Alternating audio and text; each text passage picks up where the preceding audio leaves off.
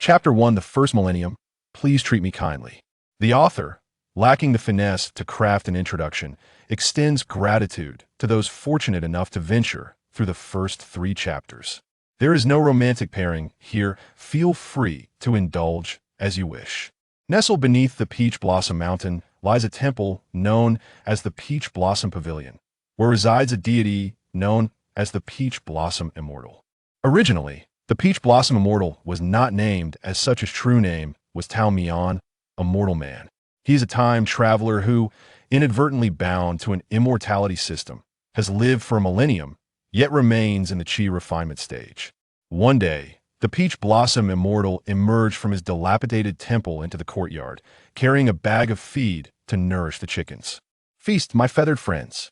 If you grow plump, perhaps I shall procure a delightful hen and savor some eggs," he mused.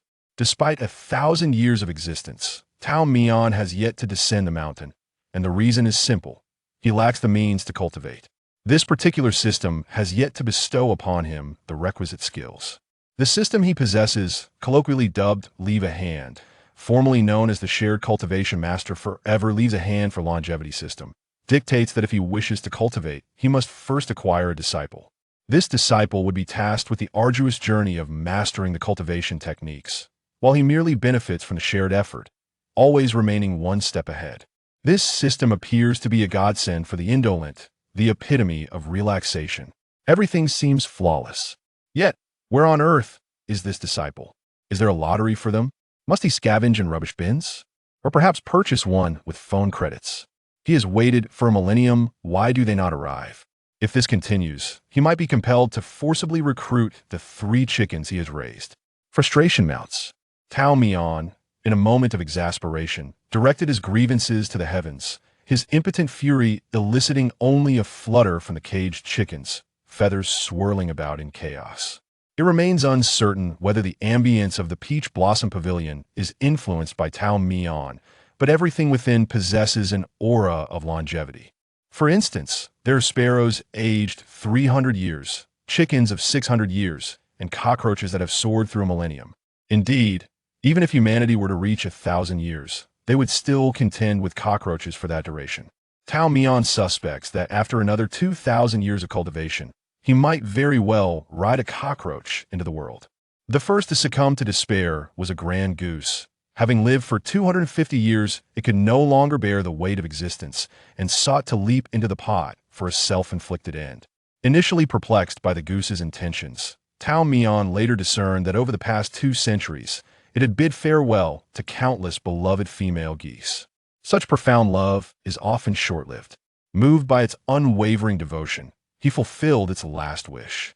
After orchestrating a grand farewell ceremony with the chickens, ducks, dogs, cats, and cockroaches of the courtyard, he ultimately stewed the goose. Even the tigers in the mountains wept with longing. "Oh, dear goose, your departure was most fragrant." Tao Mian even composed a couplet in memory of the noble goose. The goose is grand, one pot cannot contain its essence. With pen in hand, he found himself unable to conceive of the second line and chose to leave it unfinished.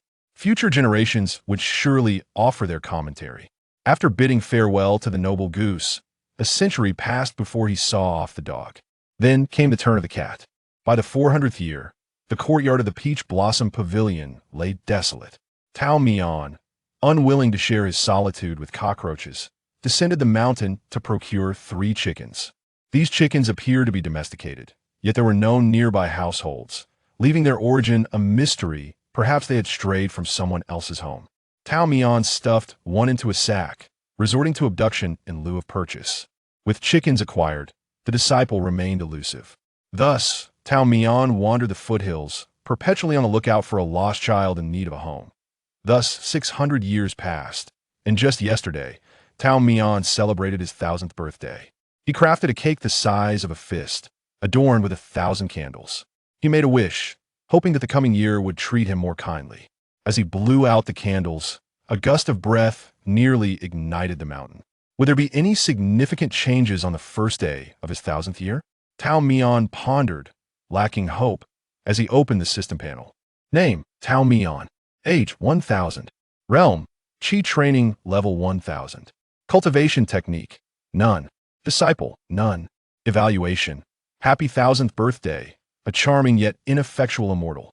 On the first day of his 1000th year, there was indeed a change. He had ascended to the Qi training level 1000 after a year of growth. However, what significance did it hold? He couldn't cultivate, and even feeding the chickens left him breathless. Frustrated, Tao Mian closed the system panel, adopting the philosophy of out of sight, out of mind. He could always live for another 1000 years. Ding dong. A crisp notification tone seemed to float down from the heavens, reaching Tao Mian's ears. Could there be a transformation? Tao Mian skeptically reopened the panel, discovering a pop-up window glaring before him. Detected a human with disciple potential. Please proceed to Taohua Creek promptly. Taohua Creek was a small stream at the foot of Taohua Mountain. There truly was a change. Tao Mian was ecstatic, spinning around in place. He scooped up his most cherished hen. The Lugafia striking black and white rooster and eagerly made his way to Taohua Creek. The stream babbled gently, flowing from Taohua Mountain, crystal clear and revealing the pebbles below. Tao Mian placed the clucking Lu Gui Fei on the ground, shielding his eyes from the sun to look ahead. A wooden bath basin, used for bathing infants, floated down from halfway up the mountain. Tao Mian, this plot seems somewhat familiar. He crouched by the stream, the rippling water dampening his straw sandals, as the basin was carried to the shore. Inside lay a glistening little infant, eyes still closed, with an unattractive frown on his tiny face, opening his mouth to wail. Tao Mian pinched its mouth shut. Is this truly his disciple? Before he could voice his doubts, the system provided an answer. Congratulations, host. You have acquired your first disciple. Disciple name, Gu Yuan. Background. Only son of Gu Yuanhe, former sect leader of Qingmiao sect. Talent. Superior water spiritual root. Background. Internal strife within Qingmiao sect. The current leader, Li Hashan, was once a disciple of Gu Yuanhe. Gu Yuanhe treated him like a brother, yet driven by greed, he harbored inappropriate desires for Gu Yuanhe's wife. He schemed to poison Gu Yuanhe, usurping the leadership and forcing Gu Yuanhe's wife into marriage. At that time, the Gu couple had one son to preserve the Gu family lineage. Madame Gu entrusted her son to a loyal confidant, who then committed suicide after placing Gu Yuan in the basin and sending him downstream to escape pursuers. The above is the relevant information about disciple Gu Yuan. Please nurture him diligently. Congratulations, host, for unlocking new rewards. Chuan Yin Sword Technique 1. Ming Chuan Blade Technique 1. Finally, he had obtained a cultivation technique. A millennium has passed. At long last, the moment has arrived. Tao Mian gazed at the stream of notifications from the system, and a radiant smile spread across his face. This Gu Yuan, though presently resembling an unseemly infant, surprisingly possesses remarkable potential. Moreover, considering his tragic lineage, his father ruthlessly slain and his mother succumbing to poison, one cannot help but contemplate inscribing the character for sorrow upon the child's forehead. As for the trusted aide, his reliability leaves much to be desired. He has sent the child downstream to fend for himself. Fortunately, there exists a benevolent and handsome immortal like him. With a gifted disciple and established techniques, the cloud sharing can now be activated. As for the blood-soaked vendettas the child bears, Tao Mian chose not to dwell on them for the time being. He would go with the flow and embrace the circumstances as they come. Each person has their own fate, their own path of cultivation. Furthermore, you bear the surname Gu, Tao Mian said, cradling the child under his arms and lifting him high. Based on my experience from perusing 200 web novels in my past life, you are destined for greatness. However, your name is lacking. Gu Yuan, old homestead, perpetually looking back. It is all too easy to be ensnared by unfavorable memories for a lifetime. How about this? I shall bestow upon you a name that promises sustenance. Gooey dog, what do you think? It rolls off the tongue, and it's grounded. Since you remain silent, I shall take that as your agreement. Lifted high, Gooey dog opened his eyes for the very first time, beholding the beaming face of his youthful master, Tao Mian, who was filled with joy. He emitted a few incoherent sounds. Agreed? Splendid. From this day forth, E-Dog, you are my foremost disciple. Rest assured, as master and disciple, we shall walk this path together. If I have 2 bowls of soup, you shall certainly have 2 pots of wash. Gu E-Dog chuckled, his simplicity endearing. Tao Mian joined in his laughter. His birthday wish had come true, and heaven had indeed bestowed upon him a disciple. The first day of his 1000th year was proving to be quite delightful. Chapter 1. The first millennium, please be kind to me. The author humbly admits to a lack of skill in crafting introductions. Dear reader, if you find yourself here, I kindly ask you to read through the first 3 chapters. My gratitude knows no bounds. There is no romantic pairing. Feel free to indulge in any whim. Nestled beneath the Peach Blossom Mountain lies a quaint temple known as the Peach Blossom Pavilion, where a celestial being resides, a Peach Blossom Immortal. Originally, the Peach Blossom Immortal was not known by this title. His true name is Tao Mian, a mortal man. He is a time traveler who, by inadvertently binding himself to the longevity system, has unwittingly lived for a millennium, yet he remains at the nascent stage of energy cultivation. One day, Tao Mian emerged from his modest and dilapidated temple into the courtyard, carrying a bag of feed to nourish his chickens. Feast, my feathered friends. Once you've had your fill, I shall procure a delightful hen to lay eggs for me, he declared. Having lived for 1,000 years without descending the mountain, the reason is simple. He lacks the knowledge of cultivation techniques. The system has yet to grant him any. The system he possesses is colloquially referred to as leave a hand, and its full title is the everlasting longevity system of a master who always leaves a hand for shared cultivation. In essence, if he wishes to cultivate, he must first acquire a disciple. This disciple would be responsible for mastering the arduous techniques, toiling diligently while he merely shares the experience, forever remaining a step ahead of his apprentice. This system appears to be a blessing for the indolent, a true doctrine of leisure. Everything seems utterly perfect, yet where on earth is his disciple? Are they to be won through a lottery? Must he scavenge them from a refuse bin? Is it necessary to purchase them with phone credits? He has waited a millennium. Why has no one come yet? If this continues, he may have to consider forcibly recruiting the 3 chickens he has nurtured into his ranks. How vexing! In his frustration, Tao Mian raised his voice to the heavens, his impotent fury echoing in the air, while the caged chickens flapped their wings, feathers scattering in disarray. Unbeknownst to him, the Peach Blossom Pavilion was imbued with a peculiar longevity buff, affecting all its inhabitants.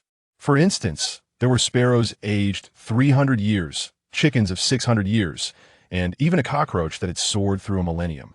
Indeed, even if humanity were to achieve 1,000 years of life, they would still have to contend with cockroaches for an equal duration. Tao Mian suspected that should he cultivate for another 2,000 years, he might find himself riding a cockroach into town. The first to succumb to existential despair was a grand goose, which had lived for 250 years.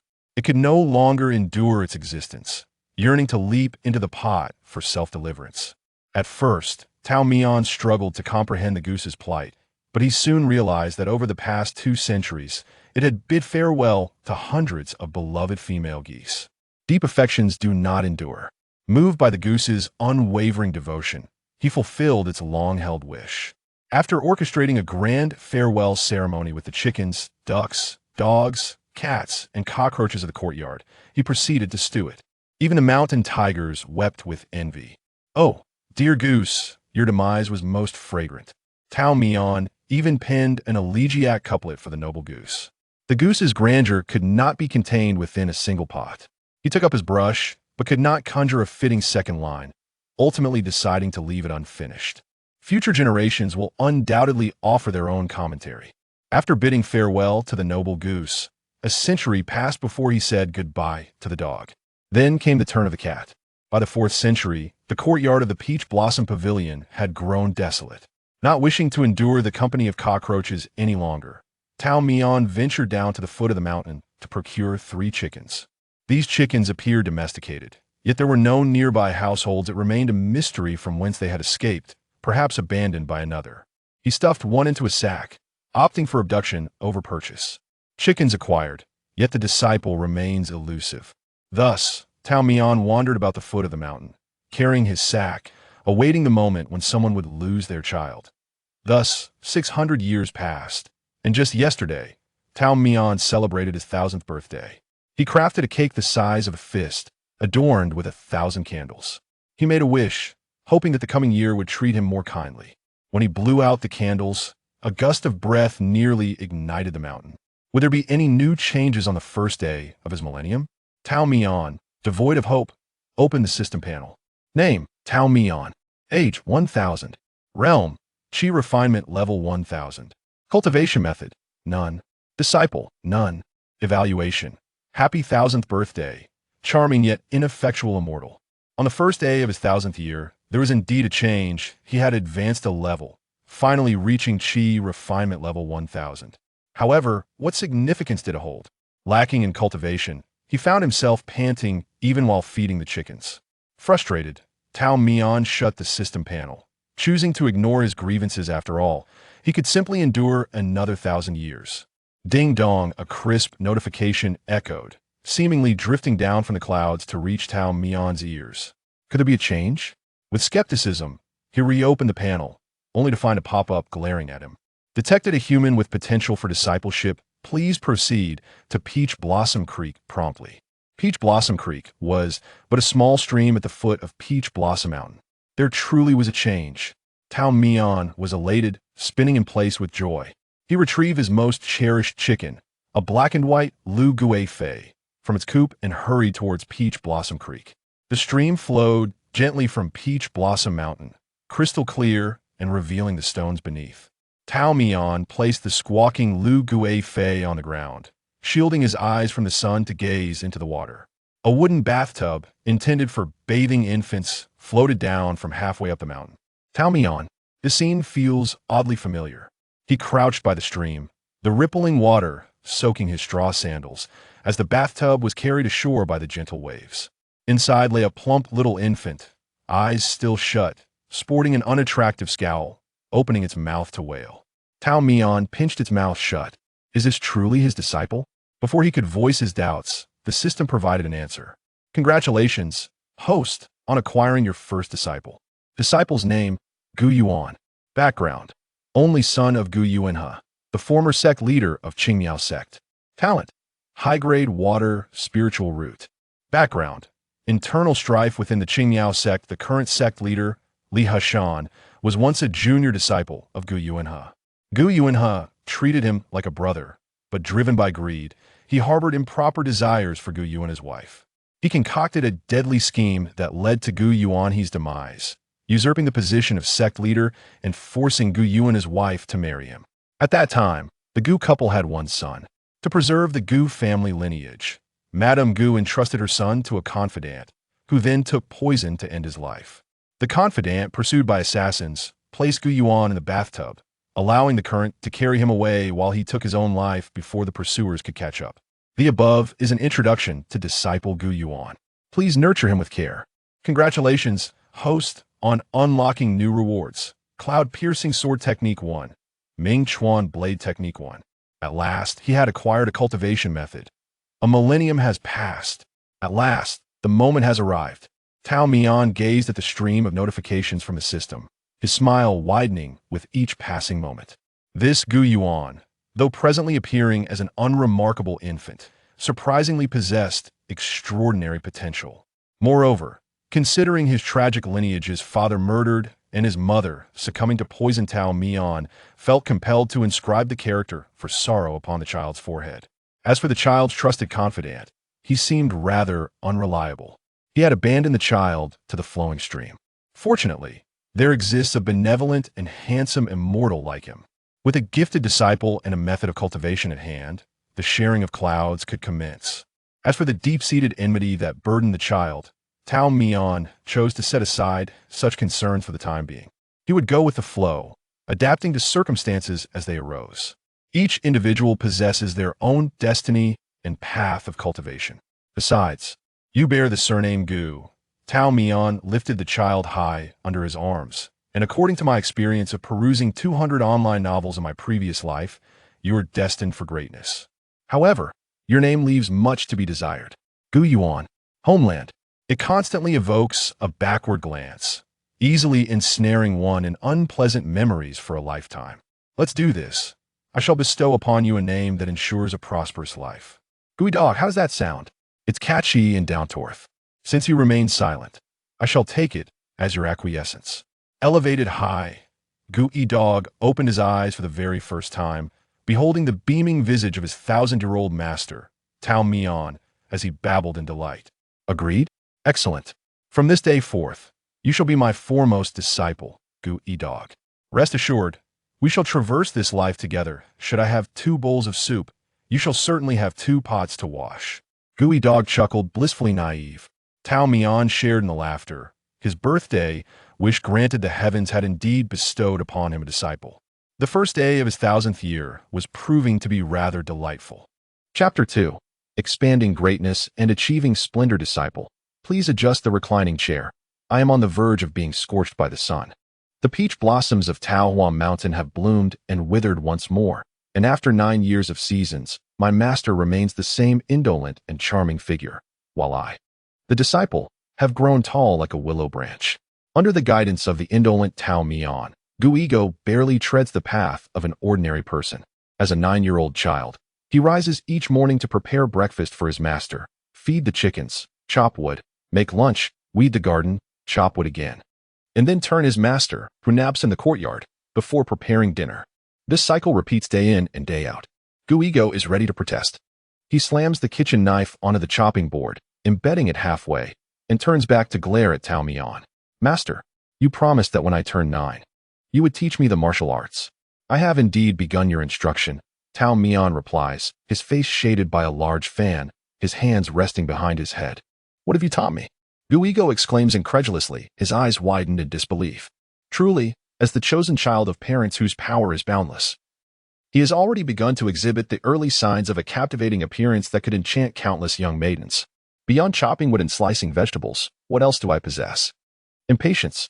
I have already informed you that I am imparting the wood-chopping sword technique and the vegetable-cutting knife technique. Mastering these will yield significant benefits. Yet the youth today cannot endure hardship. Guigo, indignant, spreads his hands, palms facing Tao Mian. My hands are calloused, yet you still accuse me of impatience. Impatience pertains to your mindset, not to your diligence, Tao Mian states, lifting the fan from his face and shaking it a few times. Dear disciple, every word spoken by your master must be thoroughly comprehended. The child turns his face away in sulking, appearing to have absorbed nothing. Tao Mian opens one eye, observing Guigo's slender frame, the fan's motion quickening. Every strand of hair seems to be at odds. It appears this method of instruction is ineffective.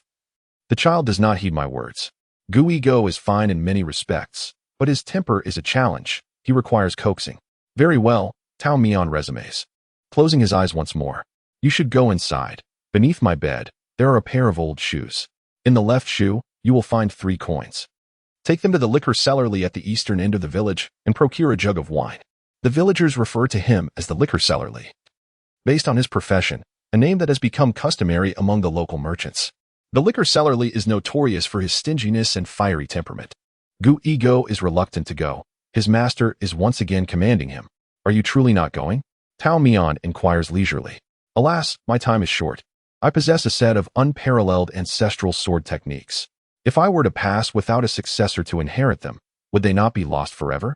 What a pity! What a pity! Guigo's ears perk up, and he springs to his feet, hurrying towards Tao Mian's chamber. Do not worry, master. I shall attend to this trivial matter at once. Tao Mian, with eyes closed, curls his lips into a smile, placing the fan back over his face, concealing whatever mischievous idea he harbors. Before long, the sound of hurried footsteps passes by. It is the flustered Guigo. Little disciple, do not forget to bring your stick. Just as Guigo prepares to leave, he hears his master calling from behind. Although perplexed, he takes along the familiar 3-foot-long peachwood branch he often wields as a makeshift sword during practice in the peach orchard. The master taught him the art of chopping wood and slicing vegetables. He certainly could not aspire to become an exemplary servant. The sound of footsteps gradually faded away, and Tao Mian covered his face with a fan, drifting into slumber once more. After an hour, the disciple returned. Master, oh, you're back. Tao Mian turned his head and chuckled upon seeing Guigo, whose face was bruised and battered. Master, you're still laughing. The master was not one to smile often, unless he couldn't help himself.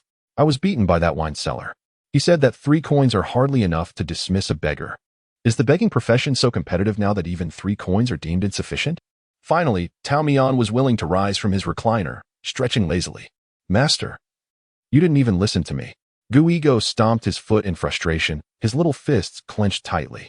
Tao Mian glanced at the branch in his hand.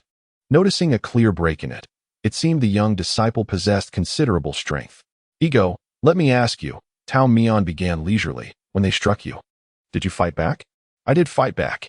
That wine cellarly is 2 henchmen. They are so tall, so strong. The child raised his arms, one high and one low, then stretched them wide to describe his adversaries. Did you win? I won. No, you didn't win. You merely escaped. But you used the branch to protect yourself. That wine cellarly is not someone to be trifled with. Just a few days ago, he severely injured a thief who attempted to steal from him. So, am I actually quite impressive? Gu Ego opened his hands in confusion, curling his fingers. Of course, the wood-chopping sword technique and vegetable slicing knife technique taught by your master are not in vain. I'm not boasting. If you master these 2 techniques, you could stand unrivaled in the world. Really? Gu Ego felt as if he were being deceived, yet seeing the master's earnest expression made him reconsider, realizing he had previously underestimated his master. His master was indeed a transcendent figure. Gu Ego's gaze transformed into one of determination and excitement as he clenched his fists, promising the master, rest assured, master, I will diligently practice both techniques and bring glory to our school. Excellent ambition.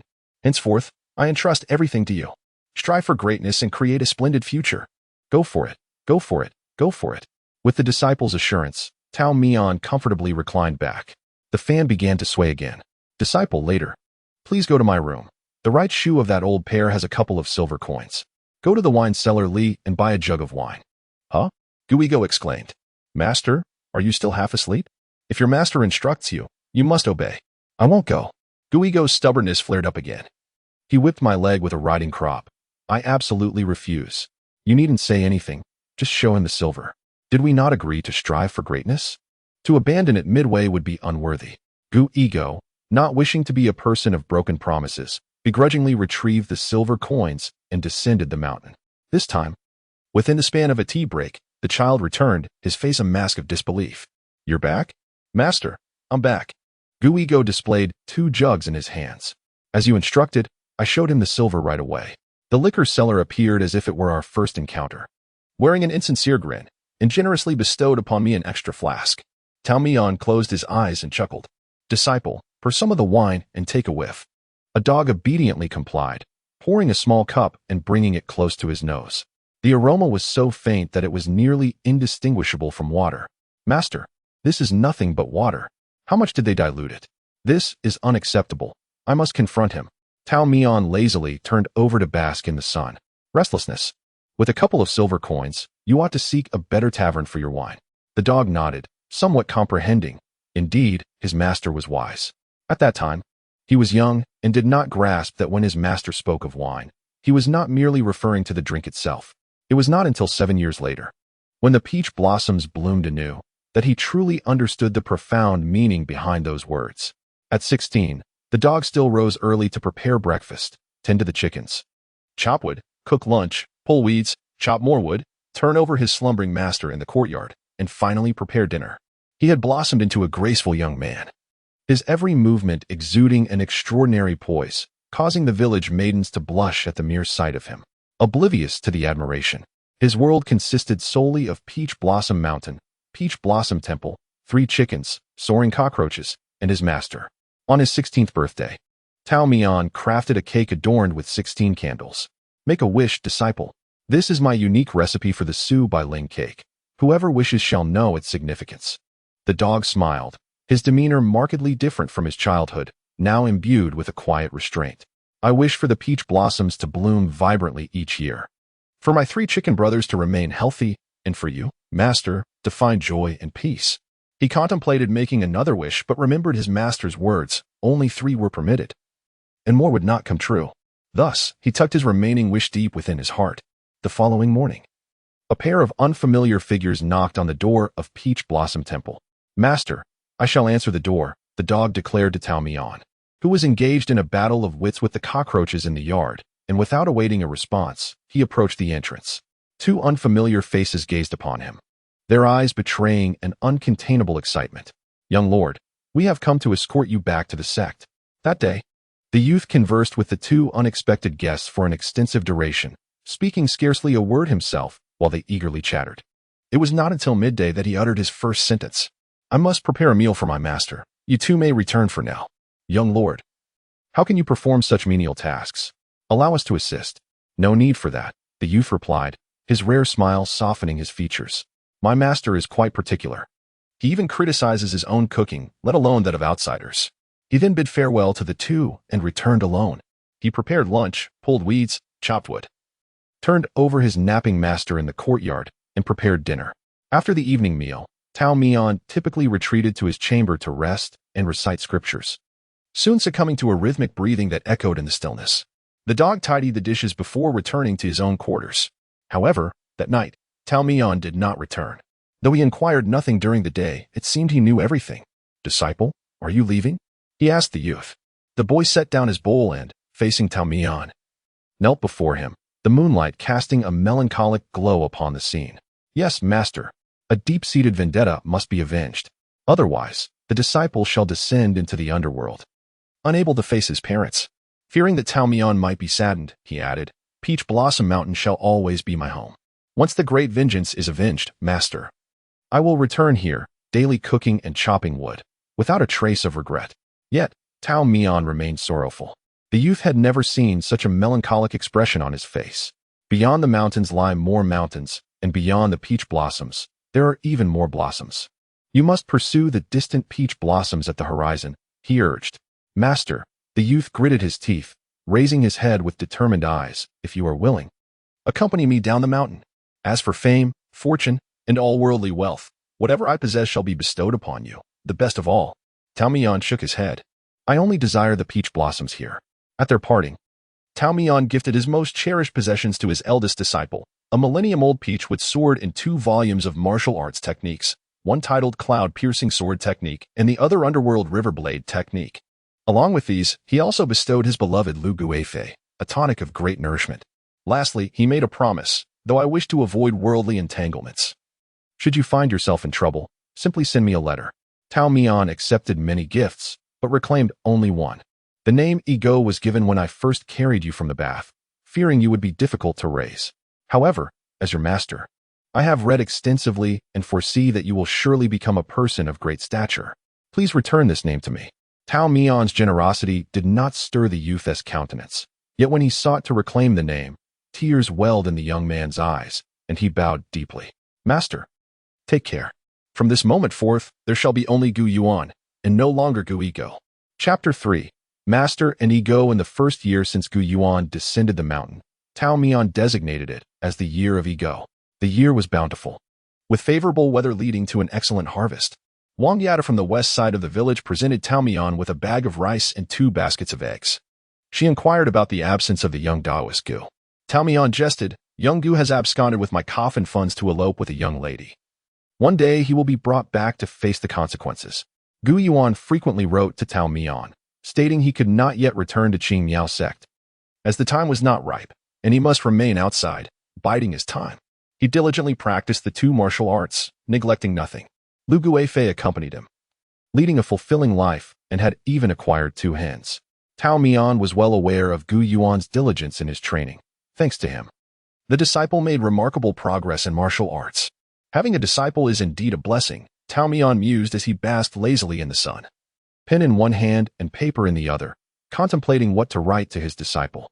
Learning is akin to rowing upstream. One must exert twice the effort to advance. Gu Yuan, be ever diligent in your practice. Always keep your spirits high, and do remind Lu Guifei to take care of her health. In the second year of Ego, the village continued to enjoy a bountiful harvest. With the protection of Peach Blossom Mountain, this small village remained peaceful and serene. Wang Yadu continued her tradition of delivering rice and eggs, inquiring when the young Taoist Gu would return. Tao Mian replied, "Young Gu has been entangled in romantic affairs and is being pursued by the daughters of 6 families. He cannot leave until he marries." Wang Yada laughed, playfully scolding, "Master Tao, you jest again." As winter approached, letters from Gu Yuan were slow to arrive. The messenger had come several times without bringing a letter for Tao Mian. On a day when light snow fell, the season was turning. Tao Mian fetched a jug of wine from the village, intending to return home to warm it. Just then, a messenger appeared at the village entrance, calling out, "Tao Daozhong, you have a letter." Tao Mian expressed his gratitude, carrying the wine and the letter back to his dwelling. Upon entering the cozy room, he rubbed his hands together, placing the wine on a small table, and first opened the letter. 2 chickens, fortunate indeed, basked in the warmth of the room, nestled at Tao Mian's feet. He unfolded the letter, which was hastily pinned by Gu Yuan, the handwriting almost soaring off the page. The essence conveyed was that he had begun to cultivate his own influence and had made some acquaintances. His primary target was Dong Lianjun, a trusted aide of Li Hashan, who had caused considerable harm to the Gu family. Dong Lianjun, a cultivator in the golden elixir stage, was formidable. Gu Yuan had once clashed with him while masked, suffering a setback that nearly cost him his life. He hoped for his master to emerge from seclusion to assist him in uprooting the Dong family's power. Throughout the letter, Gu Yuan detailed Dong's usual weapons, techniques, and the ways he had betrayed the Gu family, leading to the demise of his aunt and uncle. Tao Mian read the letter multiple times, searching in vain for even a hint concerning Gu Yuan's well-being or that of the beloved Lu Guifei. There was nothing. Calmly, he folded the letter back into its original form, opened a small square wooden box containing a thick stack of paper. The latest letter lay atop, smoothed down with the back of his hand before securely closing and placing it away. Tao Mian sat sideways on the couch, with 2 small dishes and a cup of clear wine set before him. He sprinkled some rice and called the 2 chickens over to dine. The next morning, the door of Tao Wagwan was rapped upon, and Tao Mian, stretching and slipping on his grass shoes, went to answer it. Standing outside was a young stranger. The youth had come to replace Gu Yuan, seeking his master. He had anticipated an elderly, frail Taoist to open the door, and was troubled about how to ensure the old man reached Qingmiao Peak safely. To his astonishment, it was a strikingly handsome young man, seemingly in his early 20s. He wondered if he had come to the wrong place. Young Taoist, I am Qing Qi. May I inquire where Master Tao Mian is? Tao Mian glanced at him, bending to release the 2 chickens outside, allowing them to roam and strengthen their muscles. I am Tao Mian. You are, huh? Qing Qi's mouth fell agape, his eyes wide with disbelief. No, it can't be. Young Taoist, forgive my bluntness, but you appear younger than Gu Yuan. He looks old. Tao Mian regarded Qing Qi with a friendlier gaze. You, young man, have a way with words. Qing Qi remained in a state of shock, while Tao Mian had already retreated inside to retrieve the belongings he had prepared the previous night, including a peach branch he had readied in advance. Let us go. I shall accompany you down the mountain. The 2 chickens, over 600 years old, would manage on their own, and the over 1,000-year-old flying cockroach required no concern from him. For the first time in his life, Tao Mian was leaving the place he had inhabited for more than a millennium. He would not return until the blossoms of the peach trees graced the land once more the following year. Gu Yuan, worried that Tao Mian might not care for himself while away, had repeatedly instructed Qing Qi to look after him diligently before parting. Qing Qi perceived that this Taoist priest, Tao Mian, was rather unpretentious, readily accepting his arrangements for meals and showing no curiosity about the affairs of the Qing Miao sect or Dong Lianjun, exhibiting exceptional composure. He felt uncertain, for Tao Mian appeared exceedingly youthful, leading him to question whether his brother had been deceived. Generally, they shared a guest house with 2 rooms, but occasionally, they would have to share a room due to insufficient availability. Qing Qi took to the floor, while Tao Mian occupied the bed. The Taoist priest mentioned his habit of rising early for meditation, to which Qing Qi replied that he would not interfere. The following morning, upon waking, he beheld Tao Mian seated cross-legged, eyes closed in meditation. Qing Qi dared not disturb him, rising quietly, yet inadvertently stubbed his toe against the table leg, causing him to wince in pain. The noise roused Tao Mian, who wiped away non-existent drool, his eyes still heavy with sleep. Breakfast? That day, Qing Qi pinned a letter to Gu Yuan, urging him to find additional assistance, as this young Taoist seemed like a charlatan. That evening, their inn was infiltrated by assassins dispatched by the Dong family.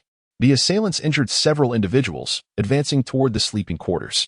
Qing Qi awakened in alarm, drawing his sword to confront the threat. Yet, one among them was quicker. The clash of blades glimmered in the moonlight streaming through the window, filling the room with an icy chill. Qing Qi counted 3 intruders. He hesitated to intervene, fearing his assistance might exacerbate the chaos. As 3 anguished cries echoed, the assailants, bloodied and battered, fled through the shattered window. The candles within the room were ignited by the young Taoist, who placed a withered peach branch upon the table, revealing a segment stained with dripping blood. Remarkably, the peach wood remained untainted by the blood. I spared their lives, but they shall never again cultivate their powers. Tao Mian declared. Are you injured? He inquired, his attire immaculate, not even a hairpin out of place, resembling a lotus untouched by the mire of the mundane world. As Qingxi gazed into his eyes, he realized how ludicrous his initial assumption of Tao Mian's age had been. While one's appearance may remain eternal, the eyes betray the passage of time. In the ensuing days, Qingxi clung to his benefactor, requiring no action on his part, as Tao Mian repelled wave after wave of pursuers.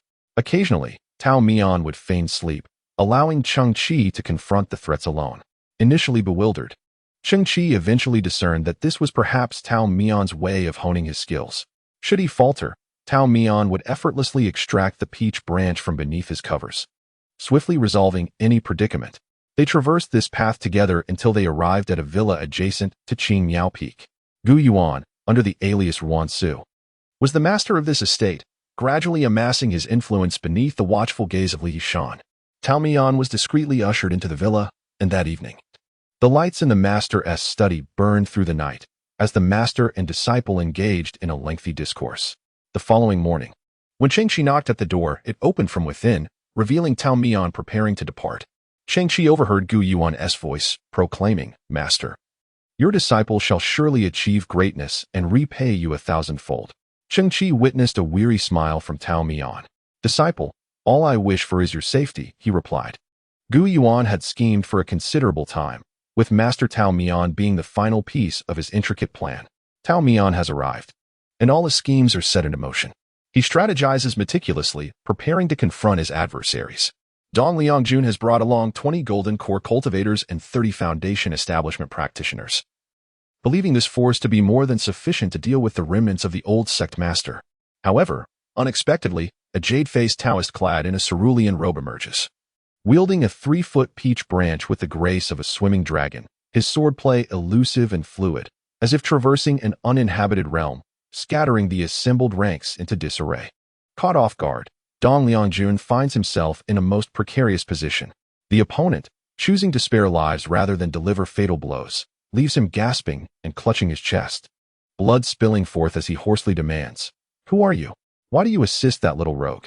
The enigmatic figure stands beneath the moonlight, speaking with a tone as tranquil as smoke. I am his master. The orphaned heir of the old sect master, Gu Yuan, seeks to reclaim the sect, and it has become widely known that Gu Yuan possesses a formidable master to protect him. As spring graces the land, Gu Yuan wishes to keep his master by his side for a little longer, yet Tao Mian politely declines. The peach blossoms on the mountain have begun to bloom. My disciple, I must return, Tao Mian declares. Gu Yuan, knowing he cannot retain him, feels a pang of regret, though he feigns generosity. Master, whenever you wish to take a stroll, I shall send a palanquin to fetch you. With a smile, Tao Mian replies, My straw sandals are humble. They do not merit a grand carriage. Disciple, do bring Lu Gufa back to the mountain for a visit. And thus, Tao Mian departs, carried away neither by the wind nor the clouds, impervious to any attempts to impede his journey. Upon returning to Peach Blossom Mountain, tranquility eludes him for a time.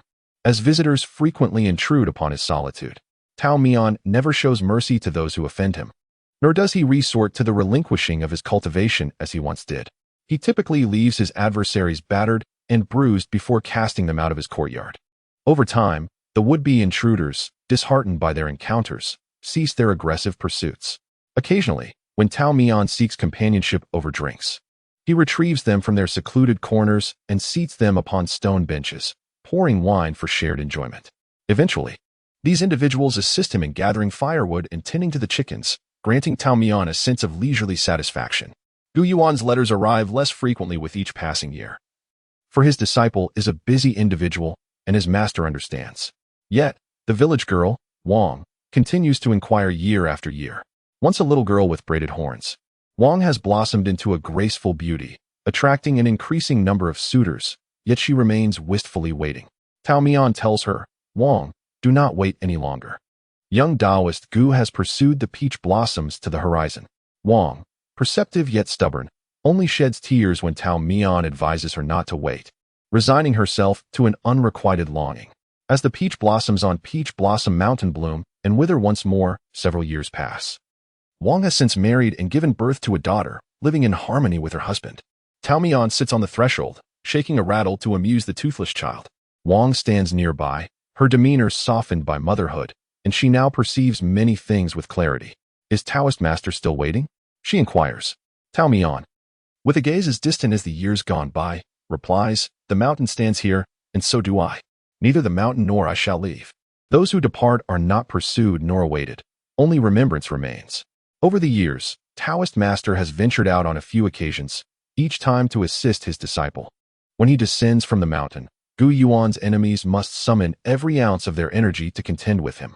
The peach blossom immortal has never tasted defeat. The outside world buzzes with rumors of the profound bond between Tao Mian and Gu Yuan, yet Gu Yuan's adversaries devise various schemes to sow discord between them. Unaware that Tao Mian remains indifferent to such external turmoil, fixated solely on the memories of their shared 16 years. Master Tao never interferes with his disciples' decisions. He scarcely resembles a traditional mentor. Instead, he often lounges in the courtyard, basking in the sun and dozing peacefully. However, there was a singular occasion when Tao Mian's ire was ignited. Hua Xinglan, a trusted aide of Li Hashan, became the target when Gu Yuan sought his master's intervention. Tao Mian stormed into the Hua household alone, incapacitating Hua Xinglan and his sworn brother. Upon leaving, he took with him the two primary instigators. Yet, within the hour that followed, Gu Yuan dispatched another group to eradicate the entire Hua family. Enraged by the news, Tao Mian forcefully pushed open the door to the study, interrupting Gu Yuan and his trusted subordinates, who were engaged in serious discussions. Gu Yuan dismissed his subordinates and personally offered Tao Mian a chair and tea. But Tao Mian refused to sit. He addressed Gu Yuan, recalling the times he took him to the mountains in his youth, to witness the blossoming peach flowers and the sprouting grass, nurturing his heart and spirit in the embrace of nature's essence. The Hua family, 18 souls strong, includes children and the elderly. When your blade falls, did you consider the heartache of your master? Why did I venture into the mortal realm? Why did I choose to disable their powers rather than take their lives? If you seek vengeance for your parents and aspire to the position of sect leader, I shall not deter you. Yet, I fear that in your struggle against evil, you may become ensnared in a quagmire, ultimately leading yourself to damnation. Despite Tao Mian's heartfelt counsel, Gu Yuan absorbed none of it. Master, you are too naive. The cruelty and treachery of the Hua family are ingrained in their bloodline. If I do not act ruthlessly today, you will find yourself mourning at my grave tomorrow. Li Hishan once treated my family with the utmost brutality. I was but a child in swaddling clothes when he sent waves of pursuers to annihilate us. Children grow up, harboring hatred, and will stop at nothing to avenge their wrongs. I know this all too well, for I have walked this path myself. He continued, Master, I am already ensnared. Where is hell? I look around, and it is all hell. Tao Mian was escorted back to his room by Cheng Qi in his later years. Cheng Qi would often reminisce about that moment, as if it were yesterday. He followed half a step behind Tao Mian, perceiving him as a porcelain vase, fragile and marked by cracks, with the integrity of the whole being eroded by time, like a spider's web. Finally, the beloved Lu Guifei could no longer endure. Departing from Taohua Mountain, her vitality waned significantly.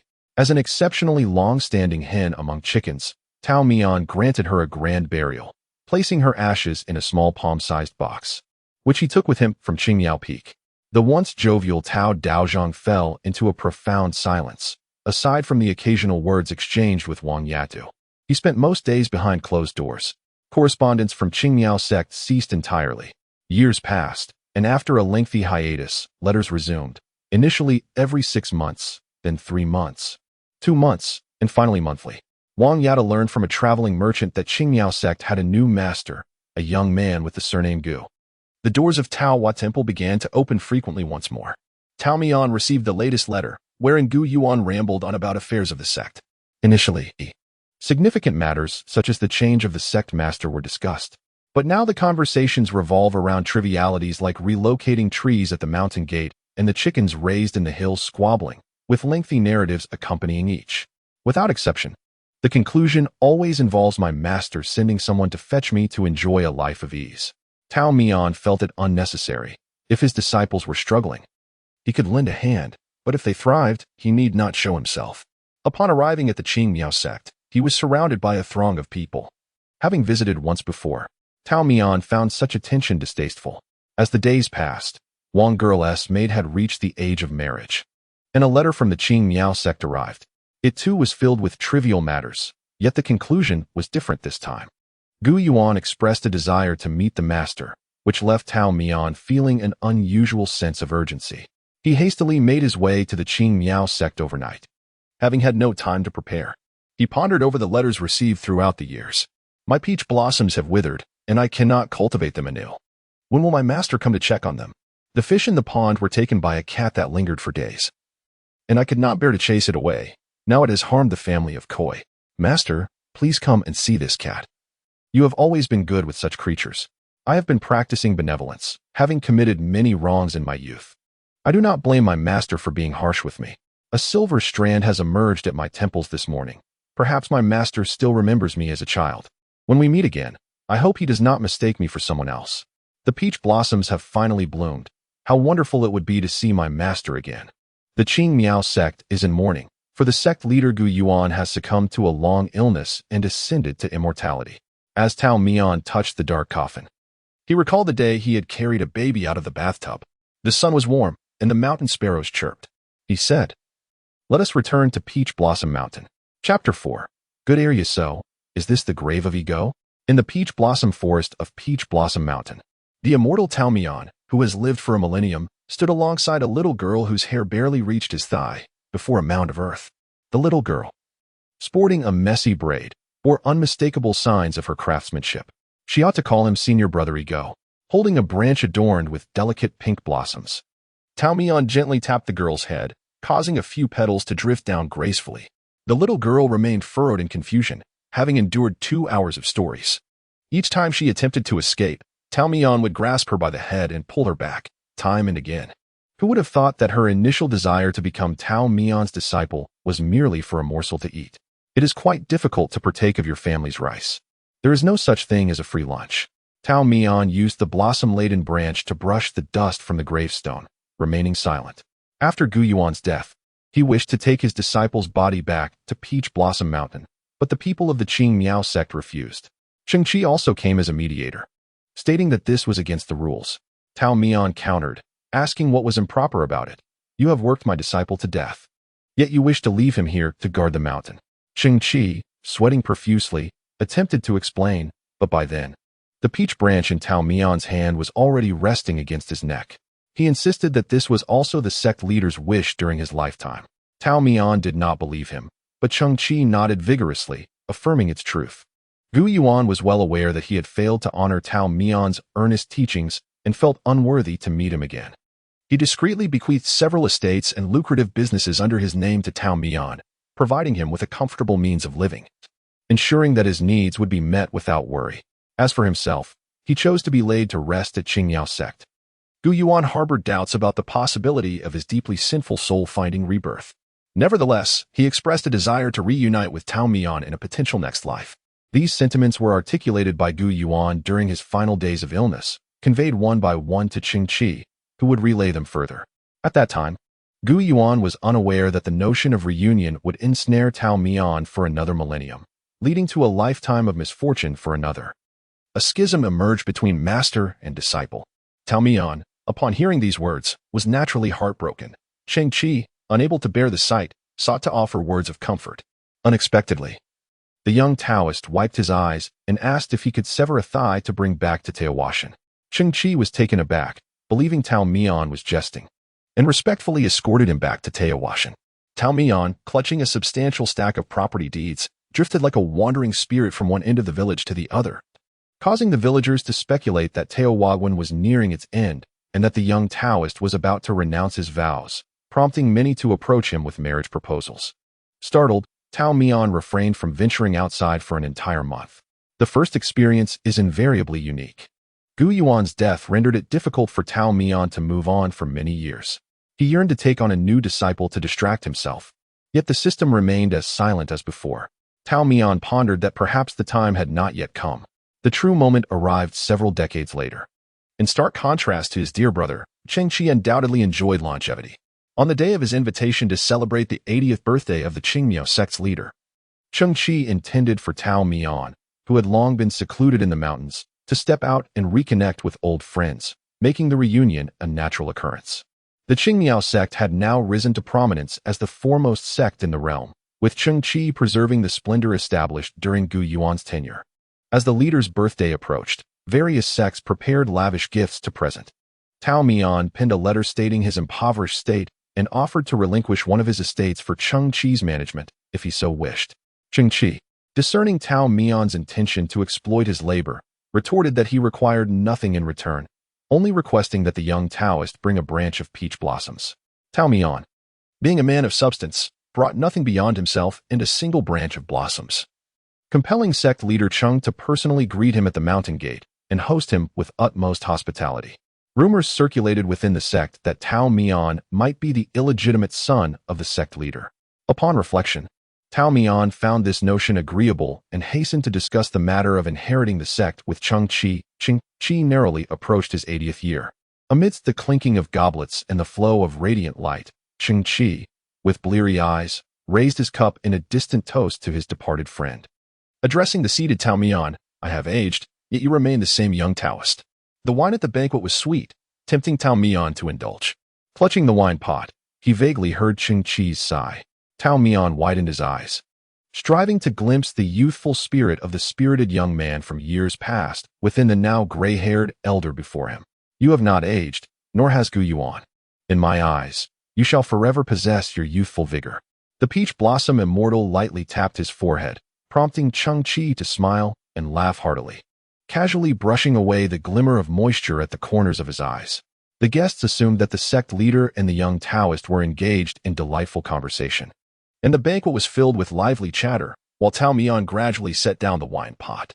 After a year following the grand celebration of his longevity, Master Qing passed away. The joy of the occasion was swiftly overshadowed by profound sorrow, leaving the sect in a state of unrest. Fortunately, Chengqi had made prior arrangements. A decree from the sect master altered the destiny of a young soul. Chengqi was laid to rest beside the former sect master, Gu Yuan. The day after the burial, it was discovered that each grave bore a single vibrant peach blossom. It was 3 days after Master Cheng's interment that Tao Mian encountered Lu Yuandi. 2 decades later, the name Lu Yuandi would resonate throughout the mortal realm. As a formidable empress, her beauty and power attracted countless admirers. She remained unmarried throughout her life and never revealed her affections to anyone, leading the world to believe she was solely devoted to her path of enlightenment, severing all emotional ties. Yet, in the final moments of her existence, she inscribed upon the stone wall with a branch of blossoms a poignant message: "From this day forth, do not linger in longing." The identity of her thoughts remained a mystery, perishing along with her mortal remains. However, the present-day Lu Yuandi was merely a petty thief, caught in the act of stealing chickens and forced to remain on Peach Blossom Mountain as a laborer, having been apprehended by Tao Mian. Initially, Tao Mian harbored no particular sentiments towards Lu Yuandi. Had it not been for her audacious attempt to snatch a 600-year-old black chicken from a coop, Tao Mian would not have resorted to binding her upside down. After a brief reprimand, Tao Mian untied the ropes, intending to release the young girl. Just then, the long-dormant system unexpectedly activated, detected a human with the potential to be a disciple within 10 steps of the host. 10 steps? Tao Mian swiftly advanced towards Lu Yuandi. The latter, stretching her shoulders, felt a shiver as she wondered what madness this person was exhibiting. "If you are here to apologize, I might consider it." Before Lu Yuandi could finish her sentence, Tao Mian bent down and embraced the black chicken at her feet, tears glistening in her eyes. "Wu Changzai, you are undoubtedly my next disciple. Rest assured, I shall spare no effort in cultivating you into the finest chicken essence within 100 miles. Lu Yuandi. System. Host reminder. Due to level restrictions, the cultivation of non-human disciples is currently unavailable. Congratulations, host, you have acquired your second disciple. Disciple name, Lu Yuandi. Background, heir of the former royal lineage. Qualifications, superior wind spiritual root. Background, Lu Yuandi is the legitimate daughter of the former emperor. Lu Feng. General Li usurped power, installing a puppet ruler and changing the national title.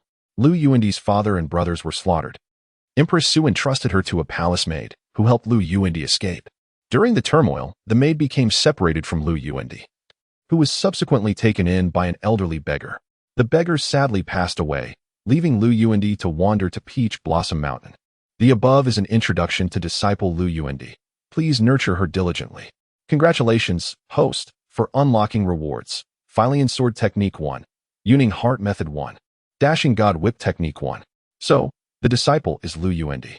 Witnessing Tao Mian's unmasked disappointment, Lu Yuandi became infuriated. Though perplexed by the apparent lunacy, she felt a strong sense of being disregarded. Tao Mian wore a glum expression. Your intuition is remarkably accurate. Ah, you truly. All right, Arya, Tao Mian said, patting the back of the young girl's head to calm her down. I have good news for you, so do not get too excited. From this day forth, you shall be my second disciple, Tao Mian. I do not go by Arya. I have a name. I am Lu Yuandi. Very well. Lu Arya. Lu Yuandi was calm on the surface, yet her mind was clear. Although she was uncertain about the intentions of this peculiar disciple, the prospect of a free meal was one she could not refuse. After all, did a disciple enjoy complimentary food and lodging? Certainly. With breathtaking natural scenery and a tranquil river nearby, it was a 5-star treatment, a noble indulgence. You seem to be deceiving me, she remarked skeptically. I, Tao Mian, a stalwart man, would never deceive a child, he replied confidently. Tao Mian, the one from the poem Mian Mian Si Yuan. Indeed, I am the Mian of Zhe Yu Mian. Chapter 5. The Master's Wisdom. The first lesson Tao Mian imparted to Arya was that there is no such thing as a free lunch in this world. You must earn your keep, Arya. With that, Tao Mian reclined comfortably in his lazy chair, fanning himself. Meanwhile, disciple Arya was chopping wood nearby, gritting her teeth in frustration, wishing she could take a bite out of Tao Mian's flesh. She realized she had made a grave mistake. If she had not gotten lost in the first place, she would never have arrived at Peach Blossom Mountain. Had she not come to Peach Blossom Mountain, she would not have resorted to stealing chickens. If she had not stolen chickens, she would not have been caught by Tao Mian. Had she not been caught, she would not have been subjected to the 6-hour work regimen. All the talk of 5-star treatment and noble enjoyment was a sham. The only one enjoying himself was Tao Mian. Was the master really enjoying himself? He was meditating with his eyes closed, connecting with the universe. You are too young to grasp the profound mysteries within. Lu Yuandi rolled her eyes dramatically.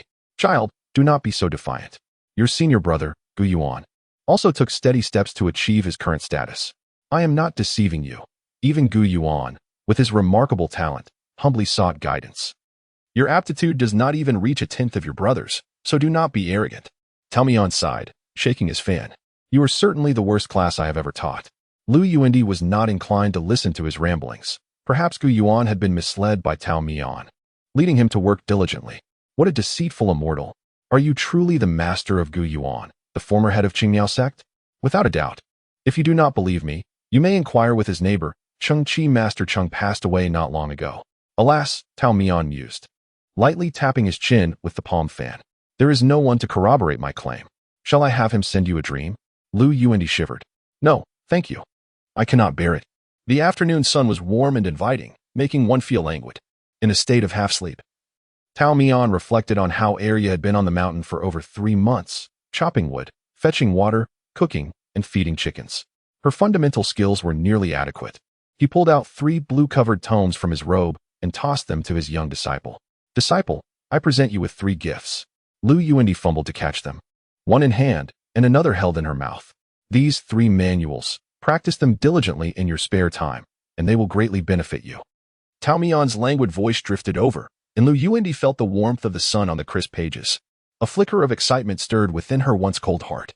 These are for me. Indeed, they are unparalleled techniques. Lu Yuandi was overwhelmed with joy.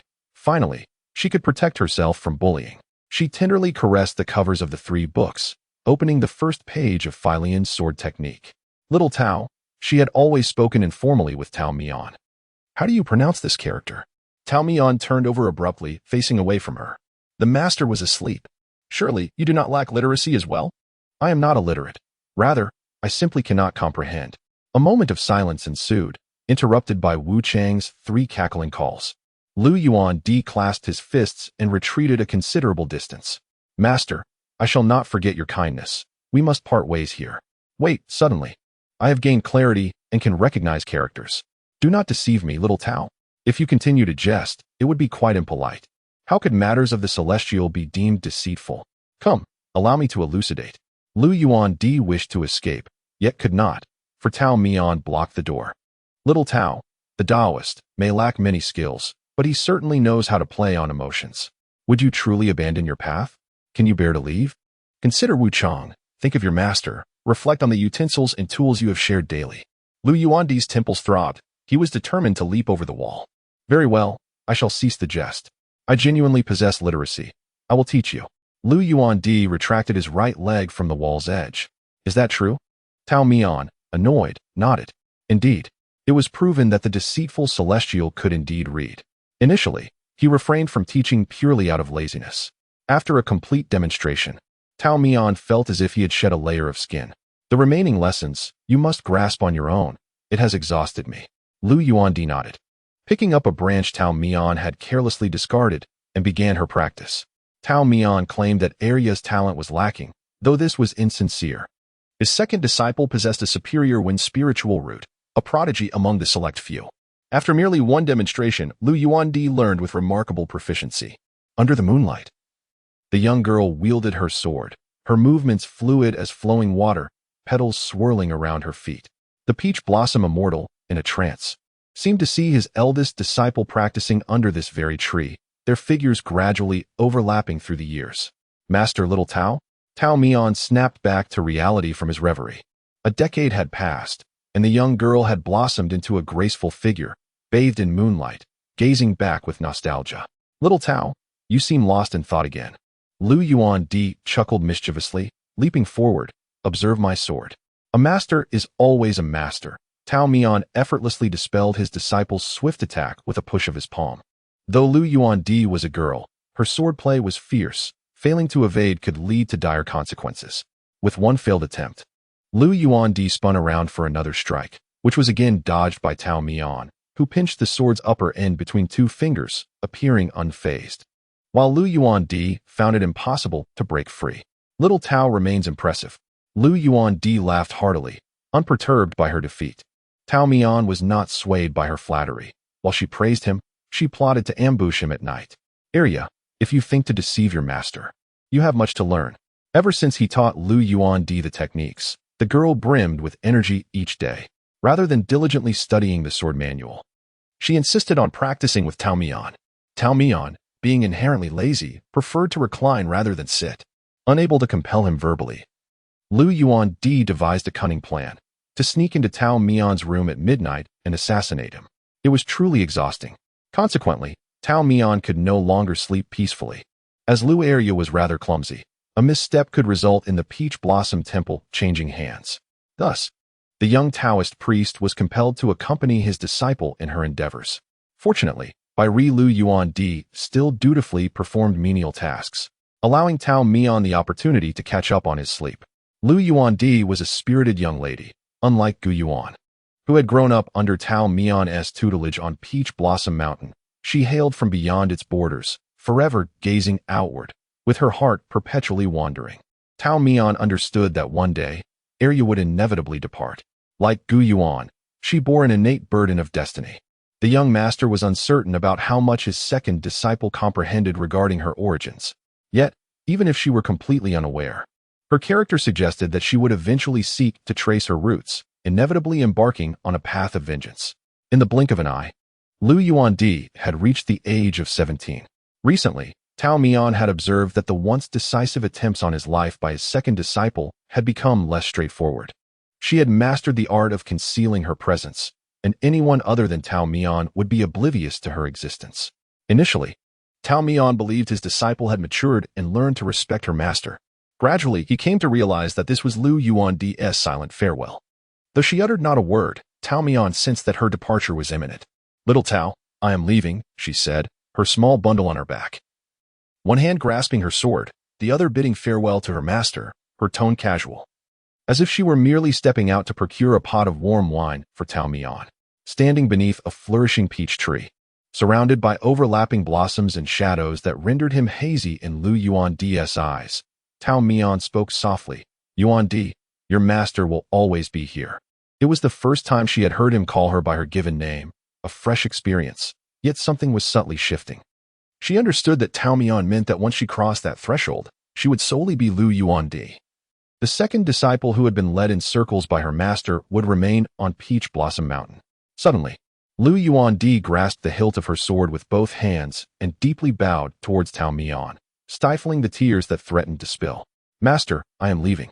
At last, she was willing to address him as her master. As she descended the mountain, she passed through the village at its foot, where two young children sat on a large stone stump, clapping their hands and singing a familiar tune that Tao Mian had once taught her. Peach blossoms red, willows green. Carp ascend the shore, spring waters lap the banks. I drift far and wide, quietly departing, quietly departing. Where does the flying weed return? Covering her mouth with one hand, Lu Yuandi furrowed her delicate brows. Tears she had tried to suppress finally streamed freely down her hands. Chapter 6. Steps to stuff an elephant into a refrigerator. Lu Yuandi's path to ascension was delineated in 3 steps. First, descend the mountain. Second, eliminate Li. Third, ascend the throne. This seemingly absurd plan was, in fact, Lu Yuandi's genuine intent, albeit with a slightly more intricate second step. However, this posed no issue. Disguised as a male, Lu Yuandi infiltrated the military camp. Her initial task was to earn Li Li's favor. Li Li was a suspicious man, meticulously cautious and distrustful of anyone, placing the utmost trust in his military advisor. Lu Yuandi first approached the advisor's nephew, a rather simple-minded youth. She devised a scheme to lure him into an enemy trap, subsequently rescuing him while feigning injury, executing the plan with seamless precision.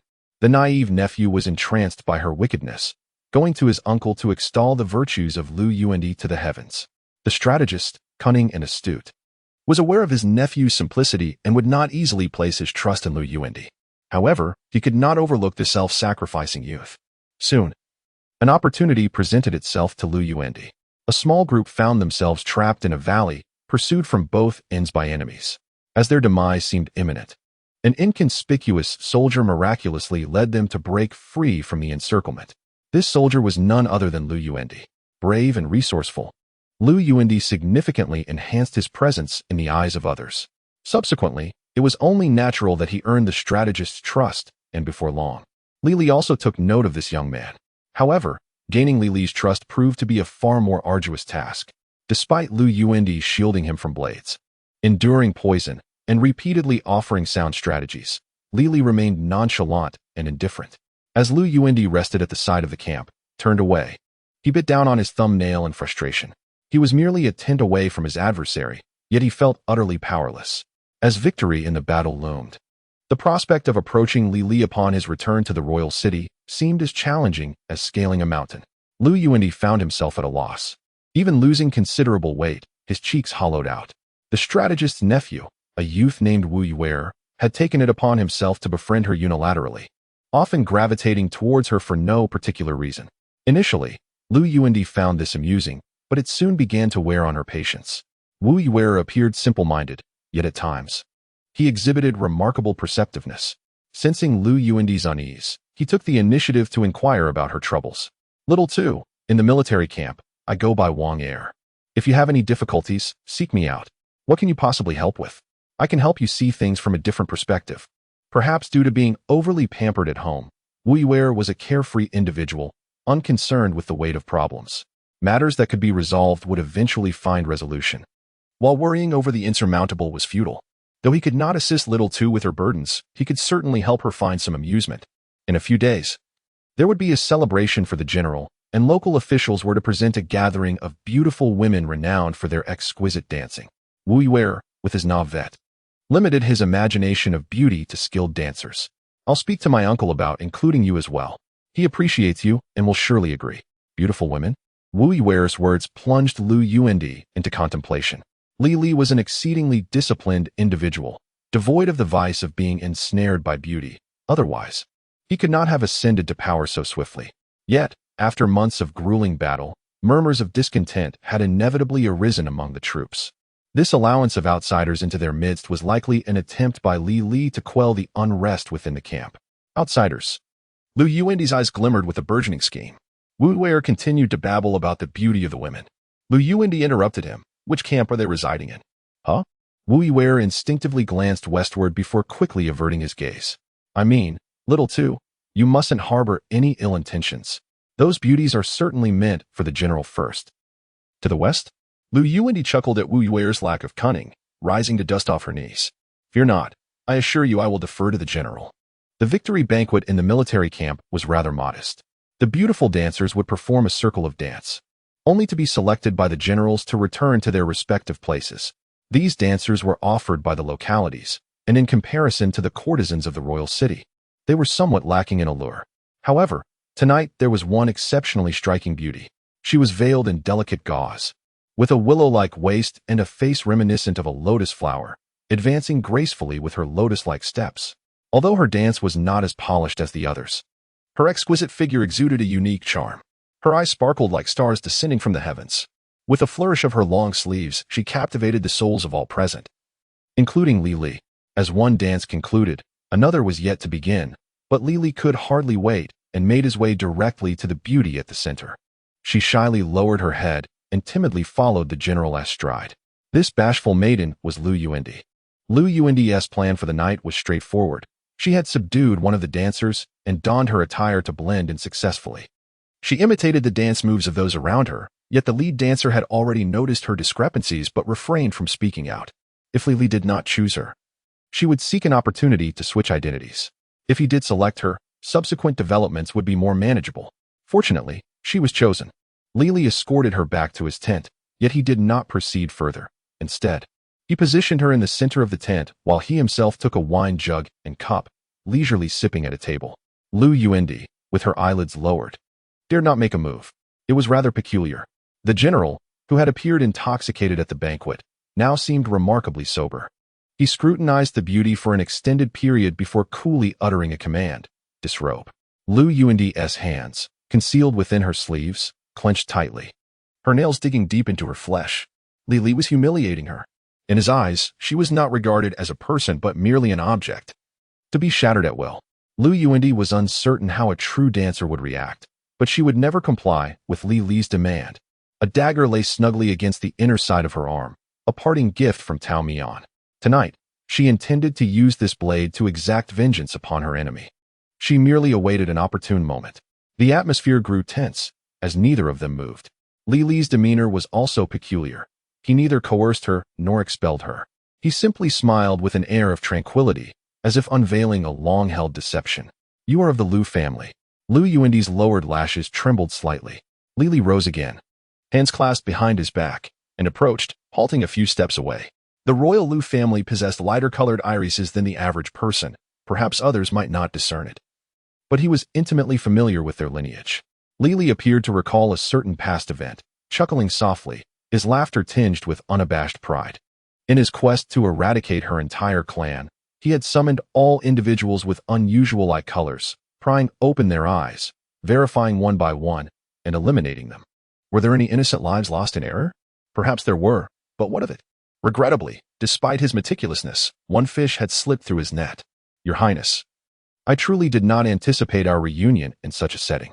If the late emperor were aware, he would surely sigh deeply. He endured excruciating torture to protect his daughter, yet she proved to be so naive as to walk into a trap. Li Li clicked his tongue, lamenting the pity of it all. Lu Yuandi raised her face, her countenance pale as frost, her gaze icy. Old man, have you finished speaking? If so, let us be on our way. The dagger slipped from her sleeve, perfectly gripped in her palm, a surge of determination coursing through her. With a swift strike, Lu Yuandi aimed directly for Li Li's vital points, showing no hesitation. Li Li was no novice. He countered with a palm strike that dissipated the oncoming sword winds, then retaliated with a powerful punch aimed at the young woman. Lu Yuandi dodged, but the cumbersome fabric of her attire caused her to inadvertently suffer the force of his blow against her waist, making her stagger. She coughed lightly, attempting to alleviate the dull ache in her body. What followed was a true contest of prowess. The flying lian sword technique excelled in speed, its intricate maneuvers dazzling to behold. Each move was lethal, and a single misstep could ensnare one in a whirlwind of deadly intent. Yet Li Li's martial arts were equally profound, his extensive experience presenting a significant advantage over the youthful Lu Yuandi. While she surpassed him in innate talent and technique, the chasm of experience proved to be a fatal flaw. As Lu Yuandi, fresh to the fray, clashed with the battle-hardened Li Li, the outcome of their struggle seemed all but predetermined. With a direct punch aimed at her face, Lily struck hard. Already battered, Lu Yuandi found herself unable to evade. Her body involuntarily retreating. She planted her sword into the ground to support herself, clutching her chest while gasping heavily, a sardonic smile forming on her lips. Such a pity, she remarked. Lily assumed her submission, stepping closer to tower over her. What is there to pity? That you lack the skill? That you failed to avenge the Lu clan? That the last remnants of royal blood are about to extinguish here? You should not lament, but rather grieve. Lu Yuandi shook her head and smiled again. You mean nothing to my sense of pity. A brief twitch crossed Lily's face. Even at death's door, she chose to remain defiant. Lu Yuandi ceased her retort, her hand discreetly feeling for a heavenly thunder talisman concealed within her sleeve. This talisman utilized the practitioner as a conduit. Those caught in its wake faced death if unfortunate, or severe injury if fortunate. However, the practitioner would suffer a violent backlash. Their very soul shattered, with no hope for rebirth. Once unleashed, there was no turning back. Both she and Li would descend to the underworld together. I only regret not witnessing this year's blossoms, Lu Yuandi murmured, prompting a confused Lily to lean closer. The talisman's edge caught the light, revealing a glimmer of yellow. Lily's eyes widened. You, with blood staining her lips, Lu Yuandi offered a faint, haunting smile. Her eyes glistened with unshed tears. Yet the madness within them was unmistakable. She intended to ignite herself as a blaze of vengeance, determined to incinerate her adversary. Even if it meant becoming a sorrowful specter, she would not hesitate. You've lost your mind. That's the heavenly thunder talisman. Lily attempted to flee, but Lu Yuandi clutched his right leg with fervor. Ignoring the waves of pain surging through her chest, her fingers grazed the sword's edge, leaving a trail of crimson. As the thunder talisman fell to the ground amidst a struggle, Lu Yuandi extended her arm, the light in her eyes gradually dimming, tears cascading down her cheeks. Yet her lips remained curled in a smile. A slender hand, foreign to both of them, appeared within her line of sight, gently retrieving the thunder talisman. Upon hearing her own sigh, Lu Yuandi's eyes widened in disbelief, and the parched tears surged forth once more. Like a child who had been wronged, she buried her face in her arms and wept openly on the ground. Master. Chapter 7. With the master present, Tao Mian had arrived. The Peach Blossom Immortal had been anxiously preoccupied. Having witnessed the misfortunes of Gu Yuan, he felt restless in the Taoist temple as Lu Yuandi departed. The once sprightly Wang girl had now transformed into an elderly woman with mobility issues. Clutching her cane, she sat alongside Tao Mian on the spacious threshold, smacking her parched lips. Little Tao, the Wang girl has become Wang Grandma. While you seem to grow increasingly youthful, resembling little Tao, she chuckled, her eyes crinkling into crescent shapes at the thought. You harbor concerns. I do not, Tao Mian denied without a moment's thought, his response somewhat juvenile, inconsistent with the mature and composed image of a millennia-old immortal. He cleared his throat to redeem himself. I merely find it difficult to adapt. The words seemed to imply he was preoccupied with Lu Yuandi, rendering Tao Mian increasingly uncomfortable. What kind of disciples did they teach? What kind of disciples did I teach? One after another, they were always yearning to flee from the mountain. What is there beyond the mountain that is worthwhile? Discord, hatred, and deceit. Those from outside are adept at deception. Wang Grandma narrowed her eyes. Today, Peach Blossom Mountain basked in radiant sunshine, enveloping her in warmth. Peach Blossom Mountain, a realm of beauty unlike any other on earth. Those who entered could not help but linger. In her youth, brimming with enthusiasm and vigor, she and her husband had established a tea stall, welcoming travelers who passed by. They praised the grandeur of Peach Blossom Mountain and the clarity of Peach Blossom Creek. And they would gather the flower branches carelessly broken by children along the roadside, playing with them. They composed poetry and shared drinks. And some sentimental visitors would quietly shed tears in drunken stupor. Here, the mountains, waters, and people were so pure and untainted that visitors from beyond the mountain could not bear to bring the burdens of the outside world into this sacred land. They would often say, just a little longer, just a little longer. Once everything is over, we will return here, never to engage with the mundane again. Yet, Wang Grandma had never witnessed anyone who turned back. Your eldest and second disciples, Wang Grandma spoke slowly, her voice reminiscent of her youth. They are both from outside the mountain. Little Tao, the entanglements from beyond the mountain are complex. Tao Mian fell silent, exhaling slowly. My youngest grandson left Peach Blossom Mountain this year for the town. Wang Grandma turned the conversation to her family, not pressing Tao Mian further. The child is headstrong and has gone to learn a craft from his master, determined to make a name for himself. Alas, having one more set of chopsticks at home does not mean we cannot eat. The outside world is harsh, the master is strict, and mistakes warrant a rap on the palm. His temper is obstinate. If he cannot learn, he will not return home. As for me, my legs may be frail, but my heart yearns for him, and I find myself sleepless night after night. Later, I requested my husband to borrow the neighbor's cart, which took me to the town. Upon our first encounter, my grandson burst into tears. How could a traveler not yearn for home? He cannot return, so I must go to him. At my age, how many days of vitality do I have left? Each meeting diminishes the chance for another. As old lady Wang reminisced about her loved ones far away, tears inevitably welled in her eyes. She wiped them with her sleeve, inadvertently causing her walking stick to strike the ground with a thud. Thus, young Tao Daoist, it is not the allure of the scenery beyond the mountains that she craves. Rather, it is the inability to return home. On the following morning, Tao Mian descended from the mountain, ensuring the chicken feed was well stocked for many days ahead. His chickens possessed a commendable sense of self-regulation, consuming only what was necessary to avoid overindulgence. Should they perish from excess, he would be left to weep as he stewed them. Just as many years ago, Tao Mian departed from Peach Blossom Mountain with light burdens. He sought Lu Yuandi, but she had taken considerable measures to conceal her whereabouts. Even for his master, Tao Mian, it required a great deal of effort to uncover her location. Upon arriving at the military camp, he seized a soldier as a guide. Once he grasped the basic directions, he heard distant sounds of a scuffle. The noise was faint, almost inaudible to others, yet Tao Mian perceptively detected it. Ignoring the unfortunate soldier bound at his side, he swiftly moved towards the source of the commotion, only to find his disciple on the brink of a desperate confrontation with the enemy. The young Taoist was understandably alarmed.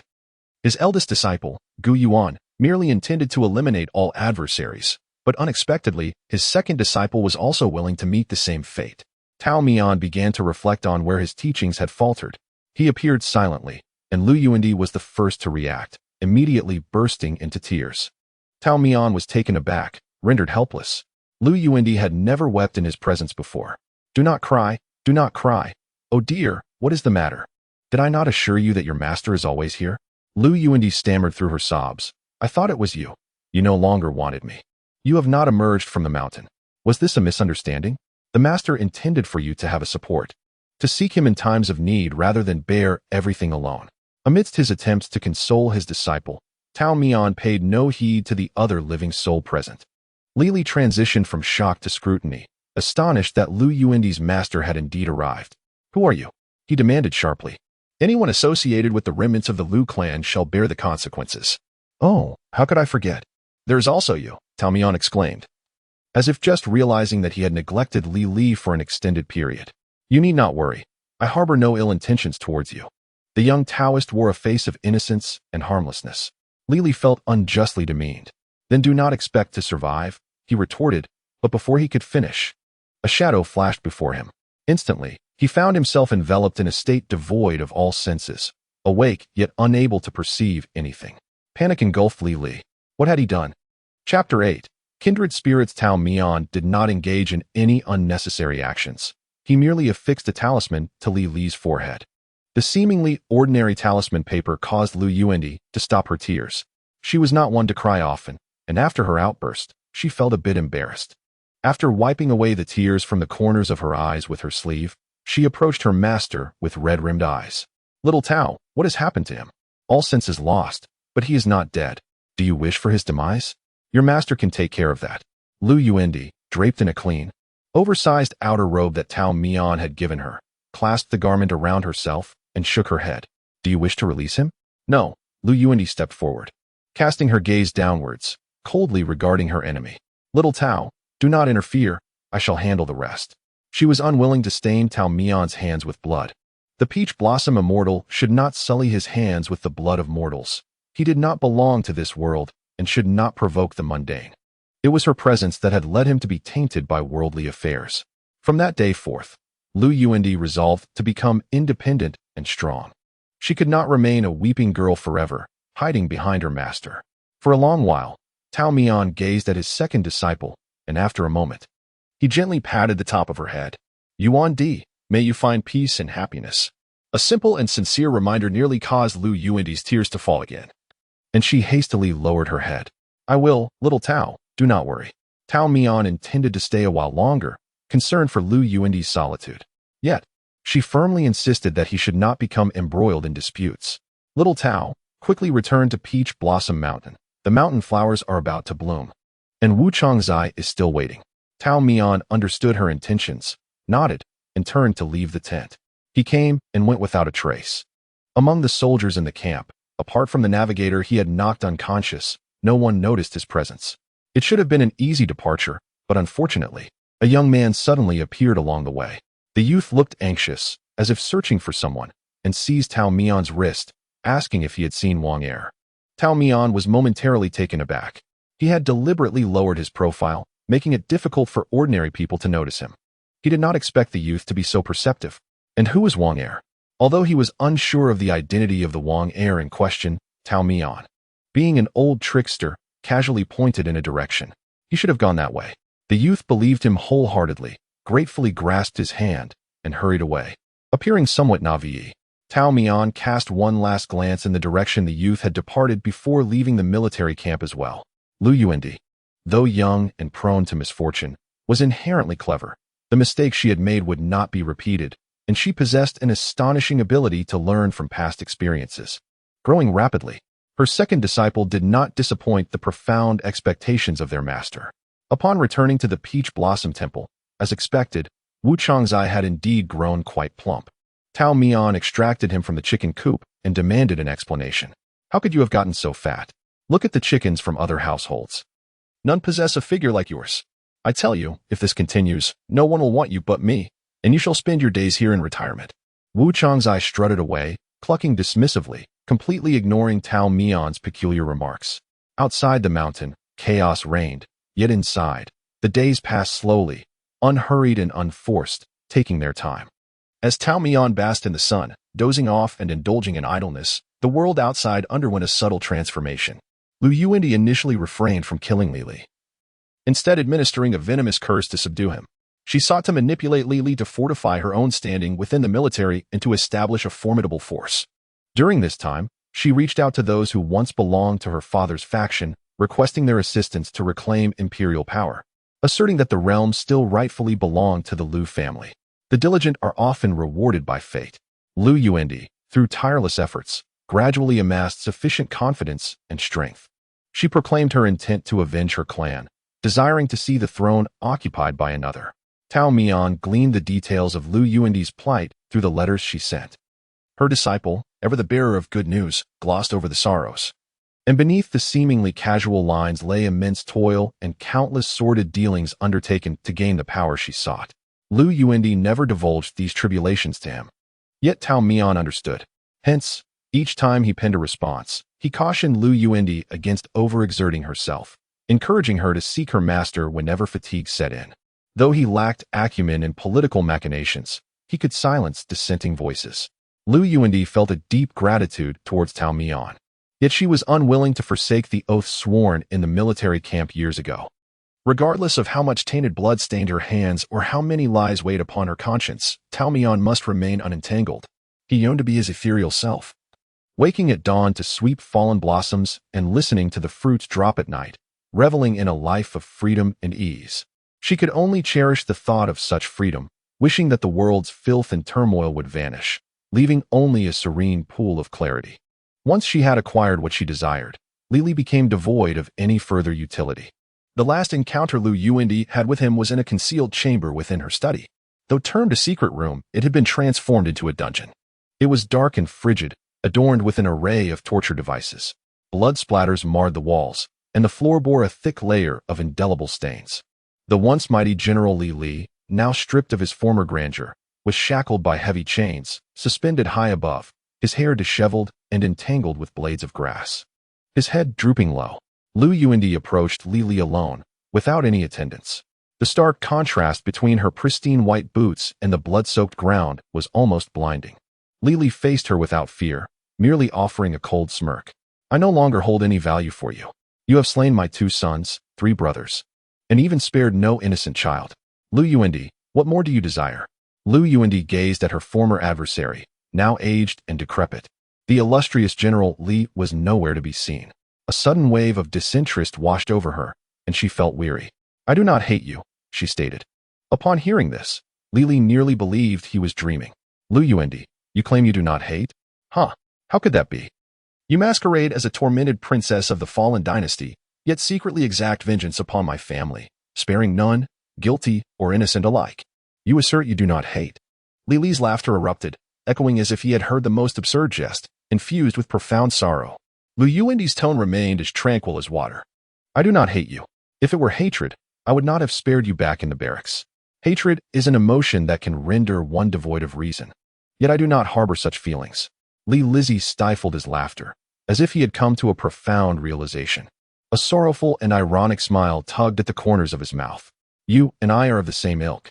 Lu Yuandi did not refute this. Suddenly, a dark red bell appeared between her two fingers, a small insect writhing within. Li recognized this object as the mother insect of a curse. A mere pinch would spell death for the mother insect, and consequently, for Li as well. The great general did not meet his end gloriously amid the adoration of the masses. His life was marked by unparalleled military achievements. Yet his greed for power was as genuine as his devotion to protecting the state. Li now found himself laughing at his own folly. The victors write history. Lu Yuandi, you have chosen the wrong path. This road is destined to narrow, leading to a life of solitude and desolation.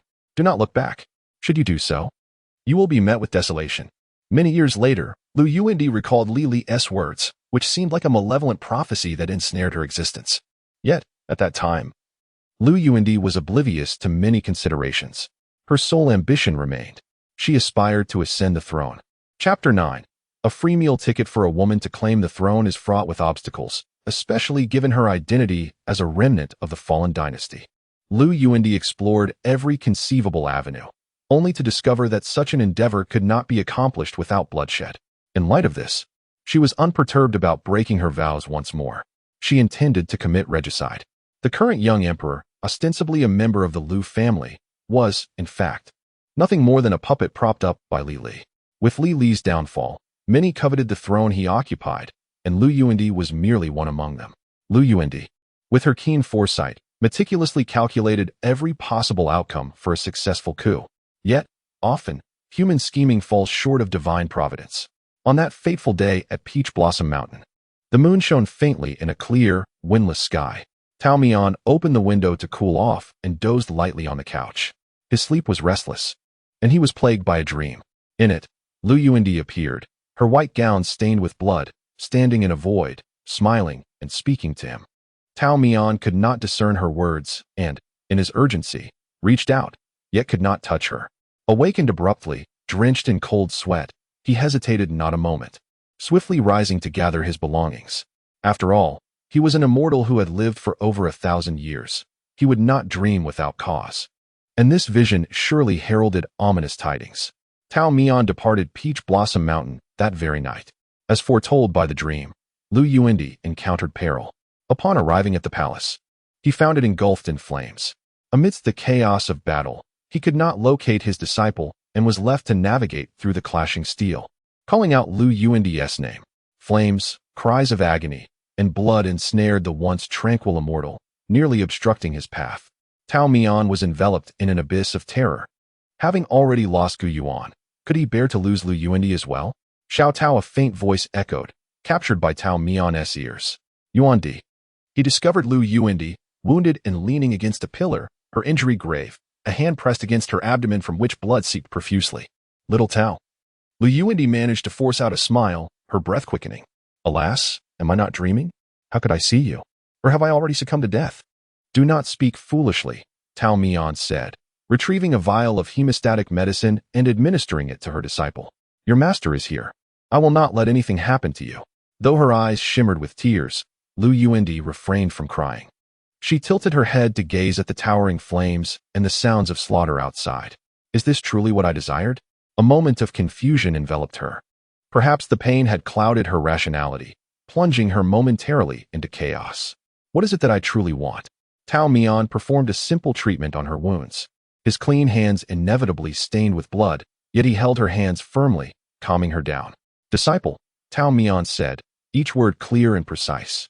Regardless of what you wish for, be it beautiful or grotesque, your master will procure it for you. But you must clearly articulate your desires. Lu Yuandi's eyes shifted from bewilderment to clarity. Master, I desire the throne. I yearn for dominion over the world. I wish to no longer be oppressed by anyone, and for all to kneel before me. Very well, Tao Mian responded with a single word, a promise as weighty as mountains and seas. The peach blossom immortal emerged once more for the sake of his disciple. His ethereal figure, akin to a fleeting dream, ensnared all present, leading them to a death within that dream. Those fortunate enough to survive that night could not help but shudder in retrospect. Such a graceful silhouette brought forth an unending tide of death. Some recalled his name. Decades ago, the master of Gu Yuan, the leader of the Qing Miao sect. That once obscure young Taoist wielded a peach branch to deliver nightmares to Gu Yuan's adversaries. It was astonishing that he had reappeared, and even more so that Lu Yuandi was his disciple. Tao Mian needed little effort. This time, his mere presence was enough to instill fear. Lu Yuandi, grasping the banner of Qing Jun, resolved all her adversaries and stepped gracefully into the imperial palace. Your Majesty, I am late. An hour later, the eunuch serving beside the young emperor presented the imperial edict. He trembled incessantly, for the bloodied peach branch was pressed against the nape of his neck. Recite it, commanded Tao Mian. Lu Yuandi stood at the foot of the steps, her dagger stained with the fresh blood of the emperor, standing impassively.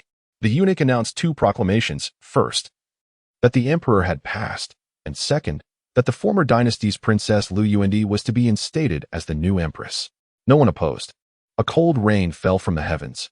At the moment of the transfer of imperial power, no one rejoiced. Instead, it felt as desolate as a tomb.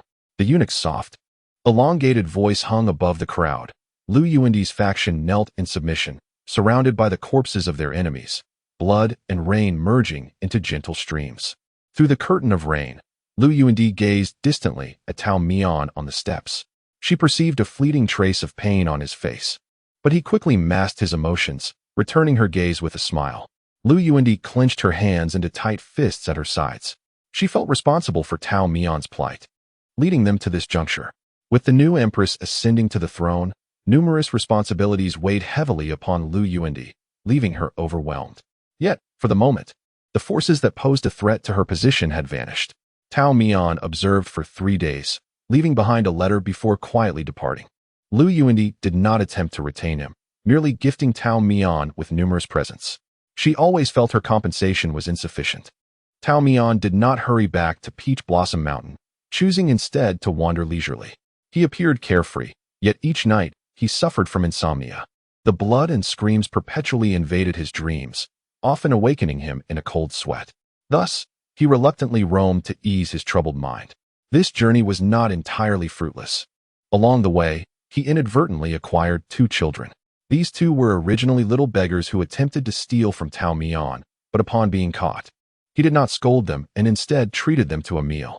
Consequently, they became attached to him. Awakening from a nightmare, Tao Mian felt an unbearable weight upon him. Upon opening his eyes, 2 youthful faces leaned in closer. Silver Ticket, you're awake? You're awake? Silver Ticket, can you 2 refrain from treating this free ride as a given? Tao Mian grasped the scruffs of their collars, one in each hand, and tossed them onto the bed. The pair, a brother and sister duo, shared no blood ties but were inseparable. Tao Mian gazed at them in exasperation. Initially, he had hoped they would become his apprentices. Yet the system had yet to issue any notifications.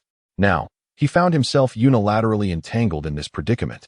Chapter 10. Because I do not like it, both children bore the surname Chu. The sister was named Chu Liuxue, and the brother was called Chu Suiyan. Tao Mian encountered them by a pile of earth, hence he humorously dubbed them 3 earth and 4 piles. Upon their first meeting, the children were covered in dirt.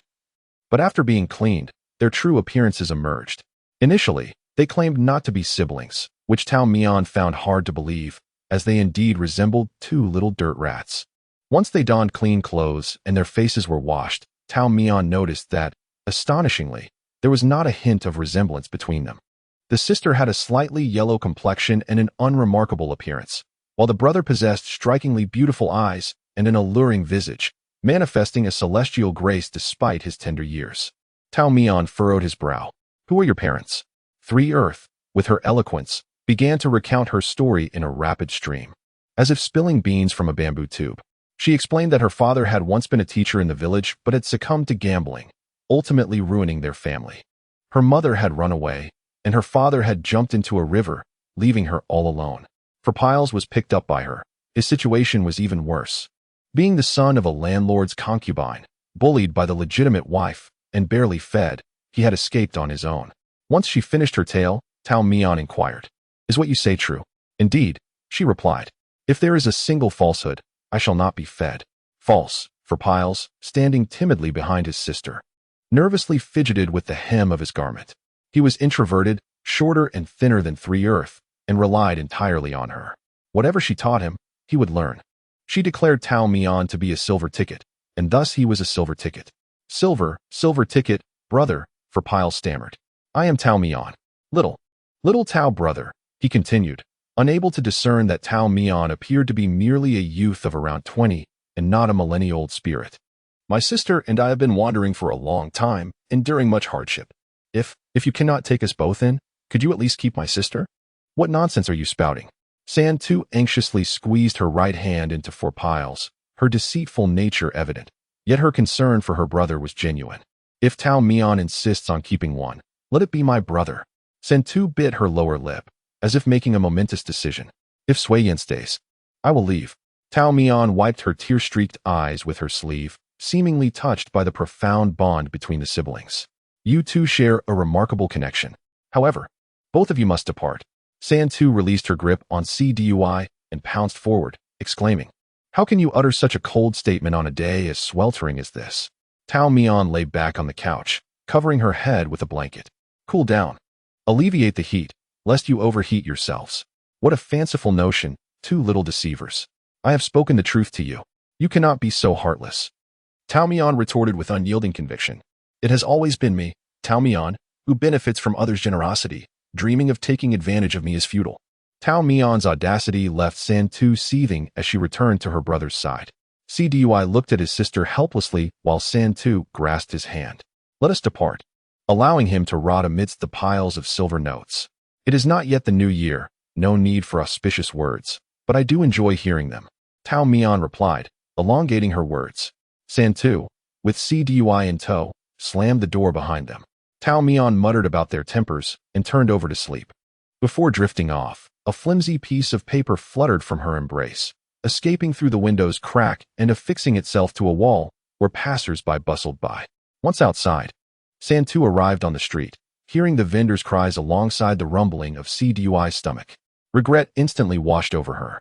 Yet, Tao Mian appeared to her as the archetype of a callous, wealthy individual, one who would only subject her to further humiliation upon returning. Humiliation was bearable, but the absence of money was fatal. Begging was not a sustainable solution. Gazing into her brother's innocent eyes, she steeled herself. "With hands and feet, how can we let ourselves starve? Fear not, dear brother. I will devise every possible means to ensure you do not go hungry." As they wandered through the marketplace, fortune smiled upon them as they spotted a job advertisement affixed to a wall. A scholar sought 2 young attendants, offering limited pay but provisions and lodging.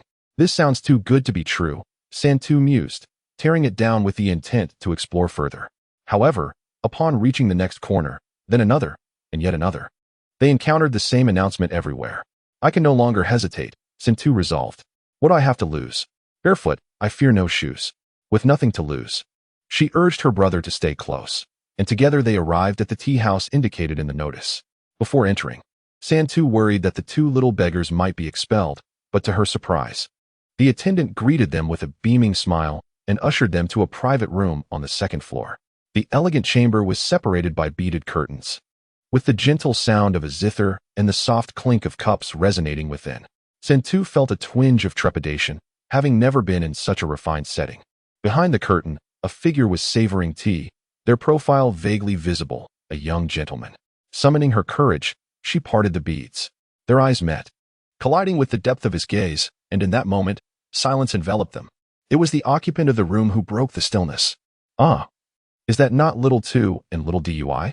Tao Mian rested one hand on her face, gazing with a gentle smile at the 2 children. Santu was nearly driven to faint from exasperation. "You do not point at people. It is impolite." Tao Mian shifted her posture, casually leaning against the jade-carved screen. You do not study, San Tu retorted angrily. Why do you seek a scholar? Who said I do not study? I am knowledgeable. Then why do you not take the imperial examination? I cannot pass? I do not aspire to be the top scholar, for I have no desire for that. San Tu almost rolled her eyes. Little girl, do not look down on others. Does the current emperor know who I am? Of course he does. San Tu, appearing disdainful of everyone, surprisingly recounted the illustrious deeds of Lu Yuandi with great familiarity. She praised her diligence, her love for the people, and her intelligence and strategy that rivaled that of any man. The current tranquility of the court and the realm was all due to her efforts. Tao Mian, having traveled for a decade, had heard many praises for the new emperor during his journeys, yet he could still listen with great interest each time. Yuandi, is this what your heart desires? He sighed softly. At some point, San Tu ceased her incessant chatter, and Tao Mian's gaze shifted to her. Why do you not continue? Silver ticket, are you about to cry? I only recruit scholars, not those with poor judgment. Oh, perhaps it is my imagination. San Tu shuddered, nearly feeling nauseated. I do not recruit those who speak unpleasantly. So, why did you suddenly inquire about the current emperor? It is nothing. I merely recalled my beloved student. Are you saying your pupil is? Before San Tu could finish, Tao Mian nodded repeatedly. The young girl fell silent for a moment, then took her brother's hand again and turned to leave. Sui Yin, let us depart. We cannot associate with a master who lacks common sense. Chapter 11. The true essence of life. Ultimately, San Tu and Cdui remained with Tao Mian. The reason was simple. He offered them too much.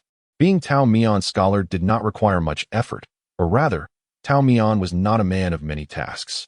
He spent his days savoring tea, indulging in wine, and wandering through mountains and rivers, leisurely and aimlessly. Although there were few tasks to perform, Tao Mian had a peculiar temperament, occasionally succumbing to bouts of eccentricity, sometimes wishing to stir trouble for an entire day. The cup of tea before him had been changed 3 times by Chu Lu Shui. Too cold, add some hot water. Too hot, let it cool by the window. Once cooled, reheat it. The exasperated Chu Lu Shui nearly overturned the exquisite tea set. Silver ticket. Are you in a bad mood? Tao Mian reclined on the bed, the sound of pattering rain in his ears. His current resting place was the finest inn in the city, with a partially open window allowing a glimpse of the smoky cityscape. A cluster of azaleas drooping heavily with blossoms. The air was damp and chilling. On rainy days, Tao Mian's mood fluctuated greatly, perhaps related to that fateful night of regicide many years ago. Noticing his garments dampened by the light rain, Chu Lu Shui moved around the table and gently closed the window. Chu Sui Yin sat on a small stool beneath the bed, holding her knees with a thin scripture in hand. Tao Mian had spent lavishly acquiring ancient texts, yet he did not read a single word himself. On one occasion, Chu Sui Yin mustered the courage to borrow books from him, and he generously cast them all aside to a child. Chu Liuxue was bewildered, unsure of whom she was truly accompanying in reading. The rain had left everything damp and dreary, casting a languid spell over the people. Chu Sui Yin, a petite figure, nestled against the corner of the wooden couch, softly drifting into slumber, cradling a half-read ancient tome in her arms. Tao Mian bent down to lift her onto the couch, tucking her in with a thin blanket, then turned back to delicately sample a piece of pastry from the plate. Chu Liuxue was still awaiting his response. After finishing a piece, Tao Mian lost his appetite and pushed the remaining morsels toward Chu Liuxue. She had yet to escape the memory of her days of wandering, where food was scarce, and thus she accepted every bite that came her way. Fearing she might overindulge, Tao Mian felt compelled to monitor her portions at every meal, even restricting her pastry intake. Fortunately, after several days of effort, Chu Liuxue gradually realized that no one would vie with her for food. Allowing her pace of eating to slow, the girl mimicked Tao Mian's manner, savoring each bite, mastering her desires. Tao Mian gazed at her long, delicate eyelashes and suddenly remarked that he missed his disciple. Disciple? You mean His Majesty? Chu Liuxue questioned, her tone laced with skepticism. Indeed, she is truly your disciple? The doubt in her voice made Tao Mian pout. He insisted that not only was Lu Yuandi his disciple, but also Gu Yuan, the once revered leader of the Qing Miao sect, was his cherished pupil as well. So, which one do you miss? I cherish them equally. I long for them all. Tao Mian opened up, excitedly recounting the remarkable feats of his 2 disciples. Seeing him finally regain his spirit, Chu Liuxue refrained from interrupting. stuffing her mouth with pastries while listening to his ramblings. Are you done? You haven't even been listening, Tao Mian grumbled, reaching for the last piece of cake on the plate. Chu Liuxue, unwilling to share, swiftly gathered the entire plate into her embrace. Greedy, he remarked. Chu Liuxue forgot the dining etiquette she had painstakingly learned, devouring the last morsel with a ravenous appetite, unwilling to let anyone take her final bite. Once the food was swallowed, she wiped her mouth and picked up on Tao Mian's thread of conversation. You claim the Empress is your disciple. That raises questions. As for the Qing Miao sect, I have never heard of it. Is it renowned? Tao Mian could hardly fathom that someone had not heard of the illustrious Qing Miao sect. His eyes widened in disbelief. Impossible. The Qing Miao sect is a prestigious sect.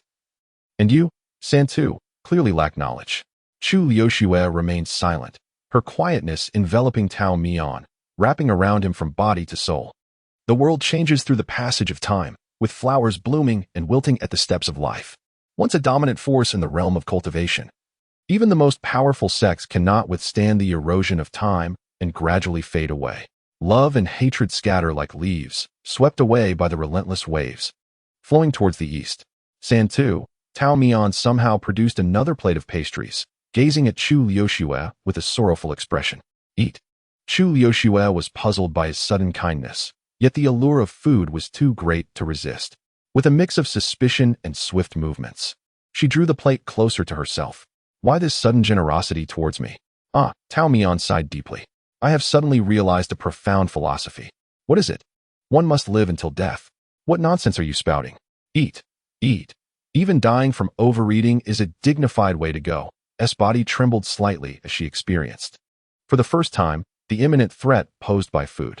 I intend to save it for Suoyan. Their conversation inevitably disrupted Chu Suoyan's light slumber.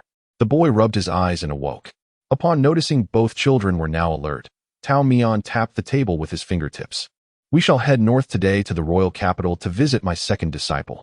Tao Mian's actions and thoughts were increasingly enigmatic, at least. Chu Liuxue felt his moments of lucidity were dwindling, as he seemed to be in a constant state of madness. He actually wished to take her and Sua Yin as his apprentices. What is wrong with my disciples? I, Tao Mian, possess considerable skills. Do not merely focus on the few bowls of rice before you. Mastering the essentials of survival is hardly a challenge. Children should not be so short-sighted. Chu Liuxue regarded him as if he were unwell, choosing to ignore him while continuing to munch on the flatbread in her hand. However, Chu Suoyan's eyes sparkled with curiosity as he cautiously grasped Tao Mian's sleeve, inquiring if it was truly possible to become his disciple. Tao Mian gazed deeply into the boy's eyes, as if attempting to pierce through layers of fog to scrutinize his soul. The expression was lost on Suoyan.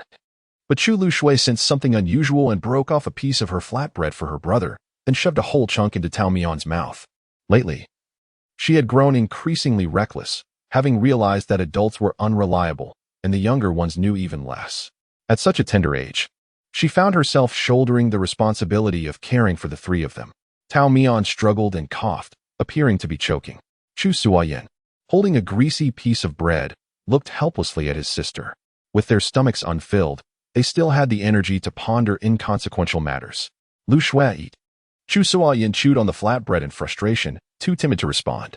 Tao Mian, with a piece of bread clamped in his mouth, darted his eyes between the siblings. Contemplating with a sigh, Chu Suoyan, being younger than Chu Liuxue, had always followed his sister's lead. She had consistently taken care of him, allowing him to eat first when food was available and shielding him from danger. The siblings had grown up together through ups and downs until they encountered Tao Mian, who brought stability to their lives. Now that he sought to take on disciples, it was evident that Chu Liuxue was reluctant to allow her brother to become one. It was not that she distrusted Tao Mian. Perhaps there were a few doubts, but more importantly, she did not wish for Chu Suoyan to be embroiled in the conflicts of the world. She could not see far into the future, but she vaguely sensed certain trends. If Chu Liuxue refused, Chu Suoyan would undoubtedly align with his sister's perspective. What then could Tao Mian do? He desired to impart his skills to both, ensuring they could protect themselves regardless of what challenges lay ahead. Yet, the fateful golden finger had revealed the lineage of only one of them. One was destined to walk the path of fate, whether willingly or not. Chapter 12.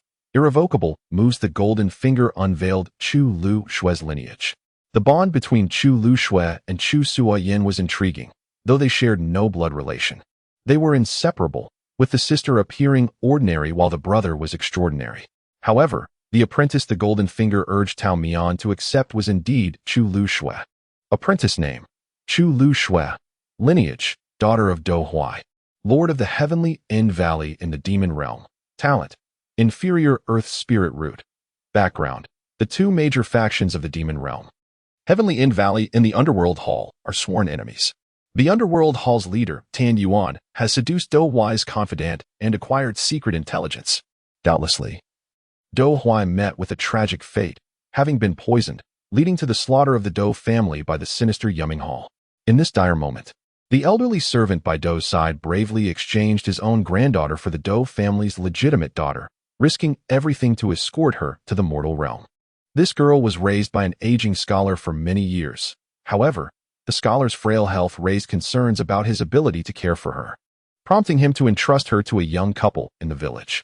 The following year, a severe drought struck, resulting in a complete crop failure, and the couple, in a desperate bid for survival, sold the girl. Fortunately, the girl was clever and managed to escape, embarking on a life of wandering. The aforementioned details pertain to the disciple, Chu Liuxue, and serve as an introduction for her character. Congratulations to the host for unlocking rewards, heavenly transformations, and soul-devouring palm. The day the golden prompt appeared, all the information was solely about Chu Liuxue, with not a trace regarding Chu Suiyan. This left Tao Mian in a quandary. His previous disciples, whether Gu Yuan or Lu Yuandi, were extraordinary talents, but Chu Liuxue possessed only a low-grade spiritual root. Heavenly transformations comprised illusions, while soul-devouring palm was a technique of palm strikes. Tao Mian skimmed through the manual, finding the two sets of techniques profoundly intricate. Without innate talent, one could hardly even grasp the basics. It seemed there would be no opportunity for easy gains this time. Though regretful about not being able to share knowledge promptly, Tao Mian maintained a positive outlook. If his disciple was somewhat slow-witted, so be it. He could afford to give her more time to learn independently. After all, he had the patience for it. However, the current dilemma lay in Chu Liuxue's utter disinterest in cultivation. She neither desired it for herself nor wished for her brother to pursue it. Initially, Tao Mian struggled to comprehend this. Had he been in her position, encountering a handsome immortal offering to impart techniques, he would have eagerly bowed and accepted. After all, there was no shame in seeking a mentor. Yet, he soon reconsidered. If another striking figure appeared, offering him food and drink, he too would gladly recline. Who could resist the allure of wealth? The more he pondered, the more reasonable it seemed. With Chu Liuxue remaining obstinate and Chu Suiyan eager yet unable to comply, Tao Mian did not press the matter. Their objective remained unchanged. And after a month, they arrived at the royal capital. Tao Mian intended to meet Lu Yuandi, prompting Chu Liuxue to inquire whether Lu was aware of this situation. Tao Mian confidently replied that he did not know. Chu Liuxue then questioned how they would gain entry to the palace. "We shall wait until nightfall," he replied. "And what then?" she asked. "We shall scale the wall," he stated matter-of-factly.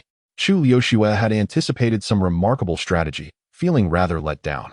Tao Mian simply resolved to climb the wall, leading the two children to a section with minimal surveillance.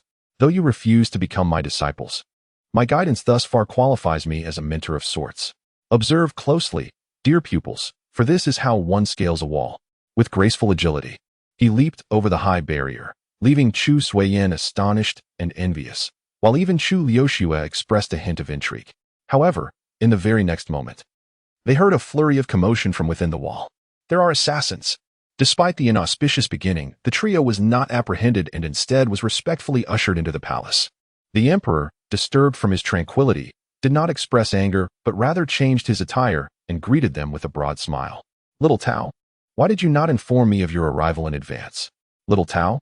The imperial guards exchanged puzzled glances. They had never heard of such a figure.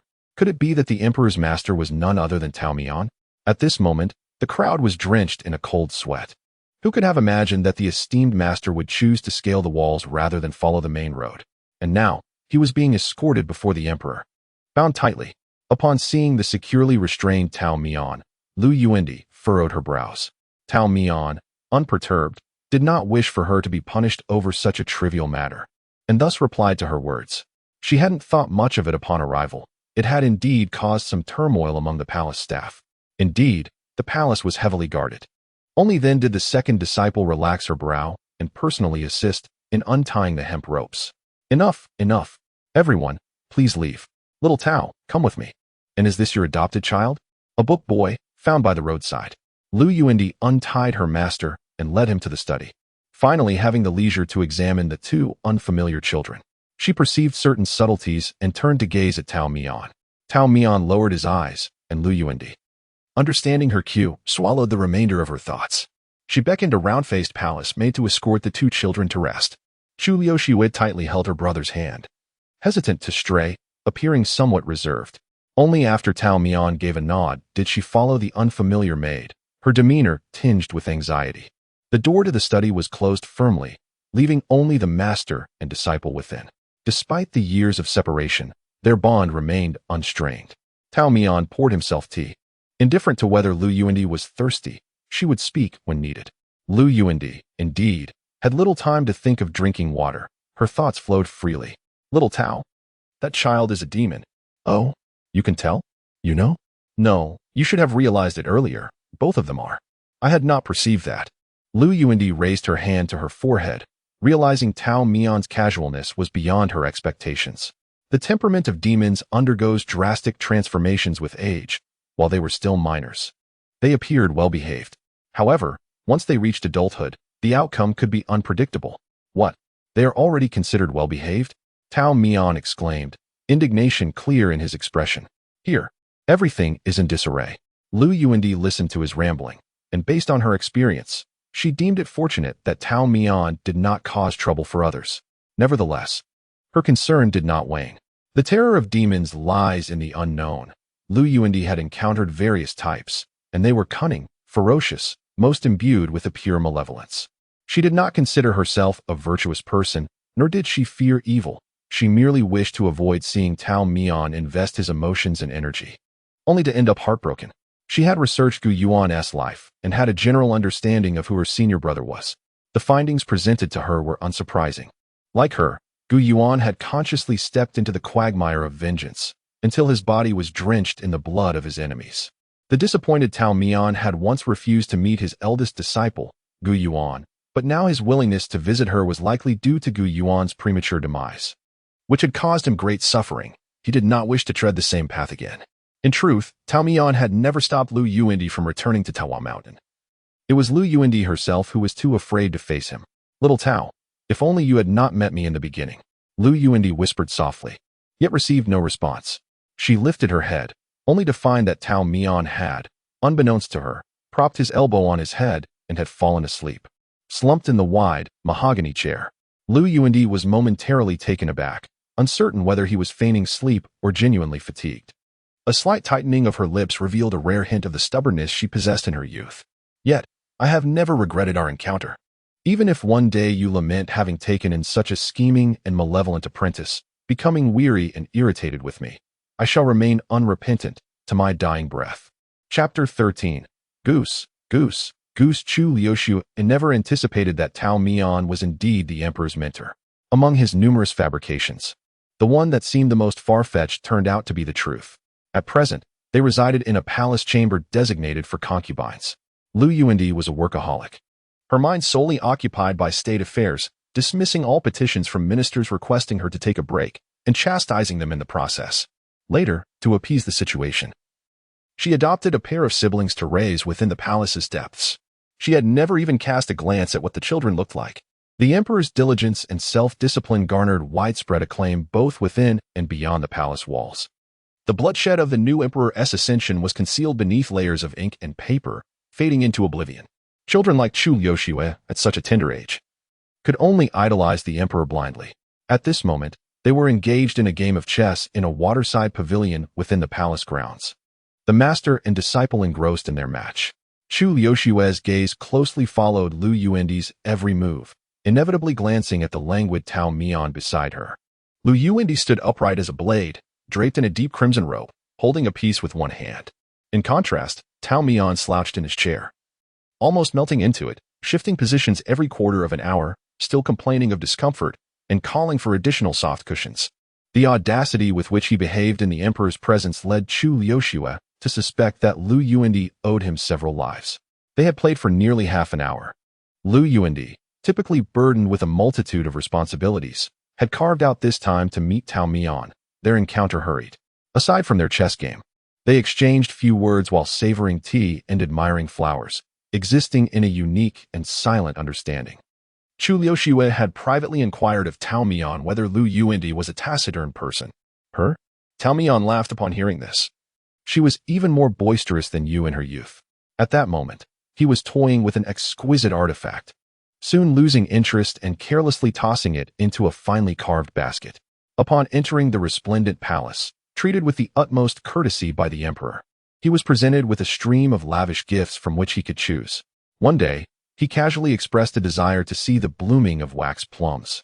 These flowers bloom in the depths of winter and early spring, yet it was the height of summer. How could one find wax plums then? He had spoken without thought, as Lu Yuandi was not present. Yet, inexplicably, this remark reached the emperor's ears, and by the following morning, a flourishing wax plum tree adorned his chamber. The pale yellow petals fell into his palm as Tao Mian delicately pinched them, his gaze downcast in contemplation. Since that day, Tao Mian had spoken even less. To Chu Liuxue, Tao Mian was a peculiar character.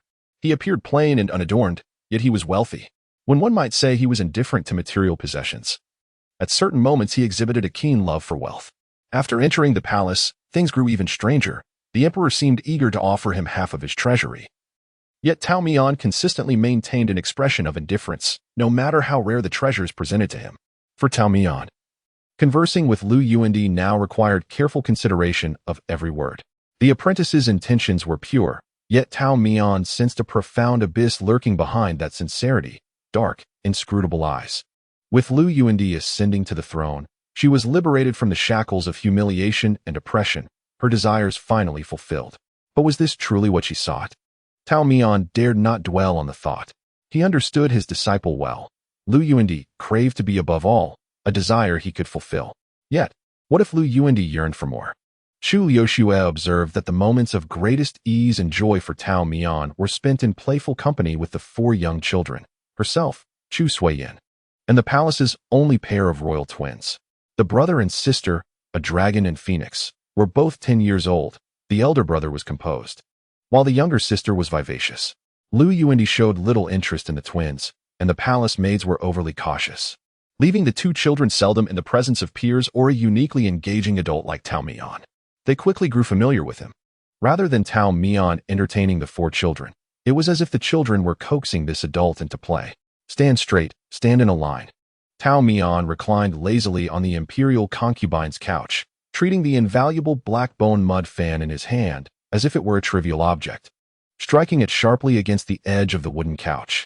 The 4 children arranged themselves in a neat line according to their heights, with the tallest, the young Prince Lu Yuan, followed by Chu Liuxue, the reserved Chu Suiyin, and finally, the giggling little Princess Lu Yao.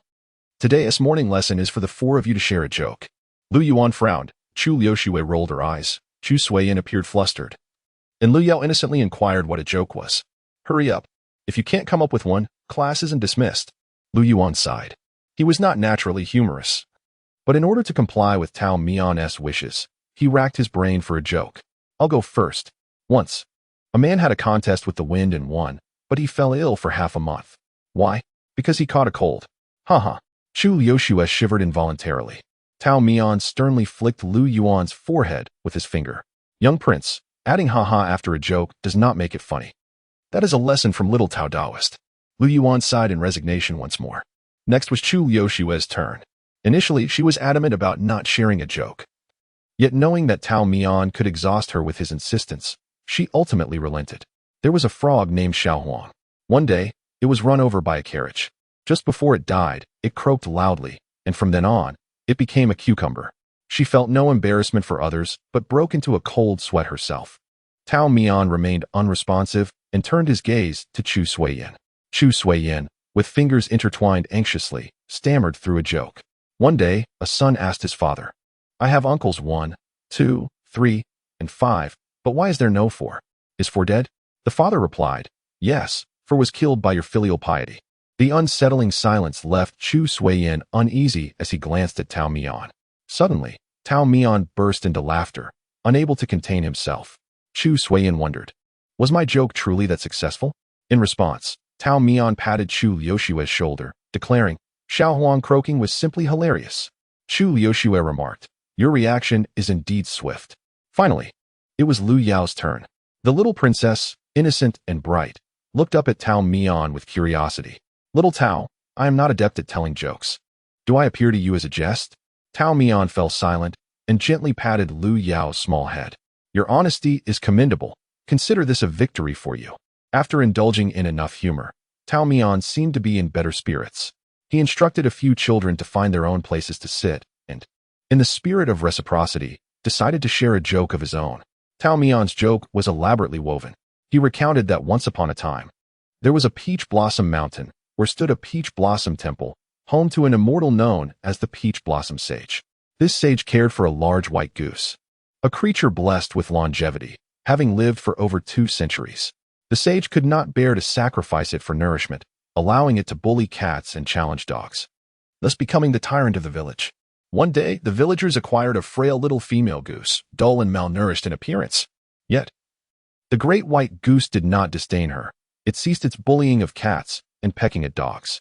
Instead, it shared a substantial portion of its own rations, bringing them to the goose pen and standing vigil by the little goose as she gradually consumed her meal.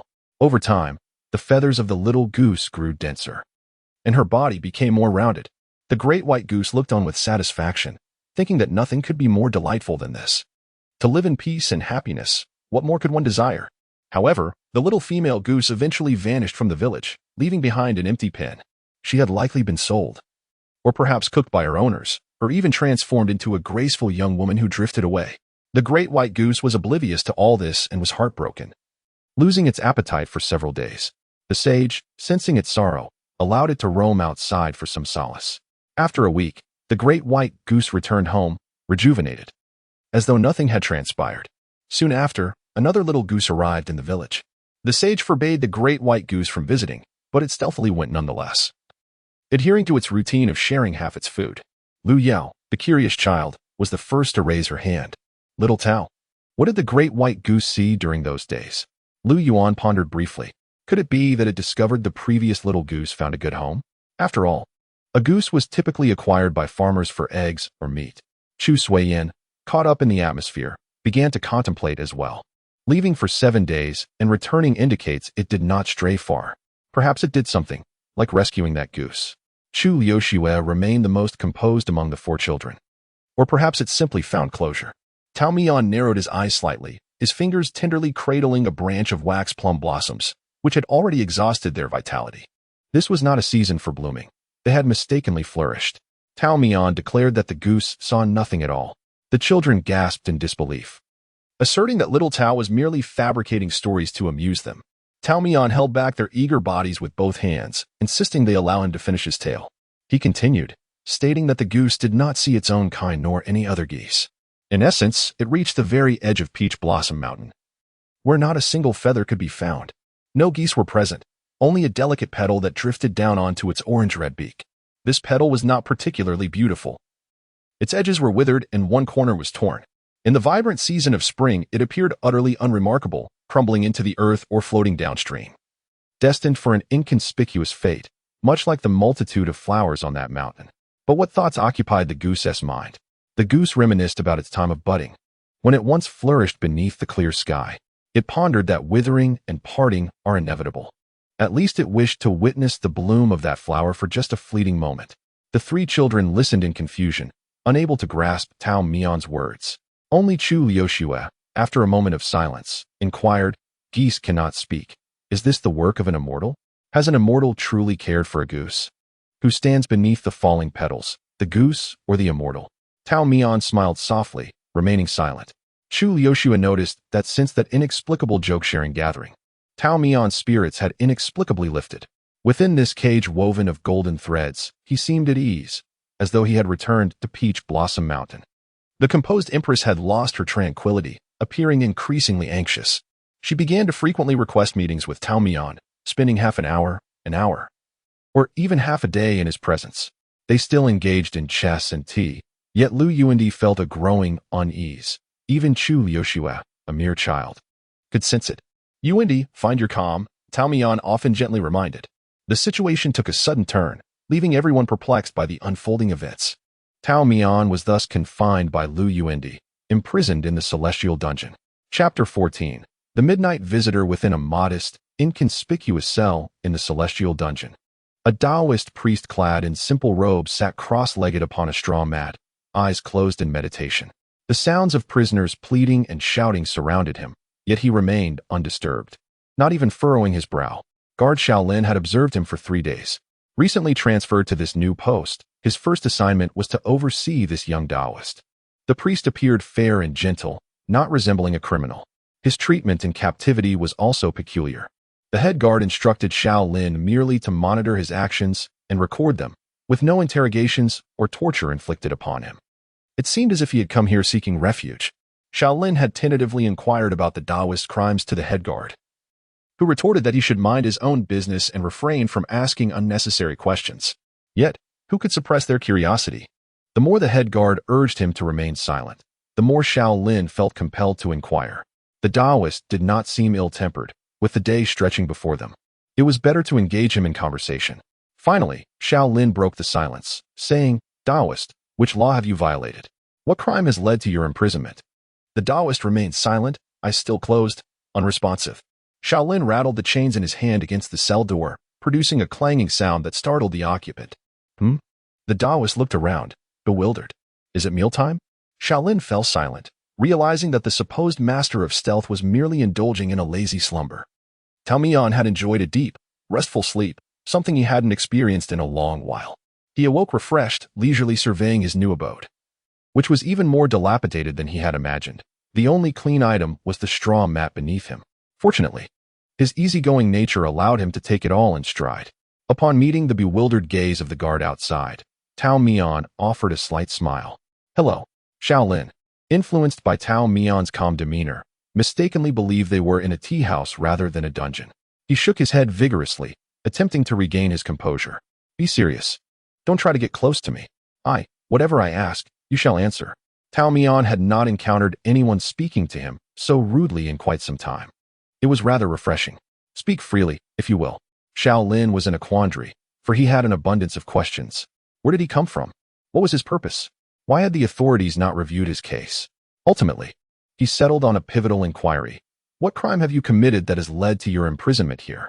Tao Mian pondered deeply for a moment before letting out a long sigh. Shaolin, ears perked up, sensed there must be a significant reason behind it all. Eventually, the young Taoist leisurely replied, "I am indeed guilty." "What crime? Speak plainly." "It is the crime of stealing hearts." "Are you serious?" Shaolin was indignant and enraged. "Are you trying to fool me? Just wait until I give you a good lesson." Tao Mian was in fits of laughter, unable to straighten his back, even gasping for breath, exclaiming in delight. The young jailer's face turned crimson in response to his laughter, and he feigned ferocity, demanding silence. "Stop laughing. If you continue, I shall hang you up and give you a beating." Young in age, yet with a bold demeanor, Tao Mian finally quieted, a remnant smile still gracing his face. "Do you know why the head of the prison forbids you from speaking so freely?" "It is because I have connections above." Tao Mian raised an index finger and pointed upwards. The jailer dumbly followed his gaze. It was only moments later that he realized to whom Tao Mian referred. With a playful curl of his finger, Tao Mian looked at him with a smile. "So what if there are connections? You speak so confidently. Yet you are still locked up." The jailer replied with diminished conviction, waiting for a retort that never came. He lifted his head, only to find the young Taoist sighing deeply. "This place cannot contain me. However, for now, being confined is for the best." His words were cryptic, leaving Shaolin's head nearly spinning. He wished to press further, but the Taoist closed his eyes once more, ignoring him entirely. The mysterious prisoner had been incarcerated for several days, and unbeknownst to him, new orders had been issued from above, prompting visitors to come and see him. The first wave consisted of 2 children, resembling a brother and sister duo. This pair was quite intriguing, their appearances showing no resemblance whatsoever. Had the boy not called the girl sister, Shaolin would have doubted any familial connection between them.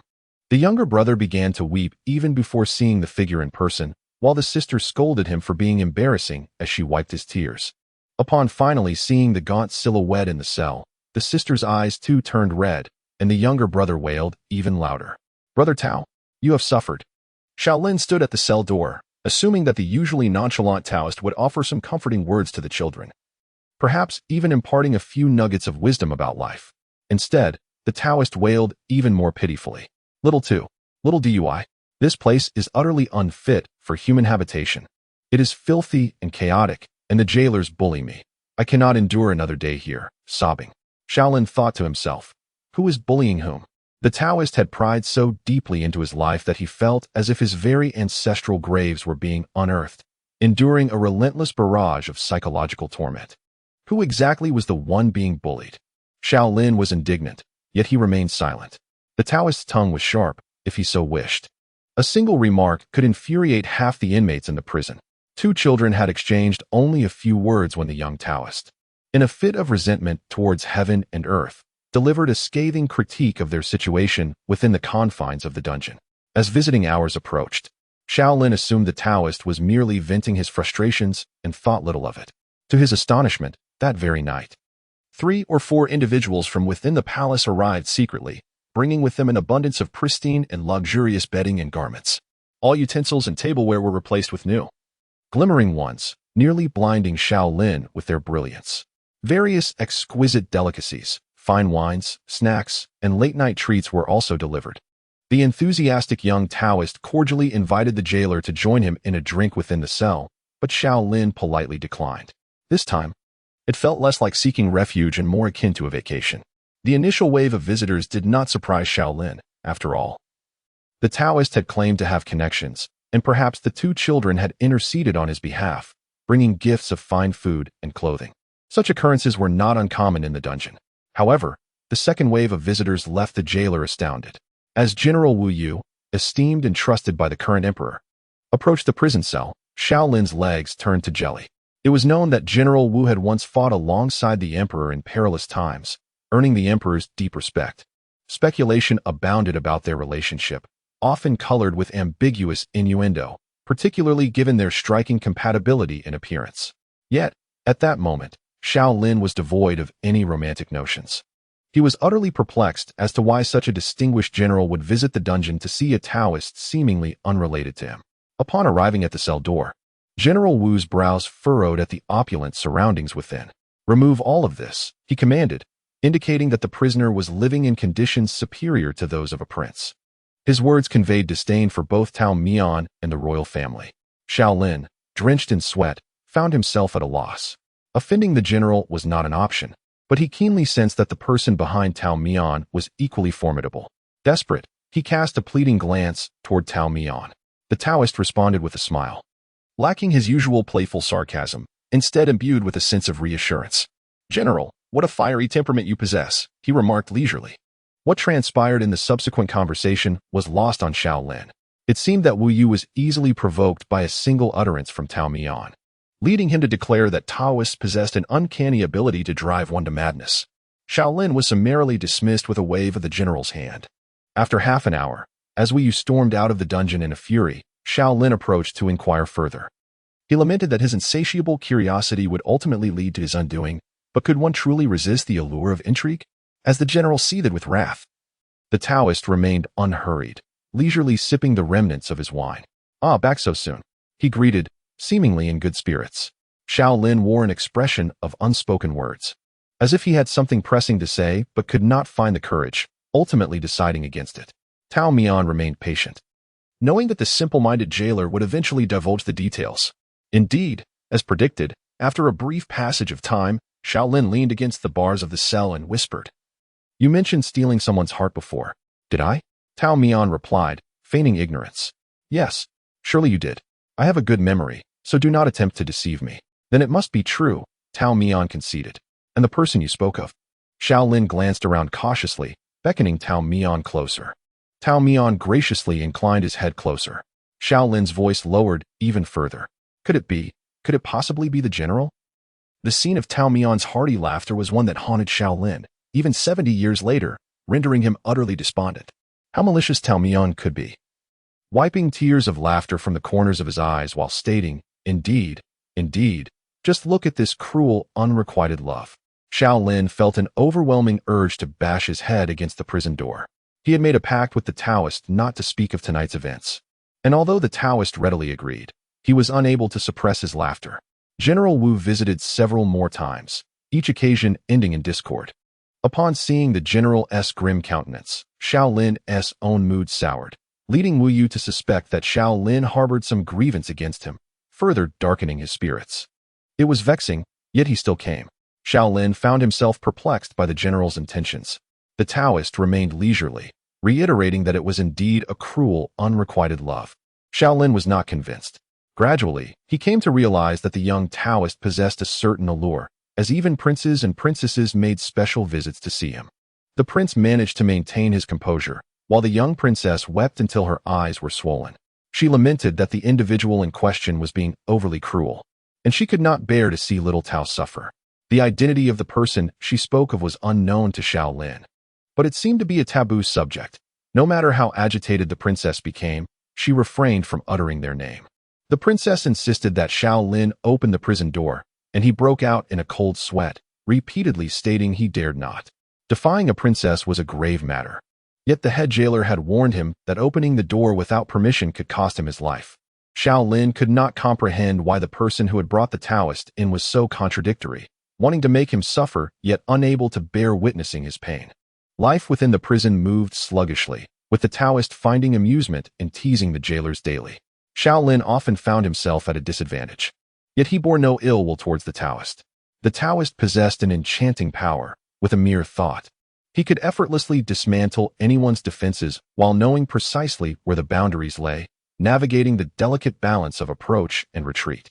Shaolin mused that perhaps the offense of stealing hearts was not merely a jest. The young jailers believed that having encountered a general, as well as a prince and princess, made him a person of considerable experience, a source of endless bragging with his friends. However, he could never have anticipated that one fateful night, a figure stood silently before the prison cell, stirring no one. When he discerned the visage of that person, Shaolin's knees buckled. Chapter 15. The master remains eternal in the dim glow of the candlelight. The figure stood tall and graceful, back turned. Shaolin knelt trembling, afraid to breathe. Even with 10 more heads, he could not fathom why the sovereign would visit this humble prison cell in the dead of night, without a single attendant. The Taoist lay reclined on the bed, seemingly in slumber. Shaolin felt a pang of anxiety, uncertain whether to rouse him. The emperor silently observed the person within the prison. Fortunately, the sovereign displayed a benevolent disposition, imposing no undue difficulty on the humble jailer. With a graceful flick of his slender fingers, Shaolin understood it was time to leave. Soon after, the emperor conjured a transparent soundproof barrier, isolating the outside world from this space. Now, only the master and disciple remained within the prison cell. Lu Yuandi remained silent, while the one in light slumber finally spoke. Long ago, I pondered what a unique flavor our encounter would possess, away from the Peach Blossom Mountain, where you and I, master and disciple, might meet.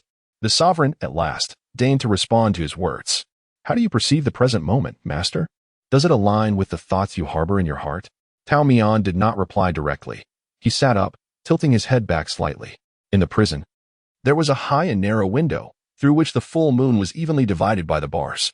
He spread his palm, allowing the silvery light to fill it. At that moment, he faced away from Lu Yuandi, separated by a wall from both the bright moon and his disciple. A wry smile tugged at the corners of Tao Mian's mouth, tinged with a sense of helplessness. Oh, Yuandi, when did this chasm arise between us, master and disciple? Who stands outside now, the emperor or my apprentice? After a long silence, the figure outside the cell finally responded. What of the emperor and what of the disciple? The distinction has blurred, and clarity has been lost. Tao Mian's eyes flickered, but only for an instant. He swiftly reined in his excessive emotions, supporting himself with his hands as he turned. The half of Lu Yuandi's face illuminated by candlelight was shrouded in a soft glow, while the other half disappeared into shadow. Undoubtedly beautiful, she seamlessly combined the gentleness from her mother and the elegance from her father, rendering her visage strikingly exceptional. Yet, the superficial allure seemed suppressed by her noble status. She stood there, embodying overwhelming power rather than an independent individual. With a graceful sweep of his wide sleeves, Tao Mian seemed to dispel the oppressive weight that rested upon him. Their master-disciple relationship could withstand no further blows. Every word uttered required meticulous consideration. The last time he spoke carelessly, Lu Yuandi imprisoned him in the celestial dungeon. Reflecting on that day, Tao Mian realized he had not uttered anything excessively inappropriate. While engaged in a game of chess with his disciple, he had merely mentioned his desire to return to the mountain for a visit. His thoughts were quite simple. Wu Chang awaited him, and perhaps the celestial cockroach missed him a little as well. Moreover, the flowers and fruits of that mountain were lined up, eager for his attention. Additionally, the festival of Gu Yuan was approaching. There were no superfluous words, merely this one sentence. Tao Mian did not take it to heart. He had resided in the palace for quite some time, from summer to winter, and spring was soon upon them, warranting a visit home. Yet the emperor's face changed dramatically, and he overturned the chessboard. At that moment, Tao Mian still held a white piece in hand, looking down at the empty stone table, unsure where to place it. Scattered black and white pieces rolled into the pond, startling the tranquil fish. He gazed at the emperor's retreating back, letting out a wistful sigh. The child truly has a fiery temper. In less than half a day, Tao Mian had fallen from the esteemed position of imperial teacher to that of a lowly prisoner. A stark contrast in status. The aggrieved remained indifferent, while the instigator lost sleep over several nights. Perhaps realizing her indiscretion that day, Lu Yuandi, upon visiting Tao Mian, adopted an even greater silence, donning a thicker mask. She endeavored to restrain her malevolent nature, knowing she could not harm Tao Mian, for he would not retaliate against his own disciple. Lu Yuandi attempted to maintain her composure. Recently, the heavy snowfall has rendered travel perilous. Little Tao, wait until spring brings warmth and blossoms before you return. It will not be too late. Tao Mian was acutely aware that she was being placated and that time was being squandered, yet she could not voice it openly. Yuandi, Master has troubled you for several months. Even the two attendants have become increasingly lax. It would be best for them to return to the mountain soon to resume their studies. The reason Master has come to see you this time is merely to ascertain your well-being. If you are well, then Master can rest easy. Tao Mian's excuse felt somewhat contrived, but the latter two sentences were spoken from the heart. Lu Yuandi's expression softened slightly, as she regained a trace of the ease they once shared. Little Tao, why the urgency to return to Peach Blossom Mountain? Everything within the palace is arranged perfectly. Whatever you desire, I can have someone fetch it for you. I understand your concern for the temple and those few chickens, but that is not a difficult matter. Whether it be watering flowers or feeding chickens, just give a few instructions, and I shall see to it. Tao Mian's I carried a hint of melancholy, causing Lu Yuandi's previously softened demeanor to stiffen once more. Why are you so determined to return to the mountain? We have been apart for over a decade. Master, I have many old stories to share with you. It appeared Lu Yuandi had successfully learned the art of emotional appeal from Tao Mian. When firmness failed, she resorted to softer words. Of course, it would have been even better if her demeanor matched her words. Yet, alas, Master was still Master and would not be easily deceived.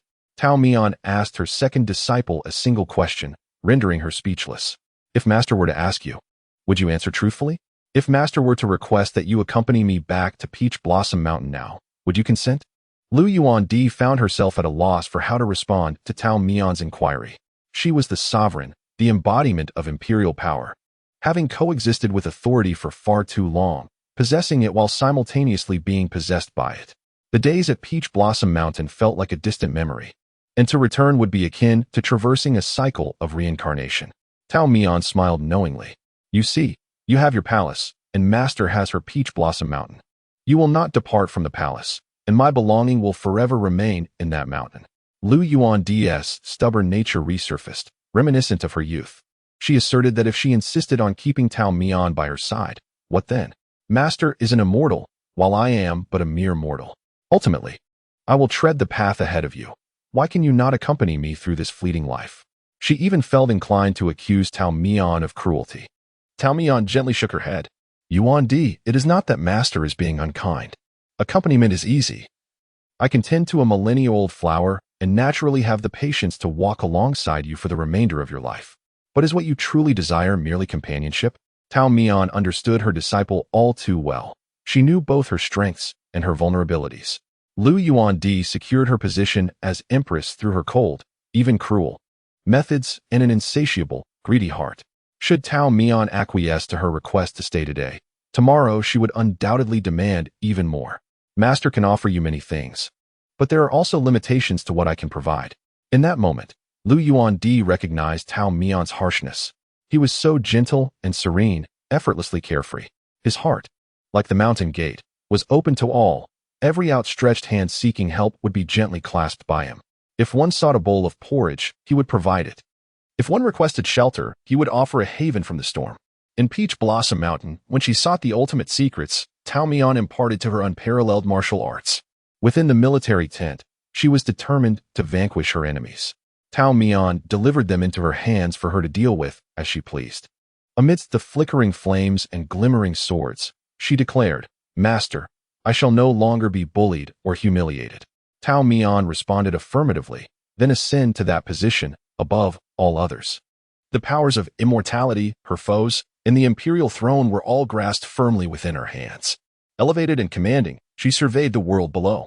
Yet she still felt an emptiness surrounding her. Upon turning to look back, she beheld a sky awash with peach blossoms and the immortal beneath the tree. In that moment, she realized what she truly desired. She yearned for the immortal-esque gaze to rest solely upon her, every word uttered to be entwined with her being, and to possess a heart entirely for herself. She was an empress. After all, what could possibly be beyond her reach? Yet the immortal met her gaze from afar. Releasing a gentle sigh, this sigh seemed to rewind time, causing her to shed her opulent robes and revert to that Na'vi girl with nothing to her name. As it turned out, she had returned to the day she emerged from the mountains, where Tao Mian bid her farewell beneath a flourishing peach tree. He said, "Fear not.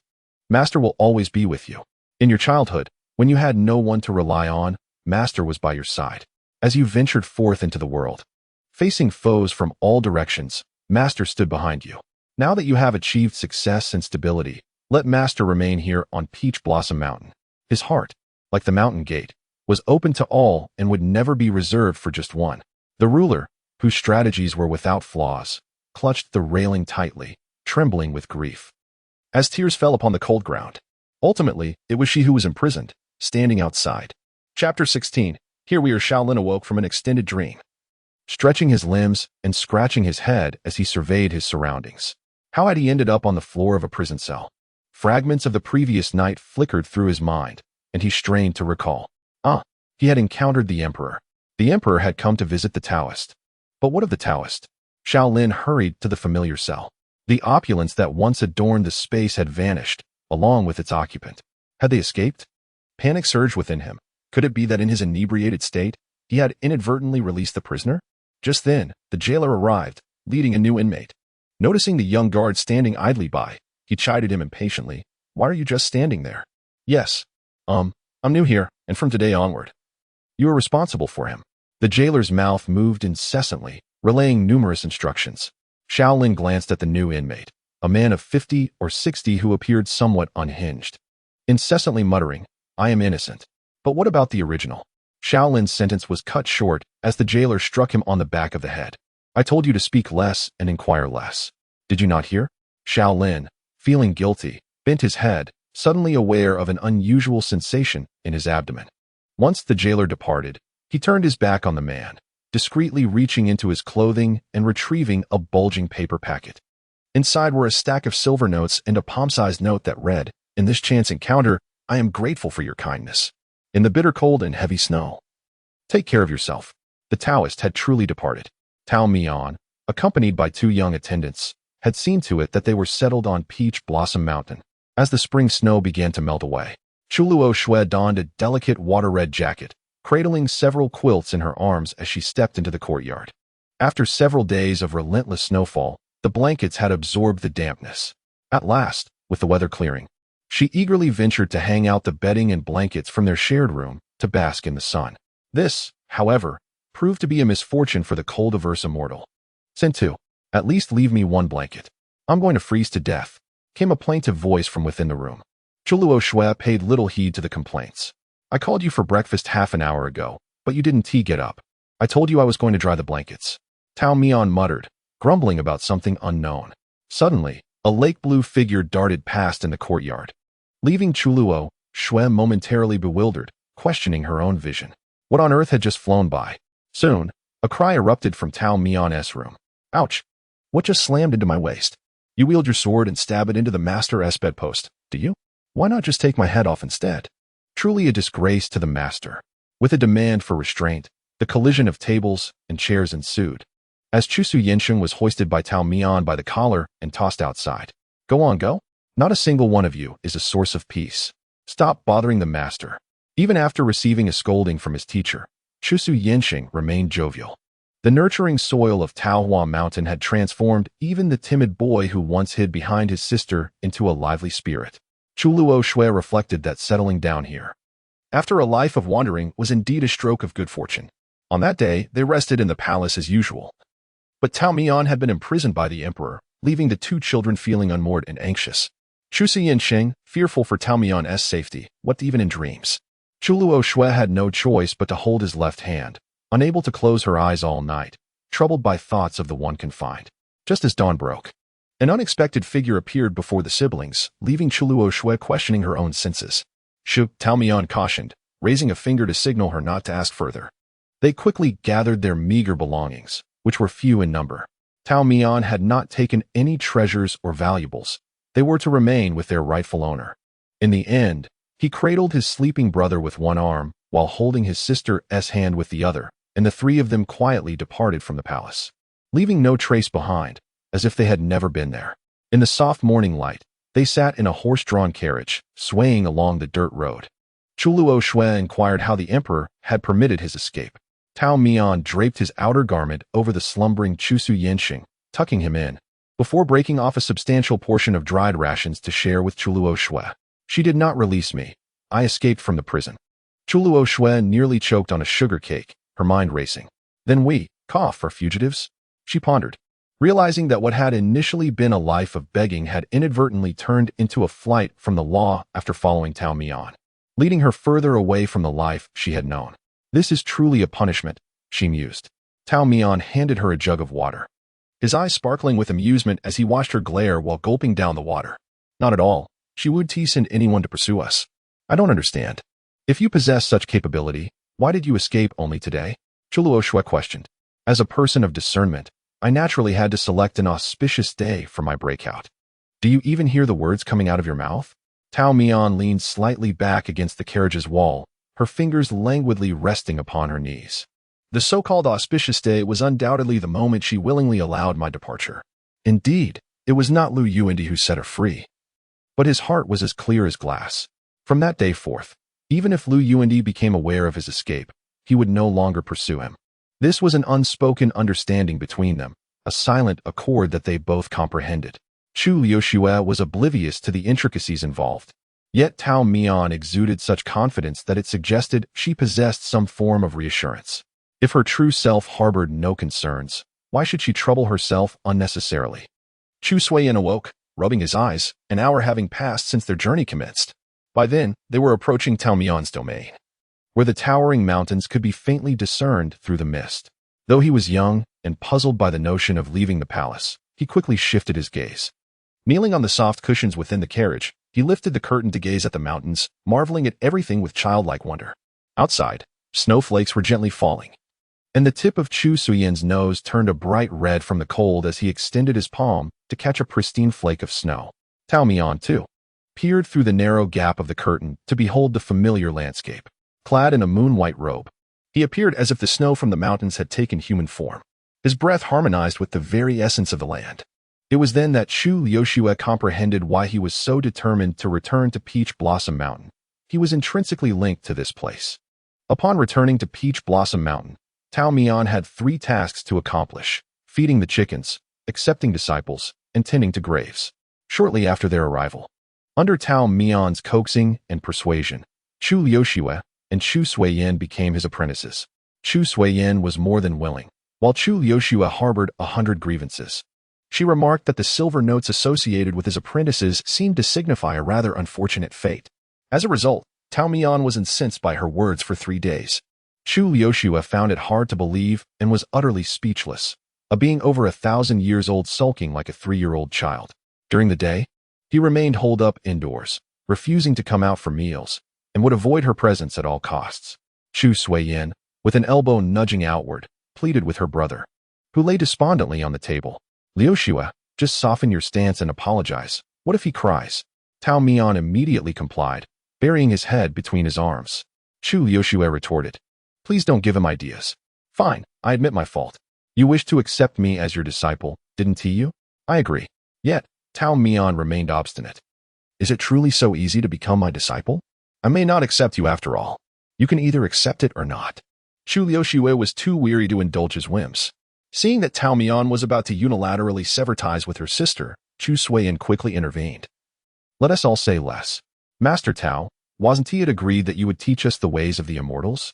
Tao Mian's temper flared quickly but dissipated just as swiftly. Given that the Chu siblings had pledged themselves to him, he was naturally inclined to impart genuine skills. He taught them the soul-devouring palm and the heavenly transformations of 6 changes, and his 2 apprentices did not disappoint, mastering the techniques with great diligence. Chu Suiyin achieved a proficiency of 95%, while Chu Liuxue only grasped half of the teachings. The information provided by the golden fingers proved to be accurate. Chu Liuxue's talent was not particularly high, and her comprehension of the techniques paled in comparison to her senior brother and senior sister, even falling short of her younger brother, who had been taken in without effort. However, Chu Liuxue remained unperturbed, and Tao Mian, her master, was not in a rush either. The only one feeling anxious was Chu Suiyin, who had approached Tao Mian several times in private, inquiring whether he possessed any elixirs or magical herbs to aid his sister's cultivation. At that moment, Tao Mian was in the courtyard, walking his rooster. As mandated by Chu Liuxue, she insisted that he could not spend his days idling, lest his limbs become incapacitated, rendering him bedridden, a situation she would not accommodate. Tao Mian, feeling an inexplicable sense of urgency, reflected on his own age, over 1,000 years, and realized he needed to be mindful of his mobility. Thus, each evening after dinner, he would take the 2 chickens from their coop and force himself to walk them around. When Chu Suiyin posed his question, Tao Mian maintained a demeanor of lazy contentment. Each path possesses its own destiny. Not everyone is destined to achieve greatness in the realm of cultivation. My eldest disciple is the leader of a prestigious sect. My second disciple holds the highest imperial rank, and my third disciple is an ordinary person.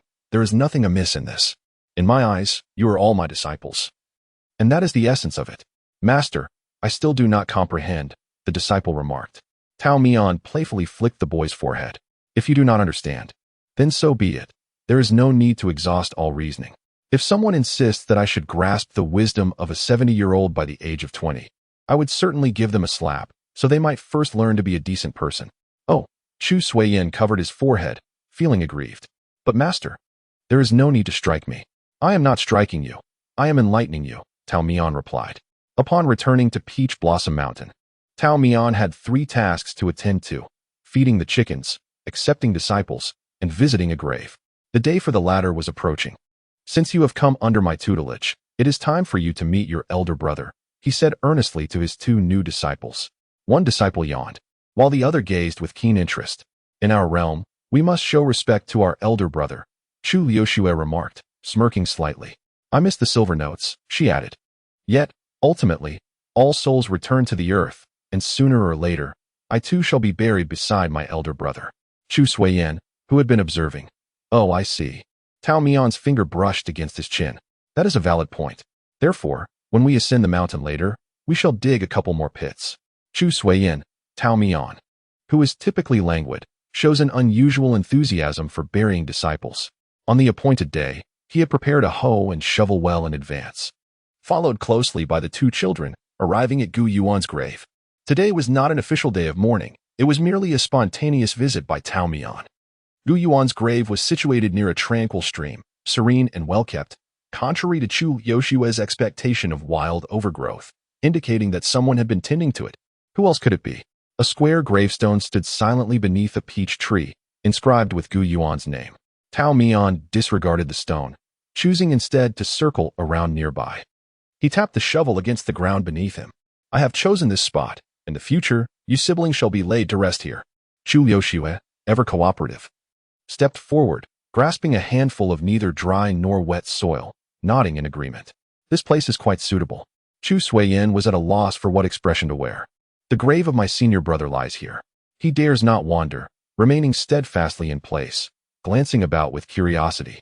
He notices that the spot where his master stands is quite distant from the monument of Gu Yuan, which piques his interest. Little Tao, this place is vacant, he observes.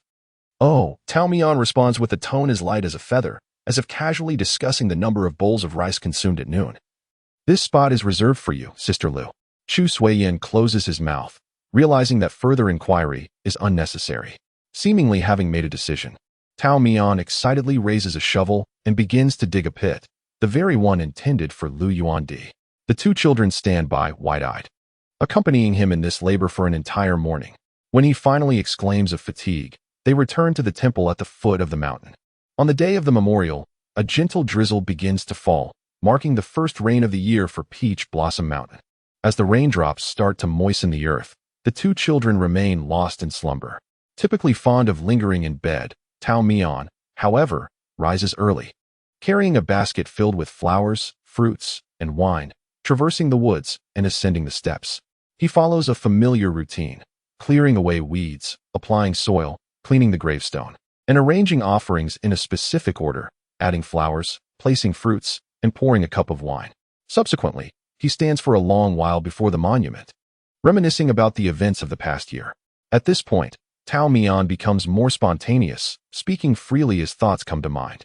Upon mentioning Lu Yuandi, inspiration strikes him, and he decides to bring over the empty gravestone he had prepared a few days prior for polishing. He had brought an oiled paper umbrella with him to the mountain, but in the throes of his tasks, he forgets all else. The fine rain gradually soaks his clothing and hair. Half squatting, he wipes the droplets from his eyelashes with the back of his hand when someone holds an umbrella over him. Lu Yuandi stands under a peach tree to the west, her gaze fixed intently upon every movement of Tao Mian. How long has she been watching him? Until he brings over the empty gravestone, her heart stirs, and she approaches with measured steps. Looking down, she sees Tao Mian carving the character Lu onto the stone. Little Tao, Lu Yuandi says, did my absence for just a few days instill such animosity in you? Tao Mian offers a dry laugh. Lu Yuandi's gaze shifts forward, inadvertently landing on the nascent pit. Could this also be reserved for me? In an effort to dispel the awkwardness, Tao Mian proposes an idea. Since you're here, why not lie down and see how it feels? While you're still alive. Chapter 17. The one who has missed the fine rain falls like silk, and two figures stand side by side, one tall and the other short.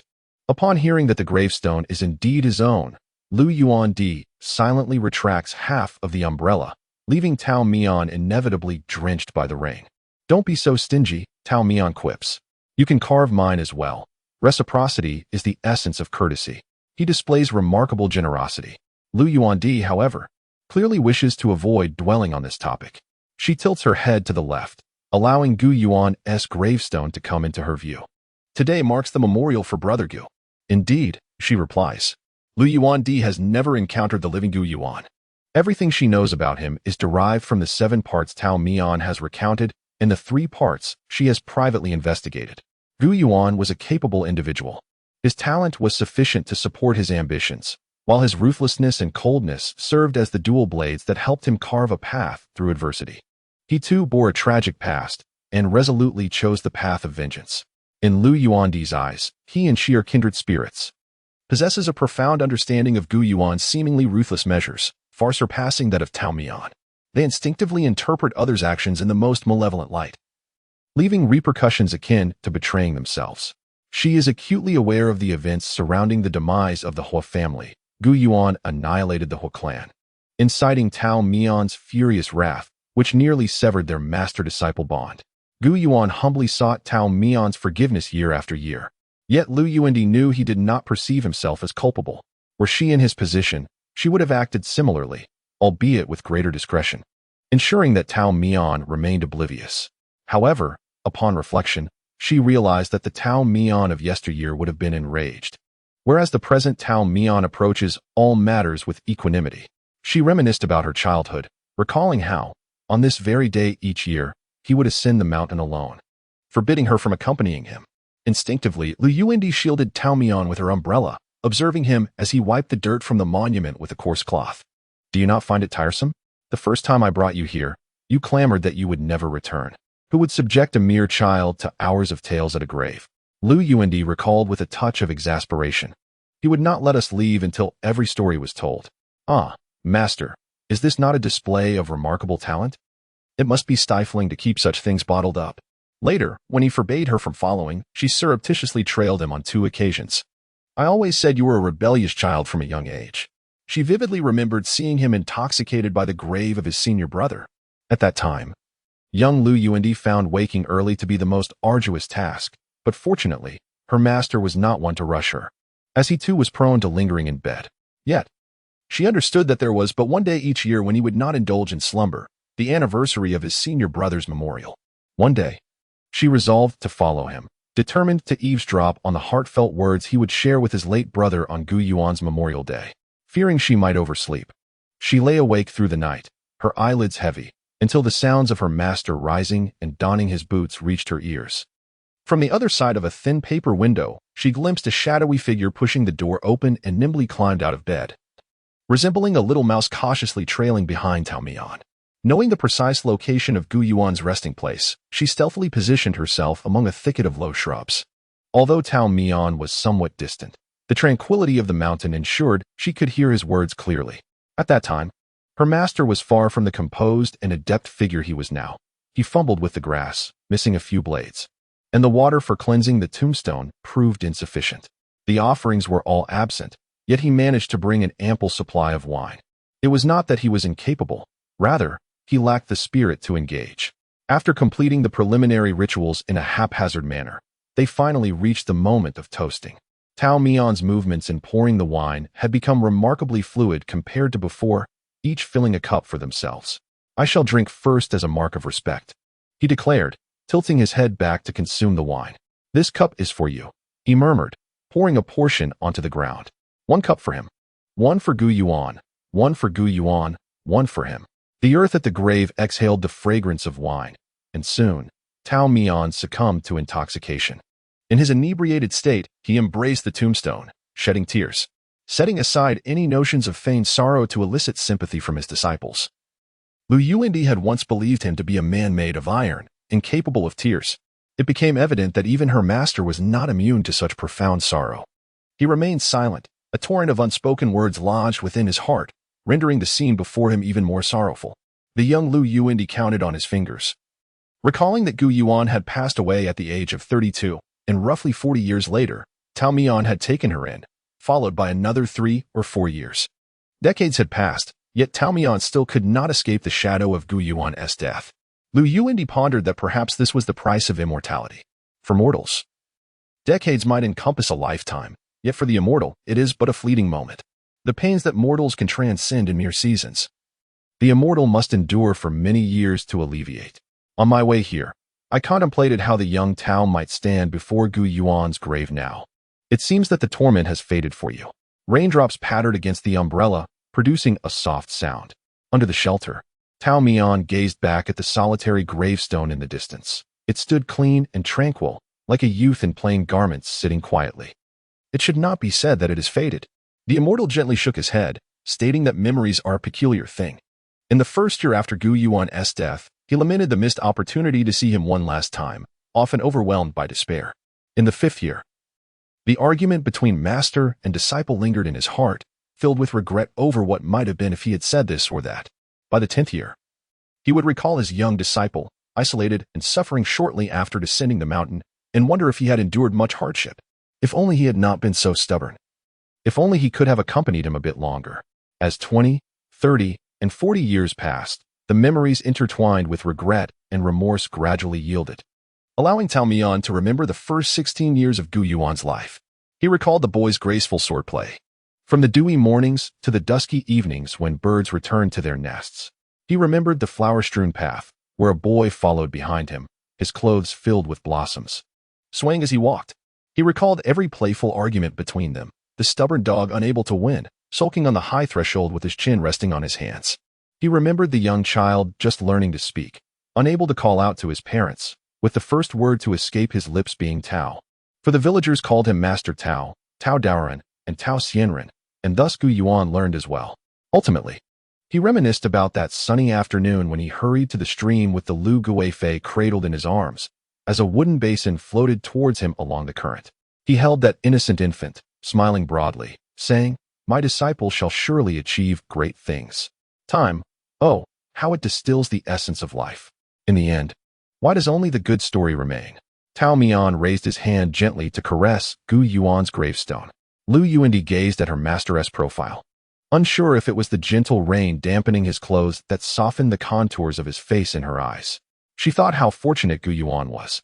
Even if the world forgot the once revered Qingmiao sect, he held a cherished place in this man's heart, timeless as the years. "Little Tao," she asked, "will you also remember me like this in the future?" Remembering a greedy villain, a man who always sought more. Tao Mian glanced at her and replied, "I hope that day comes as late as possible. May you traverse a life filled with joy and tranquility." Lu Yuandi's grip on the umbrella tightened abruptly. Her eyes glimmered with unshed tears, rippling beneath a facade of composure. Her willow-like brows knitted together in a delicate dance of tension and release, and a bittersweet smile played upon her lips. "It is precisely because of your myriad virtues that I find myself in such turmoil." Chapter 18. The journey ahead. Lu Yuandi spent a solitary day amidst the mountains, a rare indulgence she could claim as an emperor. The day unfolded in a mundane manner, filled with meals, feeding chickens, and exploring the terrain. Upon her arrival at the Taoist temple, the two children had already awakened. Chu Liuxue was the first to emerge, and upon spotting the emperor at the doorway, her drowsiness vanished, leaving her pale with fright. "Silver notes. Withdraw quickly. The emperor has come to apprehend us." Tao Mian peeked from behind Lu Yuandi. "What do you want?" Once the misunderstanding was resolved, the siblings remained unsure of how to interact with the emperor. Their previous altercation, where she had confined Tao Mian, had left an unpleasant rift, and Chu Suiyin was particularly displeased, refusing to acknowledge her. Lu Yuandi teased him, "Little Tao, it seems your junior brother does not hold me in high regard. Have you been speaking ill of me behind my back?" Chu Suiyin sprang up, vehemently defending Tao Mian. "Little Tao is not that kind of person. He would never gossip about others. Yet I am known to provide critiques openly," Tao Mian chimed in, emerging from seemingly nowhere, a half-eaten bun still in his mouth. Chu Liuxue stifled an eye roll. "You have the audacity to say that. What is there to be embarrassed about? I, as a celestial being, have always been strict with others and lenient with myself. Rather than suffer in self-doubt, it is far better to expend energy on others." As they interacted, Chu Liuxue finally began to believe Tao Mian's claim that the emperor had been more unruly in his youth than she. Lu Yuandi and Tao Mian were engaged in some mischief that resulted in an unfortunate incident involving a chicken's tail catching fire. The rooster flapped its wings and dashed around the courtyard, while Tao Mian and his second disciple chased after it, all three covered in dust and feathers. At such a tender age, it was indeed a form of cruelty to subject Chu Liuxue to the company of two adults. After lunch, Tao Mian sought a nap. Chu Suiyin practiced swordsmanship in the courtyard, and Chu Liuxue was expected to join him. However, she often indulged in laziness, moving a chair to the shade to escape her duties. Today, the chair was doubled, as the emperor joined her in idleness. Lu Yuandi, however, did not remain silent, incessantly critiquing Chu Suiyin's technique, pointing out where he lacked strength and precision. Soon, Chu Suiyin, growing impatient, tossed aside his sword, sulking as he awaited his master to awaken and arbitrate the matter. Chu Liuxue recognized that Lu Yuandi was merely offering unfounded advice and questioned her motives. "My brother takes his training very seriously. He genuinely regards Tao Mian as his master and is determined to inherit his skills." "And what of you?" Lu Yuandi asked, her gaze probing as it settled on the girl. "Little Tao has accepted you as a disciple. Do you not harbor any aspirations?" Chu Liuxue responded candidly. "I told Tao Mian that his disciples are fated to suffer. I have always wandered aimlessly, devoid of fortune, and I fear that if I were to invest myself more earnestly, even the modest wish of living to old age might elude me." Lu Yuandi was taken aback by the girl's unvarnished honesty. Her sincere belief that her days were numbered elicited a smile from her. "You are unlike any of us," she remarked. "Unlike whom?" "Unlike me, unlike Gu Yuan, and even unlike your brother. You are simply different." Lu Yuandi shifted into a more relaxed posture, having not sat idly for quite some time, to the point of feeling somewhat unaccustomed. Our hearts held desires, and Taowa Mountain did not welcome those with distracted thoughts. Perhaps those who sought nothing could linger here longer. Her gaze fell upon Tao Mian, who lay flat with her hands resting on her abdomen, an old fan shielding her face. "You have visited the grave of senior brother Gu, haven't you?" she inquired softly. Chu Liuxue was puzzled by the suddenness of the question but nodded in affirmation. After a moment's hesitation, she posed a question to the relatively unfamiliar senior sister Lu that had previously lingered unspoken. She truly yearned for an answer. "I cannot understand why Tao Mian, as an immortal, would take on a disciple who, even if they lived to a ripe old age, would ultimately depart before him. He must have been deeply saddened by senior brother Gu's demise, though he did not openly express it, yet I can see it in his eyes. Why would he continue to accept disciples? Is this not a sorrowful fate destined from the very beginning? Lu Yuandi took a considerable time to respond to her junior sister's inquiry. She tilted her head to observe the newly sprouting branches above, intertwining to divide the sky into various shapes, while two birds soared high, becoming mere black dots as they flitted from one square to another. What else can one do? She replied. With new disciples come new tales, and these tales transform into new memories, which will fill new squares, intertwining and layering with those of the past, rendering the life of our little Tao vibrant and colorful. Clinging to a mere thread of bygone days, endlessly reminiscing about the immortal, how pitiful that would be. Lu Yuandi raised an arm high, plucking a sprig with fresh shoots and offering it to Chu Liuxue. Your origins are far from ordinary. She observed the subtle change in the girl's expression and smiled. Do not be anxious. I do not mean to interrogate you. Perhaps this is fate. Even if Tao Mian wished to take on an ordinary disciple, it would be beyond his reach. Gu Yuan and I, we each harbor our secrets and missions. So do you. She paused. But you were fortunate to have choices. Lu Yuandi did not elaborate further, likely reluctant to interfere with her junior sister's thoughts. Much like Master Tao Mian, she believed that each person has their own fated encounters, whether you choose to descend the mountain or not. Tao Mian shall not impede your decision. However, it is crucial for you to understand that those who leave the mountain may find it difficult to return. Lu Yuandi's departure was as sudden as her arrival, setting off before dawn. Tao Mian bid farewell to his disciple alone. As she was about to leave, he politely remarked, "Why not stay a few more days?" The disciple's response, as anticipated, sent a chill down his spine. She said that if she lingered a few more days, she feared she might not resist the urge to set the mountain ablaze, compelling Tao Mian to return with her to the royal capital. Watching the smile fade from Tao Mian's lips, Lu Yuandi found herself unexpectedly amused. "Master, I am leaving." As she uttered this farewell, the bond between master and disciple deepened, as if they both knew this would be their final encounter. The second disciple would not return to Tawao Mountain again. She understood that her feelings for Tao Mian would only intensify with time, and the obsession and madness within her would eventually compel her to commit acts of excess. But what recourse could Tao Mian take against it? Once, she engaged in nightly assassinations, with her master merely deflecting blades and dismantling moves, without inflicting a scratch upon her. The Peach Blossom Immortal was invincible in battle, and the sole being capable of wounding him was the disciple he had personally trained. Tao Mian, however, was unwilling to weave a benevolent lie for her. He could deceive heaven and earth with ease, yet his sincere heart could not bear to mislead her. Lu Yuandi mused that this truly was an unsolvable conundrum. To encounter one another was less desirable than to remain apart. What is affection compared to indifference? Thus, let them part ways in mutual freedom. Chapter 19. Prophecy and conclusion. After Lu Yuandi's departure, Peach Blossom Mountain returned to its former tranquility. Chu Suiyin continued his training in the soul-devouring palm and the 6 transformations of heaven, making considerable progress, yet he could not grasp the final transformation of the latter, no matter his efforts. As the name suggests, the 6 transformations of heaven encompass 6 techniques. Those who master this art can transform into objects, flora, flying insects, birds and beasts, clones, and manifestations of desire or fear. Among these, the manifestation is the most intricate. This technique allows the practitioner to metamorphose into that which the recipient desires or fears most, thereby confounding them to secure victory. Tao Mian attempted numerous methods to teach him, all to no avail. Chu Suiyin could not help but feel disheartened. His master was indeed formidable. He had mastered the secret manual after merely a few readings. Tao Mian reassured him, "It's all right. Not being as skilled as your master is nothing to be ashamed of. After all, your master is a once-in-a-millennium genius." Beside them, Chu Liuxue listened in disbelief. "If you cannot offer comfort, perhaps it would be best to say less. What? Is the truth not permitted?" Chu Liuxue did not engage further with the indignant Tao Mian, but instead inquired of Chu Suiyin, "Is your inability to master this final technique related to your practice subject?" The heart of the silver ticket seems as solid as an iron weight, devoid of fear or desire. Chu Suiyin's expression brightened with realization. "Ah, indeed. What do you mean by indeed?"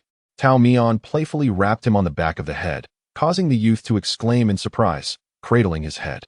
"Your master's heart, of course, is made of flesh. Do not heed your sister's nonsense." I stand corrected, Master Tao. Regarding Chu Sui-Yin's struggle with the final transformation of the 6 transformations of heaven, the 3 of them merely exchanged a few quips before moving on.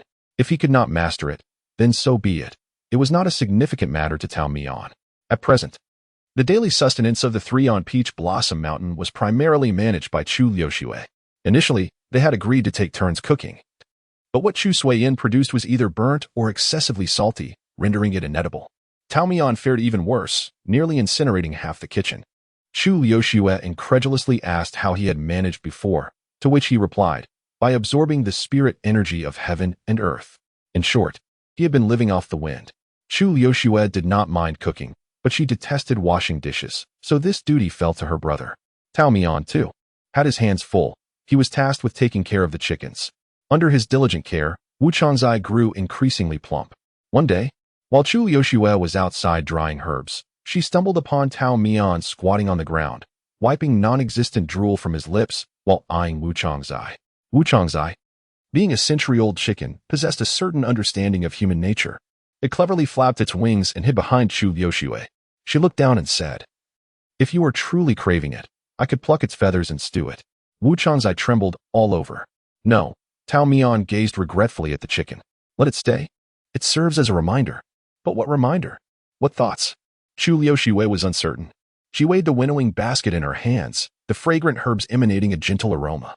This medicine was prepared for Chu Sui-Yin. Chu Sui-Yin was frail, suffering from recurrent headaches since childhood.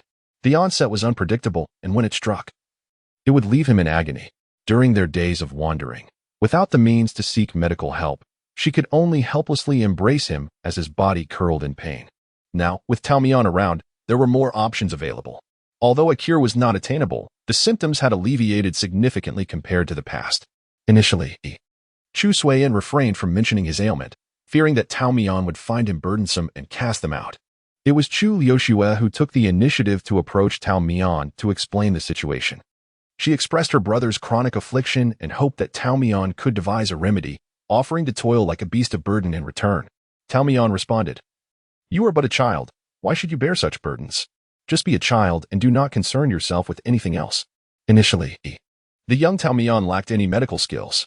His eldest and second disciples were both robust and full of vitality, even more so than their master. Gu Yuan's early demise was linked to his excessive toil, and one need not mention Lu Yuandi, who managed to attend to countless affairs while still having the energy to constrain his master.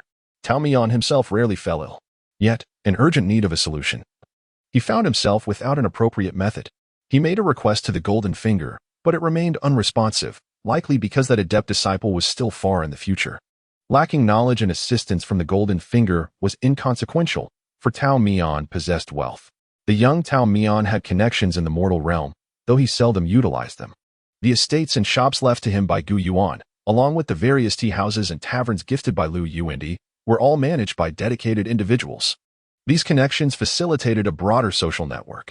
Tao Mian pinned 2 letters, and within a few short days, he received several responses. He disregarded those that lamented his negligence as a hands-off manager, selecting 2 viable methods from the remaining suggestions. One involved administering medicine, while the other entailed channeling spiritual energy into acupoints on the head. The preparation of the medicine was Chu Liuxue's responsibility, while the latter fell to Tao Mian. As she could not assist him in that regard, Tao Mian instructed her not to worry. Chu Sui-Yin's old affliction typically manifested at night, lasting anywhere from a single night to as long as 7 days. Initially, Chu Liuxue was apprehensive and secretly checked on her brother several times. When the headaches seized Chu Sui-Yin, he would lapse into a state of confusion, oblivious to the world around him, clutching his head in distress. During these moments, Tao Mian would allow the child to rest his head on his lap, gradually channeling spiritual energy into the acupoints. The energy could not be administered all at once, otherwise, Chu Sui-Yin's head would feel as though it would burst. During this time, the master had to remain fully attentive, not allowing a moment's lapse. As the anguished murmurs escaping Chu Sui-Yin's lips gradually faded, his expression softened. Even then, Tao Mian dared not leave his side. Extending his arm to retrieve a soft cloth from the table to wipe away the cold sweat from his forehead, waiting for dawn to break outside. As his disciple slept, he could not afford to close his eyes, enduring countless sleepless nights until this episode of Chu Sui-Yin's affliction passed. After Chu Sui-Yin recovered from his illness, He was completely unaware of everything, exuberantly seeking his master to practice swordsmanship. However, Chu Liuxue observed everything keenly and intercepted her younger brother midway, insisting that he accompany her to gather firewood. Chu Liuxue had previously offered to do this task for Tao Mian, only to receive a gentle reprimand from her master. It was one thing to be lazy during practice, but to wager her brother's life was altogether unacceptable. Hence, she chose to remain silent on the matter. The young boy trailed behind her, grumbling about his sister's unreasonable commands, preventing him from playing with their master.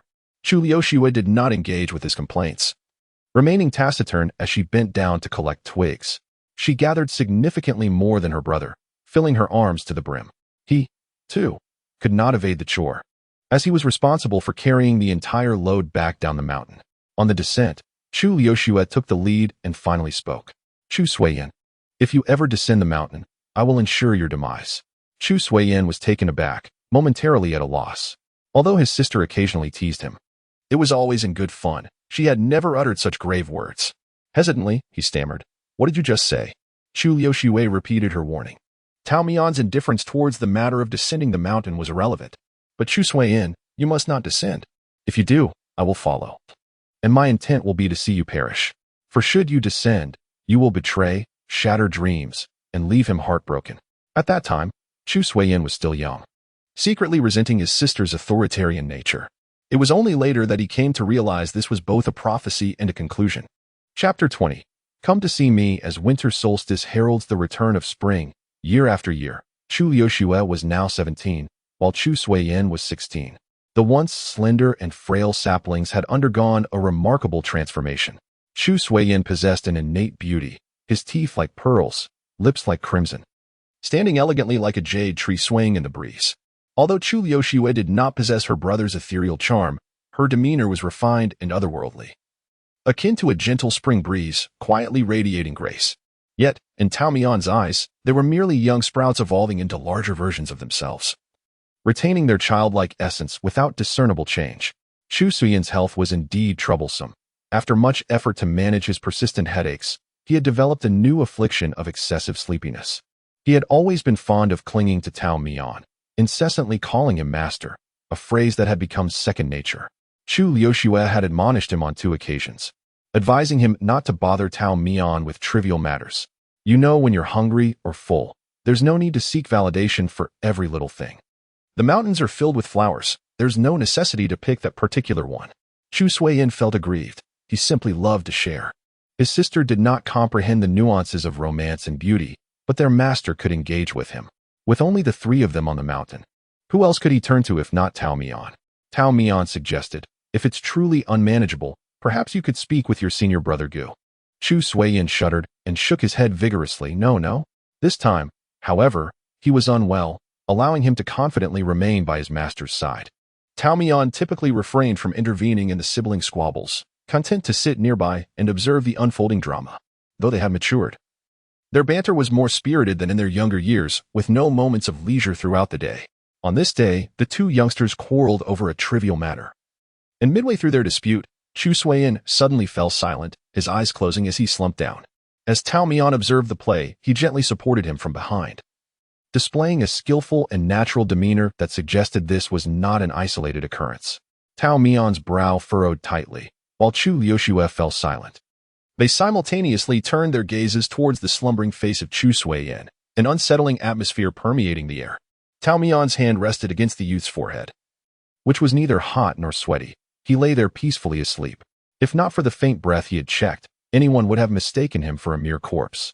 Hearing his name called by Chu Liuxue, Tao Mian looked up and offered a reassuring smile, urging her not to worry, for there would be a solution. Although Tao Mian appeared languid, he did not neglect important matters. Much like many years prior, he sent his connections in the mortal realm to seek a remedy. However, this time the replies arrived several days late, instilling a sense of foreboding in him. He opened one letter after another, each bearing similar content. The causes of hypersomnia are manifold. It is imperative for the afflicted to seek a diagnosis in person. When will the proprietor visit the shop? Hypersomnia is difficult to resolve. I am powerless and have never encountered a suitable method. When will the proprietor visit the shop? Hypersomnia may be an innate affliction. When will the proprietor visit the shop? Tao Mian, frustrated, let the knife slip from his hand, piercing through all 3 letters perfectly. It appeared they had all conspired to suggest a visit to the shop. Enraged, he opened the final letter, which was much briefer and devoid of pleasantries. "I have a solution. Come see me." The tone was assured and rather brusque, lacking any semblance of deference one might expect from a subordinate towards a superior.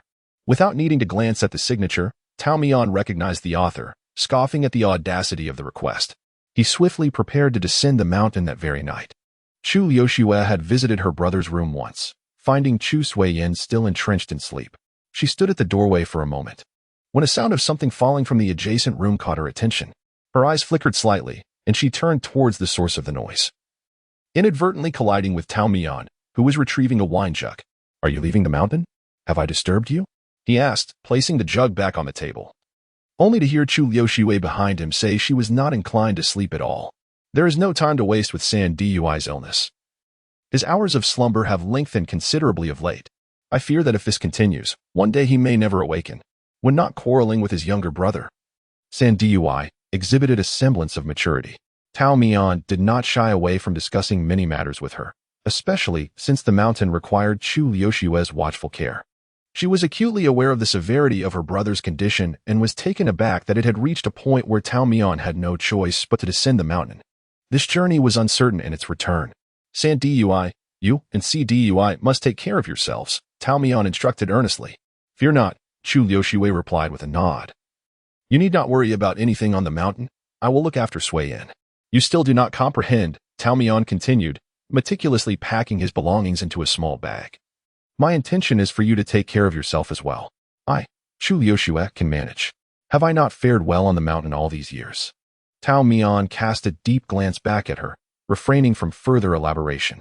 "Enough of this redundant conversation, otherwise you shall accuse me of being loquacious. I must take my leave. Once Cdui awakens, inform him that the master is embarking on a long journey. He is sensitive. Do not allow him to become anxious. As for his illness, the master will certainly find a way to cure him." Chu Liuxue responded with a soft acknowledgement, watching as Tao Mian departed through the door beneath the moonlight. Only after her master's figure had vanished did she venture into the adjacent room, intending to have a final glance at her brother before sleep. "Are you awake?" Chu Suiyin lay with his arms resting outside the blanket, his gaze fixed upon the crescent moon outside the window. "Liuxue, what lies beyond the mountains?" "What a pointless question. You have always wandered outside since childhood." This time, the youth refrained from arguing with her, instead appearing lost in his own thoughts. "It seems like ages ago, doesn't it? How long have we been at Peach Blossom Mountain? I am gradually forgetting what the outside world is like. Do you wish to descend the mountain?" Chu Suiyin did not directly answer her, but raised his right hand, spreading his fingers as if attempting to grasp the moonlight from outside. "Our master has sheltered us too well. Those desolate and helpless times seem to have vanished, leaving only this paradise. So what? What is wrong with that?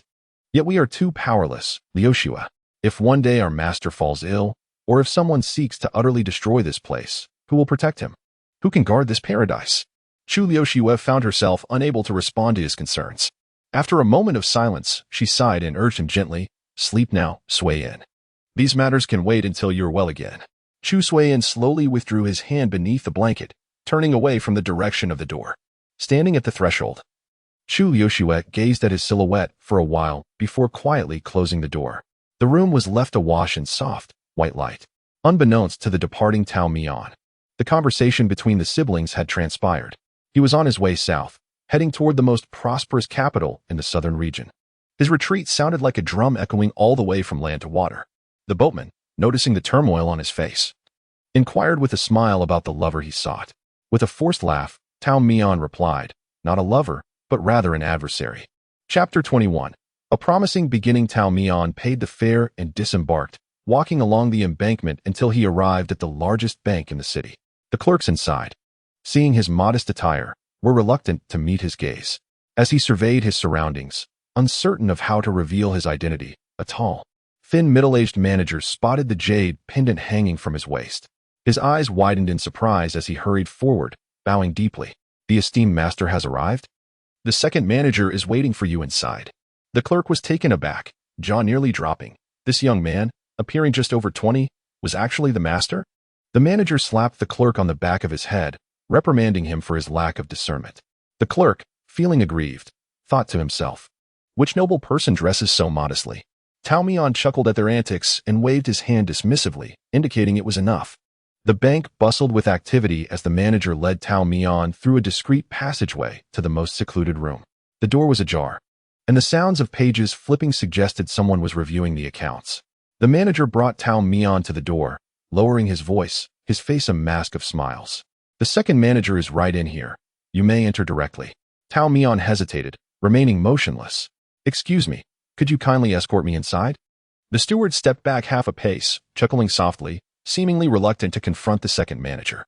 "The head manager is present. The second manager has spoken first. We cannot act recklessly." Tao Mian retreated a considerable distance. What was he afraid of with the head manager around? "I have your back," he reassured. The steward took 3 steps back. "The head manager is jesting. How could I be afraid?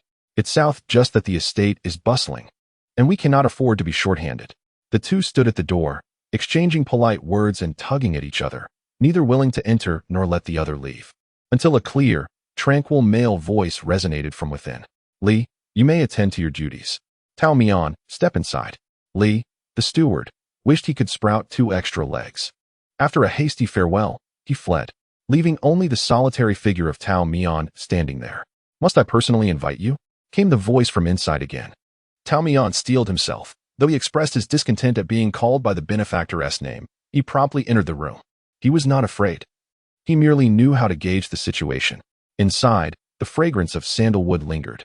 Behind a broad, heavy table sat a young man clad in purple robes, one hand gripping an account book while the other fiddled with a purple sandalwood abacus. Upon hearing the door close, he did not raise his head.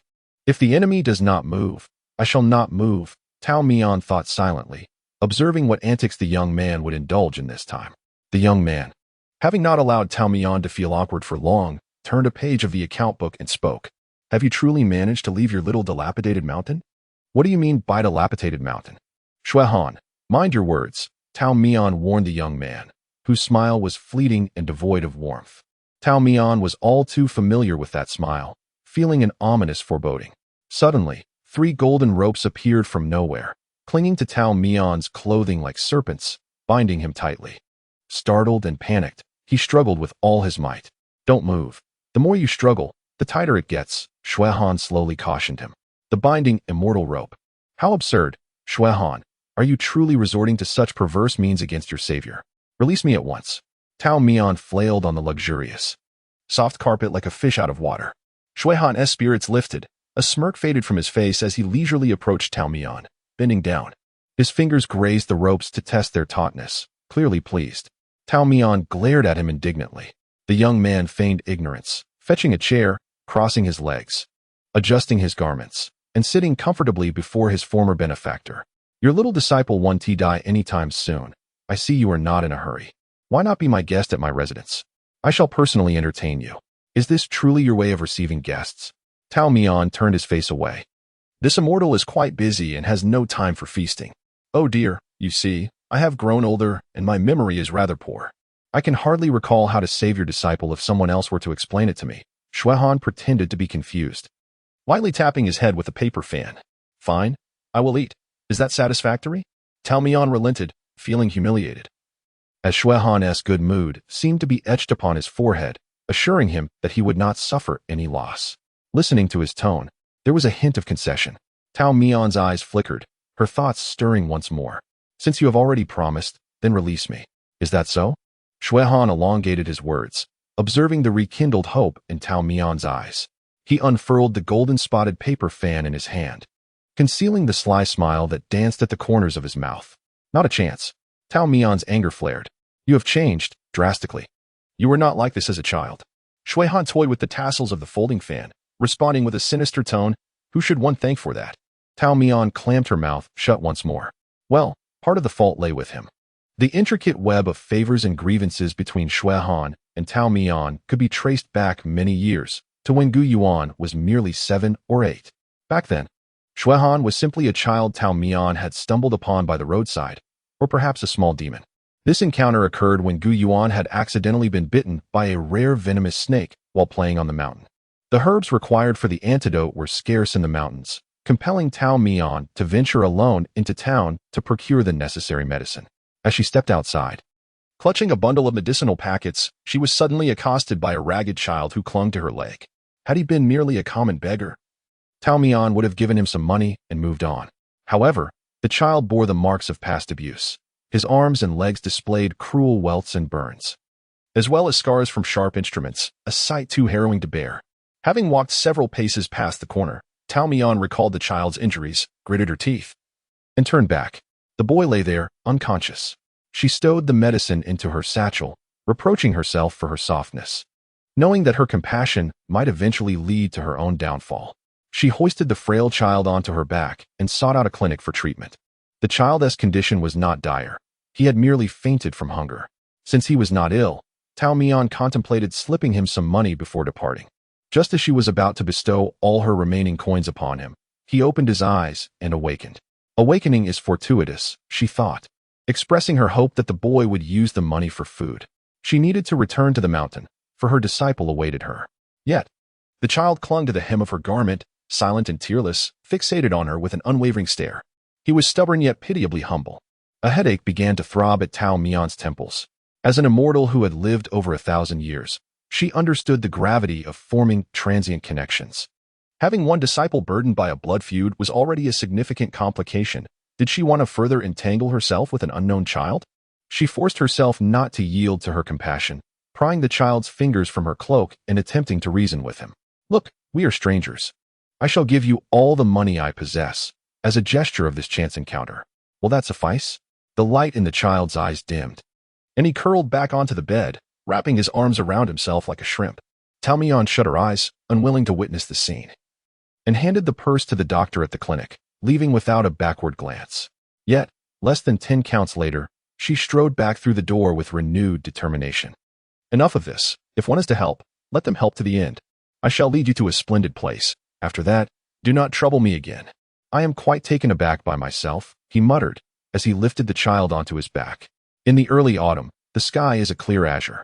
Golden leaves blanket the stone path before the medical hall, marking a delightful season adorned with shades of orange, yellow, and green. Even after many years have passed, Shuaihan, with his eyes closed, can still traverse through time, feeling the gentle warmth of that day upon his face. The beginning of the tale was undeniably beautiful. Chapter 22. Then, the situation took a sudden turn. Indeed, Tao Mian, as he had promised, delivered the child to a family he knew in the mortal realm.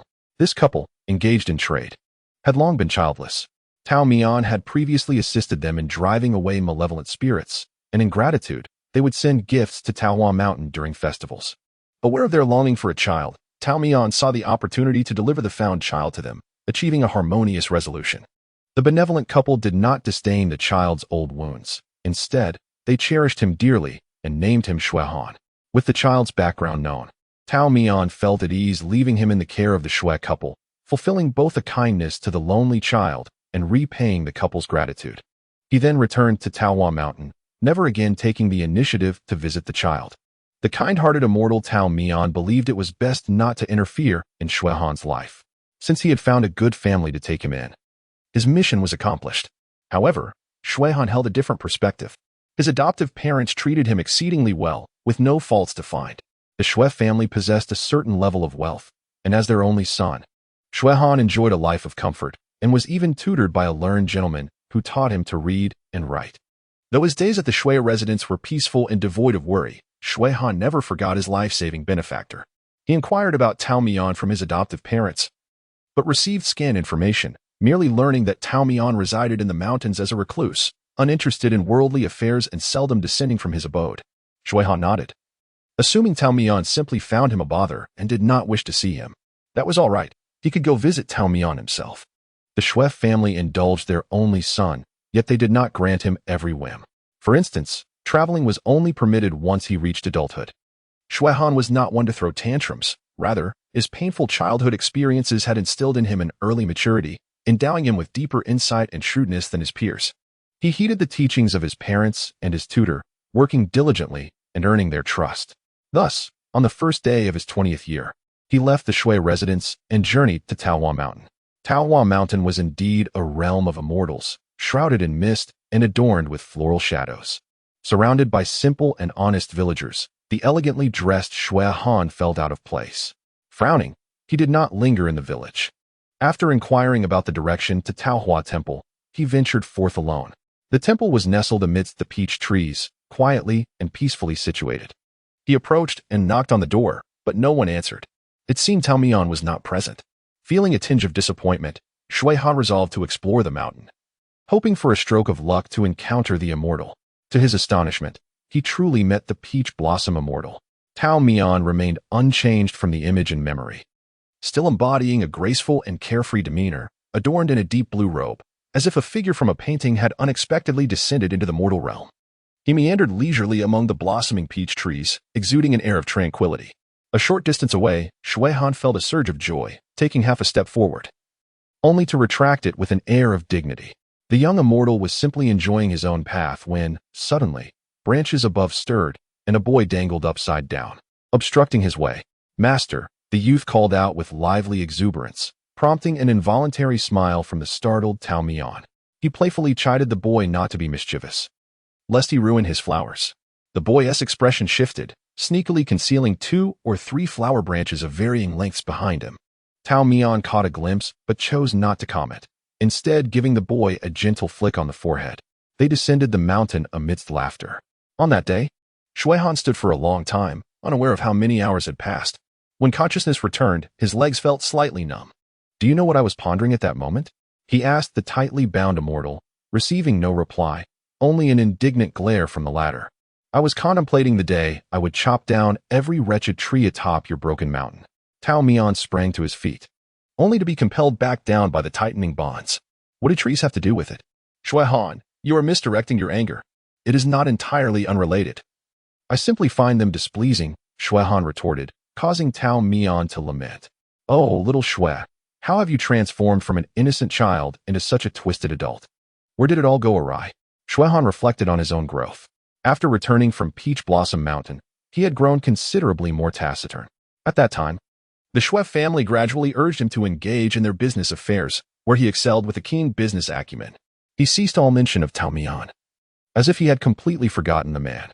It was not until Gu Yuan passed away that Tao Mian received considerable funds left for his retirement by numerous disciples. Lacking skill in management, he sought the Xue family for assistance. Xue Han then volunteered to take over the shop and villa that Tao Mian managed. Tao Mian thought to himself that Xue Han could be considered family. Thus he entrusted his affairs to him without worry, allowing himself to relax as a carefree proprietor. However, Xue Han harbored his own ulterior motives. The immortal yearned to sever ties with the mortal world, yet Xue Han was determined to thwart his intentions. He believed that this would establish a connection between them. Given enough time, their relationship would inevitably draw closer. Then, another complication arose in the form of Lu Yuendi. Gu Yuan was one matter, but Lu Yuendi, a princess of the previous dynasty, brought with her a multitude of troubles. Xue Han gritted his teeth at the thought, remarking, "You claim to wish to avoid trouble, yet you take a royal orphan as a disciple, do you not?" Tao Mian offered an awkward smile. "She stole the chickens I raised. I cannot simply let her go, can I? Circumstances compel me." "Ah, so you feel you must owe me something before you will acknowledge me? Your reasoning is flawed," Xue Han replied. "By the way, if you were so unwilling, why did you tell me you could save Sui Yan? Do you not resent him?" "No," Xue Han replied with a slight smile. "I harbor an equal disdain for every disciple you take on." Suddenly invigorated, Tao Mian, bound yet determined, attempted to leap towards freedom. He must make a hasty escape. Xue Han has become even more twisted than he was a few years ago. Chapter 23, The Immortal's Fishing Rod.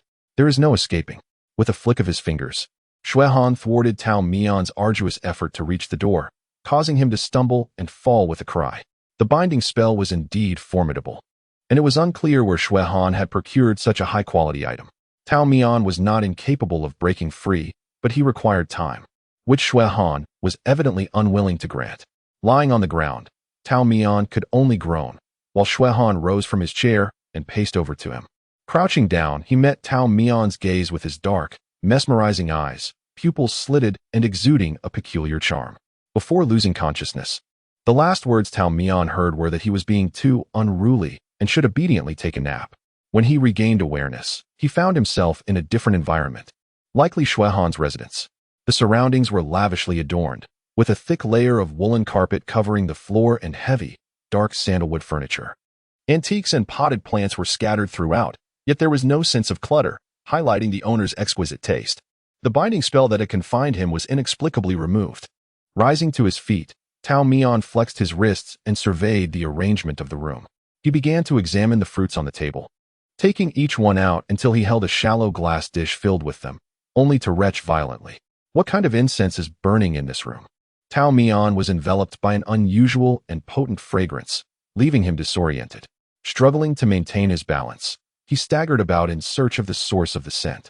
At last, he discovered a gilded, three-legged bronze incense burner concealed behind a coral bonsai, with wisps of smoke curling upward, holding back waves of nausea. He covered his nose with his sleeve, intending to extinguish the incense. However, someone entered, halting his efforts. "Extinguishing that incense will not save your disciple," came the familiar voice of Shui Han from behind. Turning around, Tao Mian saw Shui Han, now dressed appropriately, accompanied by a male servant. With a slight gesture, Shui Han instructed the servant to remove the fruit platter from the table and close the door, granting them privacy for conversation. The door closed silently. Tao Mian inquired about the purpose of the incense, and Shui Han approached, producing a paper package from his sleeve. Unwrapping it revealed brown incense powder. He curved his fingers and poured the fragrant substance into the incense burner. As the powder heated, the aroma intensified, overwhelming Tao Mian, who leaned against a nearby display case for support, covering his mouth with one hand and furrowing his brow tightly. "If you have grievances about my presence, be direct. Do not resort to such tricks," Tao Mian weakly gasped. Yet, unlike his previous retorts at the money house, Shui Han merely sighed and advised him to endure. "This incense originates from the demon realm, known as soul returning. When burned for 3 consecutive days, it can suppress the breath of the living. If your celestial essence does not dissipate, you may be devoured alive upon entering the demon realm. I am only considering your well-being." "The demon realm?" Tao Mian uttered the words, feeling a wave of nausea rise again. His expression twisted in distress as he composed himself to continue. "Are you planning to take me there?" Shui Han personally brought over a soft-cushioned round stool for him to sit on, and as Tao Mian settled down, the urge to vomit eased somewhat, though he still felt lightheaded. "Your young disciple's sudden bout of drowsiness is a symptom that manifests in certain demon tribes before they reach maturity. This affliction can vary in severity. To speak in simpler terms, it merely entails sleeping a few more hours each night. However, I have observed from your letter that he experiences fainting spells even during the day, which suggests a more serious concern. Is his state of unconsciousness becoming increasingly prolonged?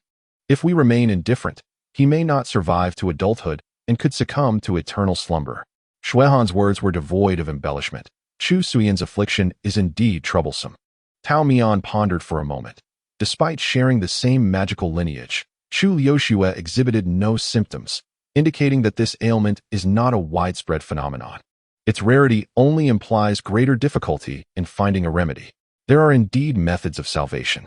Shui Han poured another cup of calming tea for Tao Mian to soothe the agitation caused by the incense, but it must be accompanied by a special prescription. "I possess the formula, and most of the necessary ingredients are available in the manor, yet there is one crucial component that necessitates our journey to the demon realm." "What is it?" "The fat of the Hungong fish. The Hungong fish dwells in the ice lake, a body of water that remains perpetually frozen. It grows 7 to 8 feet long, resembling a carp but with a crimson hue. Shui Han intends to lead Tao Mian into the demon realm in pursuit of this rare, medicinal ingredient." Tao Mian gripped the teacup tightly, cautious not to shatter it due to his dizziness. He sipped the tea, tilting his head in contemplation. "So, we must fish in the lake." "No need to fish. Aside from fish, I can retrieve anything directly." Shui Han paused, asking if he had considered that they could also purchase it. "Oh," Tao Mian suddenly realized. "Then let us buy it. Do we not have ample funds?" "Money is not the issue. The challenge lies in the fact that wealth does not guarantee acquisition." Shui Han teased, narrowing his eyes with a smile, indicating that this time they would be bidding for it. The following evening after Tao Mian's departure, Chu Suiyan awoke from his slumber. He appeared to have no recollection of the conversation with his sister that night and could not recall why Tao Mian had left the mountain. When he inquired about his master's whereabouts, Chu Liushue was momentarily taken aback. "Do you remember nothing at all?" The boy's pallor was unsettling. As the anger that had once coursed through him began to dissipate, rendering his speech and actions sluggish. Even a brief statement from Chu Liuxue required a considerable pause before he responded slowly. Chu Liuxue mentioned that Tao Mian had ventured out to seek medicine for him and would likely be away for some time. Chu Suiyan's face reflected remorse, and he instinctively clutched the edge of the blanket. I have caused my master further trouble.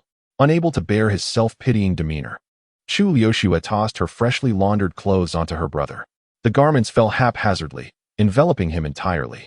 Listening to his muffled protests and witnessing his frantic attempts to remove the clothing from his head, which only resulted in greater disarray, Chu Liuxue placed her hands on her hips. The silver note instructed you not to dwell on foolish thoughts, but to focus on your recovery. If, upon my return, I find you emaciated and weakened, I shall ignore you entirely.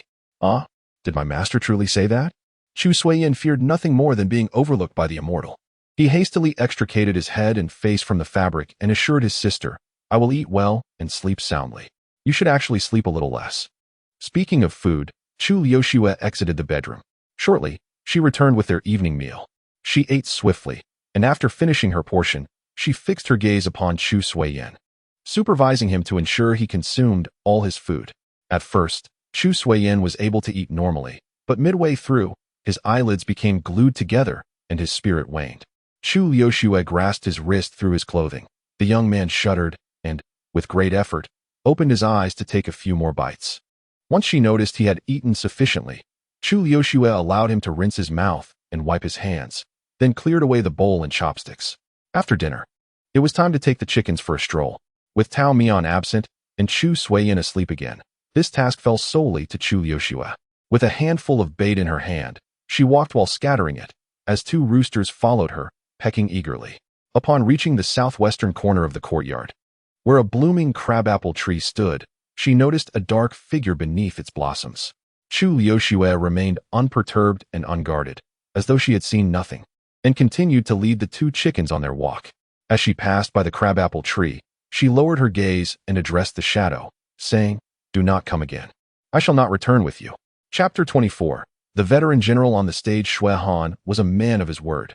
3 days later, he indeed set off with Tao Mian towards the demon realm. After 3 days of such immersion, Tao Mian had scarcely retained his human form. He experienced dizziness during the day and nausea at night. Fortunately, his physical constitution was robust. Otherwise, he would have had to languish at Xue's residence for 7 days before he could travel. Seeing Tao Mian, pale and significantly thinner, unable to fill out his clothes, Xue Han, devoid of compassion, felt quite pleased, lightly tapping his fan against his palm. Excellent, this is precisely the listless state I desired. Tao Mian rolled his eyes weakly in response. The resurrection incense proved remarkably effective. Apart from his simple outer robe, he could scarcely find any semblance of an immortal. Xue Han insisted he change his attire, replacing the dispirited outfit with a splendid robe of hibiscus purple silk. Xue Han scrutinized his face. Though you lack renown in the demon realm, it is prudent to alter your appearance, just in case. I shall not disguise myself, Tao Mian retorted with conviction. Is that so? What have you been learning these past 1,000 years? Once they exited the room, Xue Han's tongue was quick to offer jibes again. He clapped his hands, summoning a small, intricately carved box. What is this? Snow mud for altering one's visage. It tingles delightfully. That will not do, nor will this. Xue Han, exasperated, had run out of patience. Then wear a mask. Though inconvenient, it is better than nothing. Thus, Tao Mian donned a plain moon-white mask devoid of patterns. The two of them boarded a spacious carriage, the driver clad in a black conical hat, obscuring his face.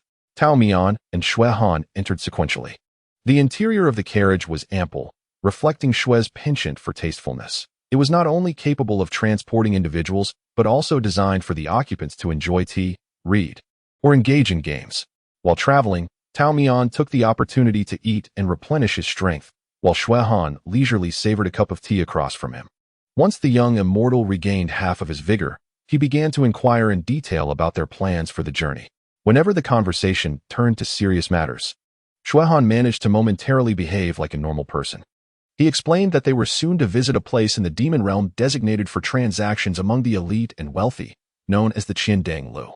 The Qiandang Lu boasted 9 stories, each offering items of varying quality, allowing guests to ascend to the corresponding floor for their desired dealings. The so-called singing tower refers to the auctioneer standing upon a circular platform at the center of each floor, showcasing items to the esteemed guests and announcing the starting bids. Hanging in front of the private boxes are several uniformly sized lotus-shaped glass lamps. Those wishing to bid must light a lamp, with the number of lamps correlating to the bid amount. The individual who lights the most lamps shall secure the item. Tao Mian nodded in acknowledgement of Shui Han's explanation, finding the auction rules of the singing tower quite comprehensible. The fish fat you seek is among the items in the next round of bidding. Although this substance is rare, it is only useful for treating a single ailment, rendering it of little interest to the guests. I have heard that this particular fish fat has lingered in the singing tower for over 2 months without a single bid placed. After subtly probing the manager of the singing tower, I was informed that for those genuinely interested, acquiring it would be an effortless task. Shui Han narrated his account with a leisurely demeanor, while Tao Mian remained silent throughout. Upon hearing the phrase effortless task, his chewing slowed. What? Do you have a premonition? Shui Han perceptively noted his subtle change. Tao Mian wished to express that he had an inkling that Shui Han's previous words had metaphorically planted several flags on their backs. However, he refrained from being so overt, opting instead for caution. The Singing Tower is situated in the southwestern part of the Demon Realm, in a small city known as Moon Hill. Though not large, Moon Hill is remarkably prosperous, serving as a haven for the denizens of the Demon Realm to indulge in leisure and merriment, devoid of daylight, enveloped instead in an endless, decadent night.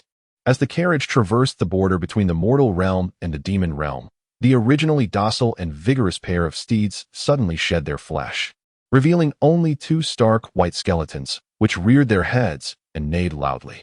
The coachman cracked his whip, and the rushing wind lifted the black veil of his hat, exposing a face that appeared charred by fire, with hollow sockets where eyes should have been. Inside the carriage, Tao Mian frowned. The soul-retrieving spell merely masked his aura, yet his sensitivity to malevolence remained undiminished, leaving him feeling distinctly uncomfortable. Shui Han handed him a sachet, instructing him to tuck it close to his body, indicating prior preparation.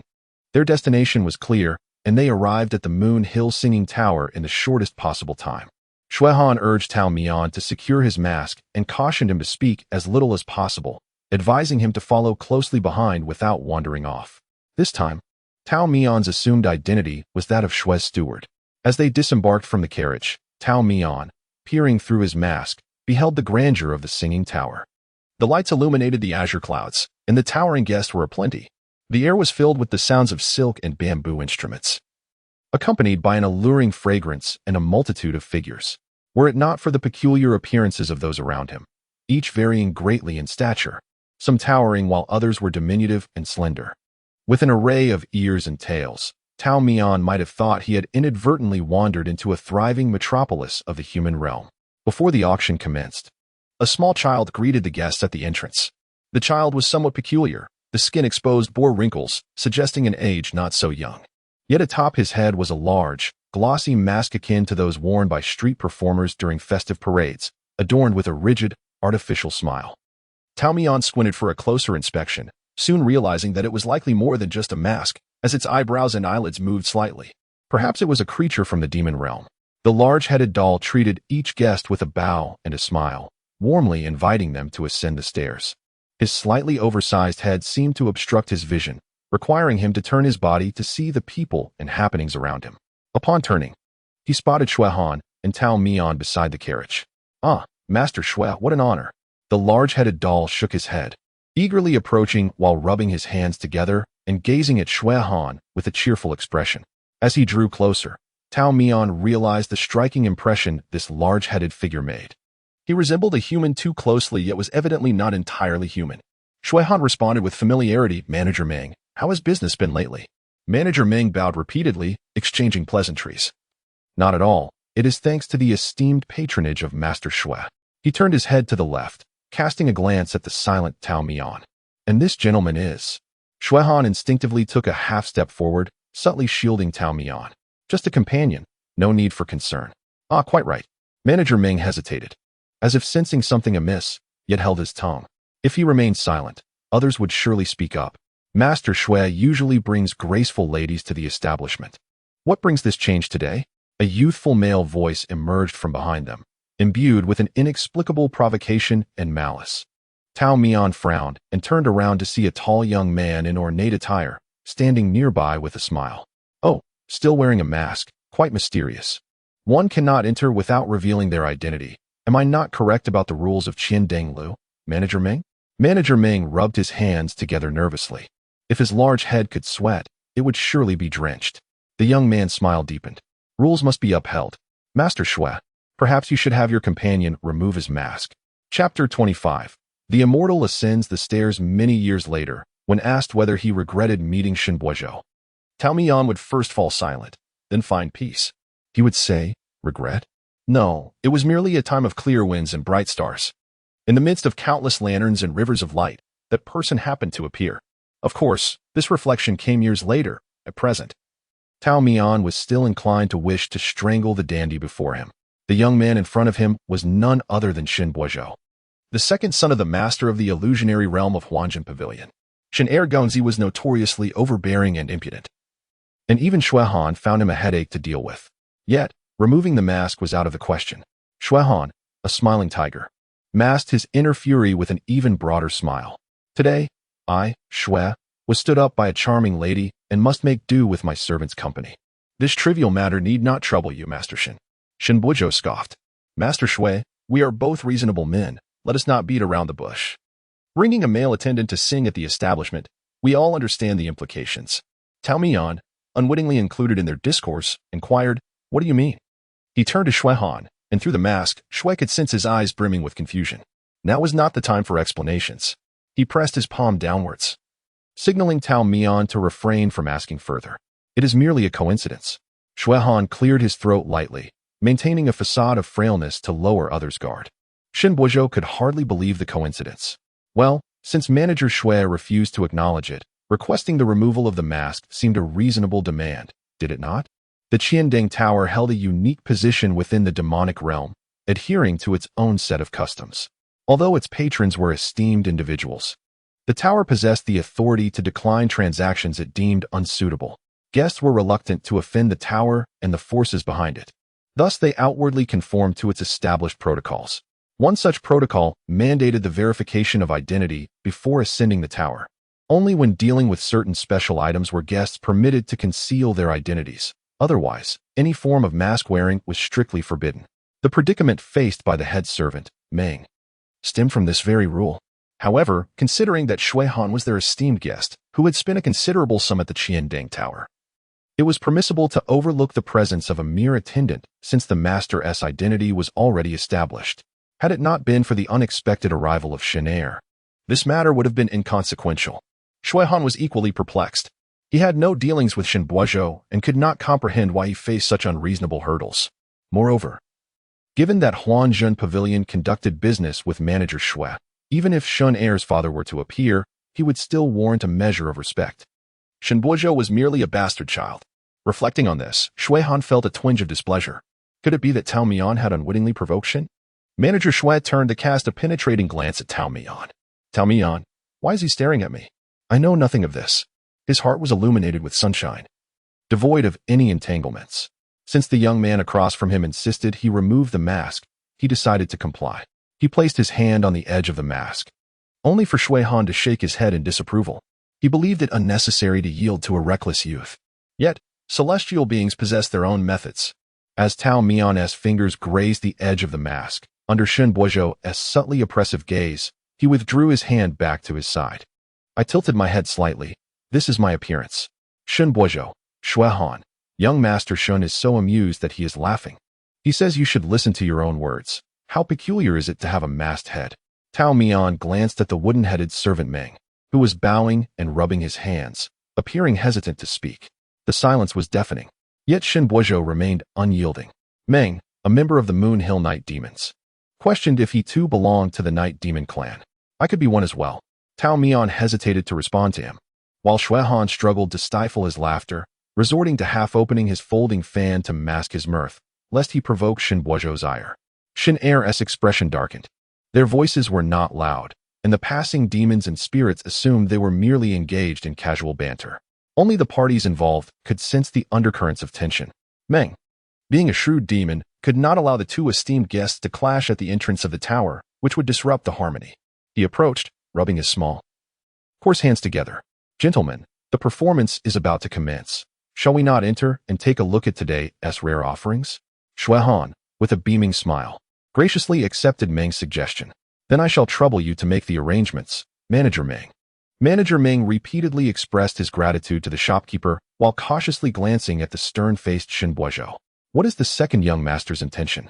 Shen Er scoffed, unwilling to prolong the conversation further. Lead the way, Manager Meng. Aren't we here to inspect the goods?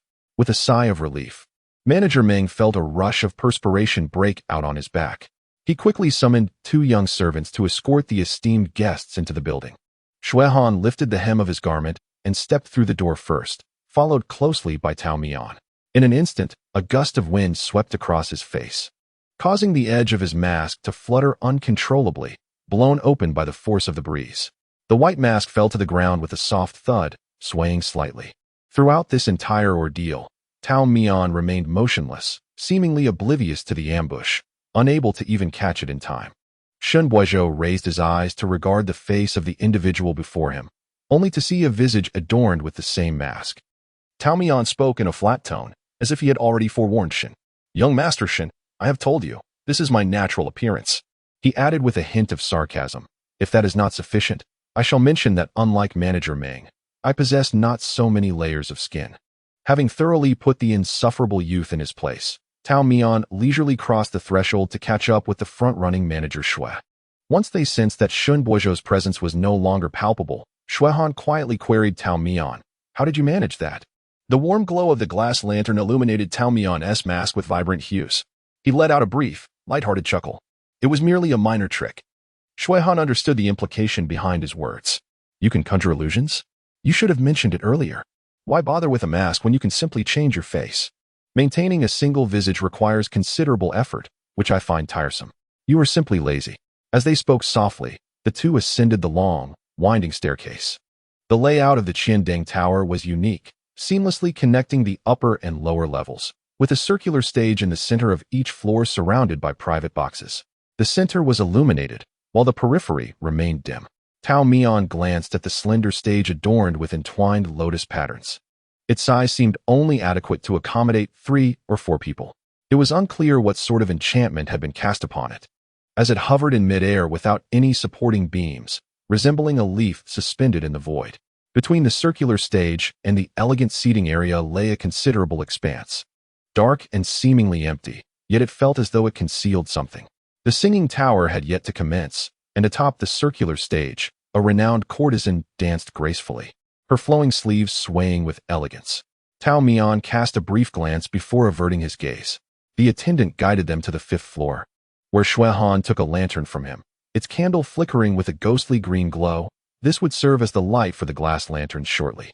The private rooms were each independent compartments, the side facing the circular stage appearing open, yet it was veiled by a secretive enchantment. Those outside could not see inside, while the guests within could clearly observe the happenings outside. Hanging from the intricately carved pillars on either side were exquisite glass lanterns, patiently awaiting the guests to ignite them.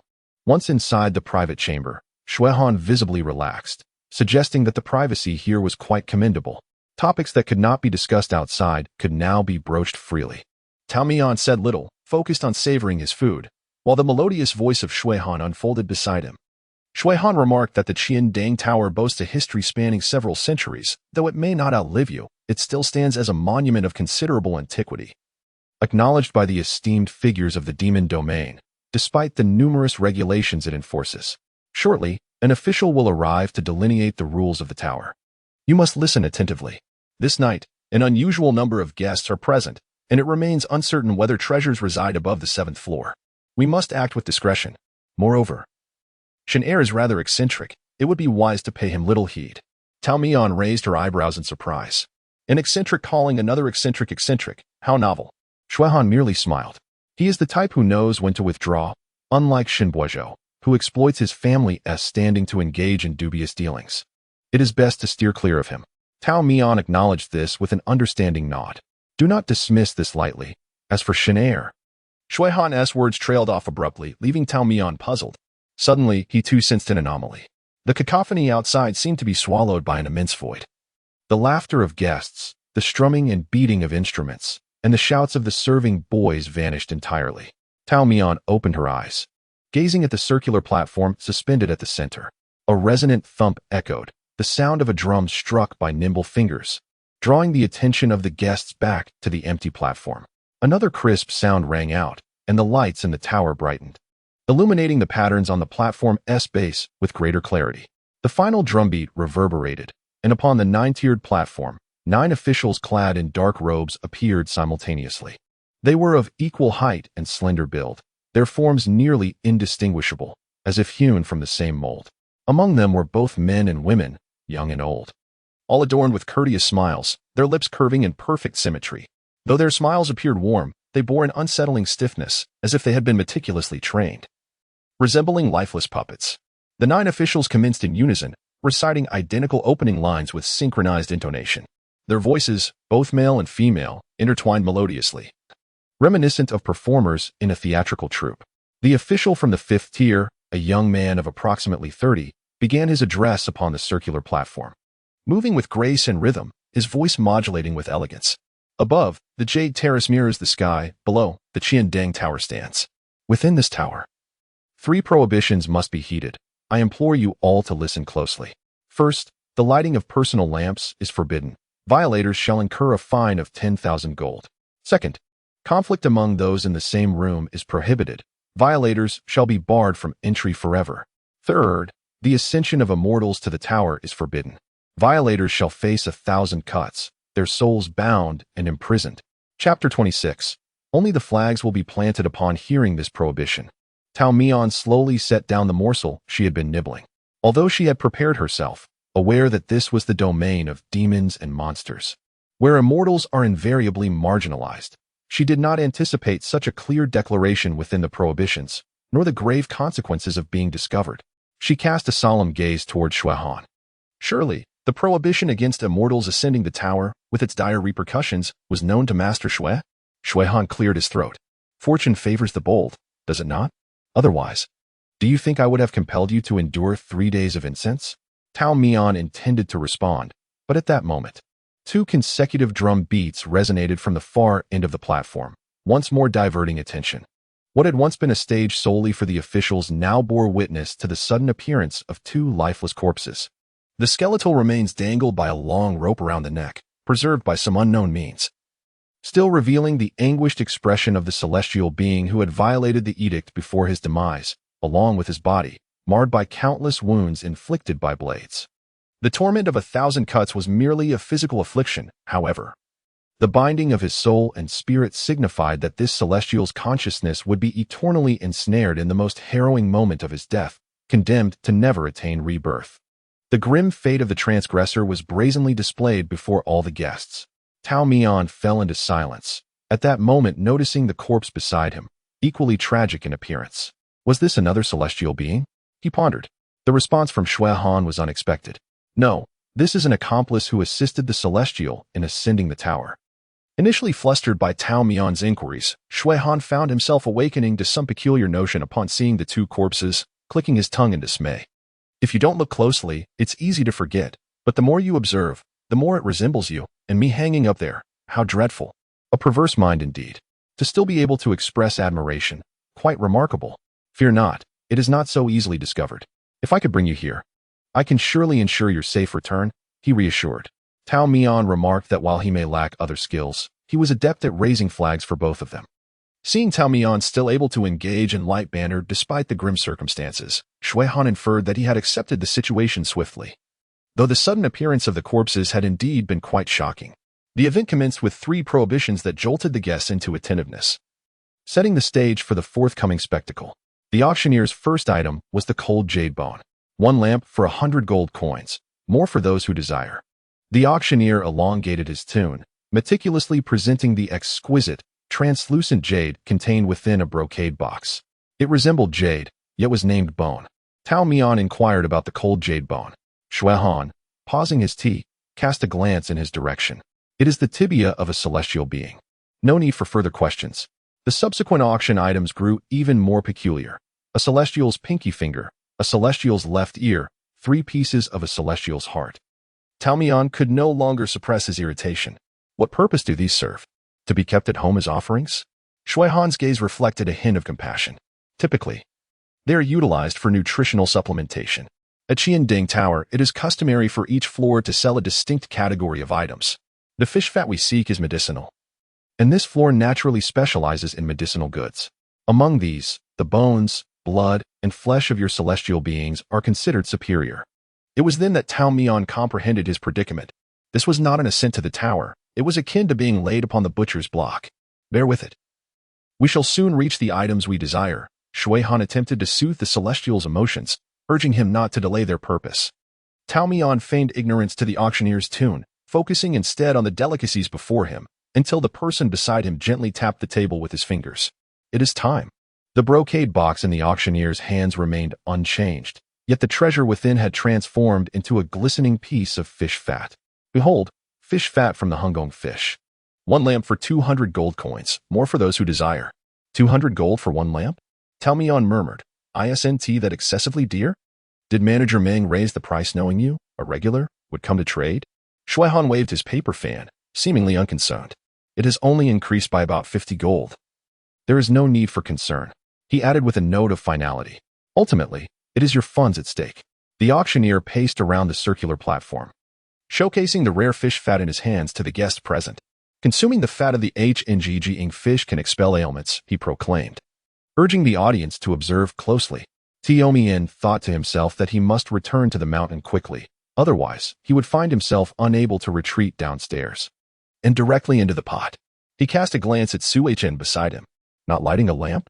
Su, the proprietor, remained unfazed. "No rush. Let us first enjoy the spectacle." As he had previously stated, in comparison to the limbs and heart of an immortal, the HNGG fish was evidently of a lower grade. The esteemed guests on the 5th floor exhibited little interest, save for a single lamp that illuminated the southeastern corner of their elegant chamber. Shortly thereafter, a second flicker of ghostly green ignited beside the first lamp. 2 patrons bid in total. The auctioneer called out, inquiring if any other guests would follow the lights. Only then did Su Chen retrieve the petite lantern, its jade handle elongating as he gently tapped the base of the glass lamp. With a clear chime, the wick gradually ascended, emitting a faint glow. He raised the lantern further, employing the same method to ignite another. Bid from Jinzi Pavilion number 7. 2 lights. The base price for items traded on the 5th floor stood at 500 gold coins.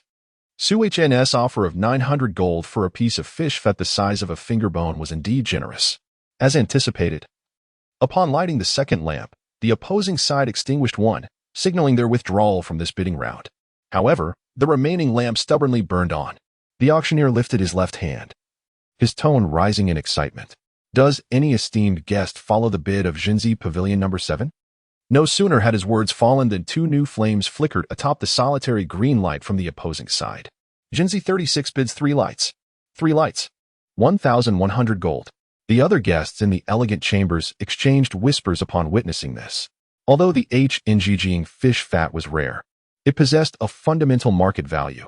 Even during the height of speculation, it had never surpassed 1,000 gold coins. The price offered by Pavilion 7 was substantial, and pursuing the bid further seemed futile. Yet, given the additional light, it appeared that the patron from 36 was in urgent need of the fish fat. Hence the exorbitant price. It seemed that this coveted fish fat was destined for the coffers of Pavilion 36. Jinzi 7 bids 5 lights. Pavilion 7 follows the bid. 1,500 gold. Tao Mian watched the entire process unfold with wide eyes, while Su, with a hint of disdain, remarked on the folly of anyone spending 1,000 gold on such an item, simultaneously adding 2 lamps to his bid. There was no need for such distress. He could not help but offer a reassuring thought. Su Chen's expression was uncharacteristically serious. He sensed something amiss and harbored a foreboding feeling. The opposing bidder might not genuinely desire the fish fat for any substantial purpose, but rather sought to complicate the bidding process. If that were the case, they would inevitably be forced to reach the final step. Tao Mian inquired about the meaning of the final step. Su turned his face towards Tao, the glass lamps casting a hazy glow upon his features. "The final step relies on you." Tao Mian was left bewildered.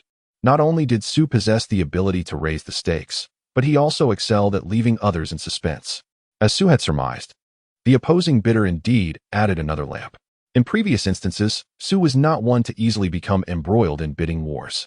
He had a threshold, and should that threshold be breached, he would relinquish the pursuit without hesitation. As he claimed, he knew when to withdraw. However, tonight's circumstances were anything but ordinary. His unfortunate apprentice, Tao Mian, remained in a deep slumber within the mountains. Although Shui Han harbored a latent enmity for every disciple who had joined Taohua Mountain, Tao Mian was an exception worth making. This fish fat, while not exceedingly rare, would be difficult to procure again in a short span, and that unfamiliar child could not afford to wait. He and his counterpart in bidding were locked in a fierce contest, neither willing to relent. The guests observed with astonishment as a seemingly inconspicuous piece of enchanted fish fat fetched an exorbitant price. Before long, every glass lantern in the private rooms was illuminated. Shui Han leaned back against his chair, his folding fan tapping against the jade armrest, betraying a hint of impatience. He was typically unflappable, and to be pushed to this extent was no small feat for his opponent. What was to be done now that all the lanterns were lit? The answer was a collision of links. Without waiting for Tao Mian to inquire, Shui Han pressed his brow, directly dispelling his confusion. The number of glass lanterns in each private room had been meticulously calculated and arranged beforehand. Given that the items for each auction differed, their valuations naturally varied as well. The managers of the Qiandeng Tower ensured that these intricate details were executed to perfection, making it almost impossible for there to be a situation where no lanterns remained to be lit. However, as with all things, there existed a possibility for the unexpected, which warranted a corresponding contingency plan. This plan was known as the collision of links. The so-called links referred to the 9 curved lanterns within the Qiandeng Tower. Their locations were concealed in the darkness between the circular platform and the corridor of the private rooms, comprised of several small lotus lanterns. Each side, or multiple bidders, would designate a male attendant armed with a lantern staff, approximately the length of a forearm, to ignite the hidden lotus lanterns, within the time frame of a single incense stick. The side that ignited the most lotus lanterns would claim the item in question. Outside the private rooms, female attendants from the tower awaited silently at the door, their trays bearing the lantern staffs intended for lighting. Shui Han sighed. Earlier at the entrance, Shun Boizhou had questioned me about bringing a male attendant, which was precisely the implication. Typically, guests accompanied by male attendants possessed a significant stake in the treasures within this singing tower. If they could not secure the item through monetary means, they would resort to force. Tao Mian maintained a calm demeanor, yet curiosity still tugged at him. Was it not forbidden for guests to engage in physical disputes within the Qiandeng Tower? Shui Han scoffed. Look ahead. Only the circular platform is illuminated. As long as one does not engage in combat atop that, if discovered by the tower's officials, the remaining dark areas are fair game. The loopholes in the rules of Qiandeng Tower were quite substantial. After a period of recuperation, Tao Mian felt nearly restored and deemed it time to stretch his limbs. Was it merely a matter of striking the lanterns with the staff? It sounded deceptively simple. He stepped out of the private room, exposing himself to the gaze of other guests, and retrieved a lantern staff from the beautiful attendant who knelt before him. In tandem, a tall male attendant emerged from across the way, adorned with 2 black horns atop his head, suggesting he was some sort of creature. Another individual also lifted the curtain and stepped out. The other party rested his arms on the railing of the corridor, gazing out. The eyes of a celestial being were sharp, and he discerned the features of his opponent at a glance. Upon recognizing that another competitor, Shun Boizhou, had foolishly spent a fortune on a piece of fish fat, Tao Mian mused that it was rather unsurprising. Chapter 28. Collision of chains. The Qiandeng Tower prohibited any form of violence, yet as long as it remained outside the watchful eyes of the singing officials, there existed no significant issues. Observing the singing official's contented smile as he gazed at the elevated private rooms, it was evident he intended to turn a blind eye. This was an unspoken rule of the establishment. Suddenly, a 3-legged bronze incense burner emerged upon the round platform, with a complete incense stick nestled within the piled ash. The singing official's index finger traced the air, igniting flames that danced in an enchanting manner. He leaned closer, bringing his finger near the solitary incense within the burner. With a soft hiss, reminiscent of a starting signal, Tao Mian and the attendant opposite him leapt from the railing simultaneously. Guests, intrigued by the commotion, exited their respective private rooms, peering down at the encircled darkness below. Acquiring items was indeed entertaining, but the spectacle was even more captivating. Tao Mian could still discern objects in the obscurity, finally grasping the nature of this inky expanse. Countless 9 curved lanterns, strung together by golden chains as thick as a wrist, were scattered throughout the corners. He promptly lit 3 nearby lanterns, their dark red flames flickering to life. Simultaneously, in his northwestern direction, the male attendant ignited 3 lanterns of a ghostly blue hue, seemingly using color as a means of distinction. Tao Mian worked swiftly. In mere moments, he found himself enveloped in a sea of red lanterns. The opposing side was not far behind, trailing slightly but quickly catching up. To the spectators above, the once impenetrable darkness transformed into a vibrant mosaic of red and blue, converging into 2 streams of dazzling light. The lanterns were finite, and soon Tao Mian noticed that the closer he approached the center, the sparser the lanterns became. No wonder Shui Han had warned him to seize the moment and act without courtesy. This was a competition for lights. Extending his left arm, Tao Mian's lantern pole was about to make contact with a dim lotus lantern when, unexpectedly, another pole struck his own. He looked up to meet the faintly azure gaze of the attendant. Here it comes. With a deft twist of his wrist, he easily shook off the other's restraint, simultaneously striking out with his right hand towards the attendant. This seemingly gentle and agile motion concealed boundless celestial power. The heavy golden chains could not withstand such force, clattering and shaking violently. The imposing demon attendant sensed the impending danger and leaped back 3 steps, his toes barely grazing one of the chains. Without glancing back, Tao Mian swung his pole lightly, igniting the lotus lantern he had seized. His gaze then shifted to his left side, where another unlit lantern awaited. Lightly stepping onto the chain that held the lantern, he prepared to claim it. This time, however, the demon attendant did not retreat. Instead, he launched an aggressive assault, grasping the chain firmly and yanking it downwards. As Tao Mian's body tilted sideways from the force, the attendant soared upward, eager to ignite the lotus lantern first. Yet, in a surprising twist, the celestial being caught hold of the chain with one hand, swinging his body upward, igniting the lantern and simultaneously delivering a kick to the attendant. Bathed in the ethereal glow of the lotus lanterns, the guests beheld the unfolding scene below, gasping in astonishment. The number of lanterns dwindled, while the intensity of the duel escalated.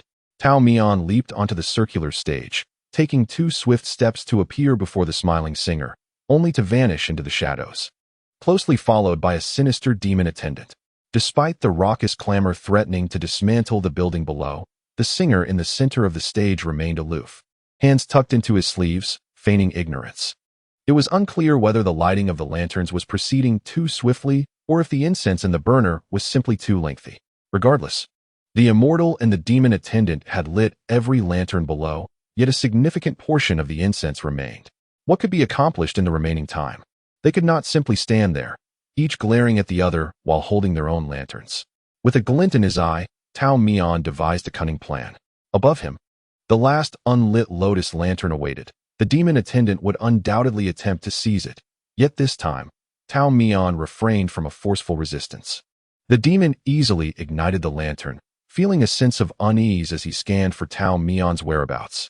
Tao Mian stood not far off, exuding an air of nonchalance. He exchanged a knowing smile with the demon attendant, tapping the long lantern pole in a menacing manner against the crystal-clear lantern beside him. Clang! The lantern had already been ignited with blue flames. The demon attendant suddenly realized Tao Mian's intent, but it was too late to intervene. With a decisive motion, Tao Mian struck down hard, causing the lotus lantern to shatter into countless fragments. He aimed to obliterate the blue lanterns. Even Shin Boizhou would be taken aback by this. The 1,000-lantern pavilion had witnessed numerous chain collisions, yet due to the obscurity of the surroundings and the challenging positions of the lanterns, coupled with the need to fend off adversaries within the span of a single incense stick, achieving all 3 was an arduous task. Previous collisions had never resulted in such a precise arrangement of lanterns. Never had anyone possessed the vigor to shatter lanterns like Tao Mian. His rationale was straightforward. With the time remaining, it was impossible to guard the red lotus lantern, given the vast area involved. Eventually, the opponent would conceive the idea of shattering the lanterns. Rather than waiting for them to regain their wits, he opted to take the initiative. Seizing the moment of chaos when the demon attendant was uncertain whether to guard the lantern or destroy the red one, Tao Mian shattered 8 blue lanterns in quick succession. His opponent, seemingly resolute, decided to adopt the same strategy. The guests marveled at the spectacle of red and blue lights intertwining, gradually fading into one another. Tao Mian had reduced the blue lanterns to mere remnants, while still possessing the energy to defend his red lantern. The demon attendant found himself at a disadvantage, struggling to keep up. Just as the immortal seemed poised for victory, another figure descended from the corridor of the elegant quarters. It was Shen Boizhou. As a distinguished guest, he was not obliged to engage directly, and such conduct was deemed improper. However, he had always been one to defy conventions, believing that rules existed solely to be broken. Excited by the challenge, he chose to contend with Tao Mian. Tao Mian thought to seize the opportunity to give him a good thrashing. The immortal, typically discreet, possessed a solid foundation in his skills, making the confrontation with Shen Boizhou, who was inexperienced and had honed his abilities through unconventional means, akin to bullying a child. Nevertheless, Shen Boizhou was a madman, thriving in the face of adversity. His reckless approach, disregarding his own safety, was nothing short of explosive and astonishing throughout the three realms. Tao Mian exhaled deeply, clearly reluctant to linger in the moment. Yet, at that very instant, Shen Boizhou approached him closely and whispered in a tone meant solely for their ears, "Indeed, you are a celestial being." Caught off guard, Tao Mian feigned ignorance. Shen Boizhou persisted, "If I were to expose your true identity here, the celestial beings ascending the tower would instantly turn you into one of the auction items of the Qiandeng Tower." Tao Mian remained silent. Yet a flicker of apprehension gripped him. If circumstances escalated to such a point, it would spell trouble. There were but two possible outcomes. Either he could not escape the confines of the Qiandeng Tower, or every guest, save for Shui Han, would be unable to leave.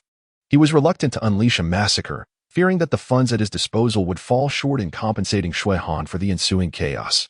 In the private room, Shui Han had initially sat composed and unperturbed until Shen Boizhou, disregarding all decorum, leapt down. With a single strike, he shattered his teacup, muttering a curse under his breath. Shui, the proprietor, devoid of any desire to savor his fine tea, swept out of the private chamber. At that moment, Tao Mian, Shen Boizhou, and his retinue had already ascended the circular platform, where a fresh bloodstain marred Shen Boizhou's face, the source of which was all too evident.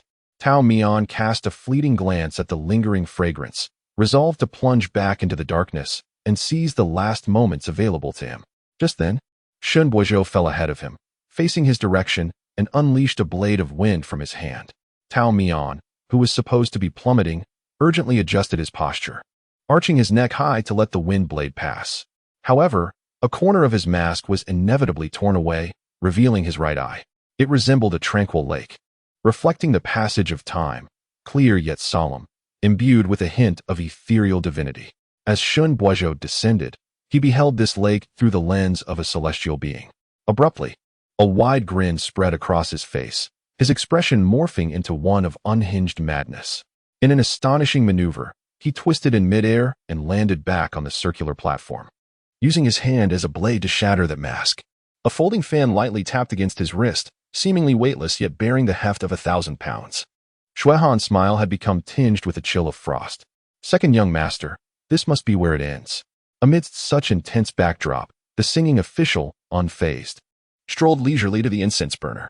The remnants of the incense, having burned to the bottom, finally released a wisp of blue smoke. The singing official proclaimed, "The fragrance has dissipated." Chapter 29. Returning to the mountain, the exquisite fish fat was ultimately acquired by Shui, the proprietor, at a historical high price. In the carriage on their way back, the cobalt satin box retrieved from the Qiandeng Tower lay open before the two, revealing the lustrous fish fat within. Tao Mian examined it for a moment. Such a small, inconspicuous item had nearly cost him his entire establishment. Shui Han, seated opposite him, leisurely prepared tea. "Count yourself fortunate. You did not lose your life, which is a stroke of luck." Shen Boizhou would not relent. "Why? Is it merely because I took something he desired?" He bore no interest in the fish fat. Rather, his true curiosity lay in your identity. Shui Han paused. "Did he say anything peculiar during our encounter?" Tao Mian reflected earnestly, recalling that the only unsettling remarks were those wherein Shen Boizhou had unraveled his celestial identity. "He recognized me as a celestial being." "Oh." Shui Han's brows arched slightly, as if taken aback by the revelation. For 3 tormenting days, the little immortal Tao had been subjected to the relentless grip of the return to life, and naturally, no demon or monster would perceive the celestial aura that belonged to him. Shui Han was confident in this regard, for the incense he used was the most authentic. Unless Shen Boizhou had discovered his disguise through other means, Could it be that you merely possess a celestial visage? What constitutes a celestial appearance? Tao Mian pondered this question, though he momentarily suppressed his curiosity. Regardless, he had managed to evade detection this time. He could only hope never to encounter him again. By saying that, you might just reunite tomorrow. Please, every strand of my hair screams resistance, Tao Mian thought, yet simultaneously recalled another matter. By the way, Shuehan, you can actually fight? Tao Mian had witnessed Shuehan blocking Shen Buozhou's strike with his own eyes. He was no naive novice. He could gauge the pressure of that fan at a glance. Shuehan had always presented himself as a refined and cultured merchant, and in Tao Mian's memory, there was no trace of him having practiced any martial arts. As the conversation circled back to himself, Manager Shui relaxed, leaning against the soft cushion. When one is out in the world, there are always matters that money cannot resolve. His fingers traced the tassels of the fan, a smile gracing his lips. You seem quite surprised. I am not. This is simply the nature of my face. Did you never consider that I, who have never been taken under your wing, could actually throw a few punches? What good is it to enter my peach blossom mountain? You would only accompany me in poverty. You say that, but I sigh, for your heart does not believe it. Peach Blossom Mountain is your true paradise. You will forever be bound to it. I have come to understand. Your disciples are merely passers-by, while the mountain remains eternal. For many years, Shuehan had been troubled by a singular question. Why had Tao Mian chosen to save him but refused to bring him back to Peach Blossom Mountain? Though the young immortal Tao was impoverished, he had lived for over 1,000 years. Feeding 2 children was hardly an insurmountable challenge. Peach Blossom Mountain was vast and rich. He could have left behind a bowl and chopsticks, or even sacrificed the bed. His needs were minimal. Life in the Shui residence was far more abundant and nourishing than that remote Peach Blossom Mountain, where his adoptive parents treated him with meticulous care. At one point, Shuehan had urged himself to let go of any lingering attachment. What was there to long for in that little broken mountain? There were no exquisite delicacies, no fine teas or rare wines, and certainly no precious antiques for him to admire, not to mention finding someone to serve him. The reality was that he would likely end up serving the lazy Tao Mian instead. Such self-soothing had a temporary effect, leading Shuehan to believe he had moved on.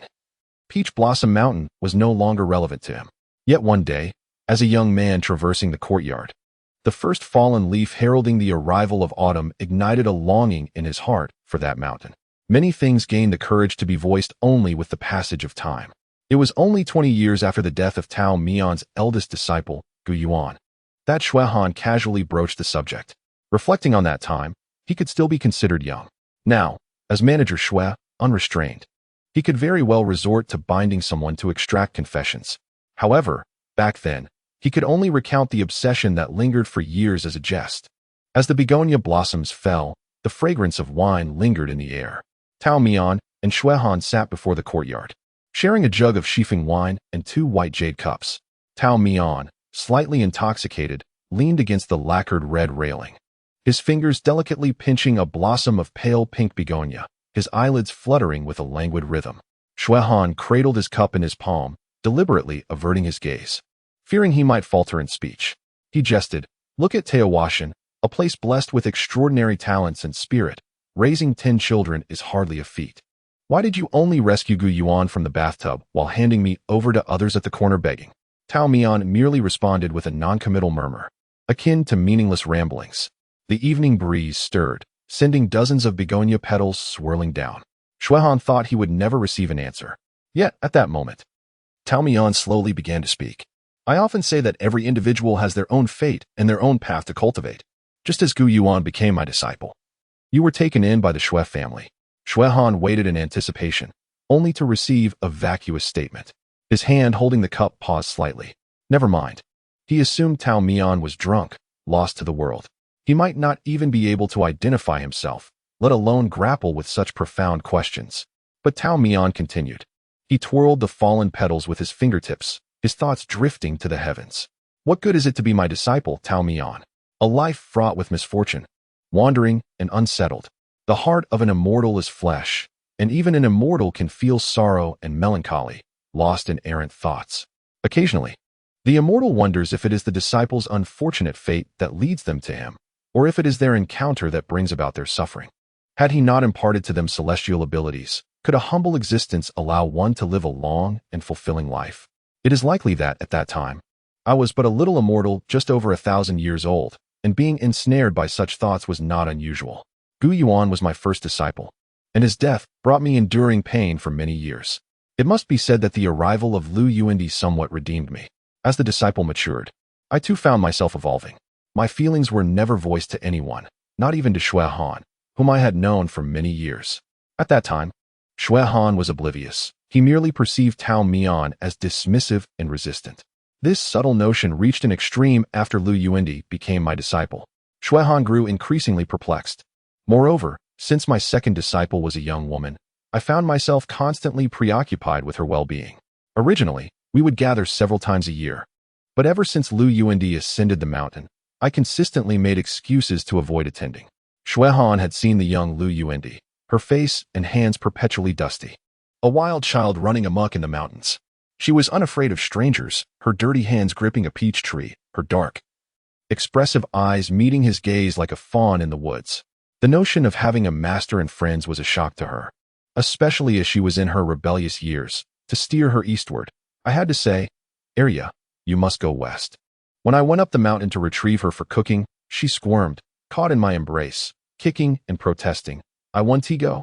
Then, in the not-so-spacious courtyard of the Peach Blossom Temple, Xue Han, Tao Mian, and Lu Yuandi sat together, savoring the culinary skills of the second disciple.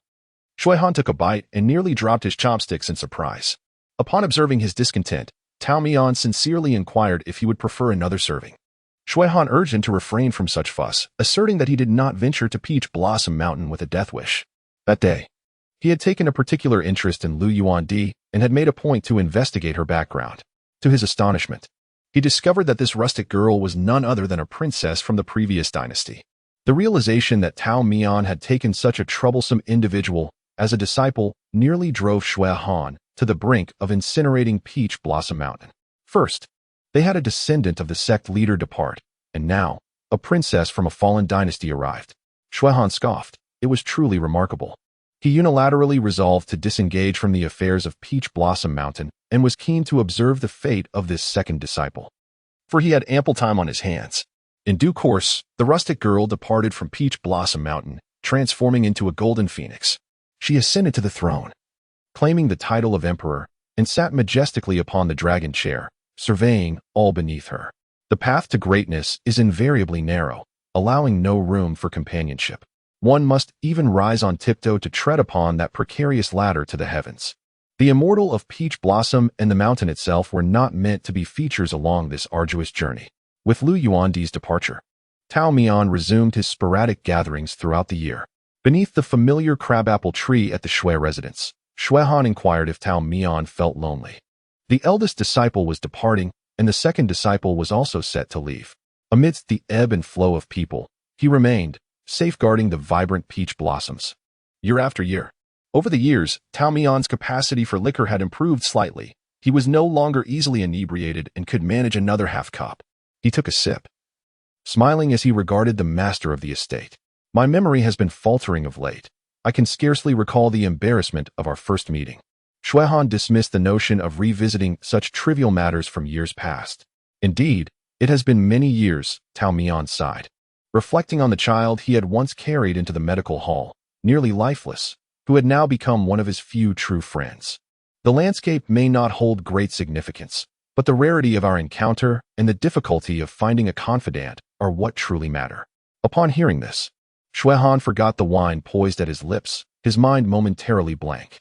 When he regained his composure, a flicker of irritation crossed his features as he reproached himself for so easily letting go.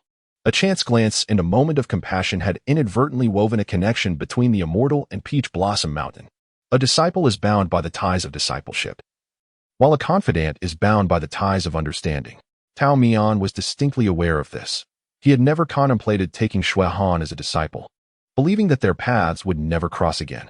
Yet, Xue Han's arrival at the mountain had unexpectedly borne good fruit from this fortuitous encounter. The entangled emotions that had plagued Xue Han for years were effortlessly severed by the immortal's hand, and as he gazed at the moonlight in the courtyard, a gentle smile graced his lips. He mused that the obstinate emperor, far away, would eventually come to realize that the immortal remained an immortal, much like the moon in the mountains, casting its serene light across the world yet never illuminating any one individual exclusively. Rather than pursuing the moon, it would be far more delightful to seize the moment and share a cup with it. Of course, Shuehan's epiphanies were sporadic. Occasionally, in the company of Tao Mian, he would still entertain the notion of binding the immortal to the mortal realm. However, the immortal always found a way to escape, time and again, transforming what could have been a source of frustration into a unique bond between the two. Upon acquiring the prized fish fat, Tao Mian naturally intended to return to Peach Blossom Mountain. Shuehan, however, remained unhurried, stating that the recipe was in his possession and that he should handle it as he saw fit. Subsequently, the employees at the money house witnessed the peculiar sight of the head manager being compelled to assist the second manager for 3 consecutive days. The innkeeper, brimming with suppressed frustration, overturned 7 or 8 tables, only to dutifully set them upright each time. This harrowing experience lingered painfully in his mind. When Shuehan finally released Tao Mian back to the mountain, he clutched a carefully prepared medicine pouch, the sound of counting beads still echoing in his ears. The return to Taohua Mountain was disorienting, and the only one awaiting him was Chu Liuxue. Day after day, she circled the foot of the mountain, and at last, she spotted the familiar corner of a Taoist robe peeking around a bend. Overcome with joy yet striving to contain herself, she remarked on a premonition she had the previous night, marveling at how swiftly it had come to pass. Tao Mian, not wishing to expose her, smiled and gently patted her head, reassuring her that their master was present to ease the weight. Chapter 30. An unexpected arrival. Chu Suiyin was unable to greet his master upon his return to the mountain. After breakfast, he fell into another deep slumber. Chu Liuxue assisted him back to bed, tucking him in with practiced care and skillfully fetching water to wipe his brow. Upon opening the door, Tao Mian was met with the sight of Chu Suiyin, seemingly devoid of life. He handed the medicine pouch to Chu Liuxue, instructing her to boil water for the decoction while he meticulously examined the condition of the 4 piles. The situation appeared more dire than when he had left. The young man's body exhibited symptoms of night sweats. Before departing Shui Manor, Shuehan had cautioned him that the effects of the medicine might not be immediate, yet it was imperative to persevere in taking it.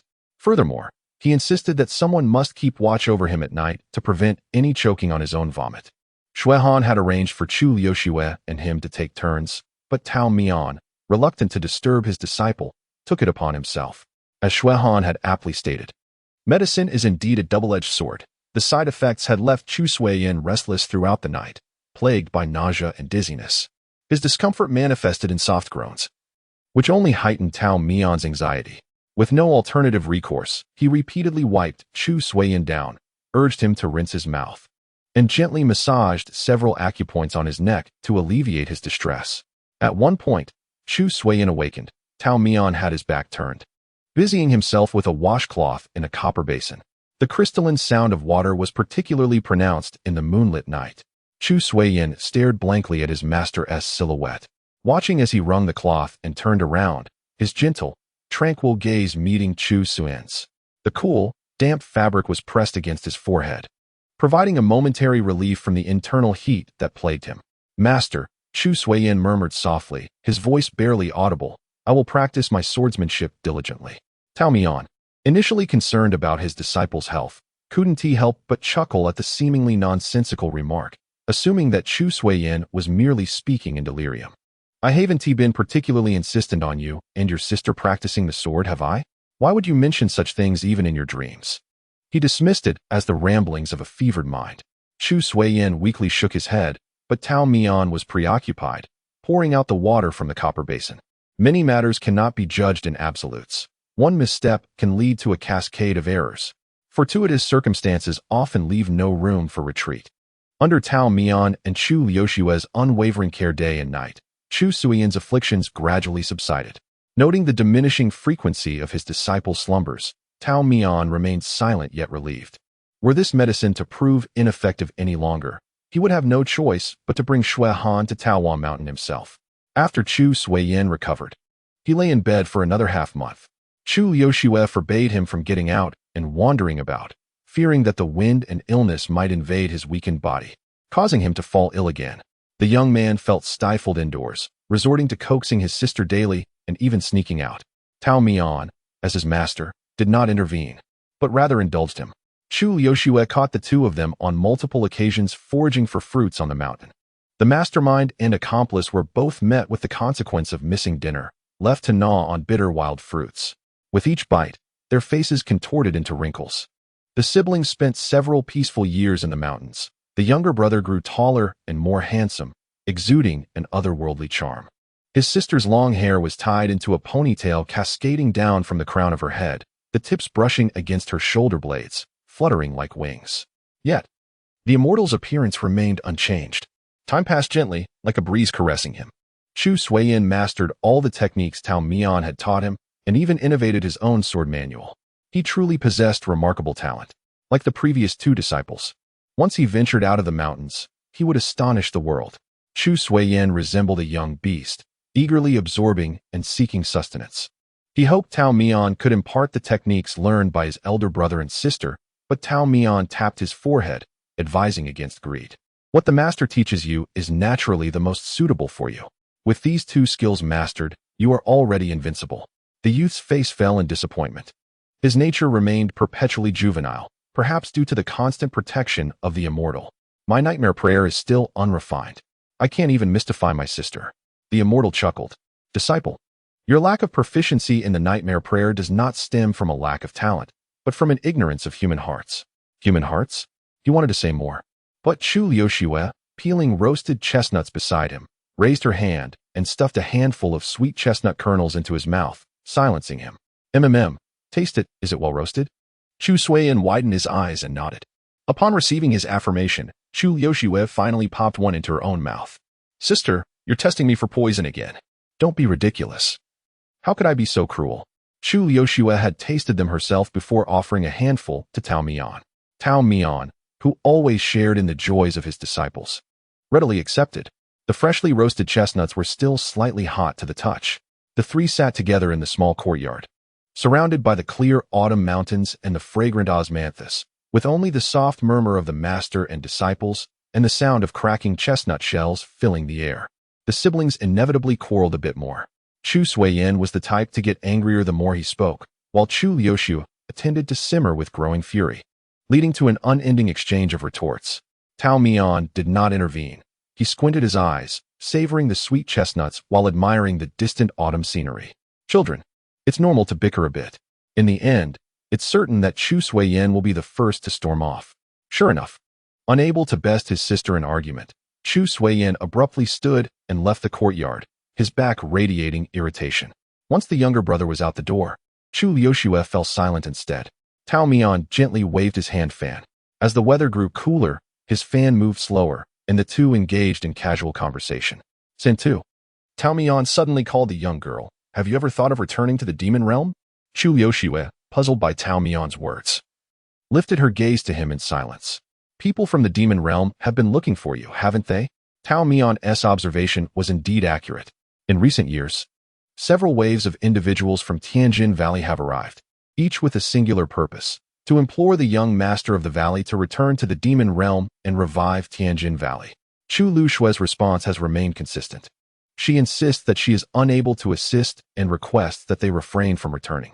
This is not an act of evasion. Rather, she possesses a profound understanding of her predicament. Tianjin Valley cannot be deemed entirely in decline. It has merely bifurcated into two factions. The faction currently wielding power is not composed of her father's former loyalists, and the motives behind the latter's approach to her are quite apparent. It has been over a decade since the upheaval in Tianjin Valley, and she has not participated in any of their clandestine discussions, leaving her oblivious to the maneuvers behind the scenes and the intricate dynamics of power struggles. She is, after all, merely a pawn in this game. When Tao Mian inquired about the matter, Chu Liuxue responded candidly. Aside from one secret, she harbored no concealments from Tao Mian. She acknowledged that the people of Tianjin Valley had indeed sought her out, but she was unwilling to emerge from her seclusion. She expressed that her abilities were insufficient to render significant assistance. Hence, it would be better to remain in the mountains, so as not to complicate matters further. Tao Mian nodded, sensing that she was not inclined to delve deeper into the subject. The northward migration of geese paralleled her gathering of the discarded chestnut shells into a neat little pile, harmonizing with the distant, undulating mountain range. The most intact half-shell was artfully placed atop the mound. She mentioned that if the opportunity arises, she would take him to see her homeland. What was intended to be an immediate journey was abruptly halted by a letter from Shui Han. He urged Tao Mian to leave his secluded mountain abode, for the emperor's appointed crown prince was poised to stage a coup. Chapter 31. Scheming. The emperor had designated the eldest prince, Lu Yuan, as crown prince for 7 years. During this time, the crown prince has demonstrated benevolence and self-restraint, earning accolades from both court and commoners alike. However, the emperor has treated him with extreme severity and has maintained a distance. Rumors abound. Some suggest that the emperor's aloofness stems from the crown prince being adopted, thereby lacking a deep blood connection. Others speculate that the emperor's early proclamation of the crown prince was a result of coercion from ministers, leaving him precariously balanced upon the dragon throne. In recent years, the emperor has become enraptured with the pursuit of immortality, leading to a gradual neglect of state affairs, which the youthful crown prince has begun to administer. The emperor's obsession with seeking immortality and alchemical secrets has drained the royal treasury, as gold and silver have been cast into an abyss. The king's fixation has unsettled the palace, allowing the crown prince's influence to rise quietly. Now, with wings sufficiently strong, he seeks to displace the emperor from his throne. Tao Mian perused the letter from Shui Han with growing incredulity, nearly crushing the table beneath his grip. It was utterly absurd. Lu Yuan was his own cherished disciple. If he sought immortality, why would he need to seek it externally? This was nothing short of a conspiracy. He briefly explained his intentions to his 2 naive apprentices, informing them that he would embark on a distant journey. Chu Suiyan nodded, bewildered, and asked if he intended to bring the second apprentice back to the mountain. Chu Lu Shui squeezed his arm gently, urging him to refrain from speaking further. As Tao Mian hurriedly departed, he left behind a promise that he would consider the matter. Tao Mian moved swiftly, having received the letter in the afternoon. He arrived outside the imperial palace by dusk. Like an immortal entering a realm devoid of barriers, he effortlessly infiltrated the palace without alerting a single soul. In the vastness of the palace, an individual seemed as insignificant as a grain of sand. Tao Mian surveyed his surroundings, contemplating the possibility of coercing a palace servant to inquire about Lu Yuandi's whereabouts. Behind a white magnolia tree, someone approached. The crown prince, clad in a crimson dragon robe, stood elegantly beneath the blossoms. "Little Tao, you have indeed come," he remarked. Tao Mian found himself at a loss for how to regard this young man. He had once spent time in the palace, where the crown prince was merely an ordinary royal.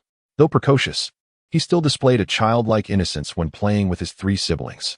Typically, he was either engrossed in his studies or chasing after his younger sister to prevent her from causing chaos. How astonishing it was to see him now, having matured into a figure exuding imperial grace. The absence of palace guards and attendants raised questions about whether this was the crown prince's design. Perhaps he had anticipated Tao Mian's return and awaited him here. Tao Mian addressed him, "Your Highness, why such heartlessness?" The crown prince did not offer extensive justifications for his actions, but instead pointed in a direction. "I have confined her there. You may go." Upon hearing this, Tao Mian hastened towards the direction indicated, neglecting to question why the crown prince had imprisoned the emperor. As he ventured deeper into the desolate palace, his brow furrowed with concern. An elderly, blind palace maid seemed to perceive his footsteps. She turned her head slightly towards him before slowly returning her gaze to a patch of wild grass in the garden. Tao Mian brushed past her and paused outside the tightly shut palace door. He placed his hands upon the door, briefly closing his eyes before pushing it open. The ancient wooden door creaked, stirring up a cloud of dust. Inside, the dim and shadowy chamber was illuminated only by the slanting rays of dusk filtering through the window's crevices. Lu Yuandi sat sideways by the window, having shed her dragon robe and donned the attire she wore when she first departed from Peach Blossom Mountain. As Tao Mian entered, she withdrew her gaze from the distance and regarded the figure standing at the door. "You have come," Lu Yuandi said, her eyes crinkling into a smile. Dressed simply yet elegantly, reminiscent of days gone by. The two of them, mentor and disciple, exchanged glances from afar, separated by the warm glow of the setting sun, seemingly reclaiming lost time. "I have kept this old garment all this while," Lu Yuandi said as she rose from the worn chair, raising her arms slightly and turning halfway. "There are a few places where it has been marred by sharp instruments, but I had a skilled embroiderer mend it. Can you discern any trace of the damage?" "It is just like before." Tao Mian remained silent. The smile on Lu Yuandi's lips faltered, and she lowered her hands to her sides. appearing resigned and shaking her head gently. How could it be the same as before? The clothing may not be new, and neither am I the person I once was. Yuendi, Tao Mian finally mustered the courage to speak, his voice noticeably thinner. A wave of emotion surged within Lu Yuendi, and tears nearly fell from her eyes. He did not inquire about her fall from grace or the burdens of her myriad schemes. He only expressed concern for her frailness. She quickly blinked twice, redirecting her gaze back to the window. The meals sent from the palace are tolerable, but my appetite has diminished lately, and I have no desire to eat. Tao Mian sighed softly. If you do not wish to remain here, why not return to the mountain with your master? Would you still be willing to let me go back? Lu Yuendi smiled softly, recalling the moment of their farewell when she had vowed to set fire to his mountain. Tao Mian responded with a gentle acknowledgement. The master has permitted it. You may indeed burn the mountain. Lu Yuendi's gaze flickered, her long eyelashes fluttering like butterfly wings. And her breath slowed. For an instant, a profound sorrow flashed in her eyes, only to be swiftly suppressed. With slender fingers, she gestured towards the empty chair across from her. Xiao Tao, let us reminisce together. Tao Mian moved closer, taking a seat upon the vacant chair. Lu Yuendi remarked that the palace lacked good tea and fine wine, and that she had neglected him. The immortal shook her head, assuring her that it was of no concern. It had been a long time since master and disciple had met, and there were countless intimate matters to discuss. Most of the conversation consisted of Lu Yuendi's inquiries and Tao Mian's responses. Tao Mian mentioned that the osmanthus flowers in the mountains had bloomed and that the autumn fruits had ripened. The two disciples bickered incessantly, throwing persimmons at each other. Not a single persimmon had been savored by the master, all having been squandered by them. The courtyard was suffused with the sweet fragrance of persimmon juice.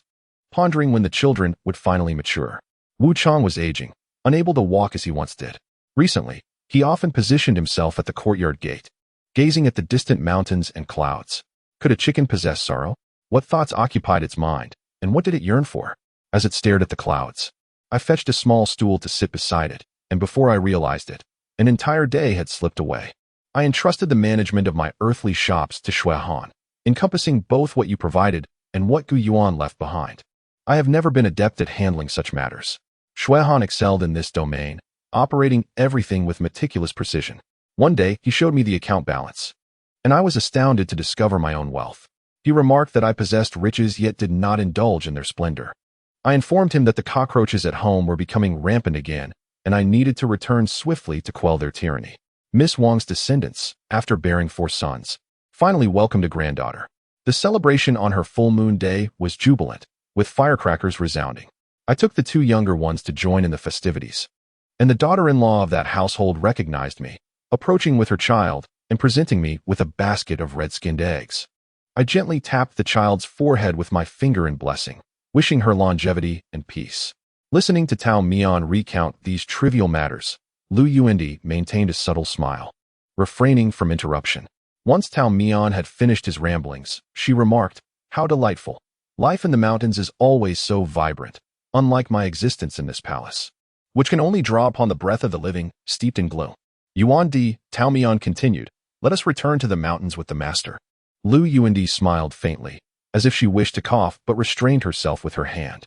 "Master, I still have unfinished business. What more do you wish to accomplish?" Tao Mian sighed. "You have done enough already." The immortal had been vexed on the journey here. Although the crown prince, whom Lu Yuendi had personally nurtured, was not close to him, he would not betray him. He encouraged him to study, to practice martial arts, and to learn the ways of a ruler. Yet, upon witnessing the crown prince for the first time, he realized that perhaps the situation was not as simple as it appeared. Lu Yuendi remarked, "Indeed, nothing escapes the master's perception. Are you and the crown prince staging a play? Yuendi, even if you wish for the crown prince to ascend, it need not come to this. There are many ways to achieve it." However, as Tao Mian's words faded, he observed the second disciple shaking his head. "It is both a play and not a play." Lu Yuendi had not finished a complete sentence when she suddenly covered her mouth and hunched over. "Yuendi." Tao Mian immediately rose from his seat, supporting her back while leaning down to examine his disciple's face. Tears brimmed around Lu Yuendi's eyes, and a faint bluish hue appeared beneath them. Blood seeped through the gaps between her fingers, a clear sign of poisoning. "The prince I have established is indeed ruthless." She forced a smile. "I did not misjudge him. Do not speak for now. I will fetch medicine for you." Tao Mian pulled out a bag of mustard seeds from his bosom, his hand trembling slightly. Another blood-stained hand pressed down on his. Master. Lu Yuandi gazed up at Tao Mian, gently shaking her head. It is futile. The poison has been in my food for many days. It has accumulated to this extent, and no miraculous remedy can turn back time. Tao Mian felt the blood from his disciple's hand inevitably smearing onto his palm, almost searing him, causing his heart to ache painfully. Why must it come to this? Lu Yuandi released Tao Mian's hand, leaning against the chair's back, her breaths becoming increasingly labored. The prince, she said, is deeply concealed. Many within the palace covet this position. The prince I have adopted lacks a solid foundation. He could easily perish if not careful. She worried whether this young man could withstand the pressures and thought it better to present a challenge. If he succeeds, he remains. If he fails, she would choose another. The lifespan of mortals ultimately has its limits, a truth Lu Yuandi was acutely aware of. Remaining on Peach Blossom Mountain might grant her longevity, but she had long ceased to belong to that realm. Even so, the notion of immortality remained a convenient pretext. Thus, she fabricated a lie. She observed the prince's clandestine maneuvers with clarity, yet refrained from interference. Several times, when the prince nearly revealed his true intentions, she adeptly managed the ensuing chaos. Lu Yuandi was no longer youthful. She was weary and fatigued. She required a successor to take her place. After scrutinizing the leaders of various factions, she still believed the prince she had nurtured was the best choice. She was paving the way for him. As for whether the prince understood her intentions, she was indifferent. All she desired was the outcome. Once the other obstacles were removed, the reigning emperor would naturally be the final hurdle. The prince began to confront her. This prolonged game of strategy would not allow Lu Yuandi to let the prince ascend the dragon throne unchallenged. After enduring countless overt and covert assaults, she ultimately faced defeat. Entering the secluded depths of the palace, Lu Yuandi could finally be herself again. By day, she slept until she awoke naturally. By night, she counted on her fingers how many days it would take for the poison the prince had administered to take effect. She did not inform Tao Mian, as she believed her death would eventually become public knowledge. If Tao Mian learned of it early, he would grieve once. During her great mourning, he would grieve again. Lu Yuandi reflected on her own contradictions, wishing for Tao Mian to remember her, yet also hoping he would forget her. But Tao Mian came to her. She gazed out at the setting sun, its crimson hue akin to the blood on her lips. Master, she said, I wish to return to the mountain for a visit. In the 26th year of Yuanan, a flood struck the palace, and the emperor passed away in the Zhonghua Palace. Prince Lu Yuan ascended to the throne, adopting the reign title of Jianxing. That night, as the crowd busied themselves with extinguishing the flames, none noticed a figure scaling the palace wall, gradually vanishing into the horizon. Chapter 32. The Place of the Souls returned. Tao Mian carried Lu Yuandi back to Peach Blossom Mountain. Just as they decided to depart, Lu Yuandi suddenly proposed to lend the crown prince one last hand. Thus, Tao Mian cast his spell, and an overwhelming inferno erupted, swiftly engulfing the desolate palace. Lu Yuandi's body could no longer endure any strain, and fearful of the flames spreading to her, Tao Mian placed her at a distance beside a blank stone tablet before igniting the fire. Having prepared everything, the immortal was about to retrace his steps in search of his disciple when a heart-wrenching cry pierced the air from behind. Turning around, he beheld a young girl in apricot-colored palace attire, defiantly attempting to rush into the flames despite the onlookers' attempts to restrain her. Hearing the urgent pleas of your highness, do not. He recognized her identity. It was none other than the young princess, Lu Yao. In her eyes, the flickering flames reflected a profound sorrow. Dimming the light within her heart, she sank to the ground, covering her face with her hands, weeping uncontrollably. Tao Mian etched this poignant scene deeply into his memory. It turned out that within the cold palace walls, there remained one soul mourning for Lu Yuandi. Choosing not to linger, he circled around the back wall and returned to his disciple. Lu Yuandi had taken hold of a branch adorned with a few wilted blossoms. Upon seeing his figure, Lu Yuandi smiled gently. Xiao Tao, shall we go? Yes. Tao Mian caught a glimpse of two new lines inscribed on the stone tablet. Yet Lu Yuandi urged him not to look. It is merely a fragment of a beautiful tale, not worth dwelling upon. Tao Mian acquiesced to her wishes. He lifted the frail Lu Yuandi, who felt as light as a feather. Though the road back was long, it did not feel arduous. Lu Yuandi rested against Tao Mian's back, her eyes closed, surrendering to the caress of the night breeze that danced through her hair and brushed her face. Have we arrived? Indeed. Lu Yuan-di coughed softly, tilting her head to gaze at the mountain before them. Even in the night, it did not appear desolate, rather. The moonlight enveloped the mountain in a delicate veil, rendering everything clear and serene. I can go no further, Xiao Tao, Lu Yuan-di said, suppressing the blood that surged in her throat, smiling as she spoke. Please carry me up the mountain. Of course, Tao Mian inquired where they were headed, but she urged him not to ask and simply follow the direction she indicated. They first visited the Taoist temple to check on Wu Changzai. Finding it asleep, Lu Yuan-di couldn't bear to awaken it and merely reached out to caress the cage.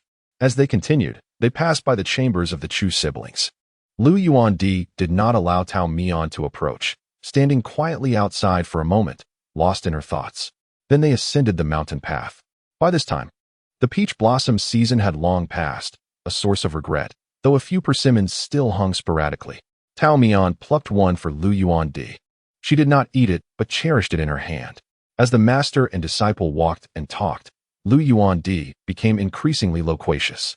She reminisced about how, in her childhood, she perceived Peach Blossom Mountain to be vast, a place that could not be fully explored in days and nights. Everywhere she looked, there were unfamiliar flowers and trees, each corner a treasure of novelty. Her greatest joy back then was to explore the mountain's boundaries. She had climbed to its highest peak and walked to its furthest edge, where a clear stream flowed. Beside that stream, she had built a tall pile of stones to commemorate her visit. After several years of residing there, she had thoroughly explored every corner of the mountain, leading her to perceive it as diminished in size. Deep within her, the thought of leaving began to take root. She mused that while the mountain was splendid and her master admirable, there was an incessant call from beyond its confines urging her to attend to her unfinished business, warning her against clinging to the comforts of this serene existence. Thus, she set forth, departing from Peach Blossom Mountain. In the outside world, she found no confidants, nor dared to forge bonds of intimacy. During those rare evenings, devoid of scheming and rivalry, she conversed with herself. She inquired if she regretted leaving Peach Blossom Mountain and her master, receiving the response that she did so unceasingly. She contemplated the insatiable nature of the human heart, longing to embrace both the court and the martial world, yet reality constrained her to choose but one. Once, she had been enamored with the sense of control that power bestowed, the authority over life and death, the ability to dictate her own fate. Yet now, reflecting upon it, she recognized that such sentiments were merely distorted self-comfort. Unable to return to the mountain, she grew to disdain it. However, she eventually found herself back in the place of her dreams. Raising her arms, she brushed against the layers of branches, realizing the mountain's vastness.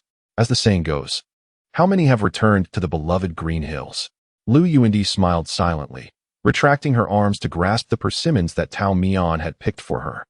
They had traversed a long path in the mountains, with Lu Yuandi always directing the way, guiding eastward, then westward. Unbeknownst to them, the moon had ascended to its zenith. Little Tao, the apprentice's voice grew increasingly faint. If one did not lean in closely, her words became indistinct. It's just around the bend. We've arrived. Tao Mian remained silent, for he had already deduced the destination Lu Yuandi sought a quarter of an hour prior. Obediently, he complied, carrying his apprentice along the path until a gravestone stood quietly under the moonlight. My memory seems quite sharp, Lu Yuandi remarked, her breath slightly labored.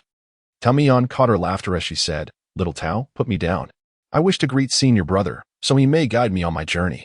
It seemed Lu Yuandi had regained her vigor. Supported by Tao Mian, she slowly approached Gu Yuan's grave.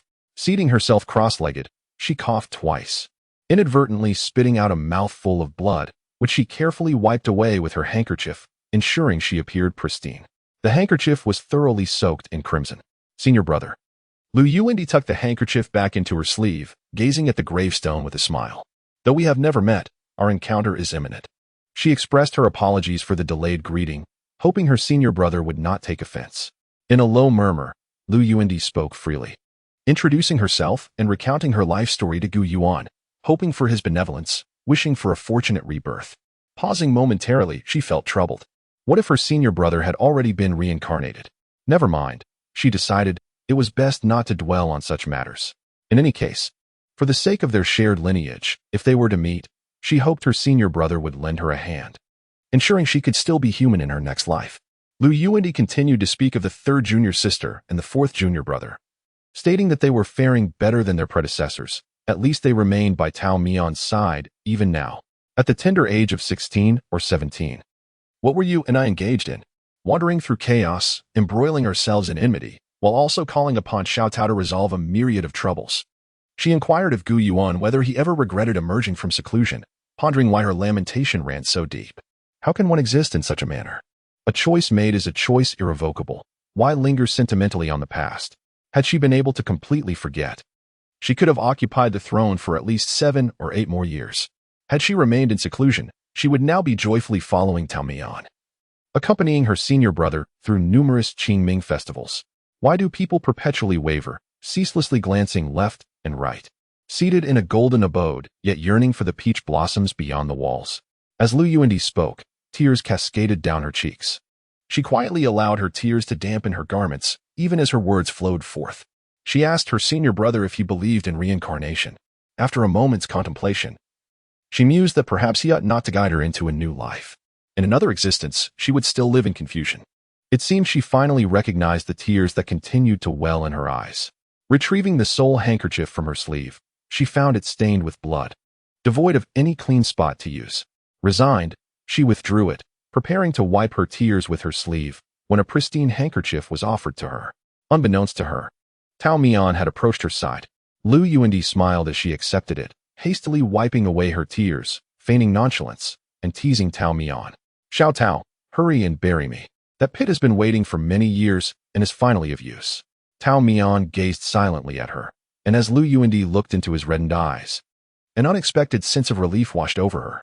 Once, I grappled with the thought of whether, after my demise, you would remember me as fondly as you do Gu Yuan. Considering the many misdeeds I had committed, Tao Mian wished to convey that, in comparison to her senior brother, they were equally matched, both having erred and incited the master's ire. Yet, her throat tightened and no words emerged. Leaning against the vacant monument, she gazed at the moon hanging in the sky, declaring that everything had become worthwhile. There would be those who would not forget her. She asked Tao Mian if he recalled the scene of their first encounter.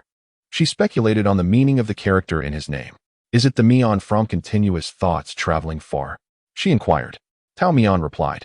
It is the Mian from lost in the desire for slumber. While Tao Mian was solely preoccupied with dreams of deep rest, Lu Yuandi lingered, finding it difficult to part.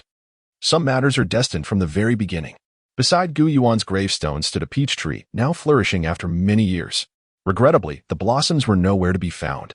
With a gesture, Tao Mian invoked magic, and the once withered branches suddenly burst forth with vibrant blooms, dazzling and radiant. Lu Yuandi lifted her head, enchanted by the flurry of peach petals dancing in the air, cascading onto her garments, concealing the dried bloodstains. A radiant smile graced her lips as she caught the drifting blossoms, humming a childhood tune. Peach blossoms red, willows green. Carp leap ashore, spring waters crash against the banks. I drift alone, far and wide, ethereally departing, ethereally departing. The flying weeds ultimately find their home. The persimmon in her hand slipped from her grasp, her face tilting to one side as her spirit returned to the peach mountain. Chapter 33. Celestial being Chu Lu Shui found Tao Mian halfway up the mountain. In the dead of night, she heard a commotion in the courtyard and recognized the voice of the immortal. As she prepared to rise from her bed to greet the impending dawn, Chu Lu Shui heard Tao Mian call out the name of Lu Yuandi. To her astonishment, the emperor had arrived. It was rather unusual for Lu Yuandi, who should have been attending to the crown prince within the depths of the palace, to be present at Peach Blossom Mountain. This was certainly not a favorable situation. Chu Lu Shui hesitated, retracting her foot from the threshold back under the covers, counting the squares of the mosquito net. When she felt the moment was ripe, she stepped out of the room, driven by a curiosity to seek out Tao Mian. At this hour, with just an hour remaining until dawn, the mountain path was treacherous, and she did not expect to encounter the immortal. Yet, by a stroke of fate, she indeed found Tao Mian. He leaned against a peach tree, his eyes gently closed, seemingly in slumber. Chu Lu Shui approached, and gently checked for his breath. He was alive. 2 had entered the mountain, yet only 1 emerged. She understood all too well what had transpired. Sensing another presence, Tao Mian opened his eyes, his gaze still somewhat clouded. Why are you sleeping here? Chu Lu Shui squatted down, meeting his eyes. The immortal's gaze was vacant, as if he had endured a profound blow. The girl sighed. If you wish to cry, then do so. We are far from the grave, and neither of us can see it. Tao Mian remained silent. You are not made of iron. There is no need to put on a brave face. This time, he was willing to speak. It is quite embarrassing for a master to weep before his disciple. Then I shall turn away and not look at you, Chuluo Shui declared, following through with her words as she shifted her position, facing away from him. Tao Mian clung to the tree, first emitting soft sobs, which soon escalated into loud wails. After a while, as her legs grew numb from squatting, Chuluo Shui could no longer remain silent and began to console him. You are, after all, over 1,000 years old. Why do you wail like a child? You just said not to hold back. A little crying is enough. Yet here you are, crying as if you might perish, leaving me to bury you. As the horizon brightened with the first light of dawn, an unspoken understanding passed between them, and they ceased their conversation, enveloped in the dimness of the pre-dawn hour. Chuluo Shui plucked a blade of foxtail grass, kneading its fluffy head before gripping the base and tracing lines in the sandy earth. You can share your innermost thoughts with me. No, if I speak too much, you will find me tedious. Only for today. Tao Mian opened his mouth, but seemed at a loss for words. The rough bark of the tree pressed against his cheek, and his clothes were stained, a patchwork of dirt and dust. How disheveled he appeared. He forced a bitter smile, tugging at the corners of his mouth. It matters not. Time will eventually heal all wounds. That may deceive your disciple, but do not deceive yourself. If I were to utter the name Gu Yuan, would it not sadden you? Tao Mian began to weep anew, prompting a sigh from Chuluo Shui. See, there is no need to persuade yourself to forget. When sorrow strikes, let your tears flow. The ability to cry signifies you are still human. That sounds as if you were scolding me. Do not take it to heart. Let us speak plainly. Consider it. At your age, if you truly become an ancient immortal devoid of emotions, what a dull old man you would be. I might just run away. At the very least, I appear to be in my 20s. Yet your heart has become desolate. The foxtail grass in her hand snapped, prompting Chuluo Shui to select another more appealing blade. Now, tell me a story about the emperor. Thus, Tao Mian began to recount the moment he first laid eyes on Lu Yuandi, who was caught stealing the chickens he had raised. She was compelled to remain on the mountain to practice swordsmanship until her eventual departure. The tales that followed became legendary. She governed with diligence and affection, bringing peace to the realm and ensuring tranquility across the rivers and seas. Ultimately, she returned to Peach Blossom Mountain. The very origin of it all. Tao Mian reminisced about the times he wandered the mountains with Lu Yuandi on his back, recalling her inquiries. Little Tao, am I a good child? Yes. Am I a good disciple? Yes. Am I a good emperor? Yes. Lu Yuandi then smiled, contented. How delightful. Now I can finally be nothing at all. Tao Mian spoke for an extended period, until the horizon was graced by the rise of a resplendent sun. As the night faded, Peach Blossom Mountain was enveloped in a warm golden glow. The immortal gazed at the dazzling light, his eyes reflecting a soft shade of brown. He rose, the sound of his sleeves brushing against the grass causing the maiden to turn her head. Are you leaving? Yes. Aren't you sad? Sad. Tao Mian paused, glancing toward the direction of the graveyard, which too was tinged with the hues of dawn, two tombstones standing side by side. But her return home is a profound comfort to me. After all those years, it is time for the leaves to return to their roots. After descending the mountain, the young Tao immortal bore no trace of the profound sorrow he had once felt.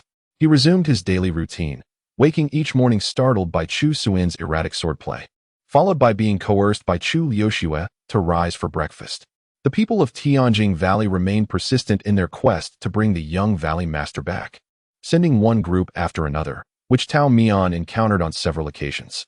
Each time, he chose to remain oblivious, considering it a private matter of his disciple, one in which he would not interfere. He had faith that his disciple would handle it adeptly. Indeed, each time, Chu Liuxue managed to send them away without disturbing Tao Mian, and neither spoke of the matter. Both were aware, treating it as if nothing had transpired. However, there was one occasion when Chu Liuxue ventured into the mountains to gather herbs, and Chu Suiyin was nowhere to be found, leaving Tao Mian alone in the temple. People from Tianjing Valley arrived, and he encountered them directly. On the west side of Peach Blossom Temple lay a small peach orchard, where the peaches were sweeter than those found in the mountains.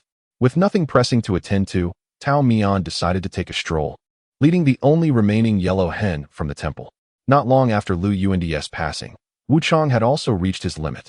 The yellow hen, a proud three-yellow chicken, could not be tethered, so Tao Mian respectfully escorted it outside. In the peach orchard, he scattered some feed, allowing the hen to peck and leap about. Su Tianhe, sent by his father to find the Valley Master, was growing increasingly frustrated at not finding anyone. He had been ordered to return only upon locating the Valley Master. Having urged his father on multiple occasions to abandon the search, he lamented, "That young girl has other aspirations. There is no need to impose. If worst comes to worst, you could take her position." In response, his father had swept him out of the house with a broom in a fit of anger. In a huff, Su Tianhe descended to the mortal realm, taking his time to wander about for several days before finally arriving at this location. Fortuitously finding that Chu Liuxue was not present at the temple, he thought to himself that this absence was fortuitous, allowing him to explore. By chance, he stumbled into the peach orchard, where he observed a plump rooster pecking about. He furrowed his brow, glancing around, but found no sign of anyone. Su Tianhe took 2 steps forward, eager to investigate whether the chicken had indeed become sentient. Suddenly, a peach struck him on the back of his head. This peach, though soft in appearance, was surprisingly firm. Wincing from the impact, he looked up to identify the culprit. A gentle sleeve brushed against his head, and he beheld an ethereal figure clad in a sky-blue robe, reclining on a sturdy branch and gazing at him with a cheerful smile. The celestial being possessed an otherworldly beauty and an extraordinary demeanor. His robe, casually fastened, cradled 5 or 6 peaches, exuding an air of relaxed nonchalance. One hand held the peaches close, while the other extended towards Su Tianhe. "My fruit has fallen. Would you be so kind as to pass it to me?" Su Tianhe was momentarily taken aback, feeling the velvety skin of the celestial peach in his hand. Nearby, a yellow chicken was pecking at grains, and as it pecked, it nipped at his long boots.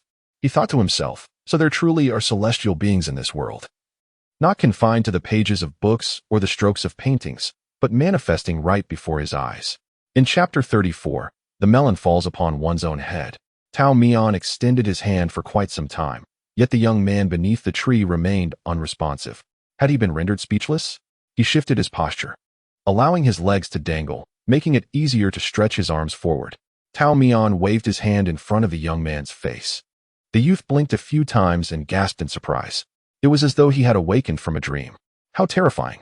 I felt as if I had just died. Why is this place so filled with strange energies? Tao Mian, originally clutching his peaches and preparing to descend, nearly burst into laughter upon hearing the young man's mutterings. "You must have come from the demon realm, right? This Peach Blossom Mountain is a celestial abode. How could it be filled with such eerie energies?" Su Tianhe felt a bit embarrassed, scratching the back of his head and chuckling awkwardly. Tao Mian recognized him as a demon, but found him familiar. Contemplating the serendipity of their encounter, he beckoned him to join him in climbing the tree. "Is that advisable?" Su Tianhe glanced anxiously at the tree, fearing it might break. "Rest assured, this tree is far older than you and is quite sturdy. Will you come up or not? If you choose not to, then so be it." Had Tao Mian urged him further, Su Tianhe might have dismissed it. However, when Tao Mian casually suggested he could choose whether to ascend, Su Tianhe felt compelled to comply. Youth tends to be rebellious. Tao Mian divided the peaches he held, offering 2 to Su Tianhe, while producing a water flask from his sleeve. Washing off the dirt before taking a large bite, Su Tianhe, accustomed to a life of luxury, had never tasted peaches in such a manner. Initially, he found it distasteful. But upon taking his first bite, his opinion swiftly changed.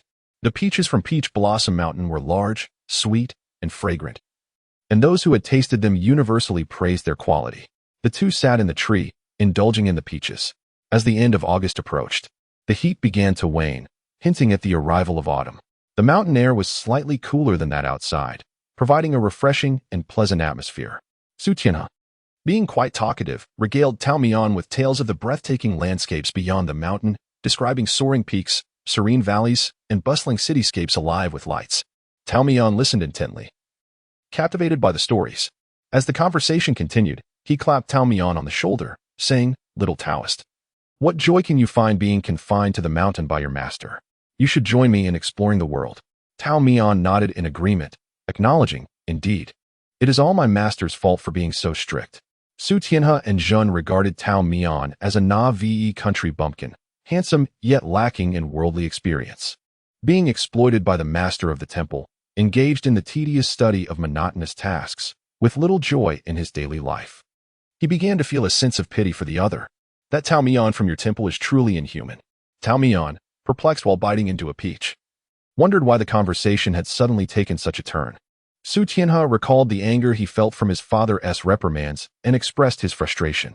It is one thing for Tao Daozhong to confine the young master of the valley, but to treat a pure-hearted youth like you with such harshness is more monstrous than any demon. It is truly inhumane. He repeated this to emphasize his point. Only then did Tao Mian realize that the other had not recognized his true identity. He thought to himself that the demon realm was indeed a curious place, filled with madmen like Xin Buozhou and fools like Su Tianhe. Amused, the little Taoist began to spin a tale, dramatically lamenting the injustices he faced from the Taoist master. He makes me cook before dawn and then refuses to get out of bed, only to scold me when the food grows cold. He spoke as if it were a genuine grievance, and in truth, it was. These were indeed the young master's real experiences.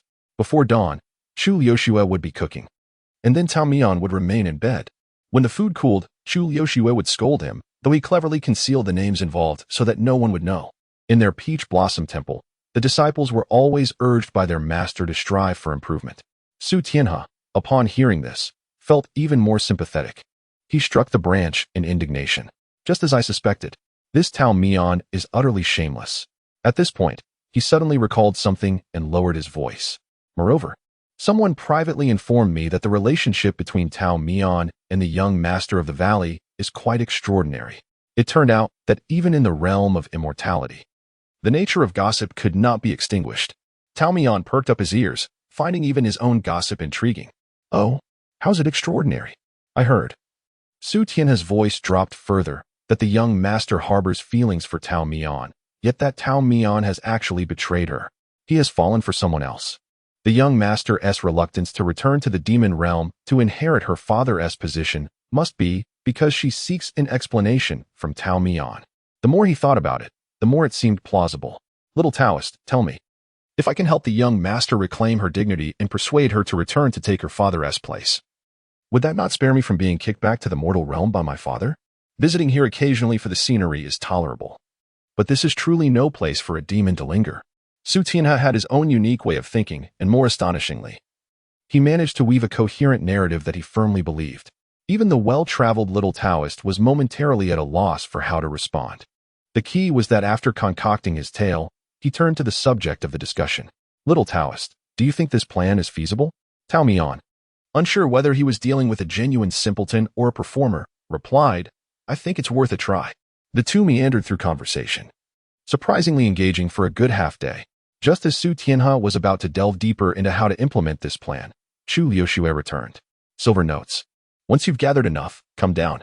The young girl noticed Huang De responding while pecking at rice, indicating that the immortal was not far away. Indeed. As she lifted her gaze, the figure appeared before her, along with an unexpected companion. Who are you? Chu Liuxue did not recognize Su Tianhe, but Su Tianhe had seen the portrait of the young master. He swiftly descended from the tree, as if he had spotted a savior. Young master, you have returned. Where is your master, Tao Mian? I demand an explanation on your behalf. Chu Liuxue was utterly bewildered by their exchange. She cast a sidelong glance at the tree, her chin slightly raised. Isn't the person right here? Where? Su Tianhe's gaze circled around, eventually landing on the young Taoist atop the tree. Tao Mian tossed the last 2 peaches to Chu Liuxue, then turned back to Su Tianhe with an amused expression. I am Tao Mian. Yes, I heard everything you said. If you wish to repeat your grievances, I am open to it. Initially stunned, Su Tianhe gaped in disbelief, as if struck by an overwhelming blow. How can you be so young? Tao Mian was equally puzzled. I am an immortal. Is it not normal to remain youthful? Su Tianhe produced a portrait from his robes. I sought you based on this image. How can this resemble you? The painting is a bit aged. Do not hold it against you, Tao Mian replied, examining it earnestly. Chu Liuxue watched the unfolding drama and, when the performance reached its peak, stepped forward. Now that you recognize the person, you may return to the demon realm. I shall not leave Peach Blossom Mountain. No, that cannot be. Su Tianhe stammered, still reeling from the earlier shock. You must come back with me. Is this your first time coming to Peach Blossom Mountain to seek me? Ask your seniors. Some have lingered here for over half a year without success. Do not waste your time. Su Tianhe seemed to be concealing something, but upon Chu Liuxue's urging to abandon his quest, he refrained from insisting she depart. Instead, he proposed an alternative condition. Then I shall remain. What a pity. Given your expression, It appears you are not keen on this. Su Tianhe sighed, seemingly resigned. The people in the valley are pressuring me to marry you. How can I return and explain myself? I will not go back. Chapter 35. 1,000 miles to deliver a matchmaking fate. As soon as Su Tianhe's words fell, even someone as composed as Chu Liuxue, who could remain unfazed during calamity, was momentarily taken aback. She even thought she had misheard. With whom? With you. Chu Liuxue turned to look at Tao Mian. Tao Mian responded with a puzzled expression, taking a step back. This has nothing to do with me. I do not wish for my name to be entwined in your tale. Chu Liuxue inhaled sharply, forcing herself to regain her composure. Whose idea was this? Su Tianhe earnestly began counting on his fingers. My father, your uncle, several confidants from your father's faction, and... Enough, enough. Chu Liuxue waved her hand, lacking the patience to continue. This is utterly absurd. I can hardly remember their faces. Yet they conspired behind my back to arrange a marriage for me. As she spoke, she raised her gaze to scrutinize Su Tianhe. You are quite handsome and need not worry about marriage. Why do you allow them to act so recklessly? Mentioning this, Su Tianhe felt a sense of indignation. My father says I possess no other talents and was born solely to marry into a family. To articulate the notion of living off others as if it were a matter of course, Su Tianhe's father is indeed a remarkable figure. Do you truly believe his words? Initially, I was skeptical, but upon reflection, could it be that I possess such talents myself? This left Tao Mian momentarily speechless. What could possibly be going through the mind of this young man? Chu Liuxue appeared almost dazed. So, since your arrival here, have you found your way back? Yes. Su Tianhe replied with a pained expression. Though marrying into a family is advantageous, my dignity stifles my potential. According to Su Tianhe, after the leader of the underworld hall, Tan Yuan eradicated the main branch of the Dou family, the collateral branches continued to vie for power. Currently, the authority over Tianjin Valley lies with an insider who colluded with Tan Yuan. After ascending to power, he employed cruel methods to eliminate Dou Wai's supporters, establishing his own faction. While the Su family ostensibly complied with this new Valley Lord, they have never severed ties with the old Lord's network. For years, the Dou family has been able to navigate between the realms of magic and humanity, largely due to the support of the Su family. However, the Dou family's attitude towards the Su family is complex, marked by both reliance and wariness. Su Tianhe explained that his father arranged for his son to marry Dou Huai's sole daughter to alleviate the Dou family's suspicions. Chu Liuxue made a startling suggestion. You should return and advise your father to seize power himself. Her reasoning was sound. The Dou family's influence has long waned. And what can a remnant of defeated soldiers achieve? The Su family still has a glimmer of hope for power. Su Tianhe struck his palm with his fist. You've hit the nail on the head. That was precisely how I advised my father, to let me be. Tao Mian, silently observing, was astonished to discover that these two rebellious youths had concocted a plan so audacious. He could not help but interject. Shouldn't we inquire about Su Lao's intentions regarding this matter? Su Tianhe, in a fit of pique, retorted, he hasn't even consulted me. Tao Mian fell silent. The situation was quite convoluted, and he preferred not to get involved. However, since it had escalated to his domain, it was no longer merely a matter of his willingness to intervene, because Su Tianhe intended to stay. After all, returning home would only result in being kicked out. It was better to remain here. Chu Liuxue frowned. Why do you insist on staying at Peach Blossom Mountain? The world is vast and boundless. Surely there is space for you elsewhere? What if my father secretly sends someone to monitor us and discovers my absence? I must stay regardless. In truth, you simply wish to linger, don't you? Tao Mian observed their back and forth and quietly raised a hand. May I have a word? After all, I am the master of this mountain. I am the one footing the bill. Done deal. Chu Liuxue blinked in surprise. A silver note. Do you lack funds? My intent is certainly not monetary. I simply find this young man, Tianhe, quite appealing. What about Shui Han? Tao Mian deliberately changed the subject, asking Su Tianhe what he would like for dinner. He certainly could not allow Shui Han to reside on the mountain. If he did, would there be any carefree days left for him? He would lose even his personal freedom. Though the circumstances were absurd, Su Tianhe managed to settle at Peach Blossom Mountain. He became one of the rare outsiders to inhabit the mountain in a millennium. Throughout the course of countless years, aside from celestial beings and their disciples, transient visitors typically linger for but a night or two. Yet, Su Tianhe resided here for an extended period. To Tao Mian's astonishment, the individual least compatible with Su Tianhe was not Chu Liuxue, but rather Chu Sui-yin. On the very first night of Su Tian's stay, a fierce altercation erupted between him and Chu Sui-yin, the intensity of which threatened to dismantle the temple's roof. With his sword gripped tightly, Chu Sui-yin stood at one end of the eaves, seething with indignation. By what right do you take up residence here? Su Tianhe, with a few strands of hair falling over his forehead, was equally irritable. And why should I not? Your master, Tao Mian, has given his explicit consent. Who do you think you are? Silence. Do not utter my master's name. Such a young age, and already so many rules. Just watch. I shall teach you a lesson today. A cacophony ensued as the two clashed atop the roof, first dislodging the temple's covering, and subsequently disturbing the sanctity of Chu Liushue's chamber. Awakened from her slumber, Chu Liushue emerged brandishing her sword, intent on retribution. Meanwhile, Tao Mian, lying in bed, thought to himself that as long as the roof remained intact, he would disregard whatever commotion ensued. However, a loud crash followed by the plummeting of several tiles revealed the magnificent starry sky above.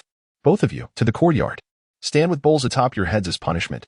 Underneath the celestial canopy, in the modest courtyard of the Peach Blossom Temple, 3 youths stood in a row, each balancing a white porcelain bowl atop their heads. Chu Liushui had the least, with only one. She sighed. Why must I also suffer this punishment? Tao Mian gestured with a peachwood branch toward the remnants of Su Tianhe's guest room and Chu Sui-yin's sleeping quarters. Chu Liushue fell silent. All right. Perhaps I overreacted. Both Su Tianhe and Chu Sui-yin bore 5 bowls each, made of copper and considerably heavier than Chu Liushue's solitary bowl. Master shows favoritism, lamented Chu Sui-yin, feeling both pitiful and aggrieved. Su Tianhe, neck stiff with defiance, protested, I was not the instigator. Why should I bear the same number of bowls? You two are equally matched, and you still argue. At dawn, repair the house, understood? Tao Mian feigned ferocity, threatening the children. Understood. Speak louder. Have you not eaten? We haven't. Su Tianhe led the chorus, only to realize the absurdity of his words, his head bowing with embarrassment as another bowl was added atop. Just a slip of the tongue. After admonishing the 3, Tao Mian yawned and returned to his open-roofed quarters. The trio, though punished, remained restless, murmuring beneath their burdens. The first to break the silence was Su Tianhe. Young Valley Master, your father's surname is Do. Why do you bear the name Chu? Are you not his biological child? Shut your mouth. Chu Sui-yin interjected, defending his sister. Do you not know how to speak? If you cannot, then endure it. Chu Sui-yin, however, found little significance in the question. I was adopted by a scholar in my youth, whose surname was Chu, hence I followed his name. Oh, Su Tianhe nodded, turning to Chu Sui-yin, and you? I naturally share my sister's surname. Su Tianhe, demonstrating commendable balance, held his stance while peering left and right beneath the bowl. You two do not resemble one another. Are you truly siblings? No, Chu Liushue calmly replied. My brother is one I found. Su Tianhe nodded, seemingly without any clever retorts, his eyes rolling to glance at Chu Sui-yin. Yet, he appeared to have discerned something else, suddenly fixating intensely on the boy's brows and eyes. You look somewhat familiar. Chapter 36, Anomaly in the Cave Familiar? Chu Sui-yin's expression shifted, and Chu Liushue also gazed over with composure. However, Su Tianhe's mind seemed insufficient. His furrowed brow so tense it could crush insects, yet he couldn't fathom whom the boy resembled. Strange, it's right on the tip of my tongue. Yet I can't articulate who he looks like. Chu Liushue redirected his gaze, counting the leaves of the begonia above, while Chu Sui-yin mocked him. Don't waste your efforts. I thought you might reveal some earth-shattering truth. Oh dear, I truly find him familiar, yet I've seen too many faces. Su Tianhe sank into his own thoughts, the two siblings lost in their reveries, no longer paying him heed. With dawn approaching, they still had to repair their dwelling. Su Tianhe enjoyed a tranquil life on Peach Blossom Mountain for a spell. He had never been one to linger long in any place, as he would soon tire of it. Yet, this locale possessed a peculiar allure, compelling one to slow their pace. With water in hand, the moon reflects. The fragrance of blossoms adorns my attire. No wonder Chu Liushue was reluctant to depart. Su Tianhe's stay on Peach Blossom Mountain was not without purpose. His father had asked him to discern who had enchanted the young valley master, preventing her return to the heavenly End Valley. Now he understood that it was not entirely Chu Liushue's fault. He too would hesitate to leave. His daily tasks were few, or rather, the inhabitants of the mountain preferred not to burden themselves with unnecessary endeavors. Chu Sui-yin practiced martial arts, Chu Liushue brewed tea and prepared soup, while Tao Mian was the most carefree, following his whims and doing as he pleased. One day, Su Tianhe even saw the immortal hanging upside down from a tree. When he inquired what he was doing, Tao Mian replied that he was employing a novel method to communicate with the universe, seeking unity with all things. Su Tianhe's eyes inadvertently drifted to his feet, precariously hooked on a branch. "You're not stuck up there, are you? You should hurry and lend a hand." Su Tianhe lightly stepped on the ground, leaping and pushing against his back to turn him over. Tao Mian remained perched in the tree, refusing to come down. "Are you coming again? If you do, I won't help you anymore. Fear not, I'm merely here to enjoy the scenery." This was a millennia-old banyan tree, grand and deep-rooted, with lush foliage. Tao Mian stood somewhat lower in its embrace, forcing Su Tianhe to tilt his head to see him. "I heard from the young valley master that you have resided on this peach blossom mountain for over 1,000 years. After such a long time, do you not grow weary of the scenery?" "How could I?" Tao Mian countered, one hand resting on the trunk, his face reflecting pure bewilderment. As though Su Tianhe had posed an exceedingly obvious question, Su Tianhe was momentarily at a loss, unsure of how to respond, and thus stammered out an excuse. "The trees and flowers here remain unchanged for centuries. The scenery is always the same throughout the seasons. If it were me, I'd grow weary in 10 years. Let alone 1,000. Tao Mian merely laughed. "That is because you do not belong here." He extended a hand. "Care to come up and see?" Su Tianhe did not refuse the immortal's invitation. Instead, he leapt up and landed on the same branch as him. Aside from the leaves rustling momentarily, the trunk of the banyan tree remained utterly still. Tao Mian urged him to touch the gnarled bark, and Su Tianhe complied. "What does it feel like?" "Rough to the touch." "What do you think you have felt?" "Isn't that a redundant question?" "Tree bark." At this point, Su Tianhe felt somewhat awkward.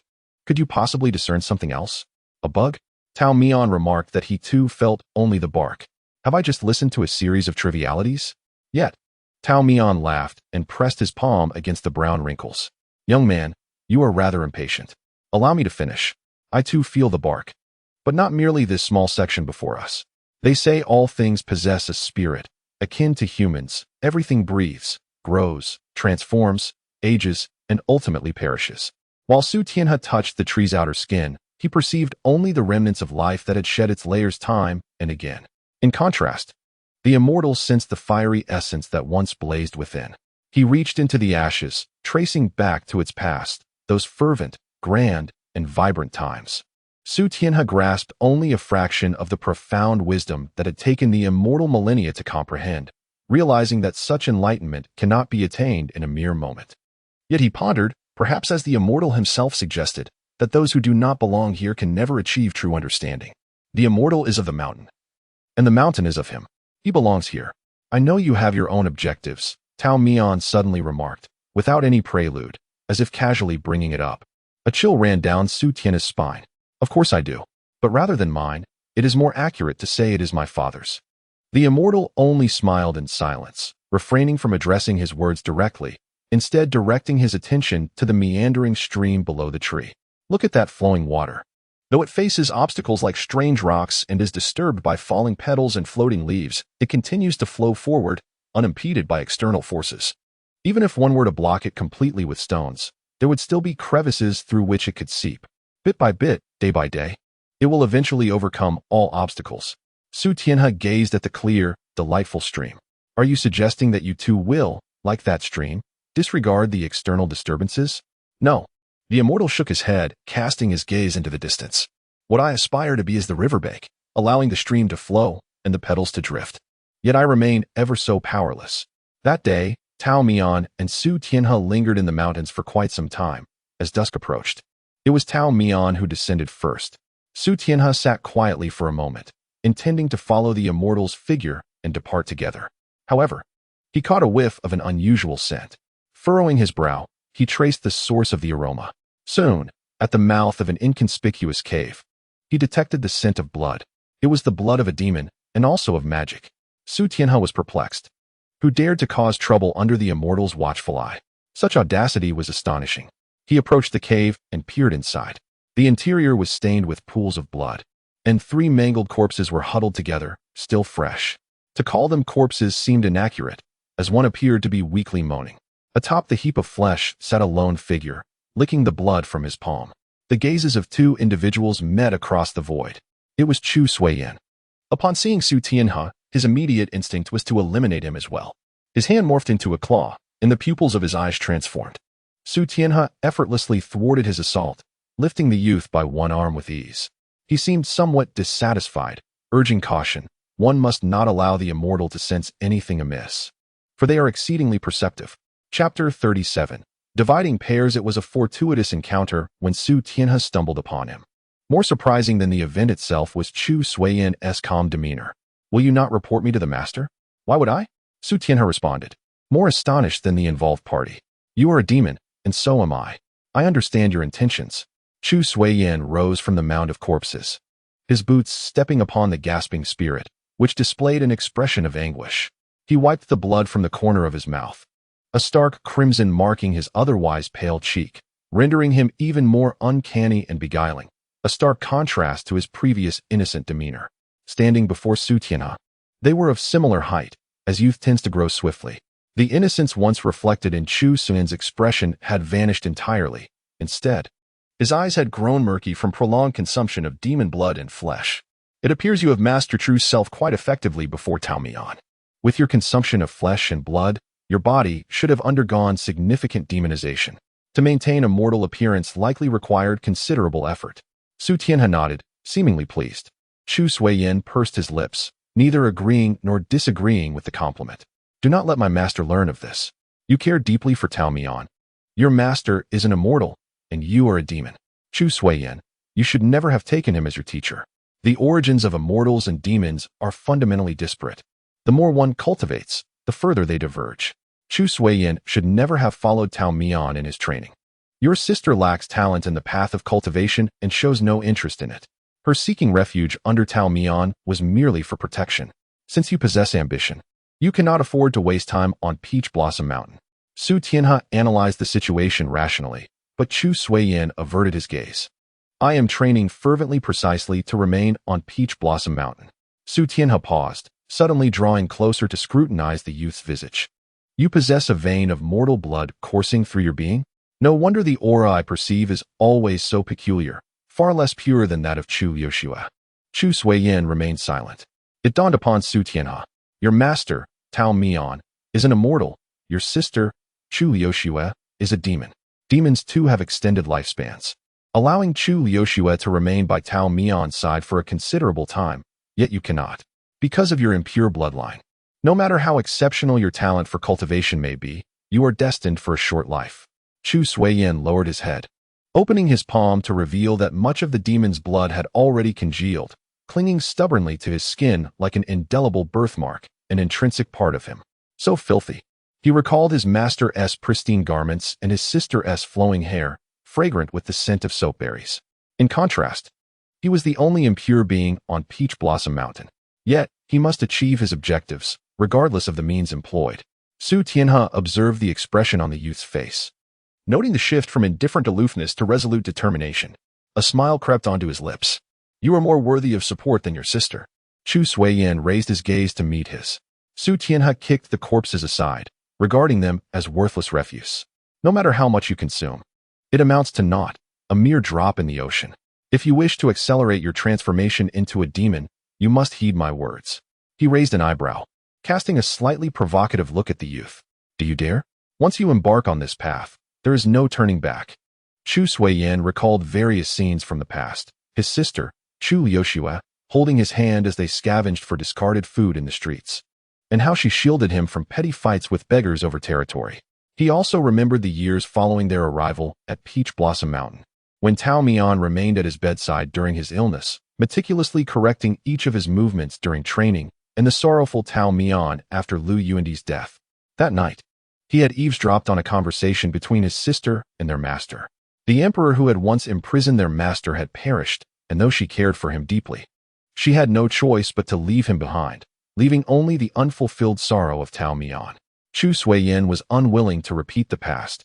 He did not wish to meet an early demise. For immortals who could live for thousands of years and demons who might endure for hundreds, a mortal's lifespan was but a fleeting moment. He did not desire to be entombed in dust, leaving his master and Liu Xue to guard a mere gravestone.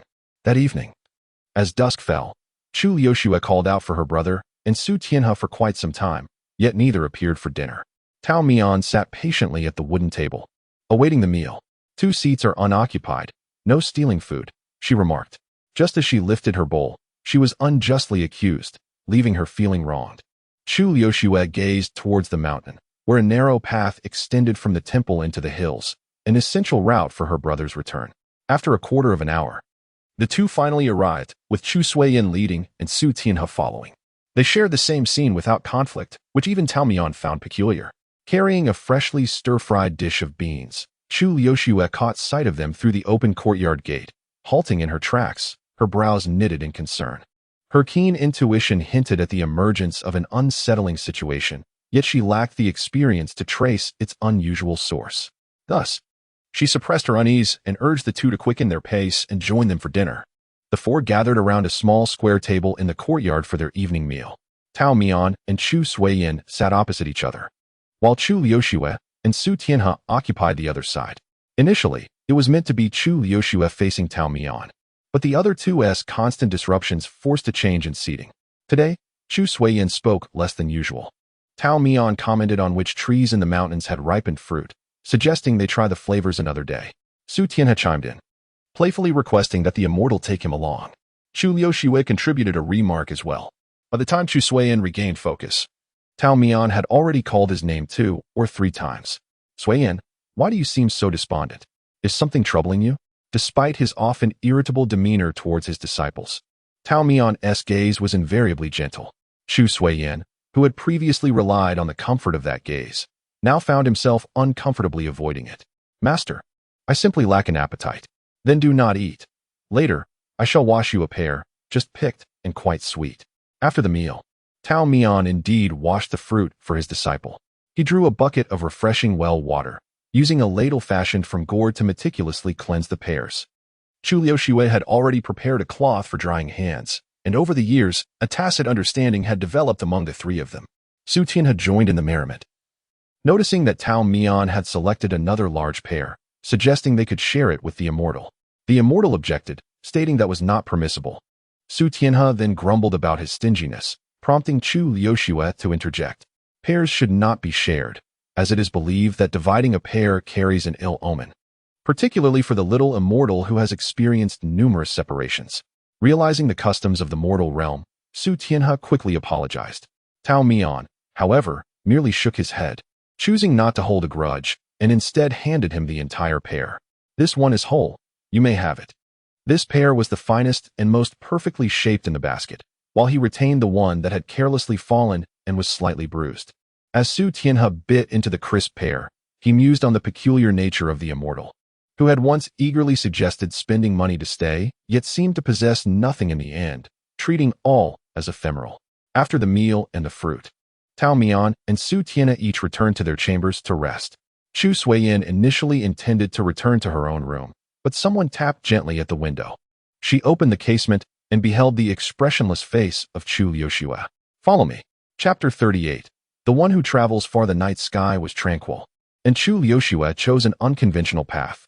As she walked ahead, she parted the tall weeds on either side with her hands, eventually halting in a clearing within the woods.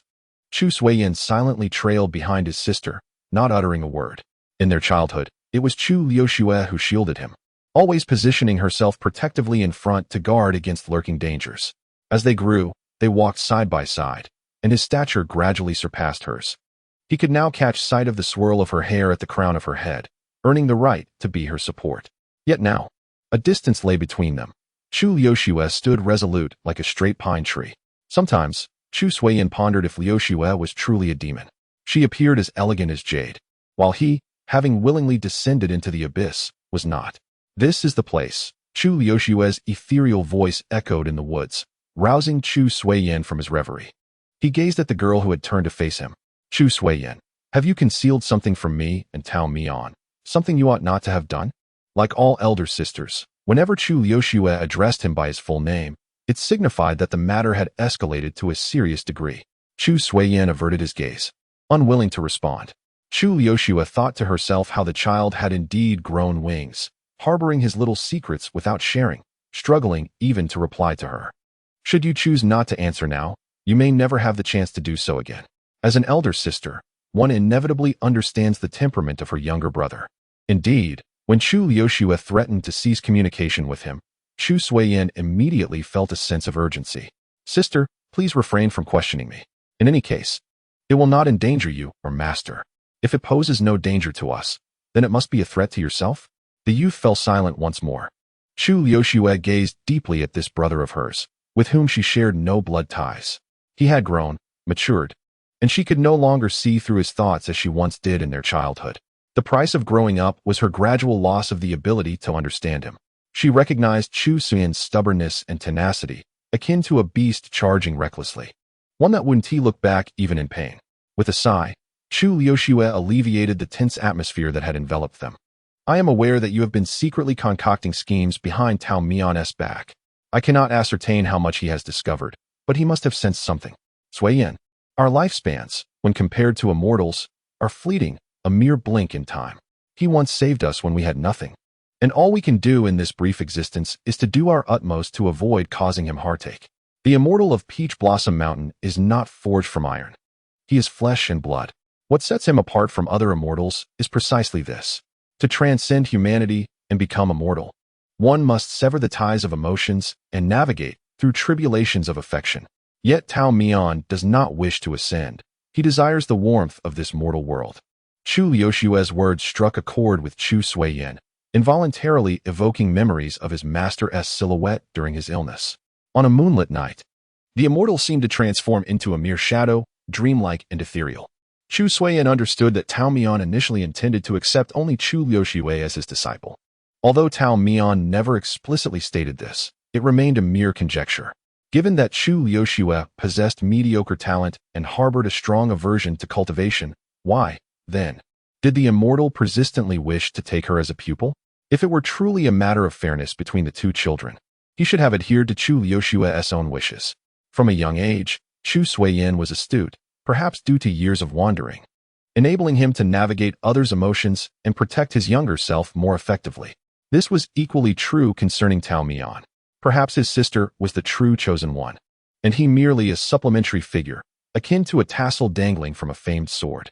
Regrettably, Chu Suiyin had no recollection of the distressing times of his youth, nor of how Tao Mian had vigilantly cared for him through sleepless nights. Otherwise, the misunderstandings would have long been resolved. Regardless of the beginning, throughout their time spent together, Tao Mian never favored one over the other.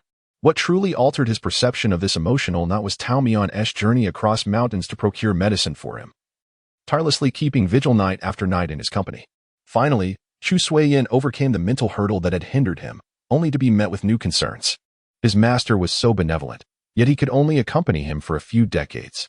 And with his own frailty and incompetence, when would he be able to stand on his own and protect his master? The matter of Lu Yuandi further illuminated for the youth that even one as formidable as his master could be pierced by arrows of harm in this world. Chu Suiyin pondered within himself, blaming his own half-mortal blood. As mortals are often beset by their own trivial worries, his troubles surged like relentless waves, one after another. Lu Shui finally confronted the scant few relatives he had. I am different from you. I do not wish to remain ensconced in this mountain forever sheltered under Master's wings. You are obstinately misguided, he retorted. Be it obstinacy or stubbornness, Chu Suiyin inhaled deeply. Regardless of how you reproach me, I shall leave this mountain. Suddenly, profound sorrow flickered across the usually placid face of Chu Lu Shui, a visage that pierced Chu Suyin's heart. He had never witnessed his sister in such agony before. At that moment, he remained oblivious to the concealed pain within Chu Lu Shui's heart, interpreting her distress merely as sorrow over their impending separation. I am departing, Lu Shui. Please convey my sentiments to Master Tao. Chu Suiyin turned to leave. Do you remember? Chu Lu Shui's voice trembled from behind. The words I spoke to you in our youth? She had once vowed that should Chu Suiyin leave the mountain, she would go to any lengths to ensure his demise.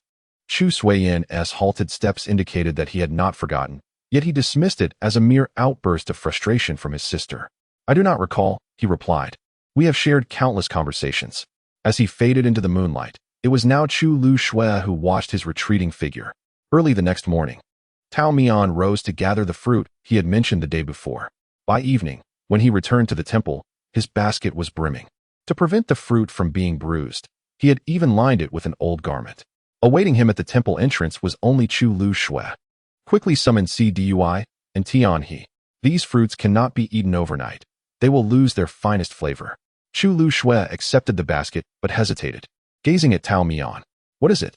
Tao Mian was about to bypass her to change his clothes when he halted. Silver notes. Cdui has left the mountain.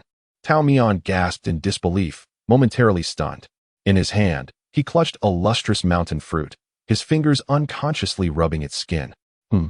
He replied slowly, as if struggling to digest the reality. And he has vanished as well. Tao Mian glanced around the desolate courtyard and the peach trees beyond. What a pity. To not have tasted these fine fruits, he murmured, as the sun dipped low in the west. 2 months later, the leader of the underworld hall proclaimed to the world that he had found his long-lost son. The youth, with striking features, bore an ethereal quality. Seated in a position of power alongside his father, he accepted the reverent bowing of the demons. Chapter 39. A few friends during the annual Mid-Autumn Festival. Tao Mian intended to take Chu Lu Shui to Shui Han's residence to celebrate in the mortal realm. Shui Han had written, requesting that Tao Mian come alone, without bringing a burdensome companion. Tao Mian replied that he would not attend, yet the following day, before dawn, a carriage from the Shui family awaited at the foot of Peach Blossom Mountain. Chu Lu Shui felt indifferent about where to celebrate. Any festive occasion was simply a time shared with Tao Mian, no different from an ordinary day. However, Tao Mian feared her solitude, particularly since this was the first Mid-Autumn Festival following Chu Suiyen's departure. How had the three of them celebrated in the past?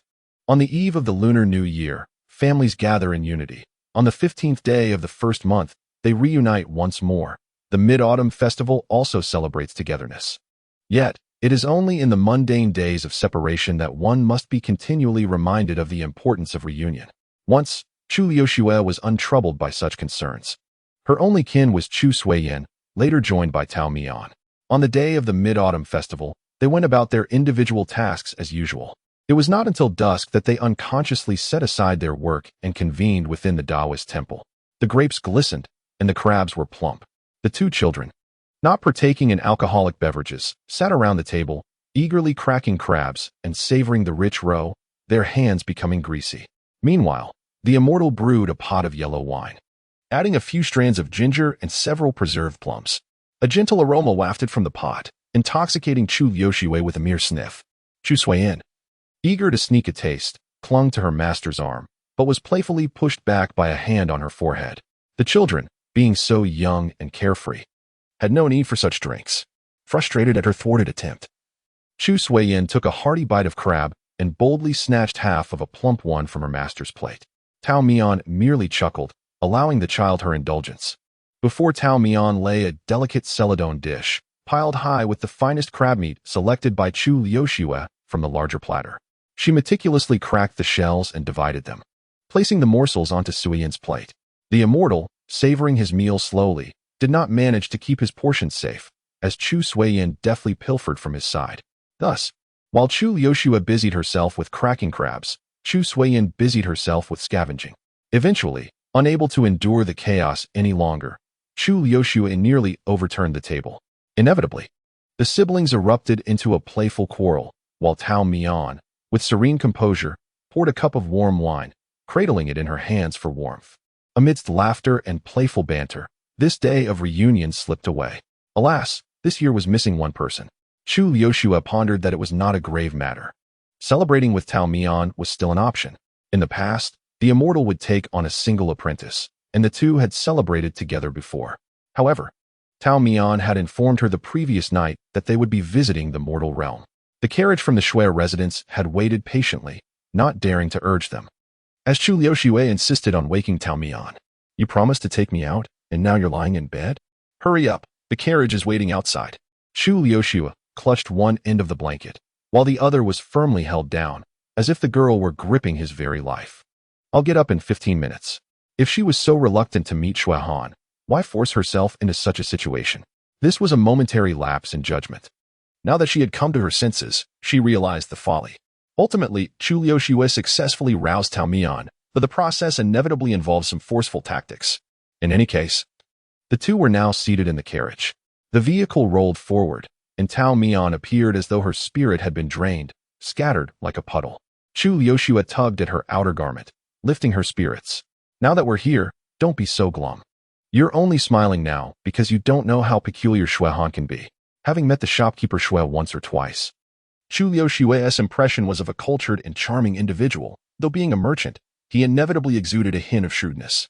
She was reluctant to engage further with such a person, fearing she might be swindled of both her wealth and her dignity.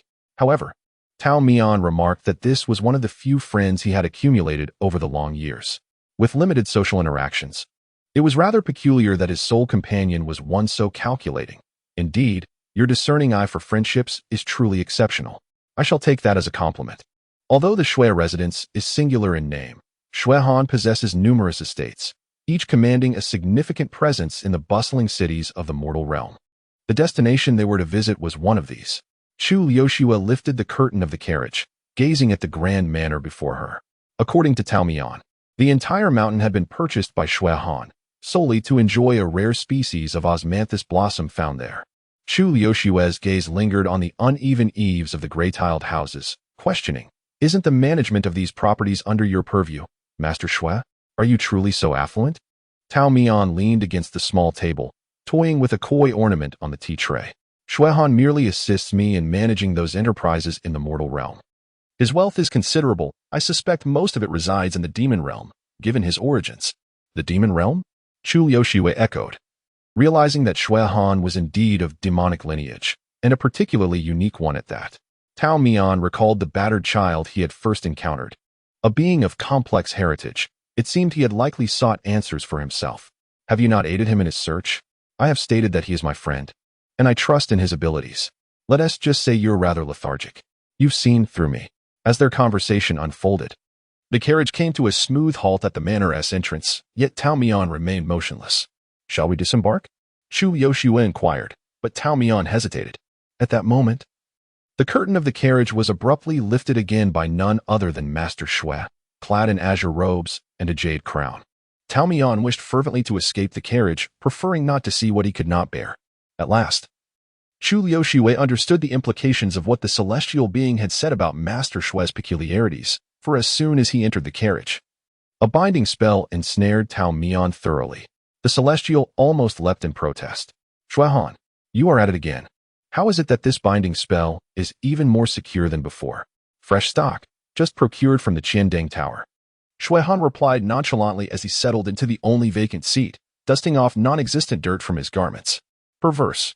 You squander so much wealth on such trinkets." "I possess wealth and choose to indulge." Initially, when Xue Han bound the celestial, Chu Liuxue felt somewhat at a loss. Yet, upon observing that there was no immediate threat following this act, she began to relax. Perhaps he was merely an overly enthusiastic friend. "Must we not disembark?" she asked Master Xue, entirely disregarding the bound Tao Mian, who was writhing in a manner akin to a worm in distress. Xue Han maintained a more human demeanor in front of outsiders, responding with a gentle tone. "This year, the mortal realm has suffered calamity. The emperor, showing compassion for the populace, has prohibited the states from extravagantly spending the people's resources on lantern festivals. Without such festivities, the season lacks joy. Why not allow me to take you both to the demon realm for some amusement?" "The demon realm?" This was unexpected for Chu Liuxue. "Is it that you do not wish to go? If not, we may turn back." "No." Chu Liuxue shook her head. "It is simply that I have a place I wish to visit. If we go to the demon realm, it would conveniently be on the way." Chapter 40, Old Acquaintances in the Demon Realm. The Mid-Autumn Festival is not celebrated as such. Rather, it is known as the Moon Sacrifice. Tao Mian and her companions arrived at Moon Hill, the very city where the Qiandeng building had hosted its previous singing event. Xue Han had made arrangements in advance, allowing Tao Mian to undergo a soul-reviving incense ritual in the mountains, and had reserved a table for a moon-gazing feast at the Dengyun building, intended solely for the three of them. Although Tao Mian initially wished to indulge in leisure at the tavern, she was forcibly dragged out by Chu Liuxue to explore the Lantern Festival. As the lanterns illuminated the evening, casting flickering shadows, the bustling streets were filled with a cacophony of laughter and chatter. Side by side, Tao Mian and Chu Liuxue strolled along the lively thoroughfare. This was Chu Liuxue's first experience of such a vibrant lantern festival. Everything seemed wondrous to her. Perhaps calling it her first experience was not entirely accurate. During her days of wandering, She had inadvertently stumbled into a lively gathering, having stolen a purse and been pursued, leading her to this grand spectacle. Young men and women adorned with flowers and carrying lanterns laughed and played, while the petite Chu Lu Xuen navigated against the tide of the crowd, brushing past countless joyous voices. The merriment belonged to others. Everything around her was bathed in a warm glow, yet she remained cloaked in shades of gray. She harbored a resentment towards those who could lead ordinary lives, free from the turmoil and hunger that plagued her existence. Just then, she was seized by the gentleman whose purse she had pilfered, yanked by the collar and thrust to the ground. As she was pulled from the throng, she inadvertently snagged a girl's rabbit lantern. The lantern, shaped like a rabbit, was exquisitely crafted, but alas, it shattered upon hitting the ground. When Chu Luxue fell, the lantern landed to her right. The girl hesitated, glancing at the broken lantern, torn between approaching and retreating, until her parents bought her another to lift her spirits. Meanwhile, Chu Luxue picked up the discarded, fractured rabbit lantern. Her back bore the marks of heavy blows, her knees bruised, and her face marred with scrapes. The beatings had become a commonplace occurrence. She had grown indifferent to them, fixated instead on the lantern. One ear of the rabbit was missing, and its mouth bore a small chip, but it mattered not. This was still her very first lantern. Chu Luxue turned her garment inside out to reveal its cleanliness, using it to gently wipe the dust from the rabbit's face. Clutching the lantern, she felt as though, in that moment, she had melded into the surrounding crowd, experiencing a fleeting glimpse of happiness that was her own. She even contemplated taking the rabbit lantern back to Shou Wei Yin. However, upon realizing such a fanciful thought, Chu Luxue halted in her tracks. Fantasies were the most futile of things, incapable of satiating hunger, merely a poison for the thirsty soul. That which did not belong to her, whether stolen or salvaged, was ultimately of no use. With an expressionless demeanor, Chu Luxue cast the rabbit lantern into the river, watching as it bobbed upon the waves, eventually vanishing from sight. For her, the Lantern Festival had never been a source of cherished memories. It was merely an accidental intrusion into a world of gaiety. What was she even hoping for? Tao Mian's voice brought Chu Luxue back to reality, and she lifted her gaze towards the source of the sound. At first, she did not see anyone, but rather, a brand new rabbit lantern. This lantern was far more exquisite than the one she remembered, yet it instantly evoked unpleasant memories. With a swift motion, Chu Luxue struck the lantern from Tao Mian's hand. The fairy wore a mask, obscuring her expression, but the sudden stiffness of her shoulders indicated her evident surprise. Chu Luxue opened her mouth to speak, yet found herself at a loss for words. This is a scar she conceals deep within her heart. To speak of it would mean to unveil it with her own hands. The young girl averted her gaze, seemingly preparing to escape reality. She allowed the crowd to separate her from Tao Mian, despairingly contemplating that perhaps it would be better never to meet again. She and Tao Mian were inherently different. Had it not been for her infatuation with the scenery of Peach Blossom Mountain and the gentleness of the immortal, she might have cast aside both the mountain and the immortal from her thoughts, much like she had discarded the rabbit lantern in the past. This kind of happiness was snatched away. The demons and spirits obstructing their path multiplied, gradually isolating the two, as if they stood on opposite shores. Chu Luxue steadfastly refused to raise her head until a slender hand grasped her wrist, pulling her from the surging crowd. Why are there suddenly so many people? I was frightened, thinking you had gotten lost. Tao Mian dragged her toward a less crowded area, muttering as they walked, if you dislike the rabbit design, we can always choose something else. What would you like? Master will buy it for you. Chu Luxue suddenly looked up. To be honest, I don't like that rabbit either. It's crooked and ugly. If Master buys you a tiger, at least it would look majestic. Tao Mian was so engrossed in his own murmurs that it took him a moment to realize that his disciple had not responded. He turned around and was startled to see Chu Luxue's face streaked with tears. The immortal was taken aback. His third disciple had always been one to hide her emotions. She rarely displayed any feelings, even when arguing, her expressions remaining cold and sarcastic. He fumbled, utterly at a loss when confronted with her tears. Chu Luxue, however, turned him around by the shoulders, refusing to let him see her expression. Didn't you say you would buy a lantern? She said in a muffled voice. Hurry up. Let's get it, and then go back to eat. Ah, yes. In the end, Tao Mian returned to Dengyun Tower, cradling a multitude of oddly shaped lanterns. Shuaihan, who was brewing tea in the elegant room, was taken aback by the sight. How old are you? Yet you still fancy these childish trinkets. They're not for me. Tao Mian replied, growing weary of holding them and unceremoniously tossing them onto an empty seat. They were meant to amuse children. Chu Liuxue remained silent, her lips tightly sealed. Master Shui cast a glance at the quiet girl and nodded toward the 2 chairs across from him. Please, have a seat. Tao Mian sat down without ceremony. And after Chu Liuxue expressed her thanks, she took her seat as well. Shortly after the 3 were seated, dishes of food and drink began to arrive at the table. Tao Mian, as was his custom in front of Master Shui, was unreserved, eagerly devouring his meal. Over the years, Chu Liuxue had refined her eating habits, overcoming the ravenous tendencies instilled by earlier hardships. Master Shui, on the other hand, focused solely on sipping his wine, hardly touching the food before him. As their banquet progressed, they overheard voices from the neighboring elegant room. They were discussing the latest gossip from the demon realm, particularly concerning the recently returned son of the head of the Underworld Hall. Tan Yuan, the head of the Underworld Hall, had originally had an only son to succeed him. However, for reasons unknown, this son had tragically drowned while swimming with friends a few days prior. It was ludicrous that a being of pure demon blood could perish in water. Outsiders have been chattering incessantly. As the venerable master of the ghostly hall is beset by illness, with his days numbered, the hall urgently requires a successor. Yet, with the untimely demise of his only son, what course of action remains? Just as the situation grows dire, a youth appears, claiming to be the biological son of the hall master. Aside from Master Tan Yuan, the other overseers of the branch halls refuse to acknowledge this assertion, plunging the ghostly hall into chaos. Tao Mian, engrossed in the gossip, even forgets to eat. At that moment, a sudden knock reverberates through the private chamber.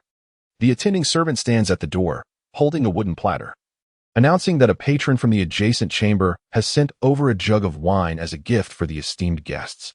Upon hearing this, the 3 occupants of the room are momentarily taken aback. Who could this familiar acquaintance be?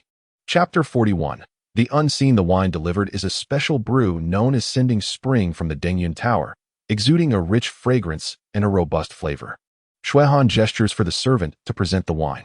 He then removes the stopper from the jug and inhales the aroma cautiously. Is it poisoned? Chu Liuxue inquires softly.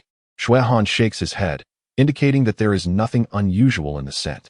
Nevertheless, for safety's sake, it is prudent to refrain from consuming it.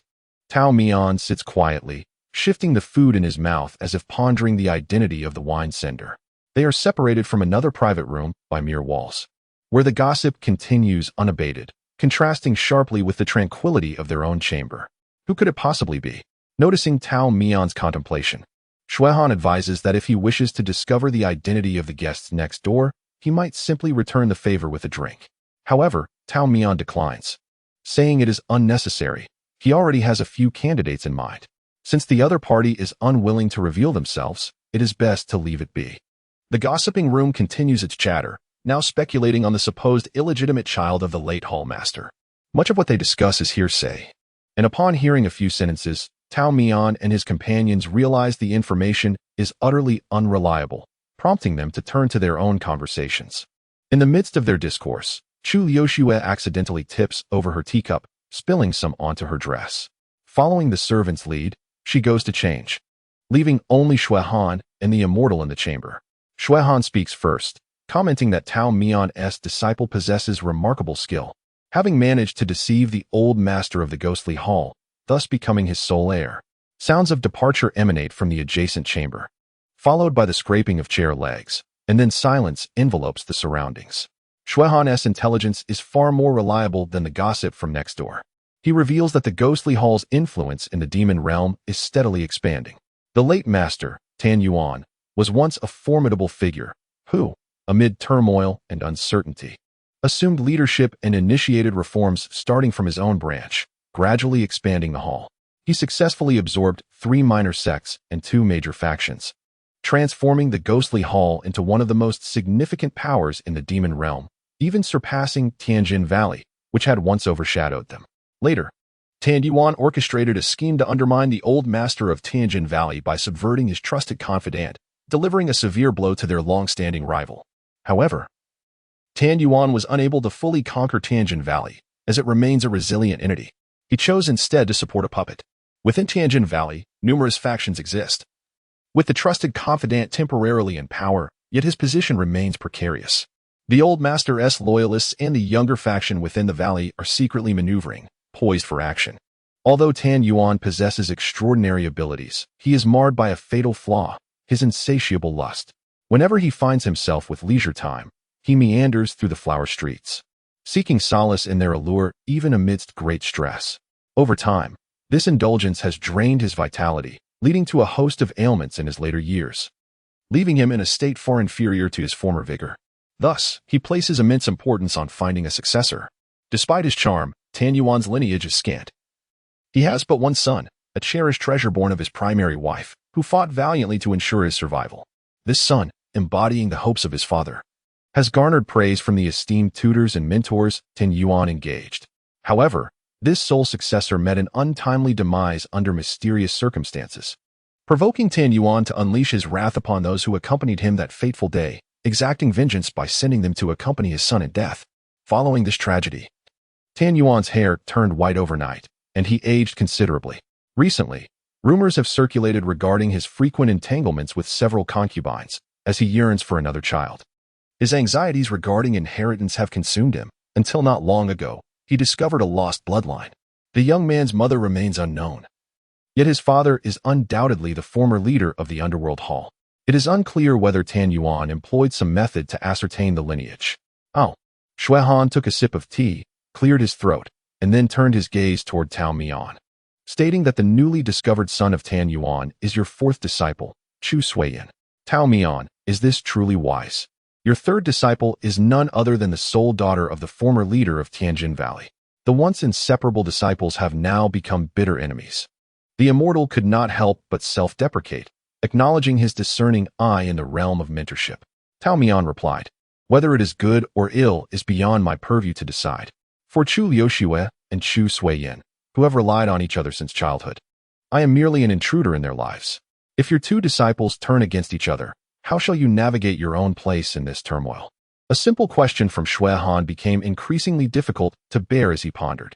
Tao Mian cast his gaze downward at the remnants of their meal, remaining silent for a considerable time. Finally, he murmured, I do not know.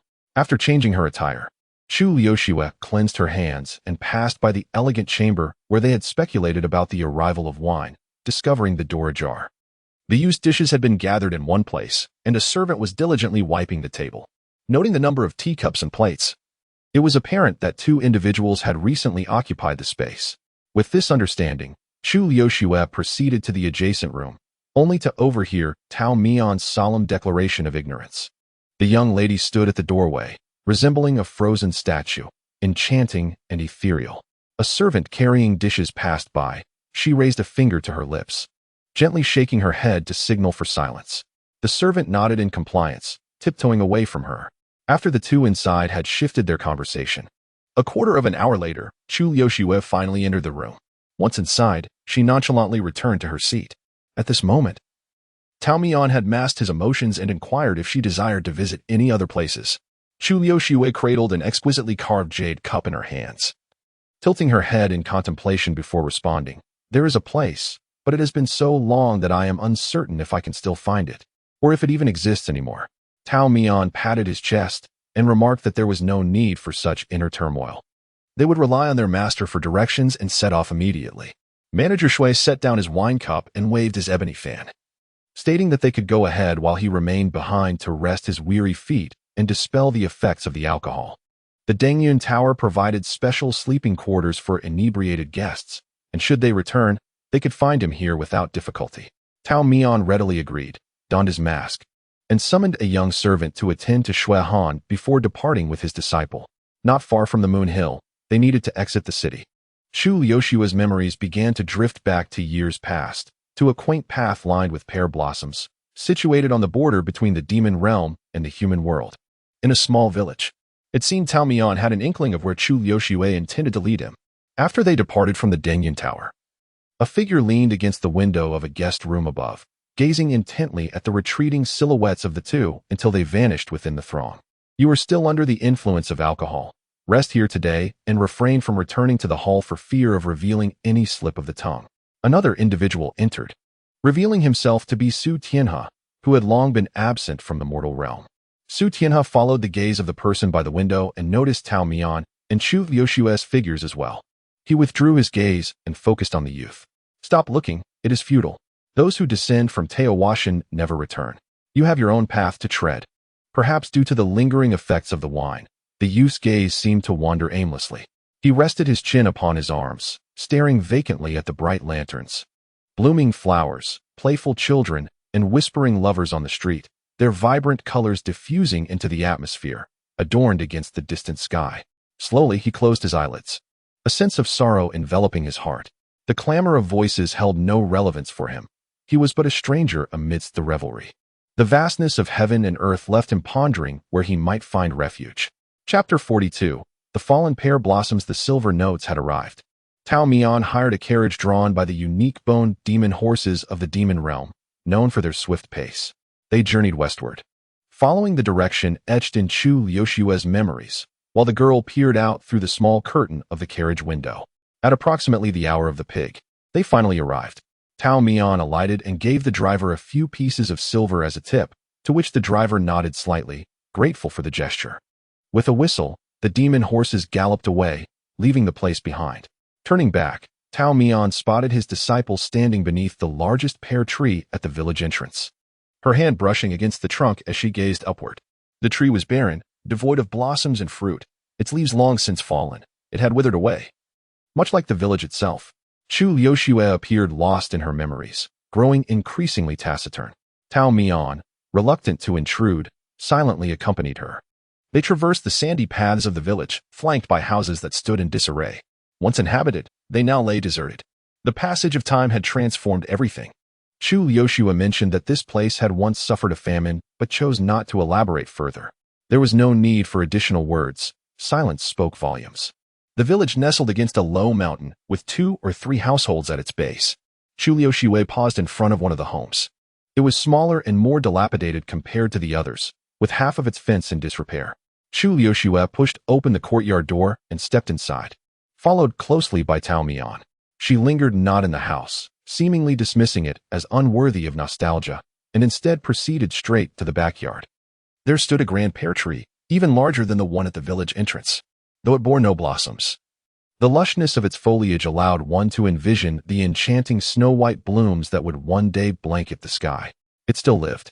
Chu Liushue gently patted the trunk, as if visiting an old friend. Sensing a lingering vitality in the tree, she breathed a sigh of relief, her uplifted gaze revealing a glimmer of joy. Beyond the courtyard lay a small hill. Chu Liushue opened the little gate in the fence, waiting for Tao Mian to pass through before closing it behind her. This hill, while lacking the abundant spirit of Peach Blossom Hill, possessed its own subtle charm. Chu Liushue walked along a narrow path, which to Tao Mian appeared indistinguishable from the surrounding overgrown shrubs and grasses, but the girl skillfully brushed aside the weeds with her sleeve, revealing it as a route into the mountain. After an indeterminate time, Chu Liushue finally paused, searching her surroundings until she arrived at a clearing. This secluded spot was perilously close to a sheer cliff, where a moment's inattention could lead to a misstep. The wind in the valley stirred their garments as Chu Liushue stood tall before several neglected graves. There were 5 in total, for bored tombstones, while one appeared to have been dug up and reburied, leaving the circumstances of its disturbance a mystery. A long ravine separated 2 of the graves from the other 3. The girl's ponytail fluttered in the wind as she stood with her back to Tao Mian, recounting the stories of the grave's occupants in a hushed tone. The 4 graves belonged to an old servant who rescued her from the Dou family, her adoptive father, Scholar Chu, and a couple who later took her in. Chu Suiyin recounted that after escaping from the demon realm, the old servant had traded her newborn granddaughter for her safety, narrowly evading death. The pursuers were relentless, leaving her no time to flee far, and she arrived in this village, located at the intersection of 2 realms, utterly exhausted. Believing both her and the infant's lives were forfeit, she despairingly collapsed on the path leading into the village, surrounded by blooming pear blossoms that obscured the sun, resembling pure white snow. A kind-hearted scholar discovered the pear, and at that moment, the swaddled infant opened her eyes, reflecting the vast expanse of pear blossoms. Yoshue. He named her, not for the wintry snow, but for the fluttering petals reminiscent of falling snowflakes. The scholar took in both the infant and the old servant. And as the old servant was illiterate, The task of naming the child fell to the educated scholar. He chose the name Liushua, encapsulating the most beautiful moment of their first encounter within her name. Before long, the old servant passed away. Her loyalty had led her to sacrifice herself in times of peril, yet the infant, who should have been her granddaughter, continually haunted her dreams, drenched in blood. Tormented by guilt, the old servant fell into a deep melancholy, her health swiftly declining. Not wishing to burden the scholar, she retreated into the woods, abstaining from food and drink for 7 days, eventually passing away under the tranquil moonlight, her regrets and sorrow finding their resolution in death. From that moment on, the scholar and the girl, who bore no blood relation to him, became inseparable companions. He taught her to read and write, to observe the stars, and guided her in the mountains to distinguish between poisonous plants and medicinal herbs. The scholar introduced her to a vibrant pink flower, known as oleander. This flower, though entirely toxic and capable of causing death to both humans and animals if ingested, also served as a medicinal resource. Beyond imparting knowledge, the scholar also instilled wisdom in her. The flower itself is innocent and guiltless. Its worth is determined solely by the heart of the one who wields it. Yet, the human heart is ever-changing, with good and evil often hinging on a mere thought. The scholar, frail in health, prompted the girl to study medicine to cure him, even going so far as to test remedies on herself. However, life often unfolds in ways that render one's efforts futile, akin to drawing water with a bamboo basket. The scholar wished for the girl to cease her perilous endeavors on his behalf and desired to converse with her a little longer. He divulged the truth of her origins, a promise to the old servant on his deathbed that he could not forsake. Yet, he was reluctant to see the child he had raised fall into the whirlpool of hatred. He expressed that love may be finite, but hatred is inexhaustible. The cycle of vengeance has no end. Determined not to let the scholar pass away with regret, the girl, though aware that he had been poisoned, nodded in agreement to his wishes. The scholar peacefully closed his eyes, as if drifting into slumber. The girl gently checked his breath, then slowly withdrew her trembling hand. Aware of his diminishing time, the scholar arranged a future for her, entrusting her to a couple in the village. When they inquired about her name, she replied, "I am called Chu Liushua, with Chu from the river, Lu from the flowing, and Shua from the flying snow." She wished to leave behind not even a name, nor a fleeting beautiful thought. If nothing could be preserved, the scholar relinquished all his possessions to the couple, who then agreed to take in Chu Liushua, living under their roof. She became akin to a servant, mastering various household chores at a tender age, dutifully attending to her nominal parents without harboring resentment. It was only when they sold her to a brothel that she first experienced the emotion known as hatred. She used poison to eliminate the traffickers, who never anticipated that such a young child would wield such a weapon, and naturally, they were unprepared. The same could be said for her foster parents. "My benefactor lies buried here, as do my enemies," Chu Liushua thought, gazing at the graves adorned with headstones, those of the old servant, the scholar, her foster parents, their spirits seemingly silent, yet watchful before her. There was also an empty grave, one she had prepared long ago, but had nearly abandoned several times. "Tao Mian," she suddenly called upon the name of the immortal. "You are a person of utmost virtue. Your company allows one to forget cunning and the hatred of the past." She seemed to recall everything from Peach Blossom Mountain, her expression softening, a glimmer of starlight in her eyes. Yet, that starlight soon dimmed. "But my cultivation is insufficient." Hatred and love remained forever unresolved. She did not wish for the one she sought to avoid to laugh from within the grave, disturbing the one she cherished nearby. Chapter 43. A young girl descending the mountain decides to avenge. Chu Liushua's plan for revenge had actually commenced many years prior, though she had once contemplated abandoning it. She thought that living out her days on Peach Blossom Mountain would also be a good fate. "I have truly envisioned such a life, with myself and Sui Yin, destined to grow old before you. In due time, as we both grow gray, we shall sit in the garden, brewing tea and admiring the blossoms, quietly listening to the whispers of the wind." If the enigmatic Chisian had not descended from the mountains, the silence that had enveloped Taomian for half the night would finally break, though his voice would be gravely hoarse. "When did you come to know the true identity of the Four Piles?" Chiliixu smiled softly. "From the very first day I encountered him," she replied. Chisian had been entrusted to him by his mother, but at that tender age, the boy remembered nothing. Later, a few clever words from his sister deceived him into believing he was merely a child salvaged from a refuse heap. Chisuyan's mother was a renowned singer who, in her youth, had shared a romantic entanglement with the master of the underworld hall. Alas, as often happens, the hearts of old acquaintances shift with the passage of time, and deep affections were misplaced, leaving only the unfortunate legacy of Chisuyan. Clutching her frail and ailing child, she sought to confront her former lover in the demon realm. Yearning for an explanation, yet succumbed to exhaustion on her way, barely clinging to life. In her final moments, she was consumed by hatred. Chuliexu merely happened to pass by, and, moved by an unexpected kindness, offered her a bowl of rice soup. The woman grasped the girl's hand tightly, imploring her to take her child to the underworld hall to find Tan Yuan. Such an impertinent request, Chuliexu mused. Yet, had she not been driven to despair, perhaps her visage would not have been so marred by the ugly hatred she bore towards another. Though still young, she appeared prematurely aged. In Chuliexu's eyes, the woman seemed shrouded in twilight, with shadows under her eyes and lips tinged with purple. It was said that she was once a celebrated singer in the royal capital, coveted by countless dignitaries who spent fortunes for a mere smile. Chuliexu found herself forcibly entrusted with an infant swaddled in cloth, uncertain of how to proceed. At that moment, she had just laid her adoptive parents to rest in the graves she had long prepared, utterly alone in the world. Nevertheless, she understood that even sustaining herself was a challenge, let alone caring for this small burden.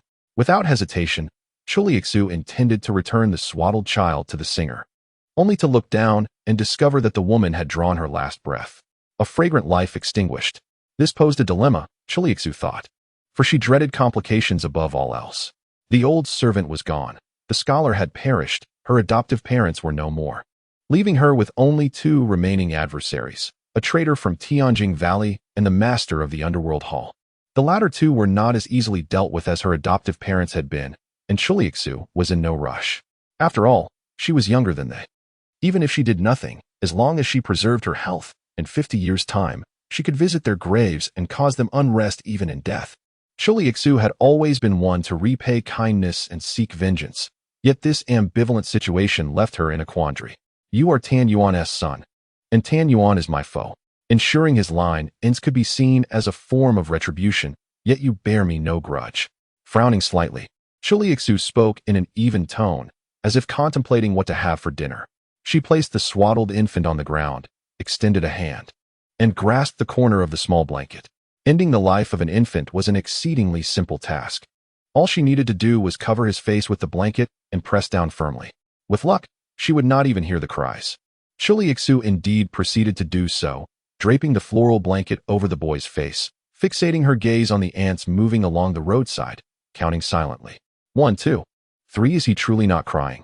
With curiosity, she lifted the quilt, intending to ascertain whether the boy had truly passed away. The child stirred his neck and suddenly revealed a smile, both foolish and unattractive. Chuliexu wrinkled her nose, pondering how such an unsightly child could exist. She decided to wait a little longer. After all, it was not as if she could kill Tan Yuan immediately. Such a tangled matter could be addressed later. Subsequently, I carried him with me until we encountered you. Tao Mian felt a twinge of surprise when Chu Suiyin chose to return to the nether hall. Chuliexu's emotions remained relatively stable. At that moment, she surmised that the other party might have known all along. However, she had not anticipated it would be so soon. That she had been wandering with the bloodline of her enemy. Perhaps it was to better execute his demise, or perhaps for another reason. I genuinely made every effort to persuade myself to let go, and I was nearly successful. Chuliexu gazed silently at the several tombs before her, recounting how many times she had contemplated abandoning the young Chu Suiyin at the crossroads to fend for himself, and how many times she had despairingly turned back to seek him. Chu Suiyin always assumed his sister had lost her way, never suspecting otherwise. You are a redemption to me. On Peach Blossom Mountain, thoughts of vengeance seldom crossed my mind. The mountain adeptly absorbed all my emotions, leaving me free of burdens. Those were the most carefree years. Chuliexu was revealing her innermost feelings to Tao Mian, but Tao Mian shook his head, unwilling to listen any further. Do not speak any more, Sentu. It cannot continue. The girl had always been reticent, burying her thoughts deep within her heart. She was the most discerning disciple he had taken thus far, eternally aware of what should and should not be said. She would not impose her emotions on others, nor would she be easily swayed by external influences. Her heart, clear and pure, was like a delicate vessel. Now, Her decision to unearth her buried sentiments must indicate that she had made a significant resolution, one that no immortal would willingly accept. Chu Liuxue took a couple of steps forward, gazing at her master, Tao Mian, with warmth in her eyes. I am truly sorry, master. I never intended to burden you with this. I understand how profoundly the deaths of Brother Gu and Sister Lu have impacted you, and I do not wish for you to suffer further. Yet the blood of the Dou family repeatedly stains my dreams, fervently defending my father in Tianjin Valley and my mother, who sacrificed her own granddaughter to protect me. My old servant, Shotsai, mirrors you in this regard. He does not wish for me to pursue the path of vengeance, and neither do you. You are two of the only good people I have encountered in my brief 20 years. I once strove so desperately to save him, and I still long to accompany you for a long time to come. I wish for revenge, yet I also wish to repay kindness. But in this world, how can one achieve both? Loyalty and filial piety cannot coexist. Vengeance and gratitude are equally hard to reconcile. I ponder daily, finding no solution, and thus I must first seek revenge before I can repay kindness. If you are willing to wait, please do so for me. Chu Liuxue was a considerate person, attentive to all matters. Both her palm and the back of her hand were flesh. She and Chu Suiyin were disciples of Tao Mian, and she did not wish to place him in a difficult position. You must continue to be the carefree immortal you are. I do not wish to burden you with my personal affairs, and I trust that Suiyin feels the same. However, in all matters, there exists the possibility of unforeseen circumstances. To mitigate such eventualities, Master, I seek a promise from you, as well as one for Suiyin. When we kneel outside your door, pleading for the fulfillment of that promise, it will then be for you to decide. The maiden turned, a gentle smile gracing her face under the moonlight, reminiscent of the enchanting pear blossoms blooming in the scholar's courtyard. Should I fail to arrive in time, I entrust you to watch over my interests. Chapter 44. The banquet at Hongmen. Chu Liuxue has finally departed from the mountains. She is a woman of clear purpose. This plan has been taking shape in her mind for many years, hindered only by the lack of suitable conditions until now. The moment has arrived, and she merely awaits the favorable winds to propel her forward. In the shortest span of time, she has re-established contact with the former subordinates of the old Valley Master, Dou Huai. She is willing to serve as a compliant pawn, acquiescing to their designs, as long as it leads her to the position of Valley Master. The former subordinates are, of course, overjoyed. They are ambitious but lack a figurehead, which is why they have persistently sought Chu Liuxue's return to the valley over the years. This first step consumed 5 years of her life. During this time, Chu Liuxue meticulously analyzed the various factions within the valley, dismantling them one by one. The smaller factions were swiftly annihilated, while the larger ones were gradually divided and neutralized until they too were reduced to mere remnants, ultimately vanquished. Although her talent for cultivation may not be exceptional, her intellect surpasses that of the average individual, allowing her to navigate complexities with remarkable clarity, rivaling even that of her elder brother and sister.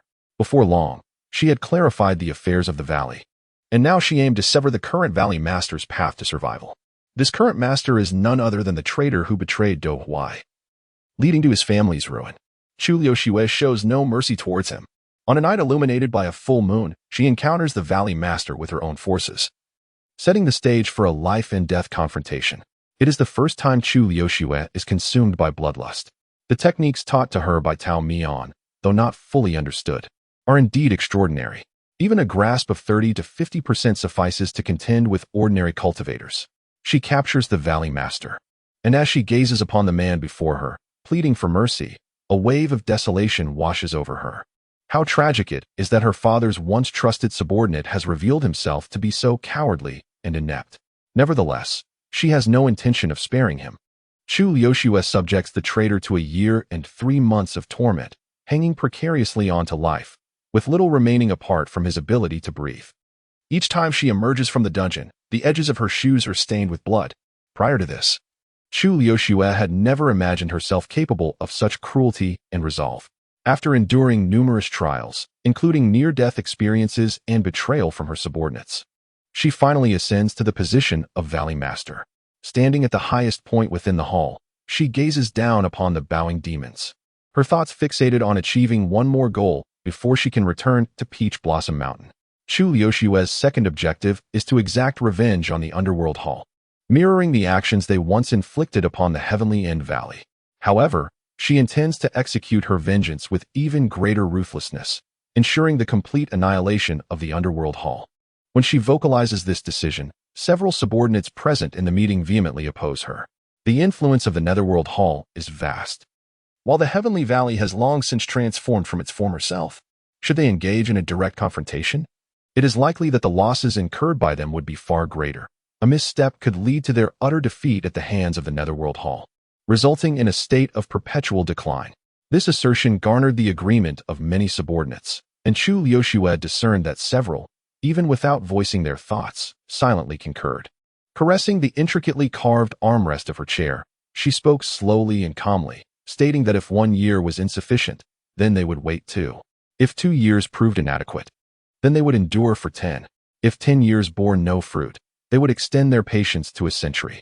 They are demons, blessed with longevity and capable of waiting it out.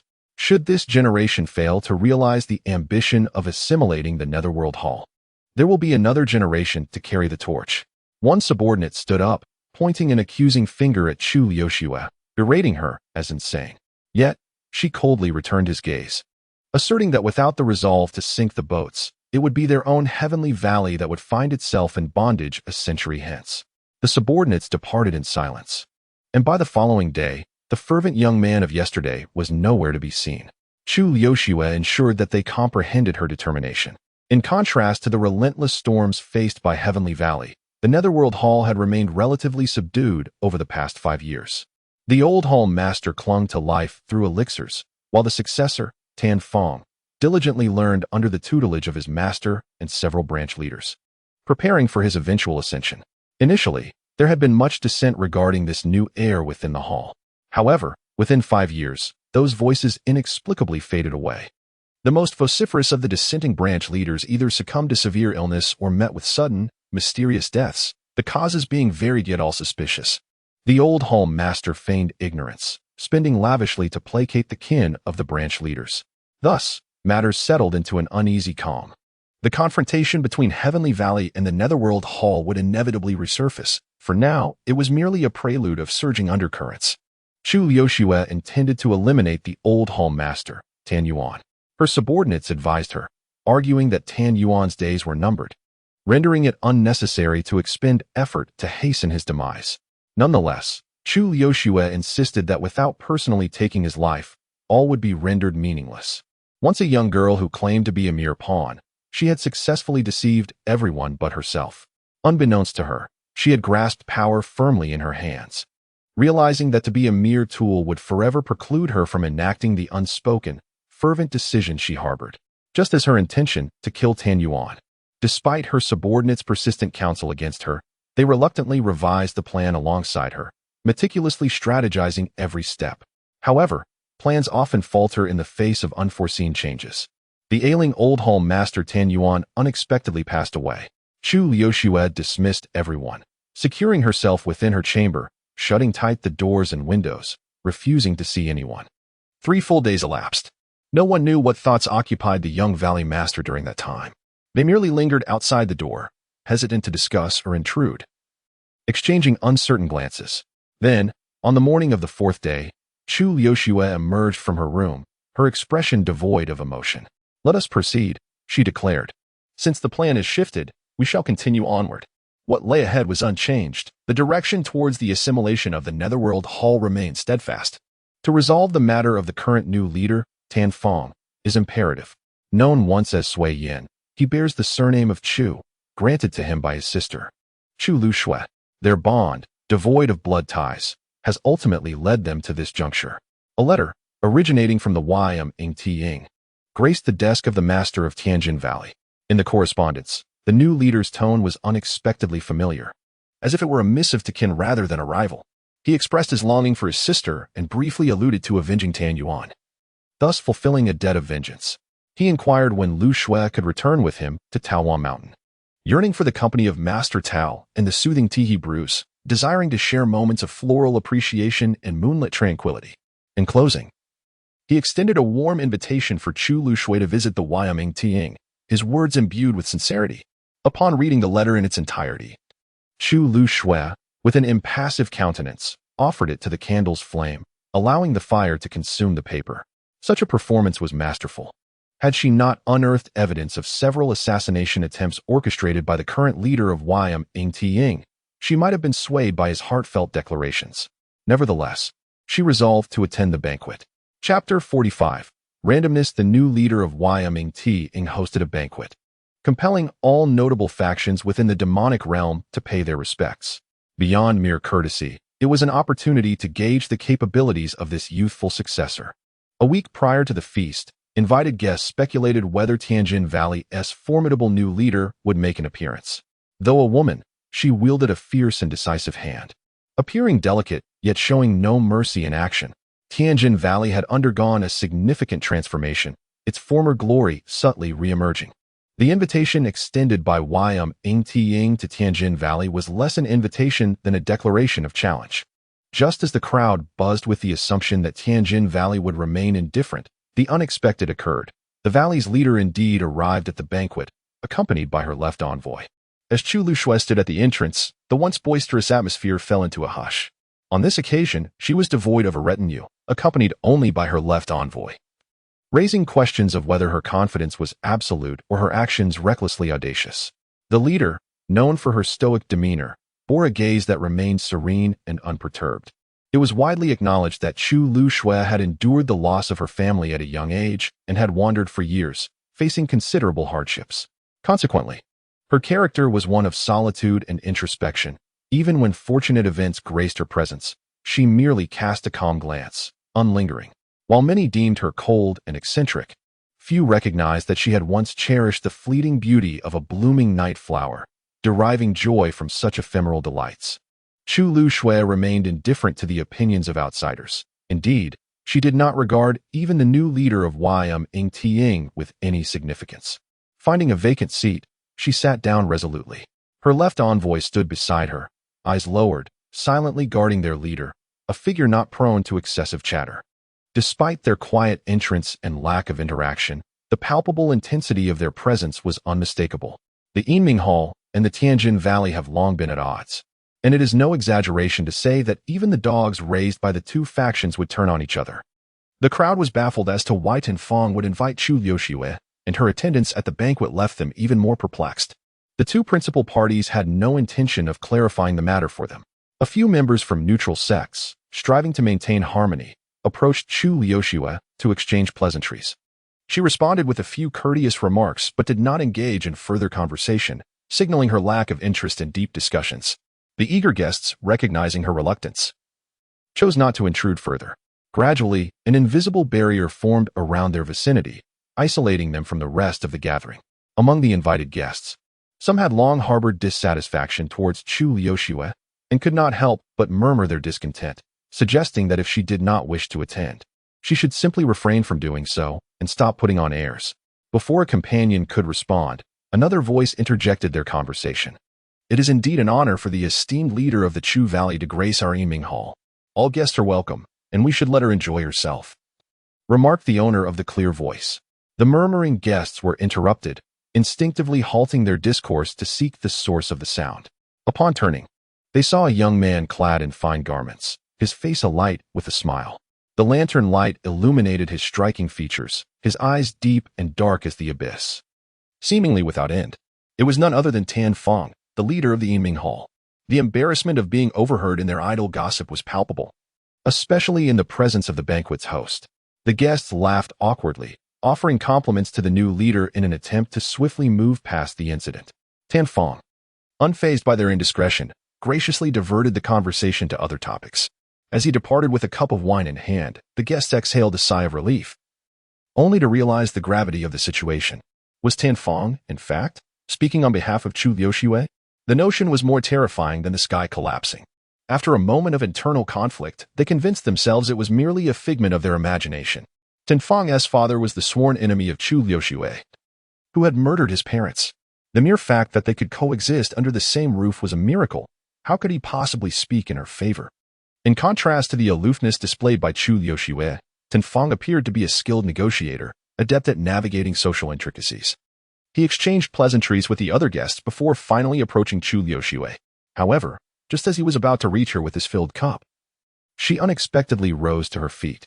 Her eyes were fixed in disbelief upon a particular corner of the hall. There, a table had been set with a solitary figure sipping from a cup. She recognized that face. It was none other than Shui Han, whom she had met on several occasions.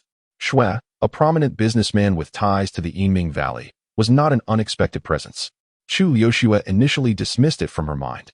Yet, as she retracted her gaze, her peripheral vision caught sight of another individual rising from Shui Han's side. He had only recently been reclining beside the table, which had prevented her from noticing him. He appeared unwell, his complexion ashen, his breath weak, and his expression despondent. Shui Han gently urged him to lean against the pillar behind him, offering a calming sachet from his bosom. He caught it with one hand, using the wide sleeve's edge to shield the fragrant pouch, subsequently covering his mouth and nose to mitigate the overwhelming scent. Chu Liuxue understood the source of his discomfort. For prior to entering the demon domain, he had to endure 3 days of the soul-returning incense. His visage bore slight differences from her recollections. Perhaps he had subtly altered his appearance through illusionary arts to avoid revealing his true self and inciting trouble. Though the changes were minimal, Chu Liuxue could still recognize him. The sound of footsteps echoed in her ears, drawing ever closer. Instead of turning her head, she continued to observe his every movement intently. She bit down on the tip of her tongue, forcing herself to suppress her emotions. The words escaped her throat with great difficulty. As for our matters, let us not disturb him. I believe this was a silent understanding between us. The individual beside her did not respond immediately but fell silent for a moment, turning partially to gaze at the man through the crowd. The longing after parting is difficult to quell. I wish not to intrude, yet I cannot help but yearn. This may very well be the only heartfelt statement from the hall master tonight, a rare gem amidst the facade and flattery. Chu Liuxue believed his words to be sincere, yet she could not accept them. Chu Suiyin, still calling him by his former name, pondered that the grievances between them could not be succinctly expressed in a few sentences. Tao Mian was innocent. He had merely acted out of goodwill to save 2 unfortunate children. Perhaps it would have been better had he not intervened. You summoned me to bolster your facade, but what was the purpose of bringing Tao Mian into this? Do you think he would relish witnessing this sibling strife? Can you bear to inflict more wounds upon his heart? Chu Liuxue lost her composure. The unexpected encounter with Tao Mian left her shocked and enraged. She had fought tirelessly to extricate Tao Mian from the turmoil, willing to keep her mouth sealed forever, even in the face of immense injustice and adversity, refusing to seek assistance from her master. Yet, those years of effort were so easily undone by Chu Suiyin, igniting a murderous intent within her. She and Chu Suiyin could not coexist here. One of them must perish. Chapter 46. Shall we continue? Tan Feng's exasperated words, propelled by Chu Liuxue's agitation, ignited a long-buried ire within him. For quite some time, he had struggled to comprehend Chu Liuxue. He could scarcely recall the days when they relied on each other. Back then, a mere glance from Chu Liuxue would reveal her innermost thoughts to him. Did such moments truly exist? Why must one inherit Tianjin Valley? His voice was heavy with confusion and resentment. Liuxue, my choice to return to the demon domain was to transcend the limitations of mortality, to grow stronger, to protect you and the master. Why must you return, only to inherit Tianjin Valley? When it came to Tan Feng or Chu Suiyin, to convey the deep-seated enmity between Tianjin Valley and the Underworld Hall would likely take 3 days and nights, and he would still grasp not a fraction of it. It was not until he returned to the hall, perused ancient tomes in the library, and spent an entire night at the back mountain tomb that he could not quell the anguish that clamored within his bloodline. The enmity between the Underworld Hall and Tianjin Valley had festered for centuries. Through the ebb and flow of time, the powers of both sides had waxed and waned. Whenever one party exerts dominance, it invariably becomes a nightmare for the other. The mountains of corpses and rivers of blood, the shattered bones and mangled flesh, these are the ink and parchment that chronicle their intertwined history. In retrospect, although Tan Feng struggles to forgive his biological father for abandoning him and his mother, he comes to comprehend the reasons behind the devastating assault on Tianjin Valley. Yet, the more he understands, the deeper his anguish.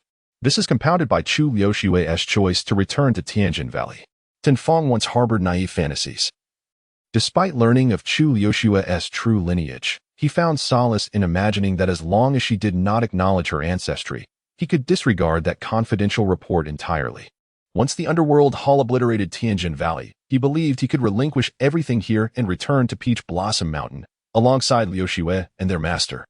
The spring rains would embellish the flowers, and the blossoms would awaken the mountain with vibrant hues, as long as he wished for it. He could traverse the mundane world and return to that mountain. However, Chu Liushue's decision shattered his illusions, rendering everything a mere emptiness. Tanfeng's words were absorbed by Chu Liushue, who managed a wry smile, uncertain whether she was mocking herself or him. Did you ever contemplate returning? There is no going back, Chu Suiyin. Neither of us can. She seemed to lament, yet her next words reverted to a tone of interrogation. We are both irreparably tainted. But why then do you involve Tao Mian? He ought to distance himself from our wretched predicament, allowing us to determine our fates in life and death. The conversation circled back to the original question. Tanfeng's patience waned. I have stated, I invited our master here for no ulterior motive. Even if I were to commit the gravest of sins, I would not harm those dearest to me. I merely wish to see him. Yet, after years away from the mountain, he found no suitable excuse to boldly request a meeting with their master. Both were motivated by concern for Tao Mian. Yet their discourse failed to converge. Their words clashed softly, escalating into a low quarrel. This bickering seemed to transport them back years, though neither was aware of it. If it were merely verbal sparring, it might have sufficed. However, as their disagreement intensified, they resorted to blows. The guests present, though sensing the tension, were taken aback by the sudden turn of events. Tao Mian stood by, bewildered. What is happening? Initially elated to receive an invitation from the underworld hall, he had hesitated to intrude, believing his disciples, being exceptional individuals, did not wish to contact him. Over time, he ceased to be proactive. The fact that his fourth disciple had sent him an invitation indicated that he still held a place in their hearts. Elated, Tao Mian penned a letter to Shui Han that very night, requesting some resurrection incense, as he intended to enter the demon domain. When Shui Han inquired about the purpose of his visit, he candidly replied that he wished to see his disciple. Soon, the necessary incense was dispatched without any additional correspondence. This was uncharacteristic of Shui, who typically sought numerous benefits in return for any favor. Anxiously, Tao Mian prepared the incense, adhering to his customary practice of fasting for 3 days before lightly floating into the demon domain. Indeed, his foreboding intuition came to fruition. Upon arriving in the realm of the demon domain, he spotted the carriage of the Shui household, realizing there was no escaping this fate. Shui Han waved the invitation in his hand, indicating that he too was among the invited. Tao Mian dared not inquire about the origins of his own invitation. Instead, he chose to remain mute and deaf, preferring silence whenever possible. When Shui Han questioned him, he feigned an inability to hear, pretending to be deaf and dumb. Was it? At that moment, Shui Han wore a chilling smile. However, with the influential Shui manager present, gaining entry into the Hall of Shadows became a much simpler affair. Tao Mian regarded himself as mere luggage, allowing Shui manager to lead him without concern for anything else. His overly casual demeanor and plain attire led the reception staff at the Hall of Shadows to mistakenly treat him as Shui manager's servant. Tao Mian felt disheartened. Perhaps next time, when I perform my illusion, I should avoid transforming into a mere bystander. From an ordinary servant to a more handsome one, you should be grateful that others only recognize you as a servant. If they thought otherwise, Shui manager chuckled lightly. Tao Mian responded with a longer silence. Originally, after successfully entering, he merely intended to see his disciple and consider all matters settled. Yet, a mistake occurred midway. The overwhelming demonic energy within the hall left Tao Mian feeling faint, nearly causing him to stumble over the threshold. He wobbled after Shui Han into the hall, planning to sit and regain his composure before seeking out his disciple. However, before he could recover, chaos erupted. The instigators were none other than his third and fourth disciples. The two were locked in a fierce struggle. After all, they were cultivators, and even a minor scuffle could wreak havoc within the Grand Hall. As the Hall Master and Valley Master clashed, the subordinates of the Hall of Shadows rushed in, while the left envoy sheltered Chu Liushue against overwhelming odds. The situation escalated from a duel to a brawl. Although the demon realm lacks the strict protocols of the mortal realm, such a violent altercation during a banquet was still a rarity. The guests were at a loss, unsure of whom to support, as choosing sides would offend someone. The ceiling of the Grand Hall trembled, tiles crashing down outside the entrance with a shattering sound. Not only the roof, but also the beams appeared to be on the verge of collapse. Just as Tao Mian stood up, preparing to intervene, his talisman of survival suddenly fell to the ground. As he bent down to retrieve it, a section of the beam unexpectedly fell.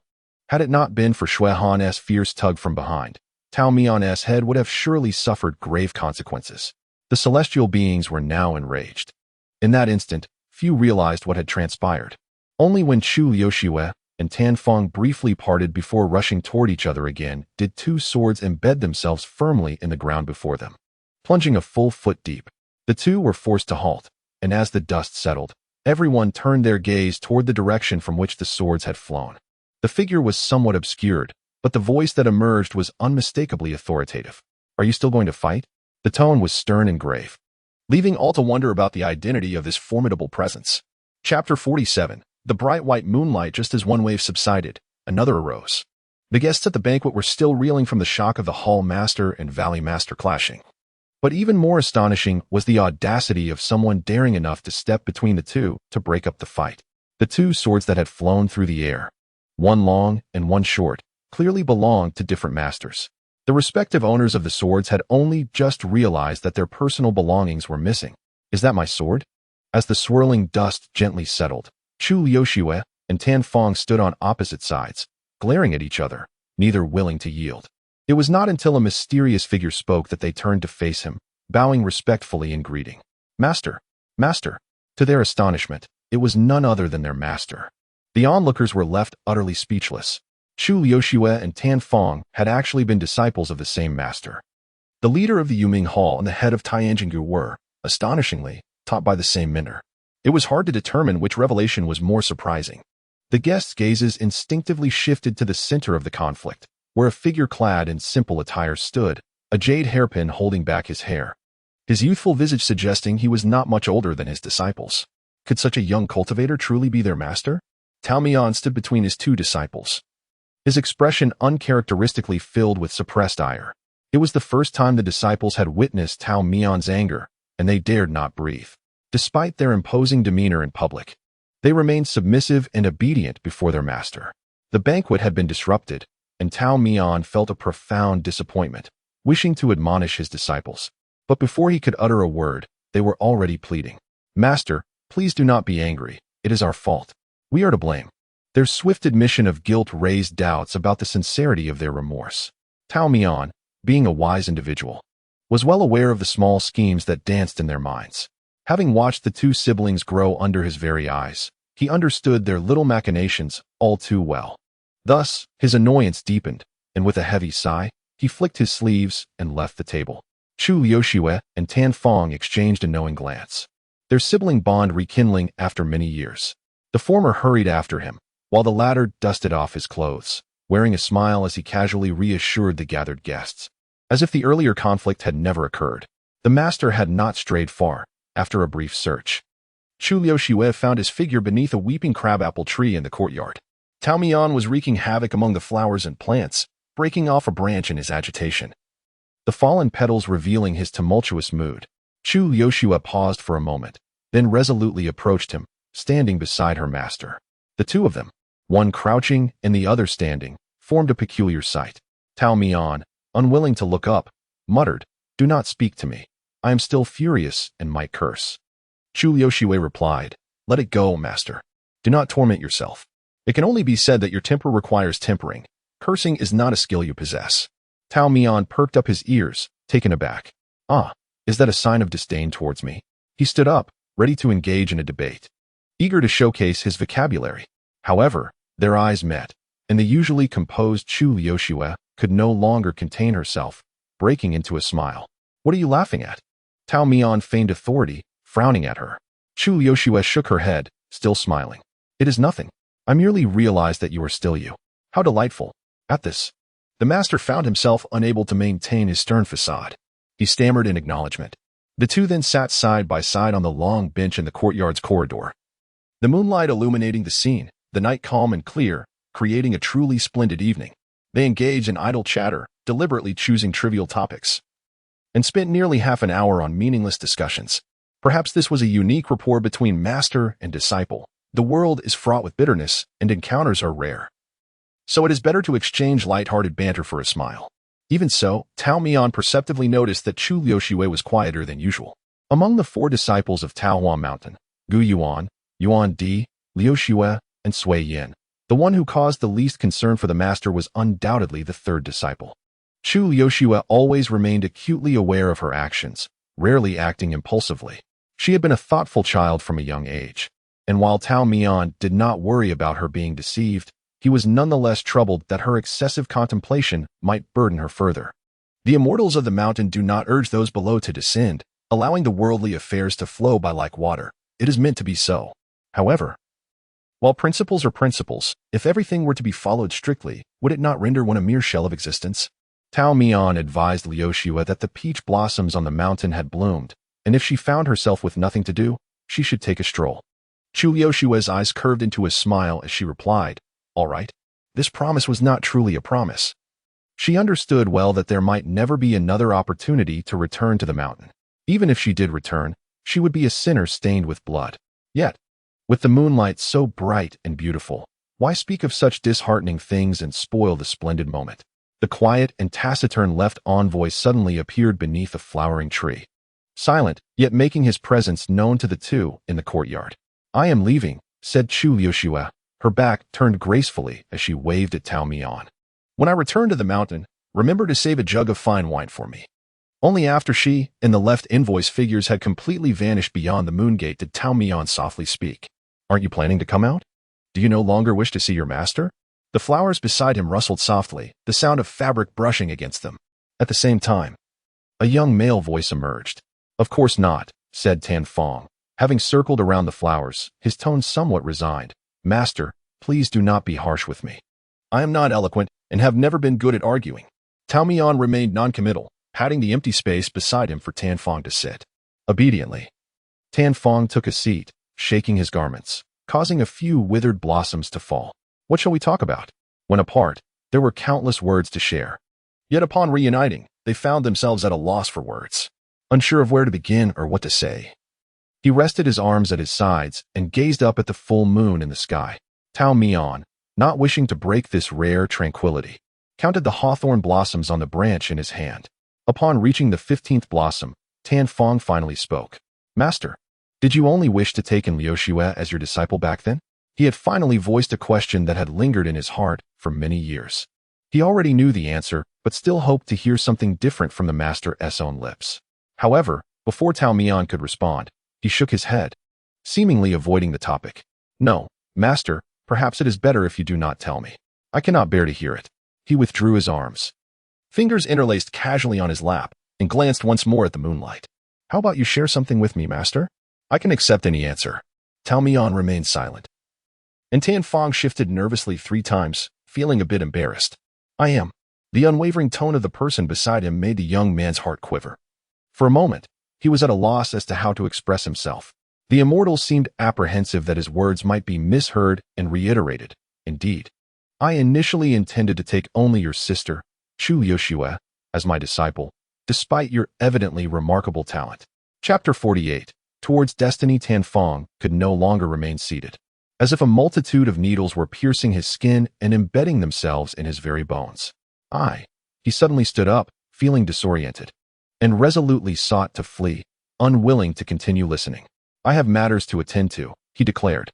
"Master, please sit. If you require anything, simply call for someone." Tao Mian commanded, halting his departure. Tan Fong stiffly returned to his previous position.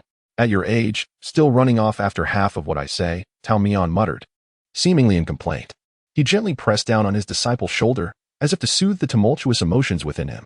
"Allow me to finish my words. I truly only wish to accept Liu Xue as my disciple, but I could not bear to see you languish on the streets." "Then why didn't you send me away?" Tan Fong's inherent stubbornness flared up. "Wasn't Master the one who sent Shui Zhonggui to the mortal realm? You seem to know quite a bit. Where did you hear that?" Tao Mian coughed lightly, then spoke earnestly. "Shui Han had the means. I was closely acquainted with the master of the Shui family, which is why I dared to send the child to them. However, my connections are limited, and when it comes to you, there is no such fortune. You can only endure hardships with me in the mountains, far removed from wealth and splendor," Tao Mian said with utmost seriousness. Tan Fong lowered his head, appearing despondent, yet secretly relieved. Unbeknownst to Tao Mian, who continued with his discourse, "You 2 siblings have indeed caused me considerable headaches. Liu Xue is a fated one of Taohua Mountain, yet she has little interest in cultivation. You, on the other hand, possess extraordinary talent. But you are not meant to be my disciple on Taohua Mountain. I am rather lackadaisical as a master, not overly concerned." Thus, I have contemplated alternative paths for you, fearing to delay your progress. These words were spoken with sincere intent. The 2 volumes of techniques sent by the Golden Finger were tailored specifically for Chu Liushue's constitution. Though Chu Suiyan had learned them, the question remained whether they truly suited him. Tao Mian had long been troubled by this dilemma. He was not affluent. Having taken on 3 disciples meant he had 6 different techniques. The first 4 were exclusively for his eldest and second disciples. As Tao Mian harbored sentiments that prevented him from imparting them to others, the latter 2 were taught only after he had privately sought Chu Liushue's consent. Suiyan, questioning his heart, thought that his master had been unjust in his treatment of him regarding cultivation. Tao Mian's fingers idly played with the withered blossoms on the branch. Master, please do not say such things. Tan Fong, who had been silently listening, could no longer restrain himself at the mention of injustice.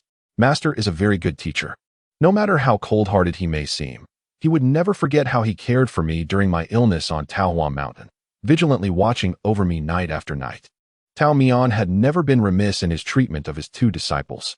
Upon hearing that his originally sorrowful disciple was now comforting him, the immortal couldn't help but smile. Even in his own grief, he found solace in the defense offered by his pupil, Chisuyan.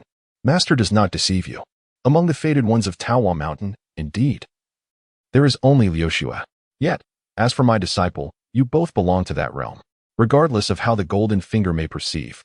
My 4th disciple will forever carry the name of Chisuyan. Tenfang slowly blinked twice, a relieved smile gracing his lips. With my master's words, that is enough. The master and disciple finally opened up, gradually finding a rhythm in their conversation. Tao Mian noticed that his 4th disciple's responses were not swift when reminiscing about the past. It was as if he was searching through the recesses of his memory, piecing together fragments little by little.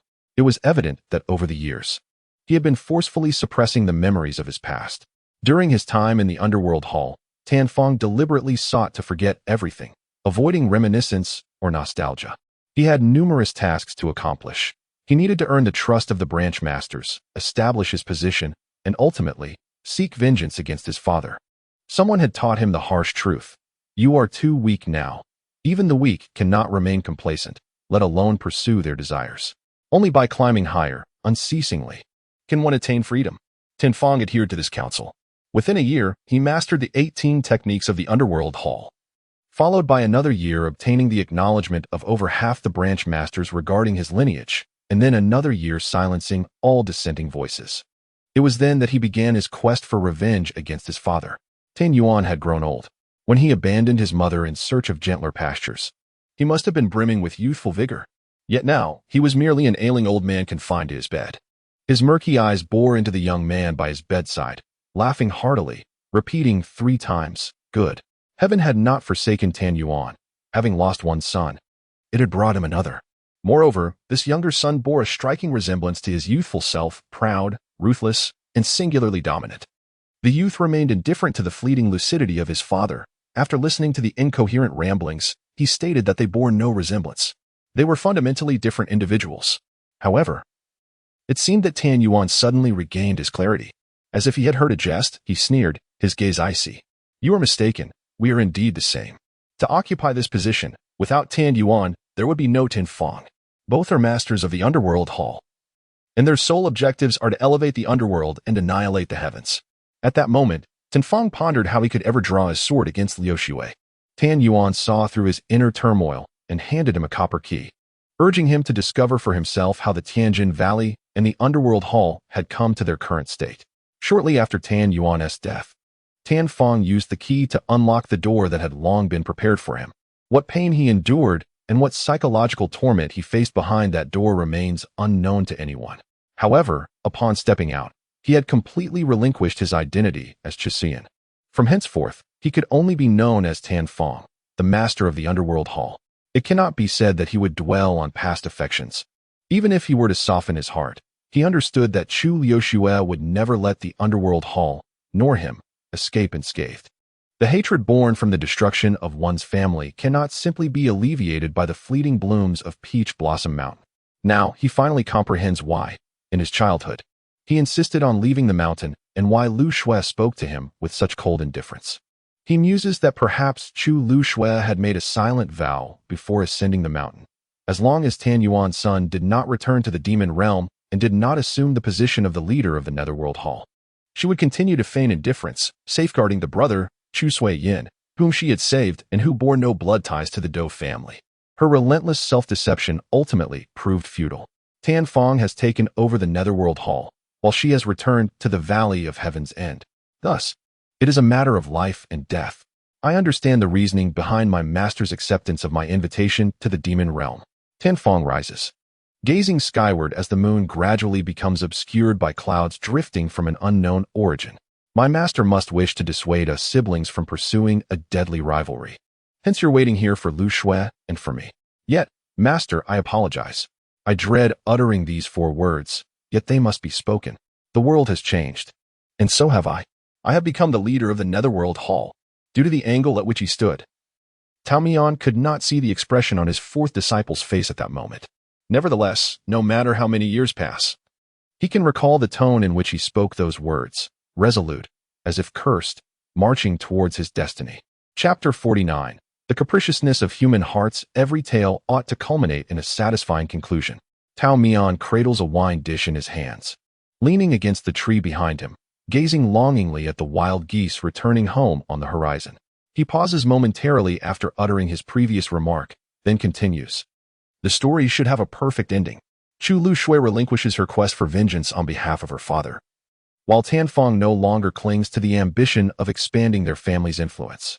The Valley of Heaven's End and the Netherworld Hall join hands in revelry, and all appears utterly harmonious. Yet, the 3rd disciple, Lu Shui, and the 4th disciple, Sui Yin, return to Peach Blossom Mountain, and the master and disciples are reunited. Tao Mian speaks for an entire afternoon about their reunion, how they embraced, with the 2 disciples kneeling before him in tears, lamenting their past naivety in leaving the mountain, until one of them approaches the twilight of their life. He speaks at length, until the woman facing him hesitantly interrupts. Shouldn't the immortal take his medicine? Tao Mian's shoulders droop as he gazes down at the clear wine in the dish, a petal drifting down, creating ripples. The mountain breeze brushes past them, enveloping them in a moment of silence. Why do humans inflict harm upon one another? The immortal responds with a tone of bewilderment, admitting his lack of understanding. The 2 disciples, once so intimately bonded and reliant on one another, seem to have transformed into each other's sole adversaries upon descending the mountain, vowing not to rest until they have vanquished one another. The woman tilts her head in thought, raising her index finger. I can comprehend your 3rd disciple's actions. If a certain faction were to slay my parents and annihilate my family, no matter how close I once was to their heir, I would unsheath my blade without hesitation. For forgetting would equate to betrayal. As for your 4th disciple, it is somewhat more intricate. I have a friend who bears a striking resemblance to him. From a young age, he was left to fend for himself, with only the legitimate heir of the family treating him kindly, providing him with food and clothing, and often standing up for him. However, as time passed, his ambitions grew. He aspired to become the head of the household. When he realized that this benevolent heir was his greatest obstacle, he did not hesitate to devise a scheme to have him killed. The immortal's expression shifted. Surely, the friend you speak of is not yourself? The woman smiled sweetly, her cheeks graced with 2 symmetrical dimples. Ah, if only it were truly me. She tossed the delicate flower branch in her hand, resting her chin on the stone table, her eyes lifted as she gazed longingly at the sky. The human heart is fickle. Even if solemn promises were made in the past, what does it matter? Your 4th disciple has been away from the mountain for over a decade now, has he? Whether it's been 10 years, 1 or 2 years, or even just a few days, human nature is ever-changing, much like the clouds in the sky. The figures from the immortal's memory fade like smoke, unaware that this smoke has transformed into a light mist, leaving only fleeting thoughts behind.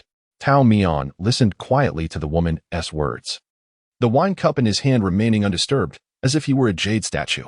He pondered, is humanity truly so easily swayed? The banquet did nothing to alleviate the tension between the 2 opposing factions. Rather, it intensified the conflict between Tianjin Valley and the Underworld Hall. Following this, 3 significant events transpired. The first was a meeting at the Underworld Hall, where 10 of the 18 branch leaders convened, including the leader Tan Fong. Tianjin Valley, having learned the secret location of their gathering, launched a surprise attack with a substantial force. The bloodshed and chaos of that day were such that every survivor would be haunted by nightmares for an entire month. 3 of the 10 branch leaders perished, and Tan Fong sustained grave injuries. He spent half a month recuperating from his ailments. As the leader of a hall, even in illness, he could not afford to rest in peace. He forced himself to visit the other injured branch leaders and the families of the deceased. One of the branch leaders was young, having recently married. The bride, donned in her wedding gown, welcomed him with a serene expression and calm demeanor, seemingly having accepted the reality of her husband's death. Yet, she never removed her wedding dress, a stark splash of red against the pure white of the mourning hall. An unsettling sight. Tianfeng quietly inquired of the nearby branch leader about the situation, who hesitated before revealing the truth. He said that the bride had long since gone mad. She believed she had not yet married, that her husband was not dead, but simply that the bridal sedan had yet to reach her doorstep, which was why she could never see him. Tianfeng's heart was immediately filled with mixed emotions. This branch leader was one of Tianfeng's trusted confidants, someone he had personally promoted.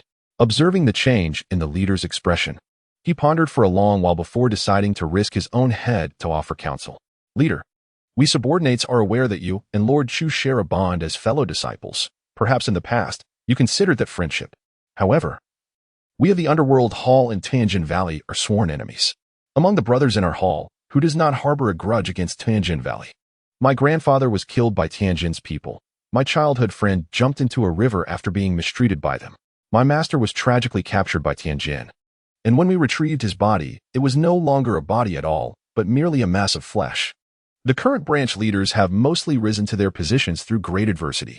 The leader has shown us kindness, and I do not wish to place him in a difficult position.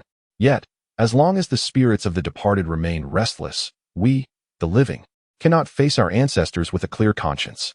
There was once a particularly young boy who entered the hall and asked me whether Tianjin or Yuming struck first to ignite their enmity. I initially considered expelling him, but instead decided to impart some wisdom before sending him away. This mirrors the age-old question of which came first, the chicken or the egg. Whether the initial animosity arose from Tianjin's disdain or Yoming's disregard for martial ethics has long been shrouded in the dust of history, rendering it less significant. What truly matters is not the genesis of the grudge, but the accumulation of grievances. The weight of blood debts looms heavily upon their shoulders. Dare they flee? The spirits of their forebears stand as sentinels along their retreat. The leader spoke at length, sharing heartfelt truths, before finally extending his neck. Well, I have exhausted my words. Now, you may kill me. I shall die without regret. Tianfeng, in a moment of contemplation, responded, honest words are often unpalatable. Why would I kill you? Let your life remain, to serve the Yuming Hall.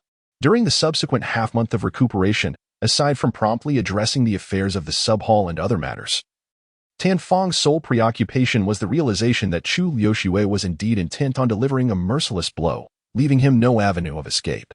The previous assassination attempts directed at Tianjin Valley had merely been trifling skirmishes. Tianfeng, though outwardly resolute to placate the hall's members, found himself unable to fully embrace the severity of his intentions. Otherwise, the yet-to-emerge Chu Liuxue would have long since perished in silence during one of those clandestine attacks. Now, the painful throb from his wounds, the sorrowful anger reflected in his subordinates' faces, and the earnest words of the sub-hall leader served as constant reminders that Chu Liuxue had resolved to disregard any semblance of sibling affection. It became clear that she truly harbored hatred for him. Unable to exact revenge upon his father, she would seek retribution through his son. Outside the window, two thrushes flitted about, pecking at the sill. Tianfeng did not offer them any sustenance, prompting one to take flight while the other remained, chirping mournfully into the vast emptiness. Tianfeng, intending to reach out to the solitary bird, was suddenly overwhelmed by a rush of blood, his throat tasting of iron, compelling him to cough uncontrollably. His subordinates and the sub-hall leader, anxious, rushed to his side, calling out to him as master. Unable to articulate a response, Tianfeng gestured for them to remain calm. By the time he regained his composure, the bird had vanished without a trace. He retained a few trusted aides for an overnight discussion, as the candlelight in the leader's quarters flickered through the night. Since the assault had occurred during a clandestine meeting within their hall, outsiders remained largely unaware. As dawn approached, Tianfeng issued a final directive, insisting that news of his injury be kept from others, particularly from Taowan Mountain. Tianjin Valley had struck first, and Yuming Hall would not let the matter rest easily. During this period, numerous conflicts transpired, but less than a year and a half later, a significant incident unfolded. The left envoy of Tianjin Valley was dismembered, his soul bound. A piece of his heart encased in a brocade box, delivered to Chu Liushue. It is said that the lord of the Chu Valley trembled as he received the brocade box from his subordinate, nearly toppling the tiny container. Many years later, an elderly servant, who had served the lord closely, recalled that day when the lord dismissed everyone, leaving only her to accompany him back to his chamber. After completing her daily tasks, preparing clean garments, brewing tea, and lighting incense, she silently withdrew from the room. At the moment the door closed tightly, she heard a heart-wrenching wail emanating from within. At that time, the servant was still an unmarried girl, chosen by the lord from among a dozen maidens. Unlike the other girls, she was neither quick-witted nor agile. She simply performed the duties assigned to her with a certain dullness. Yet, she held unwavering loyalty towards the lord. Hearing such a sorrowful cry from within, she pressed her hand over her mouth outside the door, unable to suppress her tears. She understood the significance of the left envoy to the lord. In the difficult times before the lord ascended to power, it was the left envoy who helped her find her footing, acting as both an elder brother and a mentor. He was ever responsive to the lord's needs. When the lord expressed a desire to see the blooming flowers on the mountain, the left envoy readily obliged. Such a good person, how could he leave so abruptly, without even a proper farewell? The loss of the left envoy was akin to the lord losing a vital limb. But what was more concerning was the profound emotional devastation she endured. In the preceding years, under her stewardship, the Tianjin Valley had nearly rivaled the Yuming Hall. However, after this unforeseen tragedy, it took Chu Liushue 2 to 3 years to regain her composure. The elders within the valley, frustrated by her stagnation, secretly conspired to elevate a new leader. With threats looming over the current lord's life, the anxious servant sought information everywhere and eventually learned from someone named Su about the whereabouts of the lord's master, pleading for a message to be delivered. Tao Mian indeed arrived at Tianjin Valley in the shortest time possible, but when he followed the servant to seek the third disciple, he found the place long deserted. Chu Liushue was no longer in the valley. She had departed to complete one last reckless endeavor. Chapter 50. Dream Invocation. My third disciple is skilled in the use of poison. Tao Mian reached out, intending to trouble the woman to refill his cup. However, she mistakenly thought the immortal wished to have her taste it, leaning in to drink. The immortal's arm circled in the air, silently bypassing the woman and retracting. Regaining his composure, he continued the previous topic. The third disciple's innate talent for cultivation was not particularly high. Yet she had a particular fondness for the small patch of herbs in the courtyard. She cultivated them herself and foraged on the mountain, able to recognize even the most obscure varieties, something I could never match. The woman, deprived of tasting the celestial brew, puffed her cheeks in disappointment but became engrossed in Tao Mian's storytelling. I should have realized that if she could distinguish good herbs, she would certainly not fail to recognize poison. That night, Chu Liushue was not meeting just anyone, it was Tanfong. It had been many years since these former siblings had last seen each other, both having shed the naivety of youth. Upon seeing one another again, they would likely feel a sense of estrangement. Yet, Chu Liushue did not grant this opportunity. She transformed into the likeness of Tao Mian and invited Tanfong for a nocturnal escapade. The Tianjin 6 transformations consist of 6 forms. Those who master this art can manipulate objects, flora, insects, and animals, create doppelgangers, and invoke dreams. However, Tanfong had yet to learn the final technique. While Chu Liushue had mastered it completely, she could transform into her master's likeness with such skill that it was nearly indistinguishable from reality. After many years, Tanfong remained unable to decline Tao Mian's invitation. Thus, on the eve of their meeting, his master sent him a message, and the following evening, he awaited her arrival in the designated courtyard. This courtyard was situated in a secluded villa in the demon realm, intended for leisure during the hot summer months, and was not frequented often. He had prepared exquisite wine and delectable snacks, sitting patiently for Tao Mian's arrival. Chu Liushue scaled the wall to enter. True to the nature of an immortal, she eschewed the door for the wall. Years ago, she had acted similarly. As she descended, she inadvertently stepped on a rosebush at the edge of the wall. Upon looking up, she found Tanfong, who should have been seated beside the jade table, standing before her. Chu Liushue was momentarily taken aback, nearly failing to recognize him. Tanfong had grown even more handsome than in his youth, with a more defined jawline and increasingly deep-set eyes, which sparkled with starlight. He had grown taller, standing with an imposing stature. Had she been in her own body, she would have had to tilt her head to converse with him. "Master, why do you not speak?" Tanfong's gentle call drew Chu Liushue from her reverie. She blinked and responded in Tao Mian's tone. The demon realm's aura is overwhelming. This journey has been arduous. I am unaccustomed to the environment and feel somewhat nauseous. Tan Fong hurriedly invited his master to take a seat. Please, have a seat. I have prepared a refreshing wine for you to try. Chu Liuxue followed his lead and sat down. The wine glasses were still positioned on the table, and her fingers casually brushed the rim of both glasses before selecting the one nearest to her. Unbeknownst to her, Tan Fong naturally took the other glass. Under the moonlight, they toasted and drank, their glasses clinking together. The sound of swallowing reached Chu Liuxue's ears, and she knew that her purpose for the evening had been fulfilled. The remainder of the night would simply involve relaxed conversation with an old friend. In the presence of his master, Tan Fong had always been a loquacious soul, and apart from the previous occasion, he rarely struggled to find topics to discuss.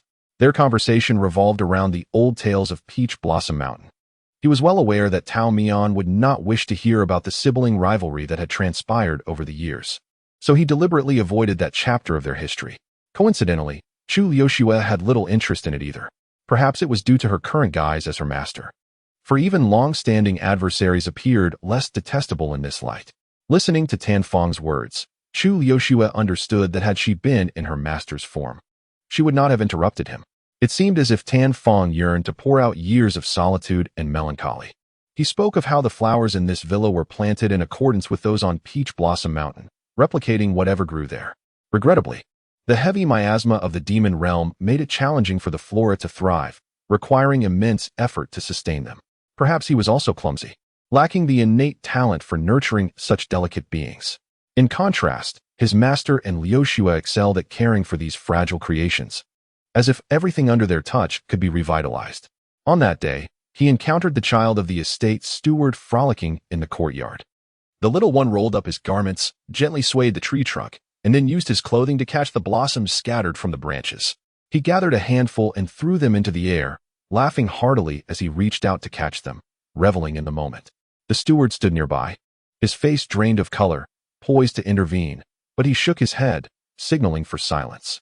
Thus, he remained in that inconspicuous corner, watching the child play for the entire afternoon. It brought back memories of his days in the mountains. On the very first day, he learned to climb trees. He longed to scale every tree upon the hills. Lu Shui had initially been reluctant to follow him. Yet Tao Mian had instructed her to keep an eye on her younger brother. Lu Shui asked her master, "What if my brother accidentally falls to his death? Could we bury him right here?" Tao Mian replied, "Not here. This mountain has a designated spot for burying disciples. When the time comes, we will sweep it clean from start to finish for convenience." At that moment, Chu Sui-yin overheard his sister recounting this exchange and immediately descended from the tree without a moment's hesitation. However, as he descended, he misstepped and cried out as he fell. To his astonishment, he felt no pain, for it was Lu Shui who caught him. "Get up. Do you still think you're a 3-year-old? You're as heavy as a rock." At that time, Lu Shui's hands and arms trembled incessantly, yet she firmly cradled her brother. Feigning nonchalance as she spoke to him, Lu Shui's arms remained stiff for an entire week. This memory was one he would never forget. Tan Fong set down his wine cup, a smile gracing his face, a blend of nostalgia and reminiscence. His gaze rested upon the person opposite him, and Chu Lu Shui began to comprehend. His recollections were not merely shared with his master, but were distinctly directed at her. "When did you realize?" she inquired with her own voice. "From the very beginning," Tan Fong replied candidly. "The moment you scaled the wall, I discerned your true identity. Because in the mountains, when I implored you to teach me the art of dream invocation, you would always transform into the visage of my master." Tan Fong was well acquainted with Chu Lu Shui, with Tao Mian, and with the version of Chu Lu Shui that assumed the guise of Tao Mian. Yet, he had never articulated this truth to her. Each time she disguised herself as her master to deceive him, it brought her a sense of accomplishment. "You have administered poison to me, have you not?" Tan Fong no longer gazed at the person across from him, lowering his head slightly, the smile on his lips unwavering as his fingers lightly traced the rim of his wine cup. "It is futile, Lu Shui. I am aware of your proficiency in poison. I have long been prepared." Chu Lu Shui regarded Tan Fong. They had developed a pattern where one would gaze intently while the other averted their eyes. Though it was unclear when this dynamic had taken shape, "It is effective," she asserted. "The poison did not commence today. It began long ago. Tomorrow will likely mark the conclusion of this section, after which the stories of the several disciples mentioned in the introduction will come to an end." paving the way for new tales. Initially, it was envisioned that the narratives of the first 3 disciples would be conveyed in a brisk, similar style to that of Gu Yuan, while the stories following Lu Shui would adopt a more leisurely pace, ultimately spanning about 20 chapters to conclude this introductory segment. However, as everyone can see, it has stretched to 50 chapters, far exceeding my expectations. The inflation of word count has transformed what was originally a mere 3 deadly strikes into an elaborate tale of a series of fatal blades. To those who have persevered to this point, I extend my heartfelt gratitude. The story of Lu Shui and Sui Yin is approaching its conclusion, which may not necessarily be confined to just 2 chapters. It could extend to 3. In any case, I assure you it will not be hastily concluded. Each chapter is conceived with the resolution in mind, meaning that extensive groundwork is laid to craft the fates of each disciple. A perfunctory ending would render the narrative meaningless. The 5th disciple has made an appearance, and I trust you have noticed. This 5th disciple is a delightful and amusing character, and this segment of the story will adopt a more relaxed and cheerful tone. I hope you do not miss the upcoming developments. Of course, the 6th disciple may be somewhat infuriating. I shall take responsibility for that in advance, so please be gentle when you criticize me later. That is all I wish to convey. I am grateful for your continued support through comments and rewards, and I am confident in my ability to craft this tale well. Onward. Chapter 51. An unsolvable riddle. Pear Blossom Fall sounds like the name of a fine wine, or perhaps a sweet, yet not cloying delicacy. It evokes a sense of poetic beauty. Pear blossoms bloom, spring brings rain. Pear blossoms fall, spring sinks into the mud. Yet, only one person knows that it is, in fact, a poison. Chu Liuxue is a prodigious apothecary who has concocted numerous potions in her village to save a scholar. Pear Blossom Fall was merely the result of a fortuitous failure. After tasting it, she fainted for half a day and has since avoided it. Later, when her old servant and the scholar departed, she found herself in a state of utter loneliness, contemplating whether life was worth living, and rummaged through her belongings to retrieve it. In the courtyard, there was an old hen. Ignoring the hen's protests, Chu Liuxue decided to take it along. On the first day, the hen took a sip of the potion while she took a sip as well. The hen remained unaffected, but she lost consciousness, albeit miraculously survived. On the second day, the hen took a sip while she took 2. The hen was fine, but she fainted for 3 consecutive days, yet lived on. This continued for several days until the hen perished. Chu Liuxue discovered that the poison was, in fact, slow-acting and required multiple doses to prove fatal. However, once it reached a critical threshold, the poison would strike with a vengeance, leaving no room for recovery. With this new revelation, she tilted her head, preparing to take another swig from the vial, intending to prolong her demise for a few more days. At that moment, as the sun dipped low in the sky, she caught sight of the grand pear tree in the courtyard, resplendent and magnificent, resembling a cascade of snow. In her childhood, the scholar often held her in his arms beneath that tree, counting the pristine white blossoms. She pondered that if she were to die, she would never again witness the pear blossoms in full bloom, which would be a profound regret. Such serene and beautiful pear blossoms. With this thought, the white porcelain vial felt as heavy as lead in her hand, rendering her unable to lift it. Alas, perhaps she should wait a little longer before passing away. It was just unfortunate for that hen. She turned in bed, and at that moment, her adoptive parents entered the courtyard to take her to her new home. Chu Liuxue took nothing with her except for that vial of Pear Blossom Fall, which she clutched close to her heart.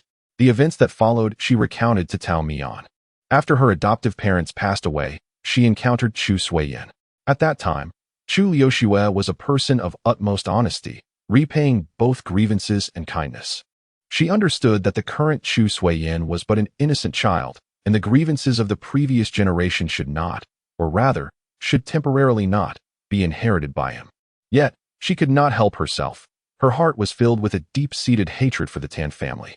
On a moonlit night, when Chu Suiyin was merely 6 years old, Chu Liuxue trembled as she dropped a pear blossom into the water jug before handing it to her only kin. The boy, possessing complete trust in her, smiled as he took it with both hands and drank deeply. As anticipated, he soon fell into a stupor, his complexion and lips pale as snow, his body trembling and convulsing uncontrollably. Chu Liuxue sat quietly beside the son of her enemy for 3 long hours, listening as he, even in unconsciousness, called out her name. Her face was devoid of expression, yet her hands clenched tightly around her trousers, her palms slick with sweat. Before the roosters crow, in a fit of rage. She pinched her thigh and rose to concoct an antidote. The chronic poison required a cumulative effect to manifest. After 2 days of relentless effort, she finally created the antidote and administered it to Chu Suiyin. Fortunately, it was only the first dose, and there was still time to save him. When Chu Suiyin eventually endured the agonizing torment and opened his eyes to gaze at her in a daze, tears involuntarily welled in Chu Liushua's eyes. What was the reason for her tears? Was it regret for failing to kill her enemy's son, or joy at saving a brother with no blood ties? Chu Liushua herself could not discern. It was her initial, heartfelt confusion, an evasion of the questions that plagued her soul. In the years that followed, she repeatedly administered pear blossoms to Chu Suiyin. Each time, regret washed over her, leading her to rescue him once more with the antidote. Over time, Chu Liushua adeptly measured the quantities of poison and antidote, making it a habit. She despised this habit, loathed herself, and abhorred her indecisive heart. One day, overwhelmed by the torment within, she resolved to drown her sorrows in a single act of poisoning, downing half a bottle in one go. Unable to control Chu Suiyin, she thought it better for her to perish instead. Yet, perhaps due to her body's resilience to toxins, she experienced little reaction and remained lucid. Her brother, weak from hunger, spoke in barely a whisper. They had gone 3 meals without sustenance. Despite her physical discomfort, Chu Liushua still took Chu Suiyin's hand and ventured into the streets. In the distance, she spotted the silhouette of a young cultivator. He seemed unaccustomed to the bustling marketplace. Innocent and unaware, easily taken advantage of by the vendors, holding a hefty bag of coins. Chu Liushua's focus was solely on that bag. Seizing the moment as he accepted a sweet cake from a vendor, she lunged forward and snatched the brocade pouch from his grasp. She heard a startled exclamation behind her. But unlike the usual wealthy scions who would hurl profanities, this boy, likely encountering theft for the first time, first handed his loose change to the vendor to purchase the sweet before leisurely glancing in the direction of the fleeing thief. Though she suspected his cultivation was formidable, being caught so swiftly exceeded Chu Liushua's expectations. She braced for punishment, thinking to herself that it hardly mattered, she would endure it. Thankfully, she had left Suiyin waiting at the street corner. Otherwise, they would both be in a dire predicament. Just then, she heard the cries of a child behind her. It was Chu Suiyin, chasing after her. The slender frame of her younger brother lay upon her back as he pleaded. "Do not strike Lu Shui. It is all my fault for being hungry. Punish me instead." The boy spoke in a disjointed manner, tears streaming down his cheeks, rendering the other person helpless, unsure of how to respond. "Oh, allow me to speak. I have yet to make any move. Why must you two perform the entire play first?" This was the initial encounter between Chu Lu Shui and Tao Mian, a desperate little thief and a penniless immortal. The appearance of Tao Mian marked one of the few instances of redemption in Chu Lu Shui's tragic life. She realized there were indeed good people in the world besides the old servant and the scholar. Then let us not perish, she thought. She and her brother followed the immortal back to Peach Blossom Mountain. Upon taking her first step onto the mountain, Chu Lu Shui made a silent vow to herself. As long as Chu Suiyin did not descend the mountain and return to the Tan family, she would relinquish her hatred and spend her life in harmony with the mountains. The falling pear blossoms would be carefully gathered by her as well. With this promise to herself, she no longer had to waver. Chu Suiyin had been frail and sickly since childhood. His wandering life was not the sole reason for his condition, as it was also due to the falling pear blossoms. He suffered several serious illnesses on Peach Blossom Mountain, compelling the immortal to seek medicine far and wide. During that time, Chu Lu Shui was filled with guilt. She felt remorseful, yet could not help but think that if Suiyin were to die, it would be for the best, clean and simple, sparing her from internal torment. Naturally, she would not survive alone. She pondered, reflecting on her own despicable and cowardly nature. Later, when you decided to descend the mountain, I was released from my vow. To regard you as a true enemy, no longer lingering in uncertainty, was a stroke of fortune. To exact revenge, to witness your demise before my very eyes, was yet another blessing. Chu Lu Shui spoke with a calm demeanor, observing the color drain from Tan Fang's face, transforming it to a pallid hue akin to pear blossoms. The cups and dishes on the stone table were accidentally knocked over, shattering upon the ground. The poison acted with great ferocity. Tan Fang could no longer maintain a normal tone, gasping and coughing uncontrollably. His fingers gripped the edge of the stone table, struggling to keep himself upright, as a faint smile tugged at the corners of his mouth. If Lu Shui was indeed fortunate, then why shed tears? Seated upon a stone bench, Chu Lu Shui's expression was serene, devoid of excess emotion, her demeanor tranquil. Only a single tear after another slipped from the corners of her eyes, resembling a jade statue weeping, poignant and sorrowful. Chapter 52. Her promise. Chu Lu Shui silently brushed away her tears and continued conversing with Tan Fong. It was truly rare. Not only had she not engaged in such prolonged discourse with her arch-nemesis, but even with her trusted confidants in the valley. It had been a long time since she had spoken so freely. If she were a clever assassin, she should have departed early, leaving Tan Fong to meet his own demise. Yet, it was evident that she was somewhat foolish. After descending the mountain, she had many matters to attend to, returning to the valley, seizing power. Even if she sought vengeance against the underworld hall, it would have to wait for the opportune moment. In the days to come, she would face countless hidden threats, both from within the valley and without. She was aware that several of these threats were connected to Tan Fong, but for now, she could not afford to exact revenge upon him, especially since Tan Yuan was still alive.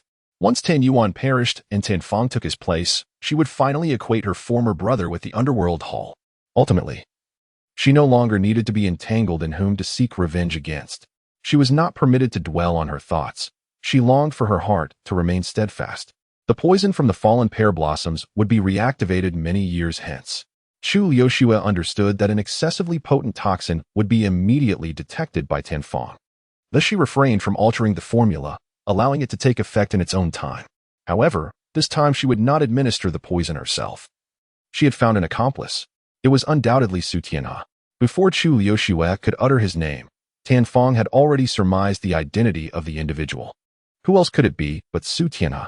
His purpose for coming to Peach Blossom Mountain was to observe Chu Liushua, and unexpectedly, he had caught sight of Chu Suiyin. Chu Suiyin's heart was far more ruthless than that of Chu Liushua, and thus he had chosen him as his ally, and the two departed the mountain. Initially, Chu Suiyin did not comprehend Su Tianhe's intentions. The Su family had always served Tianjin Valley. Why would Su Tianhe now assist their family as sworn enemy? Su Tianhe's response was that the Su family required change. He did not disclose deeper matters, merely promising to help Chu Suiyin ascend to the position of leader. At that time, Chu Suiyin was isolated and helpless. Without Su Tianhe's covert support, he would have been unable to seize power from Tan Yuan solely by his own strength. Regardless of trust, in his youth, he had to rely on the power of the Su family. Eventually, he successfully assumed the title of leader of the Underworld Hall. When he inquired about his reward, Su Tianhe merely smiled and stated that there was no rush. Su Tianhe mentioned his intention to return to Tianjin Valley. Since Tan Fong had acquired the power and status he desired, it was likely that he would no longer trust him in the future. To avoid a tragic fate of betrayal, Su Tianhe planned to withdraw entirely from the internal conflicts of the Underworld Hall. However, their private interactions never ceased. To label them as friends would be somewhat inaccurate, as often Su Tianhe would simply visit to enjoy tea and admire flowers. Now, everything became clear. I finally understand what he truly seeks, Tan Fong scoffed, mocking the ambitions of the Su family. He could easily deduce how Su Tianhe had made promises to Chu Liushua. When the leader of the Underworld Hall was poisoned to death, chaos would inevitably ensue within the hall, allowing Tianjin Valley to capitalize on the opportunity and inflict a devastating blow to the Underworld Hall. In recent years, Tianjin Valley appeared to be in a state of decline. Upon reflection, it seemed plausible that Chu Liushua and the Su family were orchestrating a grand performance against the Underworld Hall. Those ambiguous messages were likely disseminated by Tianjin Valley themselves. Chu Liushua had been lying in wait, anticipating the opportunity that this very night would present. Tan Fong could not fathom why. If that were the case, she would choose to act personally. He mused that the task of poisoning could be accomplished by anyone. Even if he were to share a few drinks with Su Tianhe, it would hardly be a difficult matter. There was no need for Chu Liushua to take such a risk. The person opposite him remained silent for an extended period, and Tan Fong's vision began to blur, the chirping of insects in his ears becoming intermittent. How he wished to simply drift off to sleep. His eyelids fluttered, and he thought he might never receive an answer from Chu Liushua. At that moment, however, she finally responded, "Because I wish to bid you farewell in person." Farewell? For a moment, Tan Fong did not grasp the meaning of Chu Liushua's words, but he watched in astonishment as the woman seated across from him suddenly coughed, spitting out a mouthful of blood. Chu Liushua wiped her mouth with her sleeve and smiled lightly at the incredulous Tan Fong. Ah, after so many years. It is indeed a rarity to see such an expression grace your face once more. It seems that no matter how much time passes, the younger brother remains ever the plaything of his elder sister. I mentioned that I made a promise, one at the ascent and one at the descent. Whether it pertains to Tao Mian or others, Chu Liuxue only spoke of the promise made during the ascent. Yet, some matters were determined from the moment she left the mountain. If Chu Suiyin descended, then she must ensure Chu Suiyin's demise.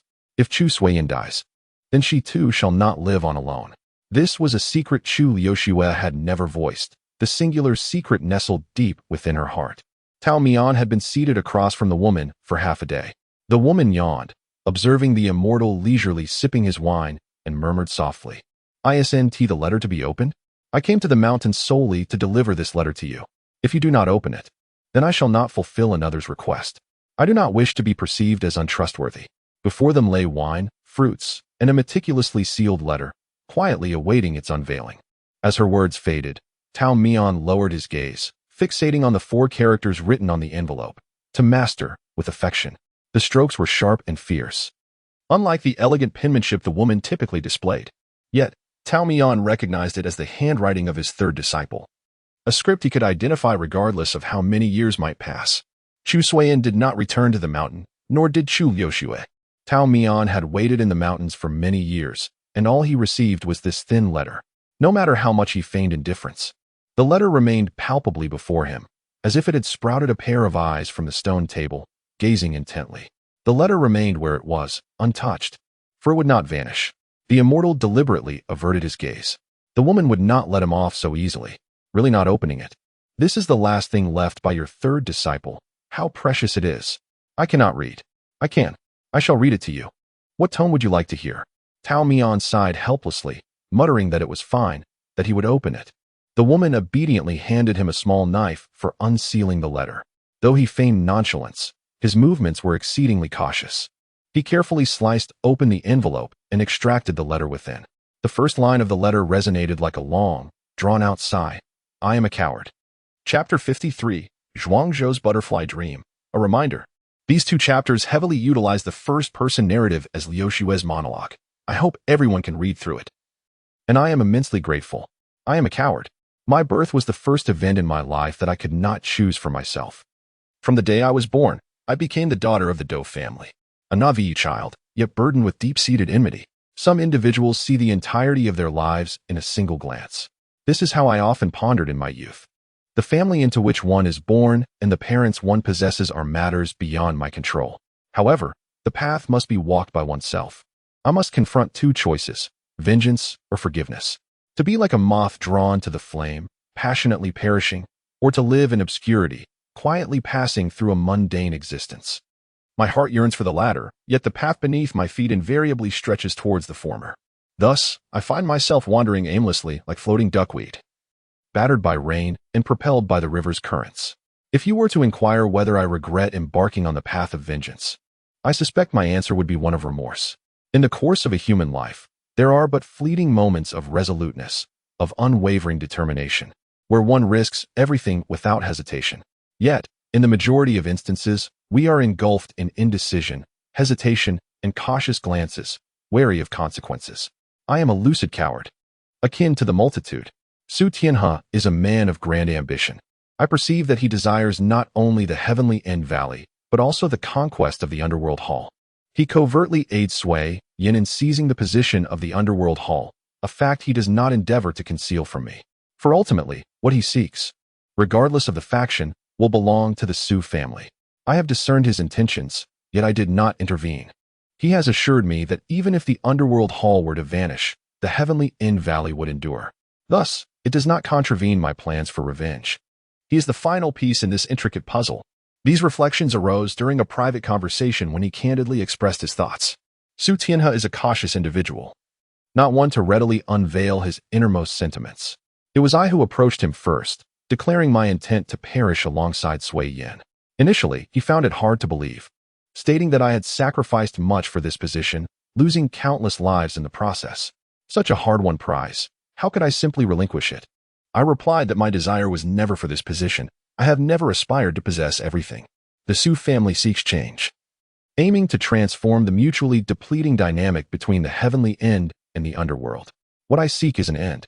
Love and hatred, tears and suffering. The grudges of generations all converge here to find resolution. I resolved to meet Sui Yin one last time, ensuring I ingested the poison before embarking on my journey. I thought to myself, should I perish along the way, so be it. It would merely mean Sui Yin has claimed another life. If I survive, then splendidly. The plan may continue, and we shall meet our fates together. The process of poisoning went more smoothly than I had anticipated. I disguised myself as you, only to be regrettably unmasked by Sui Yin at first glance. He indulged me in an elaborate charade for some time, reminiscent of our youthful days of playfulness. Sui Yin often feigned ignorance, allowing me to torment him, leading him in circles, believing that such antics would bring me joy. We, two mortals on the brink of death, coughed and spat blood, struggling to sustain our conversation for an extended period. How many years had passed without such moments? At the time, it seemed nothing extraordinary. Sui Yin remarked, "Lu Shui, I am weary." Sitting in that elevated position, the weight on his shoulders bore down relentlessly. The sliver of sky that remained was merely a breath of respite for him. I smiled wryly, offering no reply. Am I not in the same plight? Here we sit, two seemingly illustrious figures, yet in truth, we are tattered puppets, our hearts riddled with wounds. I asked Sui Yin if he harbored any regrets, and he took a long time to respond. He said, "Lu Shui, the affairs of the world are unpredictable." Initially, he descended the mountain in pursuit of immortality, to safeguard his sister and master. Yet, what transpired thereafter? He realized that he was destined to be his sister's nemesis, that he was not fated to be a kindred spirit of Peach Blossom Mountain. In the end, there are numerous circumstances beyond one's control, countless unspoken hardships, leading him further away from the path he initially embarked upon. The original vows have become too nebulous, akin to a whispered dream. He often reminisces and questions whether he truly uttered such words. Zhuangzhou's butterfly dream poses a dilemma. Is the tranquility of the mountains genuine? Or is the chaos beyond the hills the true reality? The distinction has become increasingly blurred.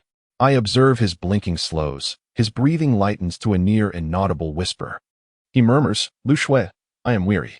I reply, "Rest now, Sui Yin. The grudges and vendettas shall cease here. Close your eyes and conclude this illusion." Obediently, Sui Yin shuts his eyes, a faint smile gracing his lips. He expresses a desire to be an ordinary person in the next life, to cultivate beans on the southern mountains and enjoy wine amidst flowers. He wishes to reunite with us as a common man. Gradually, Sui Yin beside me ceases to breathe and his heartbeats fade. I gaze at the luminous moon on the horizon, my vision becoming increasingly blurred. A memory surfaces. One day, I dreamt of you. Sui Yin and I were by a well, hoisting a gigantic watermelon from its depths. Such a large watermelon. We, in our folly, took turns attempting to embrace it, only to fall clumsily. The fruit, drenched in well water, was refreshingly cool. Sliced open, its jade skin revealed a crimson, crisp sweetness. We three sat in a circle at the low wooden table in the courtyard, each holding a crescent-shaped piece of watermelon, enjoying its cooling essence and engaging in idle chatter. I was drenched in perspiration, an oddity indeed. Even in the sweltering heat, Peach Blossom Mountain never rendered one so drenched. Wiping my face, I realized it was not sweat but my own tears that flowed. I awoke from the dream, tears cascading, only to realize that it was not a mere illusion but a long-forgotten memory I had traversed. The dreams of the night evoke a longing for home. Reflecting on the ephemeral red dust, it pales in comparison to the joys of Peach Blossom and the company of dogs and chickens. This place is not my home. Sui Yin and I cannot perish here, nor can we find peace. I made a decision. I must carry Sui Yin's body to that mountain, to the grave I had long prepared. Chapter 54. Flying snow and dust, I discovered a forsaken fishing boat by the riverside while bearing Sui Yin's body. I thought to myself, perhaps I could drift down the river. If I falter, I shall surrender to the currents, resting upon a river of stars. Midway, an unexpected guest boarded the vessel, a strikingly beautiful woman. She claimed to have escaped from a brothel, selling her body but not her art. I was taken aback. She corrected herself, stating it was the other way around. I inquired if she brought any instruments, hoping she might play a tune for me. She nodded eagerly, exuding confidence. Then, puffing her cheeks, she showcased her unique talent, beginning to tap her own face with her fingers. I remained silent. eventually raising my hand to halt her performance. She suggested that for a fee, I could witness her exceptional skill of drumming on her belly. I felt compelled to advise her to pause for a moment. The poison within me has yet to claim my life. Despite having glimpsed the door of death, the journey seems to stretch interminably. The long night is wearisome, and I find myself unable to endure her artistic display any longer, offering her a bag of money to cease her performance. Then, I propose to share a story instead. My tale is lengthy, perhaps due to a heart that has long been burdened, yearning to confide in someone. I do not know her, am unaware of her origins, nor do I comprehend her past. As an outsider, speaking heartfelt truths bears no consequence. I must forewarn that I am deeply afflicted, likely to falter midway through my narrative. The woman remained unperturbed, cradling her knees, her eyes sparkling with anticipation, embodying readiness. I began, revealing that my life commenced and concluded in tragedy, leaving me with nothing to remember. She rested her chin on her hands and remarked, "At least you possess the means to have someone listen to your story." My sudden silence rendered the atmosphere awkward, prompting her to chuckle lightly and implore me to continue. I pondered where to begin. If I could revisit the words spoken that fateful night, I might be astonished by the chaos and inversion of my tale. The poison had clouded my senses, and as I spoke in disarray, she did not interrupt, but listened with rapt attention. It seemed she discerned my longing. I simply needed someone to confide in. I spoke of Pear Blossom Village, of Peach Blossom Mountain, and from my unadorned recounting, she conjured their beauty, exclaiming in delight as if witnessing them firsthand. I mentioned my old servant, the scholar, and my benefactor, as well as my foster parents, my family, and my adversaries from the underworld hall. She was adept at engaging in conversation, expressing joy at the former and seething anger at the latter, her emotions starkly defined. In the final moments, I recounted the two most significant individuals in my life, my master and my brother. My master, like the first light breaking through the clouds, dispelled the shadows and misfortunes of my past. The time spent on Peach Blossom Mountain was the most joyous of my existence, without exception. My master and the mountain embraced my battered soul without any preconditions, a rare stroke of fortune in my life. Then, I mentioned Sui Yin, a name that conjured a plethora of emotions, leaving me at a loss for how to address him. I poured forth my memories, a mingling of good and bad, indistinguishable from one another. As I reached the end, my eyes began to well with tears. Yet, the woman before me wept with a sorrow far greater than my own. She initially sobbed softly, then raised her head to wail, wiping away her tears as she uttered incoherent words. Her weeping was both comical and endearing, causing me to suppress my own tears, caught between laughter and despair. Yet, a flicker of solace emerged in my heart, for even at the brink of demise, someone could grieve for me and for Sui Yin. After her tears subsided, she inquired about any unfulfilled wishes I might harbor. In exchanging wealth for service, I offered her money, though I did not wish to witness her performance, which weighed on her conscience. At that moment, my body was gradually losing its ability to articulate words, and I sensed that the end was near. I stated that I had two requests. Firstly, to return with the bodies of Sui Yin and myself to Pear Blossom Village. Secondly, please deliver this letter in my embrace to the immortal Tao Mian on Peach Blossom Mountain. I find myself devoid of strength to hold the pen. If it is not too much trouble, I kindly ask her to assist me by writing the final part of the letter on my behalf. I am a stranger to her, and these two tasks are not simple. Therefore, I told her not to feel obliged. Soon, I shall pass away, and what follows will be beyond my knowledge. Yet, she patted her chest and earnestly assured me that she would not betray my trust and would see to the completion of both tasks. She said, "It is settled. Now you may rest assured as you face your demise." I smiled, tilting my head to gaze at the vast expanse of stars. The countless stars adorned the heavens, cascading into my vision and flowing into the river. In that moment, I felt as though I was one with them. "Master, is this the sensation you often speak of, where all things converge as one with me?" She inquired why I did not return to Peach Blossom Mountain, but chose instead to rest in Pear Blossom Village. I replied that the burial ground on Peach Blossom Mountain is already quite crowded and cannot accommodate the two of us. The woman widened her eyes in astonishment and asked if such a beautiful Peach Blossom Mountain was, in fact, a mass grave. I shook my head, chuckling softly. My mention of crowding did not truly refer to the graves themselves. Peach Blossom Mountain is so vast that it could surely hold two wayfarers. I merely considered the immortal on that mountain, wishing not to burden his heart with too much sorrow. I thought that as long as the body remains unseen, Perhaps your grief might lessen somewhat. You might find my naivety amusing. I have shown you the grave on the back mountain of Pear Blossom Village. There lies an empty grave, originally prepared for Sui Yen. I have hesitated, torn in indecision over the years, unsure whether to reserve this grave for him or to decide which side he should belong to. In my final moments, my thoughts have grown clearer. Regardless of sin or virtue, once a person has departed, a handful of yellow earth renders all distinctions moot. I instructed the young woman, saying I had forgotten to dig a hole for myself. Upon your arrival, if you find that the grave cannot accommodate two, then please cremate us both and seal our ashes in a jar to be placed inside. The girl responded with unwavering confidence, assuring me not to worry, as cremation is one of her unique skills. I wanted to laugh at her multitude of talents, but my smile faltered, and my heart jolted within me, as if someone had struck a great bell, causing my insides to ache painfully. I bore the anguish throughout my body, stubbornly lifting my head high. Let me fall among the stars. As the snow falls and the dust disperses, grievances and blessings shall ultimately dissipate. I once thought to live this life as a singular experience, never to return in the next. Yet, Master, with you present and the mountains still standing, I ponder that perhaps a return may not be so unwelcome. I and Sui Yen might once again tread through the mountain gates together. However, with all these variables, what if I am unable to reincarnate? What if I cannot attain adulthood? I am averse to uncertainties, yet I cannot help but yearn for reunion. So let it be this way. If there is a next life, we shall surely meet again. If not, I shall not impose such a demand. After Sui Yen and I depart, I implore you, Master, to take care. There is no need for excessive sorrow. We have settled our karma, and it is time to conclude this dream of life. My life has been filled with regrets, grievances, and hatred, yet I have also known fortune.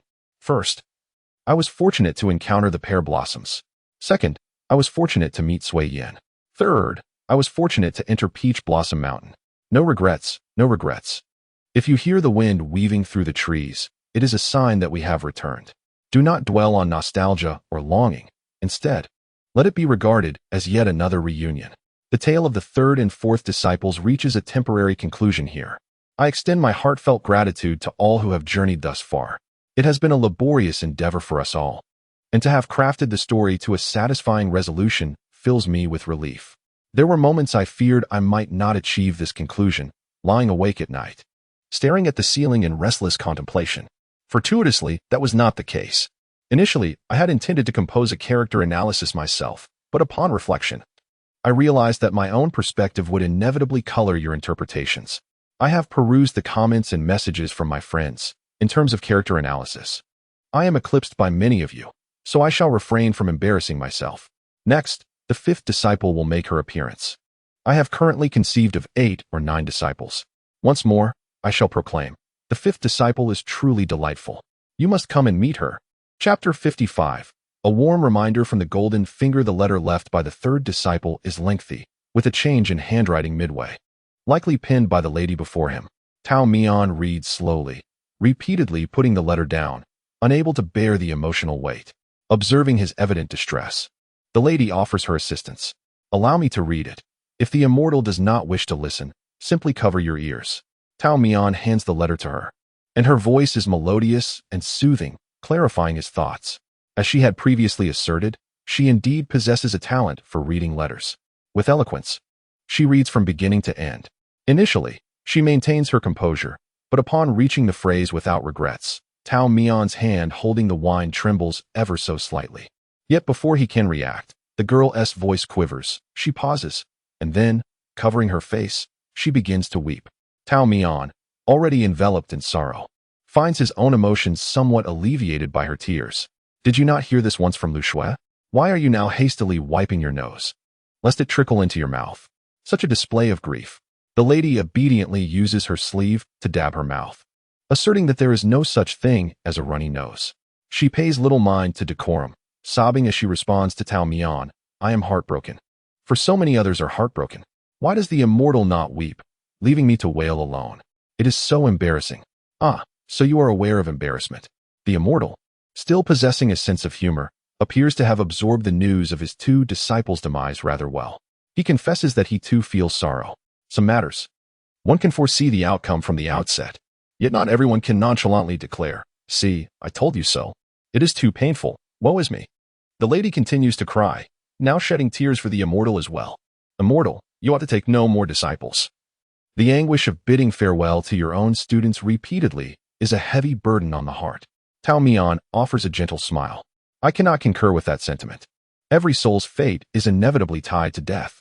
Should we forsake life merely because the end is predetermined? But you have a choice, the lady retorts, her tears subsiding as she earnestly reasons with him, her earnest demeanor somewhat endearing. You are an immortal, as long as you disregard the mundane affairs of the mortal realm. This life can indeed be one of carefree joy. It is the first time Tao Mian has encountered such reasoning, finding it refreshingly novel. The lady speaks with undeniable clarity. The golden finger presents the disciples before him, yet does not impose upon him the burden of absolute responsibility. If he were to nurture him with utmost care, he could easily impart the techniques and then unceremoniously cast him out of the mountain gates, leaving life and death, wealth and poverty, grievances and kindness to be solely their own affairs. Yet, Tao Mian found himself unable to detach. He remained unaware of how other immortals might be, whether they were indifferent and transcendent, floating above the mundane world untainted by its dust. From the very beginning, he was alone, one man on a mountain, with 1,000 blossoms in bloom.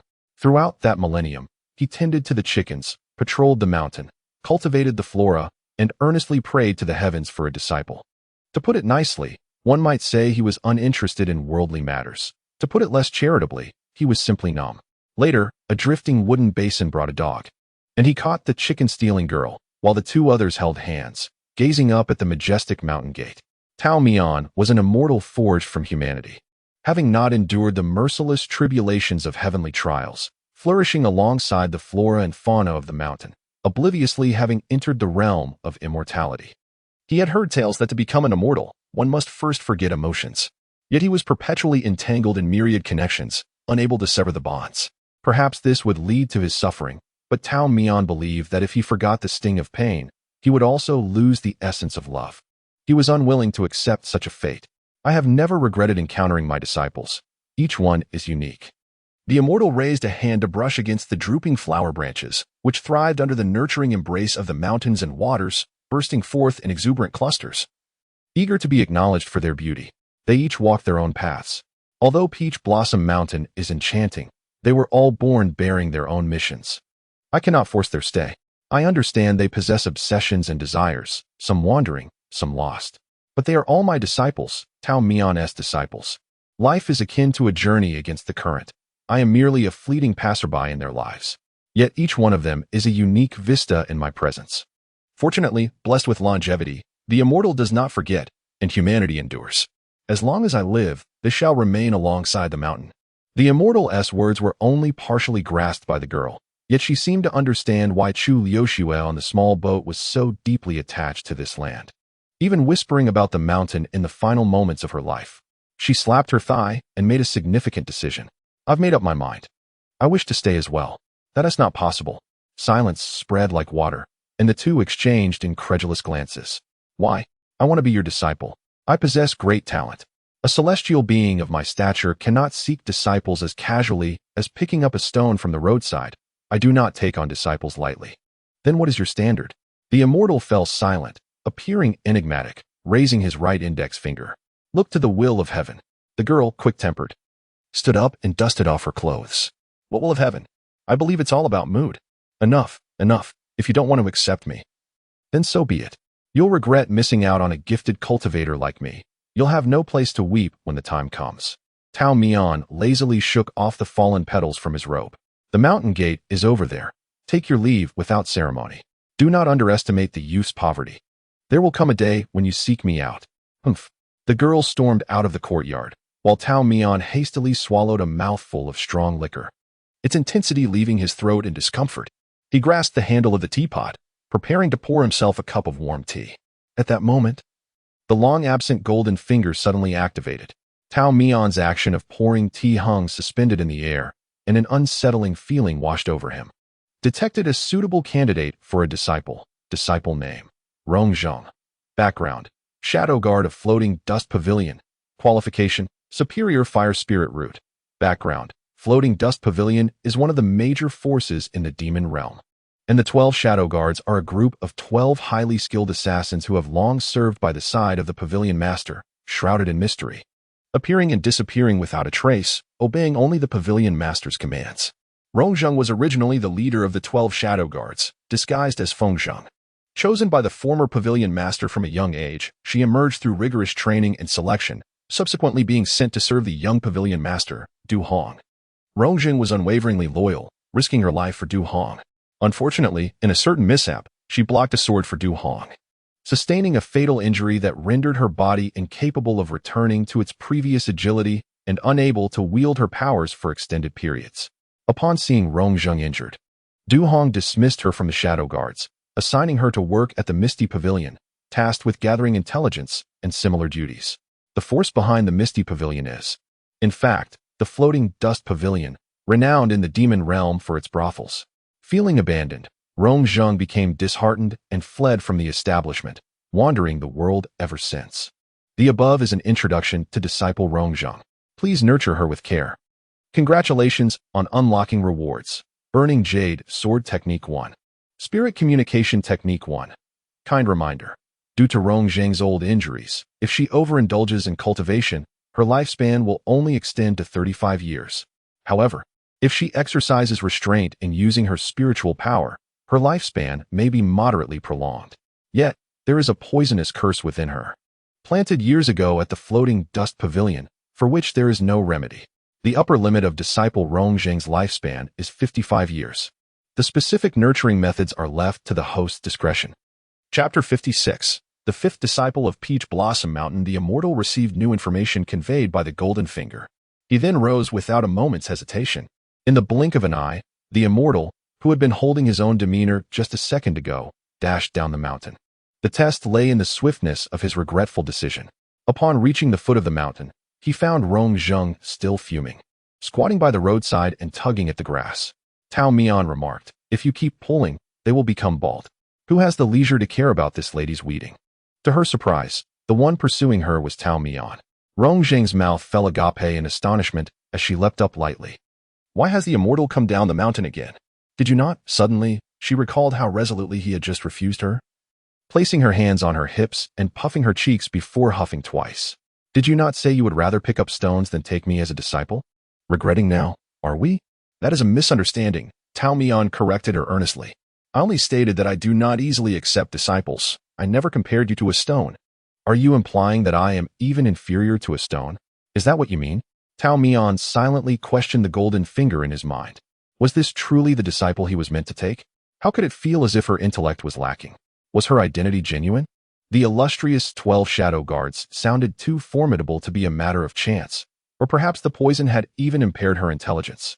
A series of inquiries went unanswered, as the Golden Finger seemed utterly disinclined to acknowledge him. While Tao Mian was immersed in a myriad of thoughts, Rongzheng vented her frustrations, significantly alleviating her grievances. Upon turning around, she noticed Tao Mian lost in contemplation, which reignited her irritation. Immortal, did you not hear what I said? You listened, didn't you? It's not as if I looked down upon a prodigious disciple like you. I have nowhere to express my tears. If you wish, I can weep for you right now. His willingness to comply left Rongzheng momentarily speechless. Murmuring to herself, her voice was too faint for Tao Mian to discern. What? I said. Rongzheng inhaled deeply, as if the earlier complaints had evaporated, revealing a radiant smile. It would be quite nice to have someone remember me for eternity. I agree to be your disciple. Her temper was as fleeting as it was fiery, and her exuberant nature allowed her to forgive and forget with ease. Had it not been for the precise information provided by the Golden Finger, Tao Mian would have found it difficult to connect her to the position of the leading Shadow Guard. In his mind, assassins trained from a young age led lives steeped in darkness and bloodshed. Moreover, Rongzheng's experiences were anything but ordinary. She had sacrificed much, yet ended up as a discarded pawn. Immortal. Tao Mian's musings were interrupted as Rongzheng had already ventured quite far ahead, waving her arm to beckon him to catch up. Aren't we heading back to the mountain? Come on. Tao Mian shook his head, casting aside his jumbled thoughts. After all, some matters, when scrutinized excessively, merely serve to trouble the mind. He quickened his pace to catch up with Rongzheng, matching her stride. What is the immortal's name? My name is Tao Mian. Oh, the soft and fluffy Mian. The immortal's steps faltered momentarily before he feigned nonchalance and continued onward. No, it is the Mian oven Mian. Rongzhang instantly recognized the character, tracing it in the air with her finger, likely inscribing his name. Tao Mian knew he should not pry, but could not restrain his curiosity. Have you ever heard the line from the poem Mian Mian Si Yuan Dao? Is that Mian in the poem yours? Never mind. Though Rongzhang appeared to be rather straightforward, she possessed a delicate sensibility and quickly sensed the immortal's somber tone. Oh dear, she exclaimed, presenting a wildflower she had picked by the roadside. I am not well versed in poetry, lacking in culture, but you are quite adept at reading letters. Oh, that was because someone once forced me to learn characters. It was such a painful ordeal that I wished I could devour those books. Recalling some unpleasant memories, Rongzhang's brow furrowed in distress. Observing her reaction, Tao Mian couldn't help but chuckle. Rest assured, at Peach Blossom Mountain, there will be no compulsion to study poetry or engage in anything you dislike. That is splendid. Rongzhang's spirits were lifted once more. It seems I have come to the right place. Upon their return to the mountain, Rongzhang inquired what her responsibilities would be. Tao Mian gazed into the distance toward a certain direction of the mountain. As per tradition, I shall introduce you to your senior brothers and sisters. Rongzhang's excitement was palpable. So I have senior brothers and sisters? Where are they? Where are they? Take me to them. Xiao Tao. Do not rush. Do not rush. Follow me now. They traversed a considerable distance, turned several corners, and passed through a few peach orchards before finally arriving at the cemetery. Tao Mian raised his hand. Come. Apprentice, meet your senior brothers and sisters. Rongzhang's silence was deafening. She gazed at the tombs before her and quietly stepped back 2 paces. Xiao Tao. I just remembered I have some urgent matters to attend to down the mountain. I must take my leave. Leave? Did we not agree that you would pay your respects to your master? Rongzhang was on the verge of tears. No one informed me that the disciples of Peach Blossom Mountain were all buried in the ground.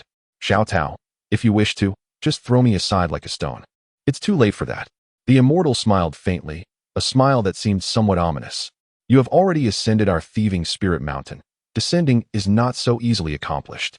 Tao Mian reassured her, stating that as long as she did not act recklessly, death would not easily find her. People live until they die. Rongzhang stiffly nodded, believing his words. Then Tao Mian continued, I am an open-minded person. I never force others. If you truly do not wish to become my disciple, I can let you go. Before we discuss letting go, could you please release my neck? Ultimately, under a combination of persuasion and coercion, Rongzhang became the 5th disciple of Peach Blossom Mountain. The first 4 disciples were named Dog, Girl, Earth, and Pile. Since Rongzhang held a small purple flower in her hand, they named her 5 Flower. Come, Xiaohua, greet your 4 senior brothers and sisters. Tao Mian beckoned, prompting the reluctant Rongzhang to take 2 steps forward. Following was a lengthy recounting of the life stories of the 4 disciples. Just as Rongzhang's ears were about to become calloused from listening, Tao Mian finally decided to spare her. You have come to Peach Blossom Mountain as your master. I will not let your visit be in vain. Naturally, I will teach you my techniques. Tao Mian coughed lightly, cleared his throat, and regarded his 5th disciple earnestly. However, your body is unique, so you must not overexert yourself in cultivation. Xiaohua, I have 2 sets of techniques for you. Whether to cultivate or not is now your decision. Chapter 57. Burial. Rongzhang did not rush to make a choice. She first pondered how many years she had left to live. Tao Mian spoke honestly, without deceit. There are goo worms buried within you. If you do not excessively deplete your spiritual energy, you can live until the age of 55. What constitutes excessive depletion? It is akin to a barrel of water left outdoors. Each morning, you draw a ladleful and refill it at night. If you practice with moderation in your daily life, there will be no major issues. However, if you engage in battles, duels, or seek revenge, rapidly draining the water from the barrel without the means to replenish it, then your lifespan will shorten by several years. Several years? 20 years. As Tao Mian spoke, he observed his disciple intently, watching for the slightest change in her expression. Based on his previous experiences, such a deeply embittered background made it unlikely that she would not seek revenge. His earlier disciples had walked similar paths. And as for Xiaohua, she declared, I choose to live until the age of 55. Tao Mian was momentarily stunned, as if he had not anticipated such a response. Yet, Rongzhang's tone was resolute. I wish to live until 55. You do not seek revenge? Does your heart harbor no obsessions? Is it only those with obsessions in their hearts who may enter this mountain gate? With a smile, Rongzheng playfully questioned the immortal. Her voice was calm and steady, as if she truly bore no grudge against the past, letting bygone matters dissipate like smoke. Yet the immortal remained cautious. Each of you spoke quite eloquently when you first ascended the mountain, he remarked, his lips curving downwards. When the time is ripe, you will inevitably depart from this place, and there will be no stopping it. Little Tao, your tone is rather mournful, he continued. Are your senior brothers and sisters deceiving you? Not to that extent, she replied. Well, since this is your decision, I shall refrain from further comment. However, there are still lessons to impart, so learn with discretion. Tao Mian retrieved 2 tomes of techniques from her sleeve, brushing off the dust. Little flower, listen closely. The first unparalleled sword technique I shall impart to you is called Burning Jade. Master, I am already familiar with that. What do you mean? I already know it. Tao Mian's words suddenly faltered, lodged in her throat. The 5th disciple blinked in surprise. You have mastered it? Then you've rendered your master incapable. Rongzheng chuckled innocently, saying she possessed no other skill besides this sword technique. Contemplating this, Tao Mian deduced that she must have learned it previously at the floating chamber. Given that the disciple was already proficient, it was perplexing why the golden finger would still require her to teach him. Perhaps it was a moment of conscience. Intending to alleviate some of the burdens of mentorship, Tao Mian's mind wandered for a moment. But she concluded it was indeed a good thing that Rongzheng had become self-taught. Then how about the other book? Can you master that? He hastily thrust the remaining tome into Rongzheng's hands. What's this communication technique? She inquired, flipping through the thin booklet, trying to discern its nature. It is the art of summoning spirits. Mastering this technique allows you to communicate with both this realm and the next, sending forth shadows of the deceased. Naturally, it also enables you to see those who have passed. Upon hearing his explanation, Rongzheng's eyes sparkled. Can I truly meet any departed person? Tao Mian shook his head. Those who have been reincarnated, those whose souls are incomplete, and high-ranking officials in the underworld cannot be seen. Oh, Rongzheng nodded. In comparison to poetry and prose, her comprehension of martial techniques seemed to transcend into another realm. So it's a matter of chance and fate? You could say that, he replied. Rongzheng weighed the technique in her hands, exclaiming with a sigh. Then master, can't you see our senior brothers and sisters? Could you all gather at midnight for a game of mahjong? I must admit, it is my first time encountering this particular tome. Then perhaps, once you master it, you can teach me? If you learn it, then your master will have learned it as well. Rongzheng was perplexed. What does that mean? It is the will of heaven, Tao Mian concluded, having grasped the essence of the matter, attributing any incomprehensibility to divine providence. Rongzheng shook her head. Where is there a disciple who teaches the master in return? How about this, master? Let's explore it together. She opened the first page of the tome. To master this technique, one must commune with spirits and discern the mysteries of heaven. As Rongzheng read aloud, she asked, Master, does our Peach Blossom Mountain have any spirits? With such abundant celestial energy, how could there be ghosts? That would render cultivation impossible. What a pity. The disciple, Tao Mian, hesitated for a moment, filled with an inexplicable doubt. Regrettably, Rongzheng, with her head bowed, did not notice the expression on his face. Do you truly wish to practice this technique? Having come this far, why not? Moreover, the ability to command spirits is truly a remarkable gift. With a resolute determination, Tao Mian decided that since you wish to learn, Master will guide you from the mountain to seek a haunted place. Little Tao, do not force yourself. It is not imperative that you learn, she insisted. No need to pressure. Master possesses connections. Once we have laid to rest your 3rd senior sister and 4th senior brother, we shall embark on our journey without delay. Tao Mian was a man of his word, unwavering in his commitments. He first accompanied Rongzheng to restore the graves of Lu Shui and Sui Yin. As Lu Shui had stated in her letter, she entrusted Rongzheng with bringing her and her brother's remains back to Lihua village. Rongzheng fulfilled her promise, completing the task entrusted to her by the 3rd senior sister. All that remained for Tao Mian was a letter. I have brought all the brothers and sisters back to Lihua village, little Tao. What else do we need to bury? Rongzheng inquired, puzzled. Tao Mian did not respond directly to her question, but instead mentioned the other 2 disciples. Strictly speaking, among the graves on Peach Blossom Mountain, only your 2nd senior sister, Lu Yuendi, truly rests here. As for the 1st senior brother, Gu Yuan, his tomb contains only the remnants he left behind on Peach Blossom Mountain. Rongzheng gasped in surprise. Didn't little Tao leave those relics outside? They are precious memories. While conversing with his disciple, Tao Mian continued his work, arranging the belongings of Chu Lu Shui and Chu Sui Yin, several garments, wooden hairpins, jade pendants, a childhood tiger doll, and a few skewers of candied hawthorn that had accumulated over time, methodically within the grave. Initially, I shared the same sentiment, leaving a few items in the temple to evoke memories. Rongjung nodded vigorously in agreement. Yes, everyone does that.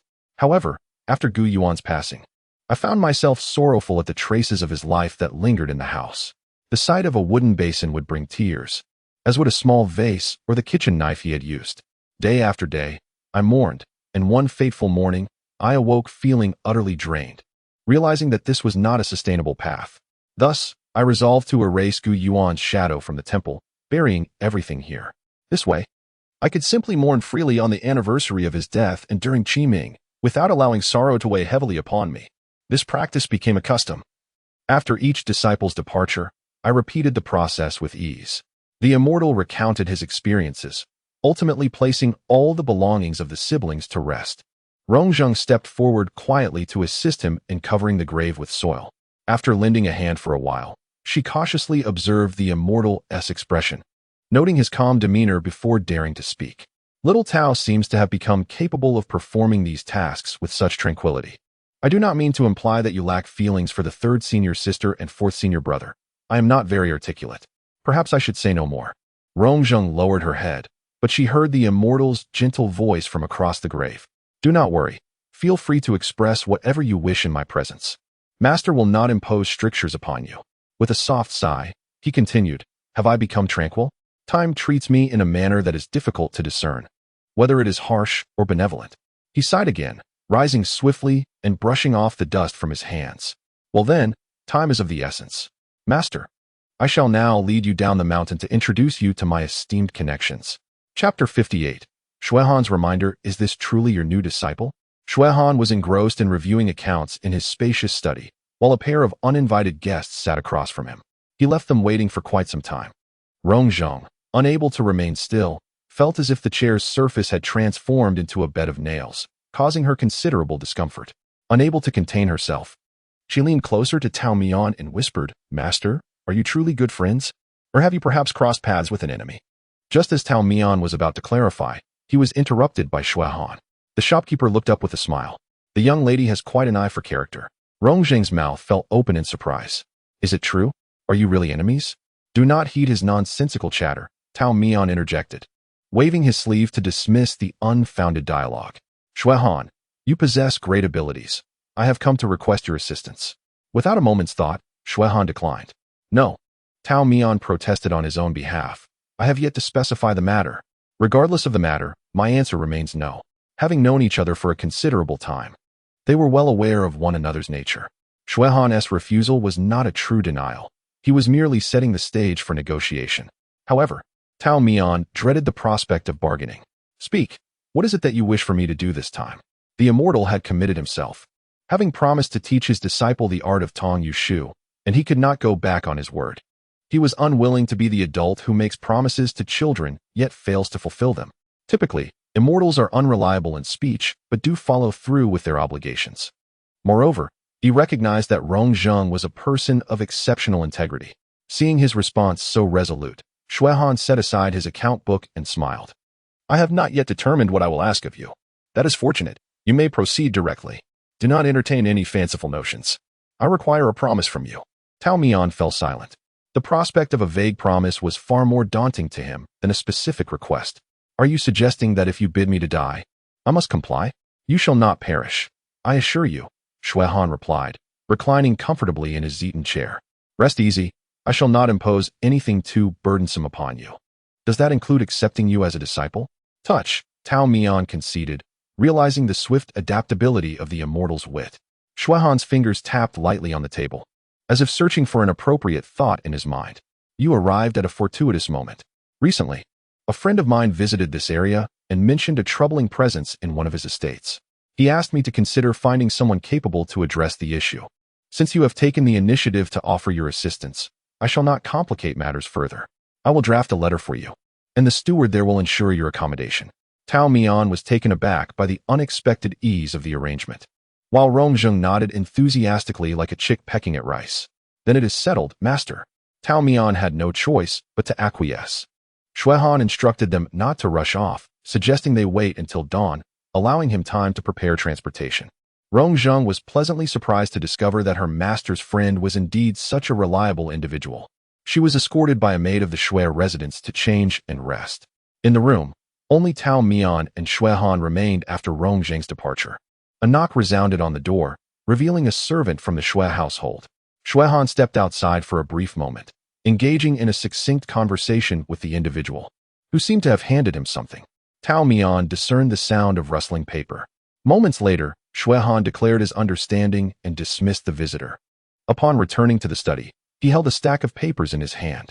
It was evident to Tao Mian that Shui Han intended to speak with him privately. Without waiting for Shui Han to initiate, he interjected, suggesting that they forego the tiresome discourse on whether or not to take on an apprentice. Shui Han, instead of that, let us converse about something else, he urged. Shui Han's smile faded, a reflection of his shifting mood.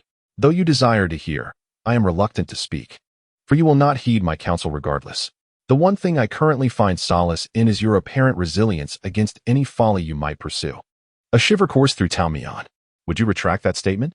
To open with such a proclamation is a peculiar talent of yours. Perhaps on some fateful day, should such a scenario arise, it is you who may meet your demise at the hands of your own apprentice. Shui Han retorted without a moment's hesitation, his tone suddenly laced with venom.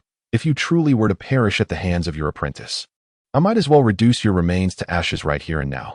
Why would you speak so grimly? Tao Mian questioned, a chill racing down his spine. Let us return to the matter at hand. Then let us discuss your newly accepted apprentice. Why do we circle back to this? Did we not agree to avoid this topic? I never claimed to obstruct. I merely uncovered some information and thought it prudent to alert you. With a flick of his wrist, Shui Han unfurled a fresh wanted poster from its rolled state. The likeness depicted was one Tao Mian recognized all too well. The two dimples were inked with precision, unmistakably portraying Rong Zheng's visage. The Floating Depths Pavilion had publicly announced that Feng Zheng, the foremost among the 12 shadows, had betrayed the pavilion master and was now a fugitive. A handsome reward awaited those who could provide information. Tao Mian, the Floating Depths Pavilion operates within the demon realm. To say it wields considerable influence is an understatement. The newly appointed master, Du Hong, is a troublesome figure not to be trifled with. Your apprentices come from illustrious backgrounds. To be frank, I was not surprised to hear from my subordinates that this girl is the leader of the shadows. However, this situation differs significantly from past instances. Previously, your apprentices were nurtured under your guidance, remaining steadfastly loyal and sincere. Yet this time, you have taken in a traitor.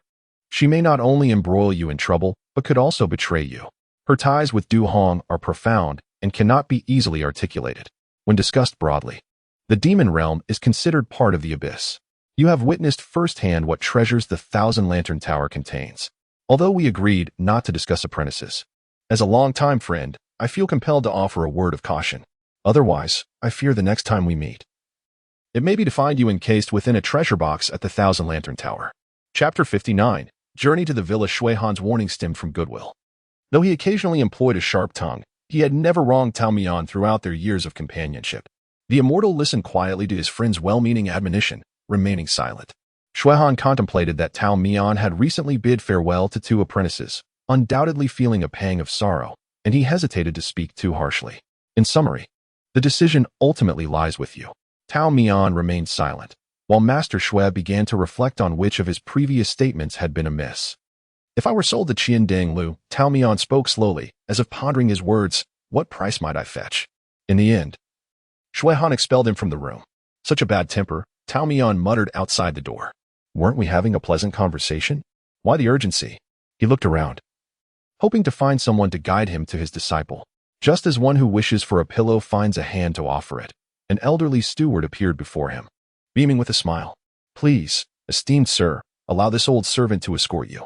Tao Mian followed the old steward to a side room in the Shui residence. His recently received fifth disciple was engrossed in a feast. Xiaohua, Tao Mian stood before her, contemplating. It seems you have become a bit rounder since we last met. Rong Zheng rolled her eyes, whether from annoyance or choking was unclear. Her urgent search for a cup to pour water suggested she had inadvertently choked. After gulping down a couple of mouthfuls of water, she let out a long sigh of satisfaction. Xiao Tao, your friends are truly wonderful. The maids in the residence are lovely, The treats they provide are delectable, and they speak so charmingly. You spent so much time admiring the pretty maid while indulging in snacks, yet you couldn't think of more serious matters? Tao Mian's gaze wandered among the colorful pastries on the table, pondering which one might be the most delightful. This lily pastry is delightful, and the dragon beard candy with osmanthus cake is also exquisite. As they enjoyed the hospitality at the Shui residence, Tao Mian savored a couple of delicacies before taking a cloth to wipe his hands. Rongzheng continued to devour the pastries. Having consumed nearly all the treats on the table, unable to hold back, Tao Mian advised, Xiaohua, these sweets are cloyingly rich. Overindulgence may lead to discomfort. If you enjoy them, I shall procure them for you in the future. Alternatively, we could return to Master Shui's residence for another feast. It seemed Rongzheng only then realized how much she had unconsciously eaten, embarrassingly wiping away the remnants of sweetness from her lips. Oh dear, how rude of me. These treats are simply too delicious. I could not help myself. Tao Mian found it peculiar. Although the pastries at the Shui residence were indeed delightful, they hardly warranted such gluttony. I have never tasted them before, Rongzheng said, her right hand reluctantly clutching a piece of the soft, sweet osmanthus cake, adorned with delicate yellow petals. Such pastries are quite fattening. Weight gain restricts one's movements. Some forbid me from indulging in these delights. Rongzheng spoke with a carefree tone, yet Tao Mian was well aware that her past experiences were far from the lightheartedness she portrayed. In my childhood, I yearned for such treats, but those who taught me martial arts forbade it. One day, as I passed by a young lady's boudoir, I saw a plate of flaky pastries glistening on her table. The lady took a bite and found it too rich, ordering her servant to remove it. While she took a group of people outside to fly kites, I stood outside the window, coveting that plate of pastries. Did you manage to eat any? Indeed, I did. It was absolutely delightful. Rongzheng squinted her eyes as if reminiscing. Though the chef at the Shui residence prepared even better, those were the most exquisite pastries I had ever tasted. However, happiness often comes at a cost. That very night, I was punished for hours. Just for eating a few pastries? No, it was because I had stolen from the young lady. Even if it is something unwanted by the lady, it should not be enjoyed by a mere tool kept in the chamber like her. Rongzheng held a cup of steaming tea in both hands, gently blowing away the rising steam, eager to cool it down as soon as possible. Tao Mian remained silent. It was only when the woman raised her hand and waved it before his vacant eyes, calling out little Tao in quick succession, that he snapped back to reality. Before he could speak, Rongzheng pushed her hand away. No, please, do not pity me. I am quite content with what I have now. Tao Mian shook his head. I do not pity you. Having lived for over 1,000 years, I have heard my share of tragic tales. The past cannot be changed. Although I cannot amend your history, wallowing in it will only lead to unhappiness. In the future, Master will treat you to exquisite delicacies. But Master, I cannot eat spicy food. For the first time, Tao Mian realized the importance of his disciple possessing a certain level of education. I shall provide you with some cultural lessons upon our return to the mountain. What? You promised not to force me to study. Previously, I underestimated you. Your ignorance has severely hindered our communication as master and disciple. How frustrating. I have misplaced my trust. Now I must put in some effort to overindulge myself and end it all. What a peculiar way to seek happiness in demise. Master desires it too. How despicable. Little Tao, you dare to compete with your disciple for food and drink. Ah, my dragon beard candy. Rongzheng was upset because Tao Mian had snatched the last piece of dragon beard candy from her plate, and she earnestly explained her reasoning to him. Though all dragon beard candy is the same, the last piece is distinctly different from the others. In what way is it different? Rongzheng struggled to articulate her thoughts. Having suffered from a lack of education, she simply felt that it was indeed not the same. It stands to reason. Tao Mian, however, merely let her words drift in one ear and out the other, responding with a vague acknowledgement before devouring the last piece of butterfly pastry. Following their friendly exchange, the next day, Tao Mian and Rongzheng finally dawdled their way out of the Shui residence, carrying a letter penned by Shui Han himself. Their destination was the Chihuang Mountain Villa. The two were in no rush, enjoying the scenery and flowers from the comfort of their carriage, relishing the journey. By the time they arrived at the Chihuang Mountain Villa, it was already evening. The villa was built against a mountainside, perched on a jutting cliff like a crouching tiger. Tao Mian squinted at the villa. As an immortal, he possessed an innate sensitivity to certain energies and geomantic forces, even without the aid of spells. Perhaps it was merely his imagination, but he felt an unsettling aura emanating from that place. Shuehan had not mentioned whether his friend was human. Most likely, they were not. If they were not human, would they still fear the ghosts and spirits? Little Tao, are you lost in thought again? Just as he pondered this, his disciple had already taken several steps outside, cupping her hands around her mouth to call out his name. I'm coming, Tao Mian replied, temporarily setting aside his unease. Upon reaching the villa's entrance, his foreboding intensified, perhaps due to Shui Han's prior arrangements. Before they even approached the grand doors, they spotted a plump steward waiting for them. He appeared to have been waiting for quite some time, beads of sweat forming on his forehead as he incessantly wiped it with a handkerchief. The steward's keen ears had long detected the sound of footsteps, and he greeted the visitors with a smile. However, upon recognizing their faces, Tao Mian noted a fleeting stiffness in his smile. It appeared they were not the guests he had been expecting. Who was he awaiting? Chapter 60. An invitation from the host. May I inquire about your identities? Although the steward was perplexed, his demeanor remained warm and welcoming as he approached the two unfamiliar visitors. Tao Mian retrieved a letter from his pocket. The moment the steward caught sight of Shui Han's personal seal, his expression shifted, suggesting he had deduced their purpose. After perusing the letter with care, he neatly folded the paper and returned it to Tao Mian. It turned out that they were esteemed guests summoned by Master Shui, and he had inadvertently neglected them. Please, allow me to escort you inside the manor for a brief respite. The master will be with you shortly. The portly steward exhibited an attitude of utmost respect, indicating a profound connection between the Shui family and the proprietor of the mountain villa. Tao Mian expressed his gratitude, nodding in acknowledgement, and was about to lead his apprentice inside when the sound of a sedan chair touching down reached his ears. More visitors? The steward, calm and composed, first directed the manor's servants to guide Tao Mian and his disciple inside before attending to the new arrivals. Judging by his expression, it seemed these guests were the ones he had truly been awaiting. Curiosity piqued within Tao Mian, and the urge to gossip surged as he contemplated turning to glance back. Yet, a hand grasped his sleeve, gently tugging him downward. It was Rongjung. The fifth disciple appeared flustered, ashen-faced, and kept pressing against him, seemingly attempting to shield herself from view. A little Tao, let us go in quickly. Tao Mian cast a sidelong glance at his disciple, refraining from asking questions, and turned to the waiting servant, speaking softly. My disciple is unwell. Please expedite our passage to the guest quarters. The servant inclined slightly, extending his arm to indicate a path, inviting them to follow.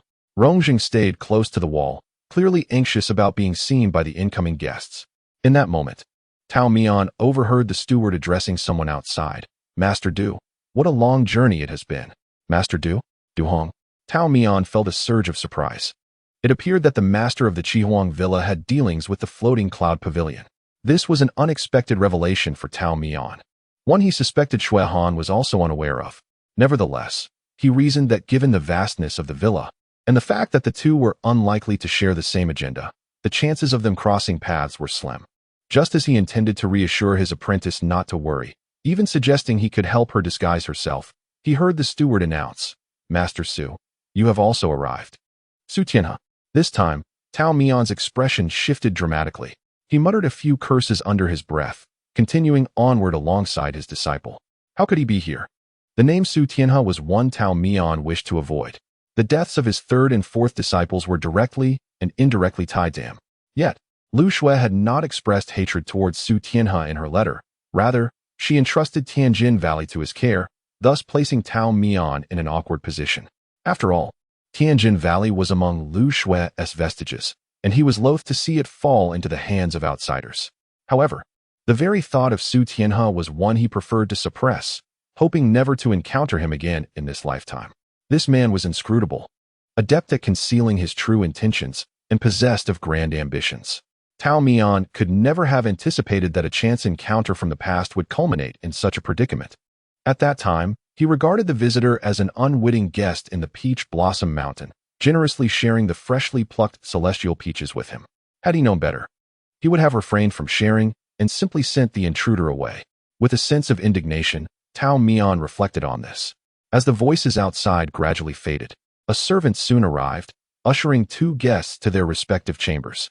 Tao Mian briefly surveyed the furnishings of the room, finding no significant issues.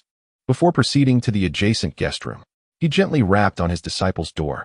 He was quite concerned about Rongjang's earlier demeanor. A voice responded from within, and the door opened shortly thereafter.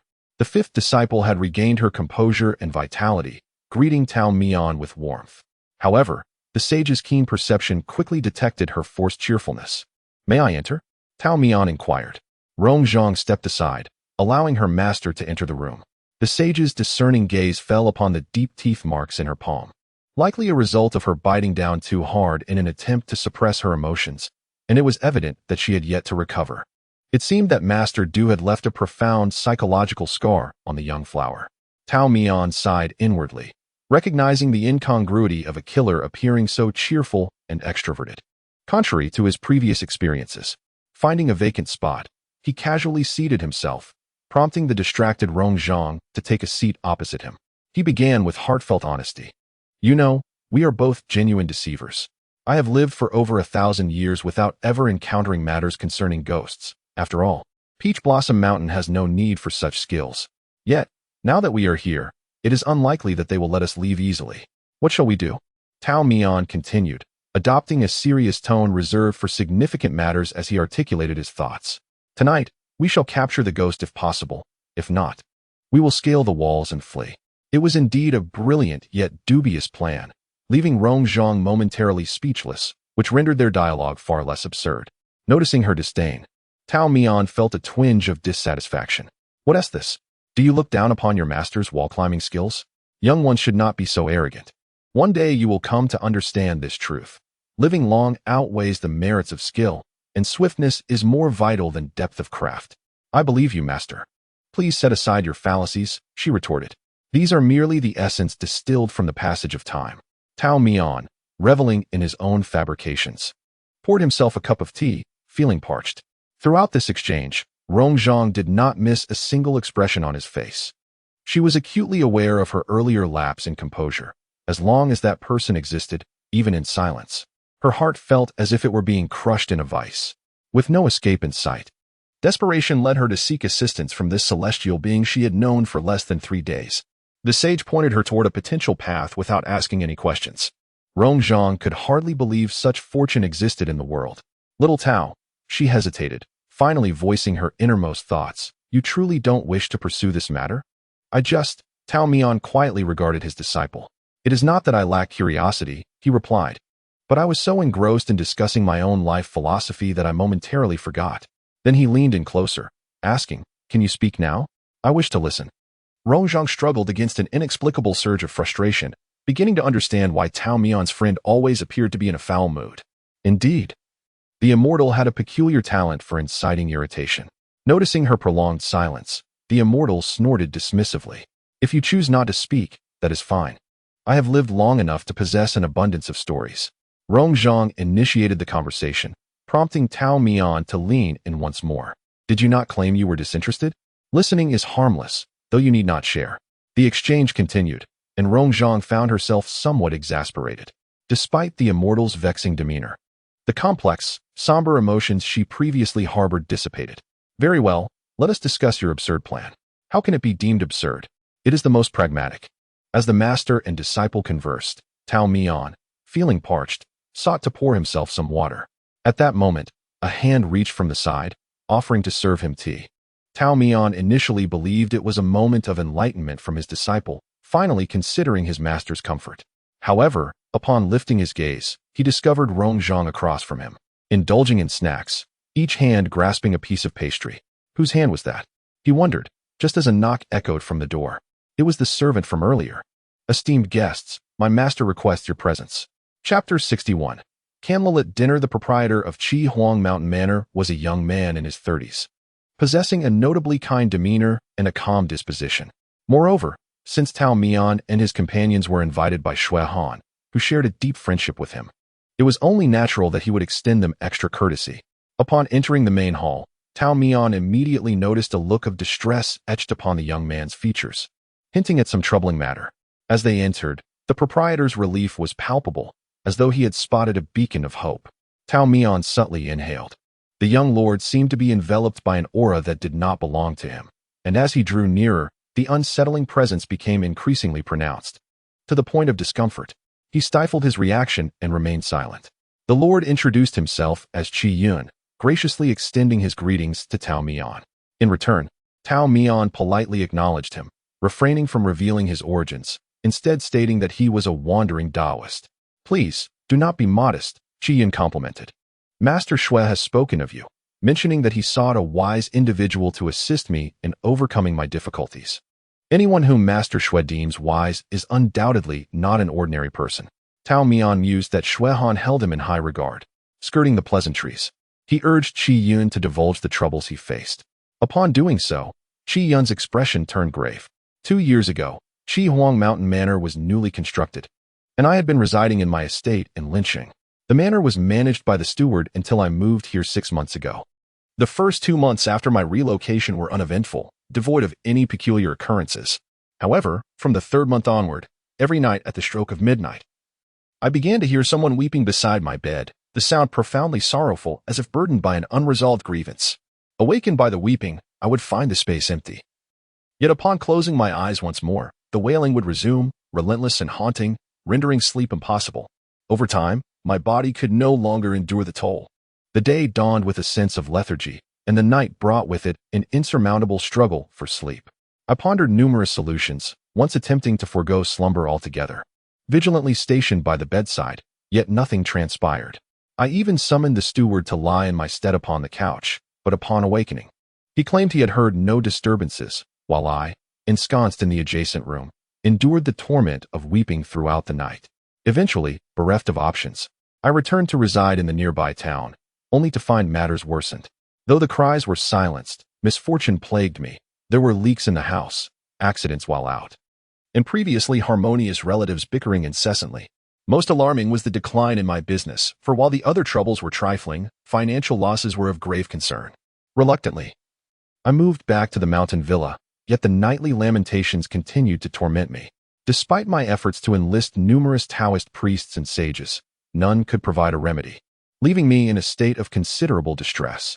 One day, while sharing drinks with Manager Xue at a tavern, I casually mentioned my plight. Manager Xue offered to seek a suitable individual for assistance, and before long, you, esteemed immortal, arrived. Master Qi seemed to place considerable faith in Tao Mian, his gaze penetrating. "Immortal, those before were mere charlatans. You are undoubtedly different. Matters of ghostly exorcism are surely within your grasp." Tao Mian felt a twinge of insecurity, fearing he might be even less authentic than the others. Fortunately, his millennia of cultivated bravado allowed him to assure confidence in this moment. "Rest assured, Master Qi. As I have been entrusted by Manager Xue, I shall exert every effort." Behind him, Rongjung rolled her eyes, thinking how crafty Tao Mian was, promising utmost dedication without guaranteeing resolution. Master Qi was deeply moved, repeatedly bowing in gratitude. "Then I must trouble you, immortal. Once this is resolved, I shall bestow a handsome reward." Tao Mian waved dismissively. "The reward is of little consequence. My primary desire is to forge a friendship." Rongjung stifled a cough at the back. Tao Mian pretended not to notice and continued to inquire about specific details from Qi Yun. He asked if there were any unresolved romantic entanglements that might have led to the spirit's persistent hauntings after death. The immortal's mind wandered to tales of unfaithful merchants and weeping female ghosts. It seemed that Qi Yun must have wronged someone, compelling them to continue their lament even in death, ensuring his nights were fraught with discomfort. While the immortal harbored his own conjectures, Qi Yun appeared troubled. "I understand what you are implying, but the cries are evidently those of a man." This revelation took Tao Mian by surprise. It appeared that this was not a case of a jilted lover's lament, but rather something more complex. Tao Mian resolved to investigate further that very night. "Master Qi, for tonight, I and my disciples shall await the ghost in your chamber. However, we require some time to prepare, so I hope we may commence soon." Qi Yun nodded earnestly. Yes, everything will proceed as you wish, immortal. Dinner will be sent to your room, and should you have any further requests, please do not hesitate to ask." Thus, Tao Mian and Rongjung made their way to the Master's sleeping quarters. The room was spacious yet simply adorned, suggesting that Qi Yun was not one to indulge in extravagance. Fortunately, they did not encounter Du Hong, Su Tian, and the others along the way. Once inside, Rongjung let out a relieved sigh, stretching her limbs. She had been anxious that Qi Yun might recognize her in the main hall, which would have spelled disaster. Rongjung lay languidly across the four-mortal table, her arms stretched out, her cheek resting on one limb, her eyes wide open. She curiously observed Tao Mian as he busied himself around the room. "What on earth are you fussing about, Xiao Tao?" "Setting the scene, of course," he replied. In his hand was a small pouch, its opening gaping. His fingers deftly pinched some white powder, which he scattered in a circle around the house. His demeanor was meticulous, as if he were engaged in a task of utmost significance. Rongzheng squinted, and as she discerned the nature of the substance, she was at a loss for words. While others use rice for exorcism, isn't it a bit excessive to sprinkle remnants of snacks? Ahem, isn't dinner still on its way? Let us make do with this for now. After emptying half the pouch of snack crumbs, Tao Mian lit 2 candles, each as thick as his wrist. To her astonishment, the candles emitted a green light, casting an eerie glow throughout the room, making Rongzheng feel almost unsteady. What is this? Could it be the rumored 11 Zhao, capable of revealing spirits? No. As Tao Mian settled across from his disciple, the candlelight cast a green hue upon his forehead, primarily intended to enhance the atmosphere. An awkward silence enveloped them, both lost in their thoughts, when the maidservant entered with their evening meal. She was met with the sight of 2 quiet green figures staring at her, prompting a startled scream as she nearly dropped the meal box. Rongzheng, quick-witted, caught the bottom of the box just in time and placed it securely on the table. Tao Mian offered an apology and courteously ushered her out. The maid, trembling, implored the esteemed guests not to hold her clumsiness against her as she left the room. In the midst of the green glow, the master and disciple savored their candlelit dinner. As the midnight hour approached, the room fell into a silence so profound that even their breaths seemed inaudible. On the bed, the covers undulated slightly as Tao Mian lay down, eyes closed, his ears twitching momentarily. Rongzheng's presence had faded almost entirely, having just assigned their tasks. Tao Mian had chosen to lie down and await the ghost, inquiring what Rongzheng should do. She reassured him not to worry. Once the master was ready, a shadow flitted through the room, and the disciple's figure vanished. Truly, a former assassin, reliable indeed. They each found their designated spots, patiently awaiting their unexpected guest. The green candlelight extinguished itself without a breeze, curling wisps of smoke rising. They had arrived. Chapter 62, An Unexpected Encounter. Half an hour later, within the quarters of Master Qi, 2 figures stumbled out, one after the other, in disarray. The immortal of 1,000 years and the former leader of the Shadow Guards leaned against their knees, gasping for breath. Rongzheng spoke first. "Xiao Tao, did you not claim you could handle this? Why did you flee before even engaging? How could you blame me?" Tao Mian wiped an imaginary bead of sweat from his brow. "At your age, shouldn't you, as my disciple, show some respect for your elders and step forward?" Rongzheng paused, taken aback by his audacity. "This is my first time, and I lack experience." The ghost was utterly grotesque. I couldn't bring myself to confront it. Realizing something, she shot him an accusatory glare. "Moreover, isn't Xiao Tao a highly skilled immortal? You ran away faster than I did." "That's true," he retorted. "Even a master can feel fear." Rongzheng found herself at a loss for words, astonished by Tao Mian's brazen demeanor. Tao Mian was not one to impose difficulties upon himself. When confronted with indecision, he would often retreat into slumber. In the face of challenging circumstances, he preferred to set matters aside and contemplate them later. The situation they had just encountered in the room was precisely what he deemed troublesome. "Disciple." Tao Mian finally regained his composure and handed a clean handkerchief to Rongzheng to wipe away her cold sweat. "Did you see several spirits in the room just now?" "Several?" Rongzheng's hand trembled as she accepted the handkerchief. "I only saw one." "Was there more than one?" Tao Mian fell silent, and then uttered words that caused the cold sweat Rongzheng had painstakingly wiped away to cascade anew. "You think your master escaped, but in truth, I was squeezed out." The room was simply too crowded. Rongzheng felt a surge of despair. She wished to return home. "Tao, could this possibly be an excuse you devised for yourself?" "No. No worries. A son does not mind his mother's imperfections. I do not mind your timidity. Please do not frighten me like this." Out of nowhere, Tao Mian produced a green candle and lit it. "Isn't this candle intended to create ambience?" "It can also illuminate the unseen spirits," he replied. Rongzheng felt both fear and an urge to retort. She was at a loss as to where to begin her complaints. Tao Mian held the candlestick, the flame flickering in the gentle breeze of the courtyard, casting intricate shadows upon the window. Summoning her courage, Rongzheng took a couple of steps closer. What light and shadow? This is clearly the shadow of a ghost.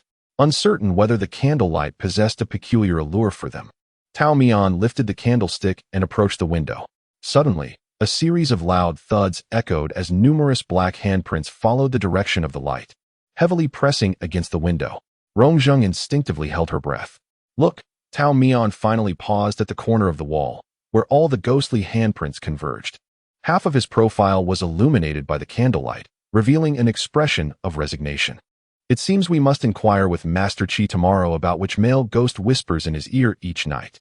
It was impossible to remain inside. They could not find their footing.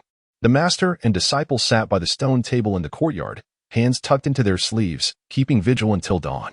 During this time, Rongzheng dozed off several times, and once, when her companion was absent, she groggily opened her eyes, searching the surroundings, only to be overpowered by sleep once more. When she awakened again, Tao Mian remained seated in the same spot, as if he had never left.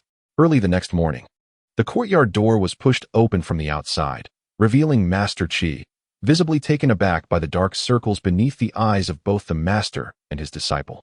Has this celestial being encountered difficulties? Tao Mian nodded. Master Qi, I can only say that your survival until now indicates a fortuitous fate. Qi Yun, he uttered, flustered and perplexed. I implore you, celestial being, to guide me through this quandary. Tao Mian proceeded to inquire about 3 matters. First, the location of Qihuang Mountain Manor and its previous purpose. Second, whether Qi Yin had any known enemies, particularly those versed in feng shui. Third, the remarks and actions of the Taoist who had previously visited the manor and any arrangements made. Qi Yin dared not conceal the truth and recounted everything to Tao Mian in detail. He mentioned that the location of Qihuang Mountain Villa was predetermined by his ancestors. Adhering to his father's last wishes, he invested a considerable sum to carve out a secluded area within these perilous cliffs, erecting a magnificent villa. This place was initially devoid of human presence, yet prior to breaking ground, he consulted a feng shui master who proclaimed it a rare land of fortune, capable of safeguarding future generations. As for adversaries, being a merchant, he believed in the principle of harmonious relations fostering prosperity. He would rather incur personal losses than offend his peers. Thus, he asserted that there should be no enemies intent on disturbing his peace. In the end, Qi Yun handed a register to Tao Mian, detailing the Taoists who had previously visited Qihuang Mountain Villa, including their titles, backgrounds, duration of stay, and practices. Tao Mian swiftly glanced through the first line of the register. Remarkably, he recognized none. However, a peculiar thought arose within him. Each of these Taoists had only lingered at the villa for 3 days. Where had they gone afterward? Had they departed alive? Qi Yin shook his head and then nodded. The wandering Taoists travel far and wide. It is not my place to inquire further.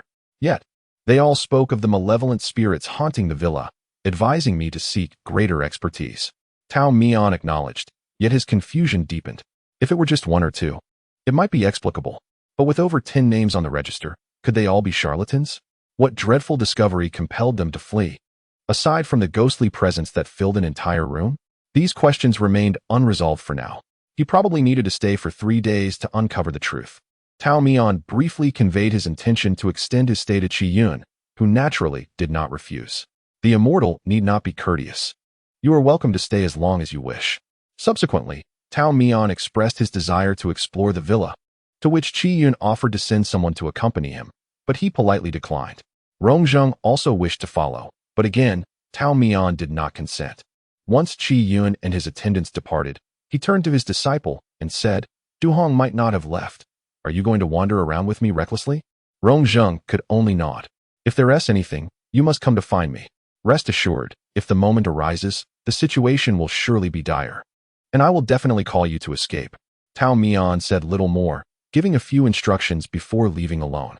He had no specific direction in mind, merely relying on instinct to investigate several areas heavy with ghostly energy. As luck would have it, upon reaching a corner of a corridor, he collided with someone. The person stepped back and, upon recognizing him, displayed a look of astonishment. It was Su Tianhe. What are you doing here? Su Tianhe, not waiting for Tao Mian to respond, immediately seized his arm, attempting to lead him away. Hurry, you cannot stay here. Chapter 63. The layout. Tao Mian was taken aback for a moment, realizing something was amiss. Wait, what do you mean I can't stay here? As he struggled to break free, Su Tianhe was forced to halt. He appeared anxious, as if wary of eavesdroppers. After surveying their surroundings, he furrowed his brow and questioned Tao Mian. Chihuang Mountain Villa is remote. Logically, you should not have wandered here. Who brought you? Tao Mian candidly revealed the name of manager Shui. Shuihan. The man is cunning and shrewd. How could you possibly be entangled with him? Both of you, my brothers, share the same cunning nature, and I cannot remain calm after you have caused the demise of my two disciples. Henceforth, let us pretend we have never encountered each other. In that moment, Tao Mian found himself astonished by the unexpected presence of this individual, momentarily unable to process the complexities of their past grievances. Once he regained his composure, he regretted his own familiar demeanor, wishing he could amend this flaw. Seeing Su Tianhe turn away, preparing to depart, memories of Chu Liuxue and Chu Suiyin flashed through his mind. My master, Tao Mian, though possessing millennia of cultivation, retains the heart of a child. While he may revel in the serenity of the mountains, outside their embrace, he risks being exploited by calculating individuals. Although it may seem premature to say this, should you encounter him beyond the mountains, I beseech you to look after him. Young Master Tao possesses a kind heart and cannot bear to witness the suffering of others. Though he professes a desire to avoid entanglements, he cannot bear to see anyone suffer in his presence. His sincere heart should not be taken lightly. As a disciple of Peach Blossom Mountain, I have committed many transgressions and am ashamed to face him. If, in the future, you cross paths with my master, I would be grateful if you could convey my regards. It is a humble request. Just before Tao Mian vanished around the corner, Su Tianhe spoke. Your two disciples have both confided in me, urging me to support you from the outside. Tao Mian paused, the verdant branches of the garden draping gracefully over his back, complementing his azure attire with a serene elegance. We three, each with our desires and aspirations, find ourselves entwined in a knot of ambition that can only be severed by a decisive blade. Tao Mian, I do not seek your forgiveness. Even if you were to confront me with hostility, I would harbor no resentment. I remember the kindness you once showed me at Peach Blossom Mountain. I am not one to confuse gratitude with enmity. After a prolonged silence, Tao Mian finally responded, his sigh echoing through the dimly lit corridor, creating an atmosphere of solitude. I merely offered you a few peaches, and you deem that a favor? My two disciples once entrusted their hearts to you. How could you bear to plot against them, leading to their mutual downfall? The world is rife with cunning hearts, and Tao Mian was merely unable to stand in the way of Su Tianhe, obstructing his affairs. Perhaps his kind reminder was merely a way to appease his own conscience. Now, it was Su Tianhe who fell silent. The past had faded, and the dust had settled. Tao Mian, unwilling to dwell in sorrow, waved his hand dismissively. Thank you for your goodwill. I appreciate it, and will remain vigilant. Su Tianhe could not resist adding. Tao Mian, even if you do not trust me, there are matters we must discuss.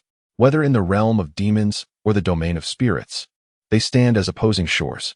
While there may be a rare few demons and spirits who, due to circumstances, draw close to the celestial beings, such instances are indeed exceptional. The Chihuang Mountain Manor is fraught with peril. It is unwise to linger. Take care of yourself. Tao Mian politely listened, nodding in acknowledgement before ultimately taking his leave. Only Su Tianhe remained, standing amidst the deep green and white walls, lingering for an extended moment. In truth, Su Tianhe's words validated certain suspicions that had already stirred within Tao Mian, prompting him to venture alone into the manor. The encounter with Su Tianhe was serendipitous. However, his words proved to be a boon, saving me a measure of effort. The candle he used last night was extraordinary. It was only after being offered at the temple that he carried it with him. Once ignited, that fragrant candle exuded an ethereal aura, compelling any ordinary wandering spirit to retreat in trepidation. Yet, as I circled the window yesterday, it attracted the spirits within the room, who eagerly followed. Reflecting on the ink-written names on the roster, I felt a profound sense of regret. Chihuang Villa was like a gluttonous maw, insatiable and forever hungry. Standing in solitude, I stamped my foot and withdrew a talismanic peach branch from my sleeve, lightly tapping it against the wall twice. A faint luminescence shimmered at the tip of the branch, a manifestation of pure spiritual energy. I raised my hand, and as I walked slowly, a straight white line was etched onto the wall, fading away as I moved farther. After spending half a day traversing the villa, an immense and intricate formation quietly took shape, encasing the entire Chihuang Villa within its bounds. Having accomplished this, I tucked the peach branch back into my sleeve, adopting a more relaxed demeanor as I set out to find my disciple. The Villa Master's courtyard was seldom frequented. Save for a few robust attendants stationed there and the occasional maidservant tidying up, there stood a peach blossom tree to which I felt an inherent affinity, lingering beneath its boughs for a considerable time. Alas, the flower thrived not on good waters. It carried an innate aura of enchantment. I lamented internally, pondering the whereabouts of my little flower. Upon my return, the courtyard felt desolate, devoid of any semblance of life. The maidservants and attendants had been instructed by the master not to intrude upon his tranquility, yet Rongjing should have been present. I had explicitly cautioned my disciple not to wander off, yet it seemed this newly accepted apprentice possessed a rebellious spirit, treating my words as mere whispers in the wind. Concerned for my disciple, I resolved to wander about, hoping for a stroke of fortune to encounter her. It must be said that celestial beings are occasionally favored by fortune. Thanks to the busy afternoon, I had gained a rough understanding of the various locations within Chihuang Villa, making navigation a trivial matter. I weaved through pavilions and towers, deliberately concealing my presence from prying eyes. As I passed by the servants of the villa, I brushed away the fallen petals from one's shoulder. The individual merely perceived it as a gentle breeze, looking up in bewilderment and sneezing. After a thorough search, I finally heard the voice of my fifth disciple emanating from an unoccupied guest room. What began as a mere passing glance unexpectedly led me to an encounter with Rongjing. At that moment, she was in the room, her silhouette faintly visible through the window. My heart swelled with joy. As long as she was safe, all was well. I intended to push the door open and share my latest discoveries with her. However, before I could do so, Rongjing spoke first. Master, please grant me a little more time. Who was Xiaohua conversing with? Was it Duhong? A flurry of doubts arose within me. Yet any discerning individual would recognize that now was not the time to disturb the delicate balance. Standing at the entrance was somewhat obstructive, so he nimbly leapt onto the rooftop, sitting cross-legged in a comfortable posture. The sounds from within the room filtered into his ears as Tao Mian lowered his gaze to listen intently. Master, I have successfully infiltrated Peach Blossom Mountain and have become your fifth disciple. As the master had anticipated, Tao Mian's mind was unclouded. He did not inquire about my past, but instead directly imparted two techniques to me, the Burning Jade Sword technique and the Spirit Communication art. This journey to Chihuang Villa was orchestrated by Tao Mian's friend, Shuehan, who had sought a suitable locale for the latter as cultivation. Although Tao Mian was trusting, his profound skills made a rash attack unwise. In my humble opinion, it was imperative to gradually draw closer and slowly ease his vigilance. Rongjing elucidated her actions and thoughts to Duhong. She had already penetrated the inner sanctum of Peach Blossom Mountain. The task was largely accomplished, with only time remaining as a factor. In her discourse with Duhong, her tone was markedly different, cold, calm, and imbued with a sense of reverence and submission. Originally intending to merely observe, she found herself ensnared. The little peach fairy atop the roof was somewhat bemused, his expression unchanged and devoid of shock or anger upon learning the truth.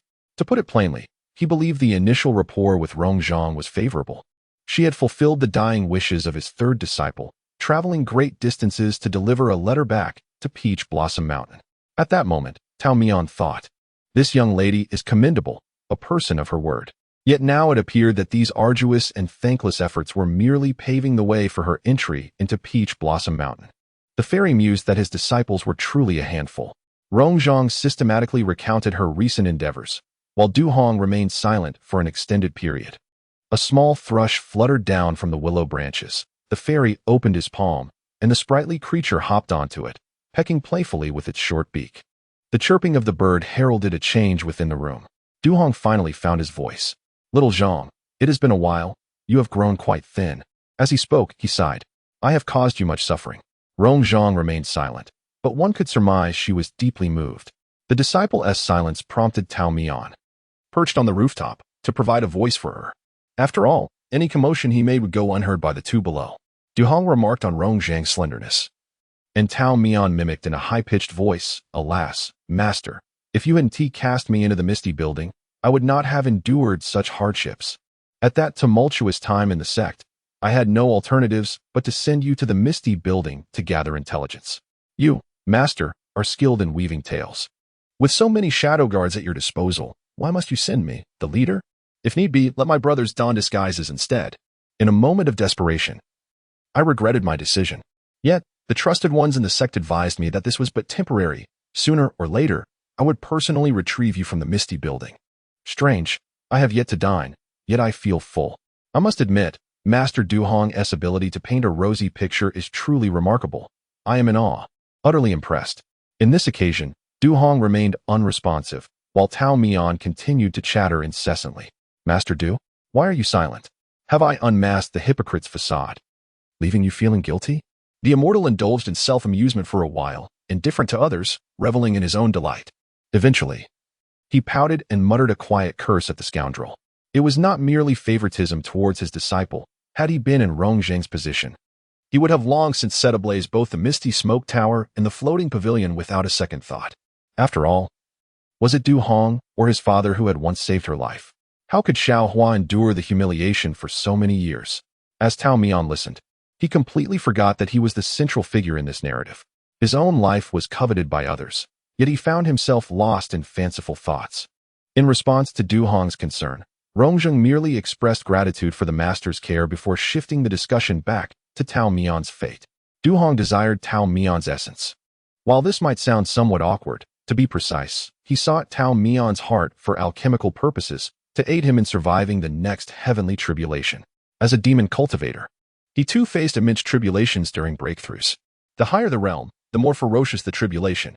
If fortunate, one might escape with mere injuries. If unfortunate, failure could lead to complete obliteration of the soul, leaving no chance for rebirth, not even in the next life. Tao Mian was a rare being in this world. He had ascended due to the nurturing of the spirit of Peach Blossom Mountain, merging with its essence.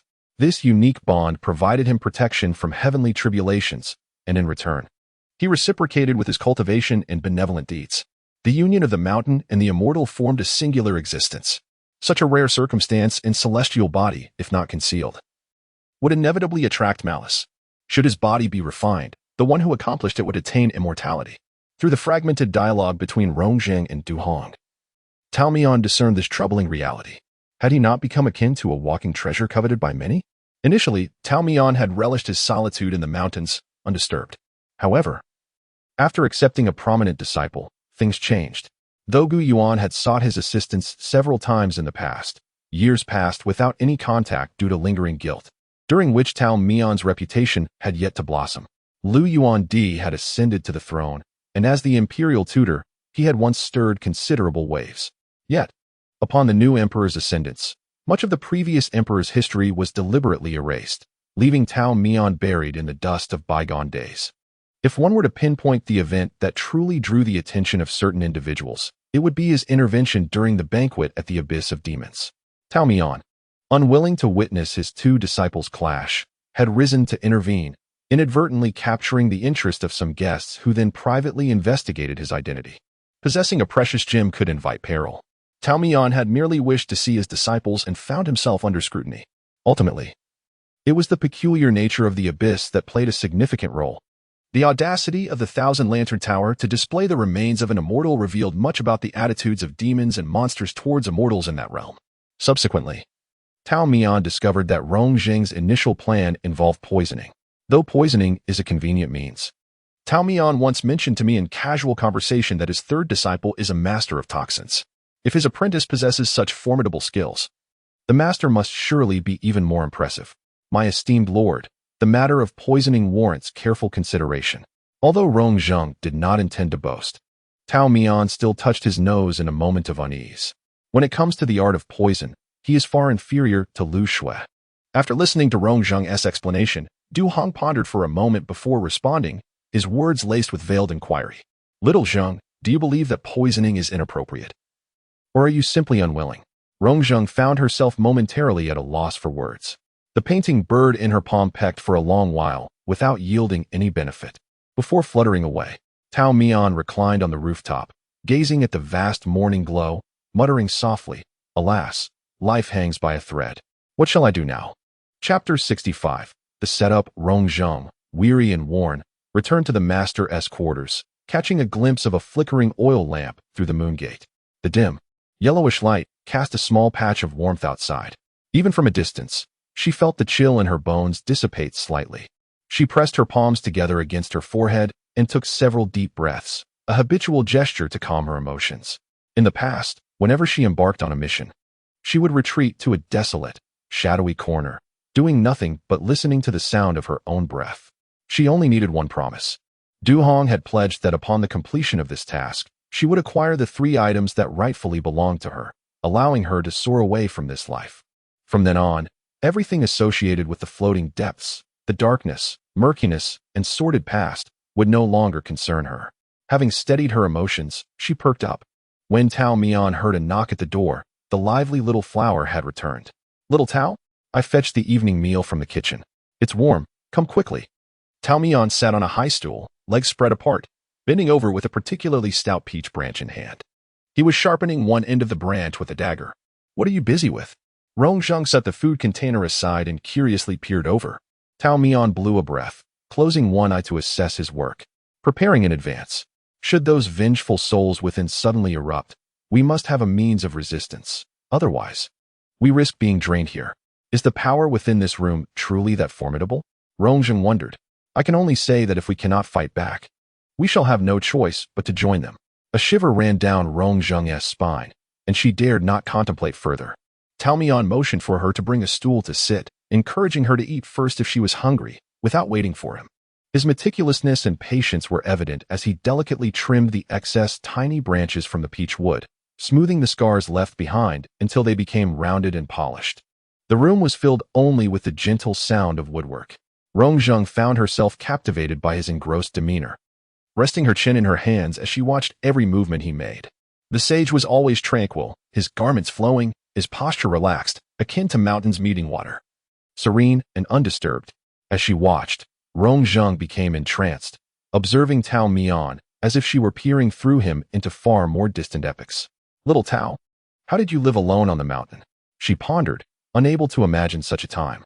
Her life was perpetually tumultuous, yet amidst the surging waves that swept her along, she busied herself to the point of feeling no chill of solitude. In stark contrast, Tao Mian found solace in stillness, as long as he had a place to rest. Be it in the bustling city or deep in the mountains, even without tea or wine and devoid of flowers, he could find contentment and thrive in his own company. Before witnessing it firsthand, Rongzheng could scarcely fathom the existence of such a person in the world. The world is bustling, all for profit, the crowd surges. All for gain. Rongzheng, having read little, often recalled a phrase frequently uttered by Du Hong. "Look, Xiaozhong, whether among the esteemed or the common folk, we cannot escape the pursuit of profit." And he humbly remarked that he was merely a common man, far inferior to the ideal she had envisioned. At that time, Du Hong was the only name etched into Rongzheng's life. She understood well that Du Hong was no paragon. He harbored desires of conquest and boundless ambition. In his quest to inherit the position of the old master, he resorted to treachery, causing the death of the rightful heir to usurp everything for himself. The true young master met a tragic end in the wilderness, while the returning illegitimate son audaciously claimed what rightfully belonged to the latter. As for Rongzheng's role in this narrative, she was the executioner accompanying him, the one who wielded the fatal blow. Du Hong's hands remained untainted by blood. Thus, she bore the burden of such vile deeds upon her shoulders. The gaze of the young man as he faced his demise, looking back at her with profound sorrow and nostalgia, lingered in her heart. She could not comprehend how one could cast such a mournful, reminiscent glance at an executioner. He spoke, "Kite, O kite, who will cut your string, who will restore your freedom?" Having removed the greatest obstacle for Du Hong, she naturally became the most trusted confidant of the new master. He personally elevated her to the position of the leader of the 12 Shadows. Regardless of where he ventured or how significant the matter, the first thought that arose was always of Rongzheng. Du Hong often jested that without Xiaozhang, he would be akin to a man deprived of both arms and legs, merely a thinking shell of a person. Such praise from the master was rare. Even the most flawlessly executed tasks by the kite would receive only a few words of commendation. Rongzheng cherished those few words, hoarding them like treasure within her heart. This accumulation rendered her fearless, enabling her to quench her thirst with poison, sharpening her into a formidable blade. Had it not been for the upheaval at Yan'ai Tower, had such events not transpired, Rongzheng tightly closed her eyes, her lips twitching slightly. When she averted her gaze from the immortal, he quietly regarded her. The sound of the peach branch being trimmed had ceased at some unknown moment. Little Hua, Tao Mian made no inquiries about Rongzheng's late return or where she had been, nor did he question the restrained expression she wore. He merely reached an agreement with his disciple. Once we resolve the matters at Chihuang Villa and return to Peach Blossom Mountain, I shall make a promise to you. A promise? Rongzheng was perplexed. If Little Tao required her assistance, he should simply state it. Her commitments would invariably be fulfilled. A promise is unilateral, whereas an agreement involves two parties. The master has tasks for you, as well as tasks he undertakes for your sake. Rongzheng felt somewhat at a loss. In the past, she had only ever acted on behalf of Du Hong and received rewards in return. Those rewards were merely treasures and gold, insignificant to Du Hong.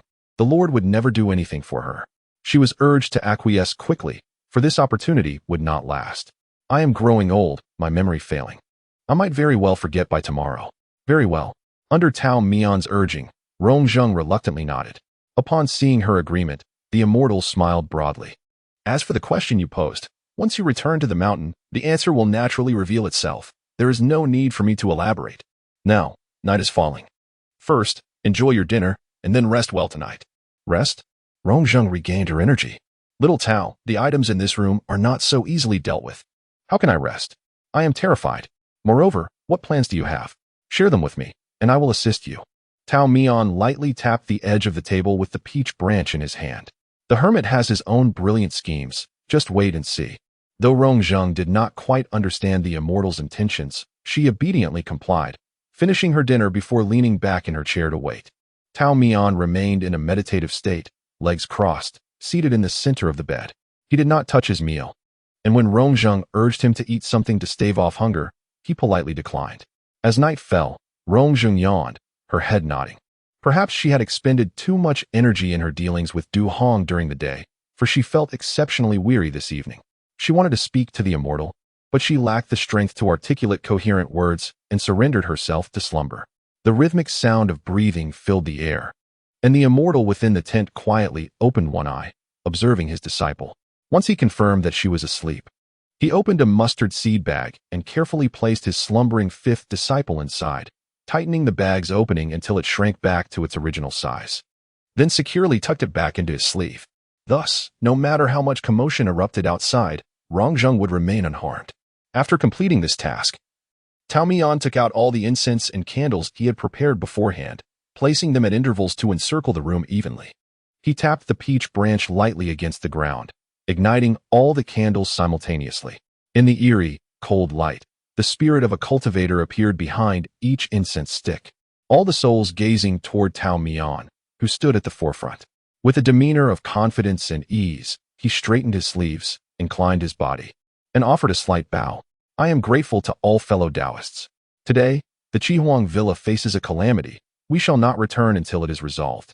The gathered souls returned the gesture, and the atmosphere turned solemn and quiet.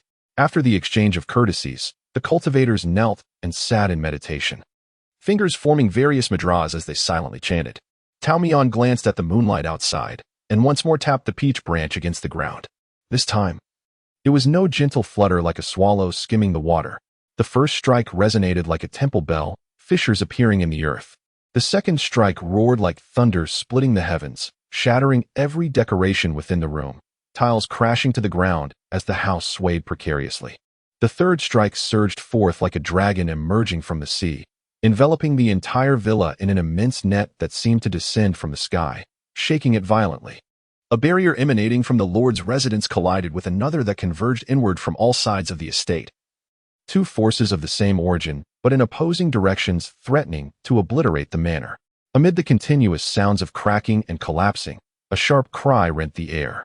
The buildings had already crumbled significantly, and through the bare ceiling, Tao Mian glimpsed a dark red giant phoenix flapping its wings above him.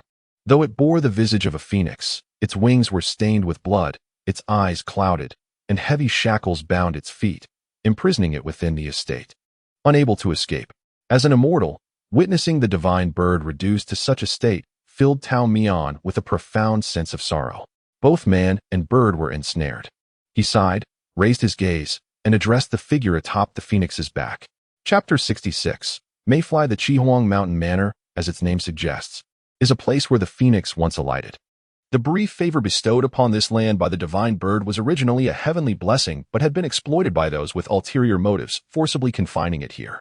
Stepping out of the dilapidated house, Tao Mian tilted his head and called out to the person on the bird's back. "Are you well up there?" The figure did not respond. Perhaps it was due to the distance or a belief that shouting across such a gap was rather foolish. How aloof this friend is.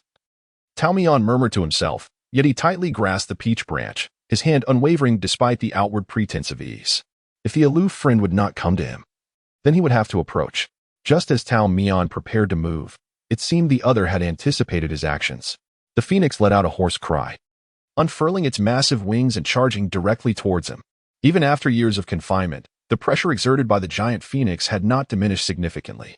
Without additional tactics, the spiritual energy clinging to each feather could easily prove fatal. Tao Mian ducked low, barely evading the onslaught, and even managed to spit out the sand he had inadvertently swallowed. Cough! How rude! He waved away the dust, attempting to discern the position of his adversary. At that moment, a gust of wind surged from behind, and the divine bird soared again, seemingly ready to slam him into the ground.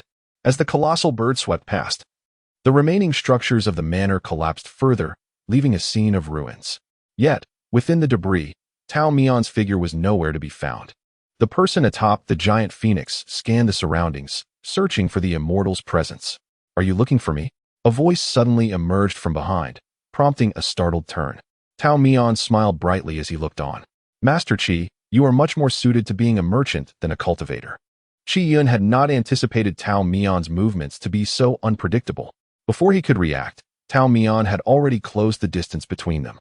"Why must the immortal disrupt my modest aspirations? As a mere mortal, I harbor only this small desire.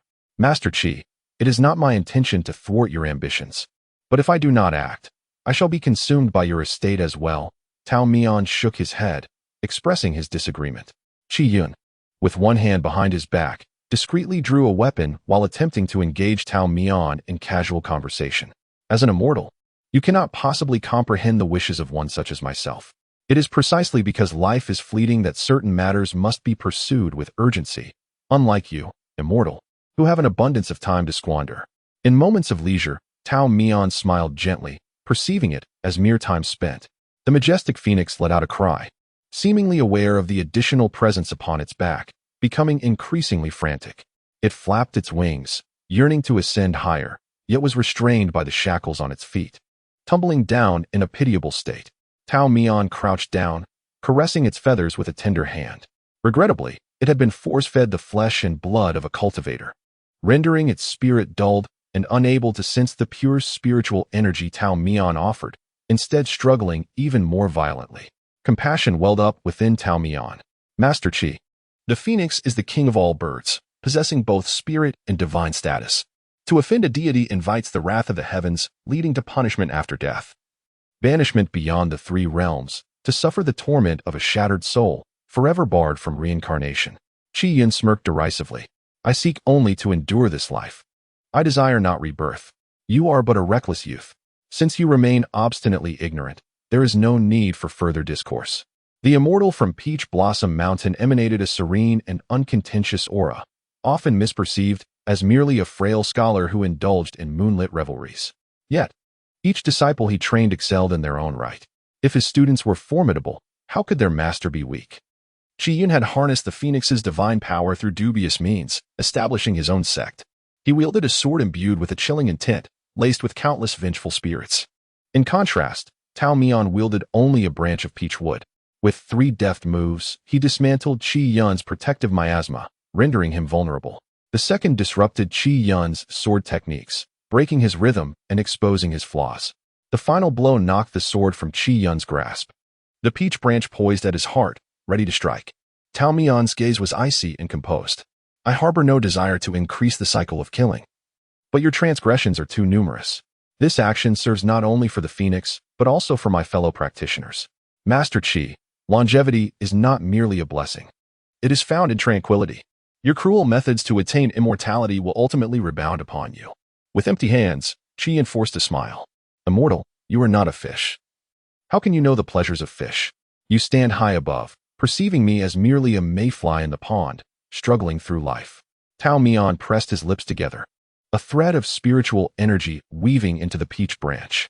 A flash of white light illuminated the scene, revealing that only Tao Mian remained on the phoenix's back. Chapter 67. Aftermath. Despite Qi Yun's cunning efforts, he was but a mortal. Engaging with an immortal, failure was merely a fleeting moment. Tao Mian required little exertion to resolve him, yet much remained to be done in the aftermath. His foremost task was to guide all innocent companions who had perished to the afterlife. In his possession was a thin register of names, a fortunate remnant. The suddenness of the event left many unprepared. He could only utilize the items within his mustard seed bag to arrange the necessary rites. He set up a ritual altar, hung banners, recited incantations, and summoned the wandering souls. All beings share a singular abode. Life and death are but two sides of the same coin.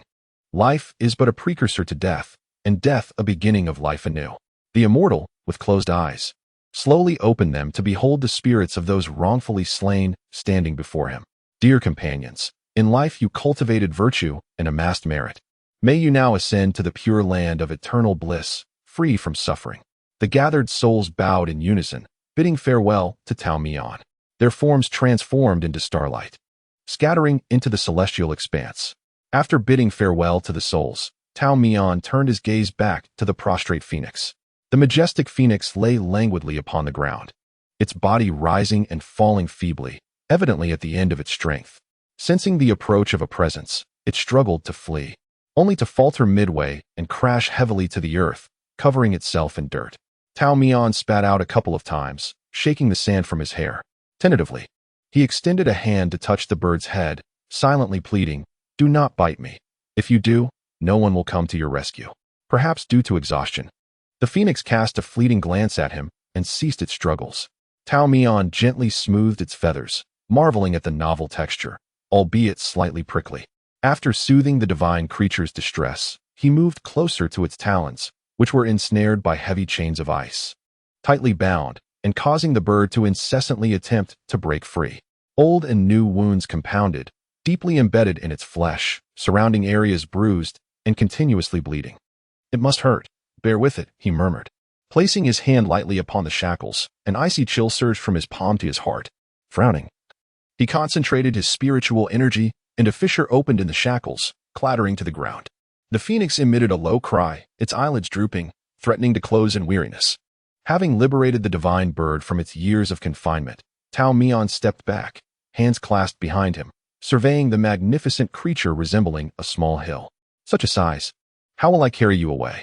If I leave you here, you lack the strength to fly. Is there a chance you could shrink?"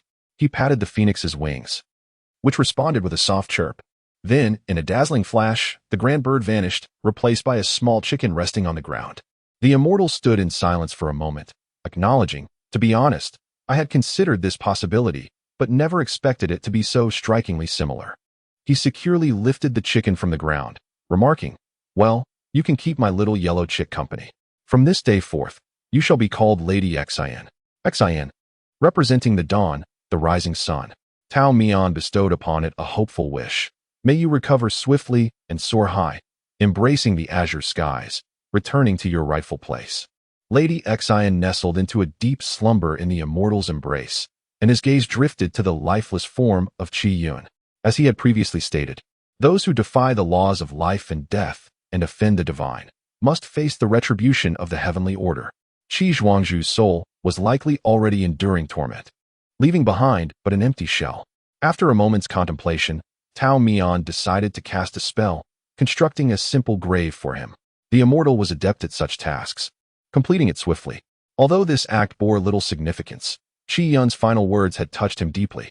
"Are we but ephemeral insects in the pond, born and perishing in the blink of an eye?"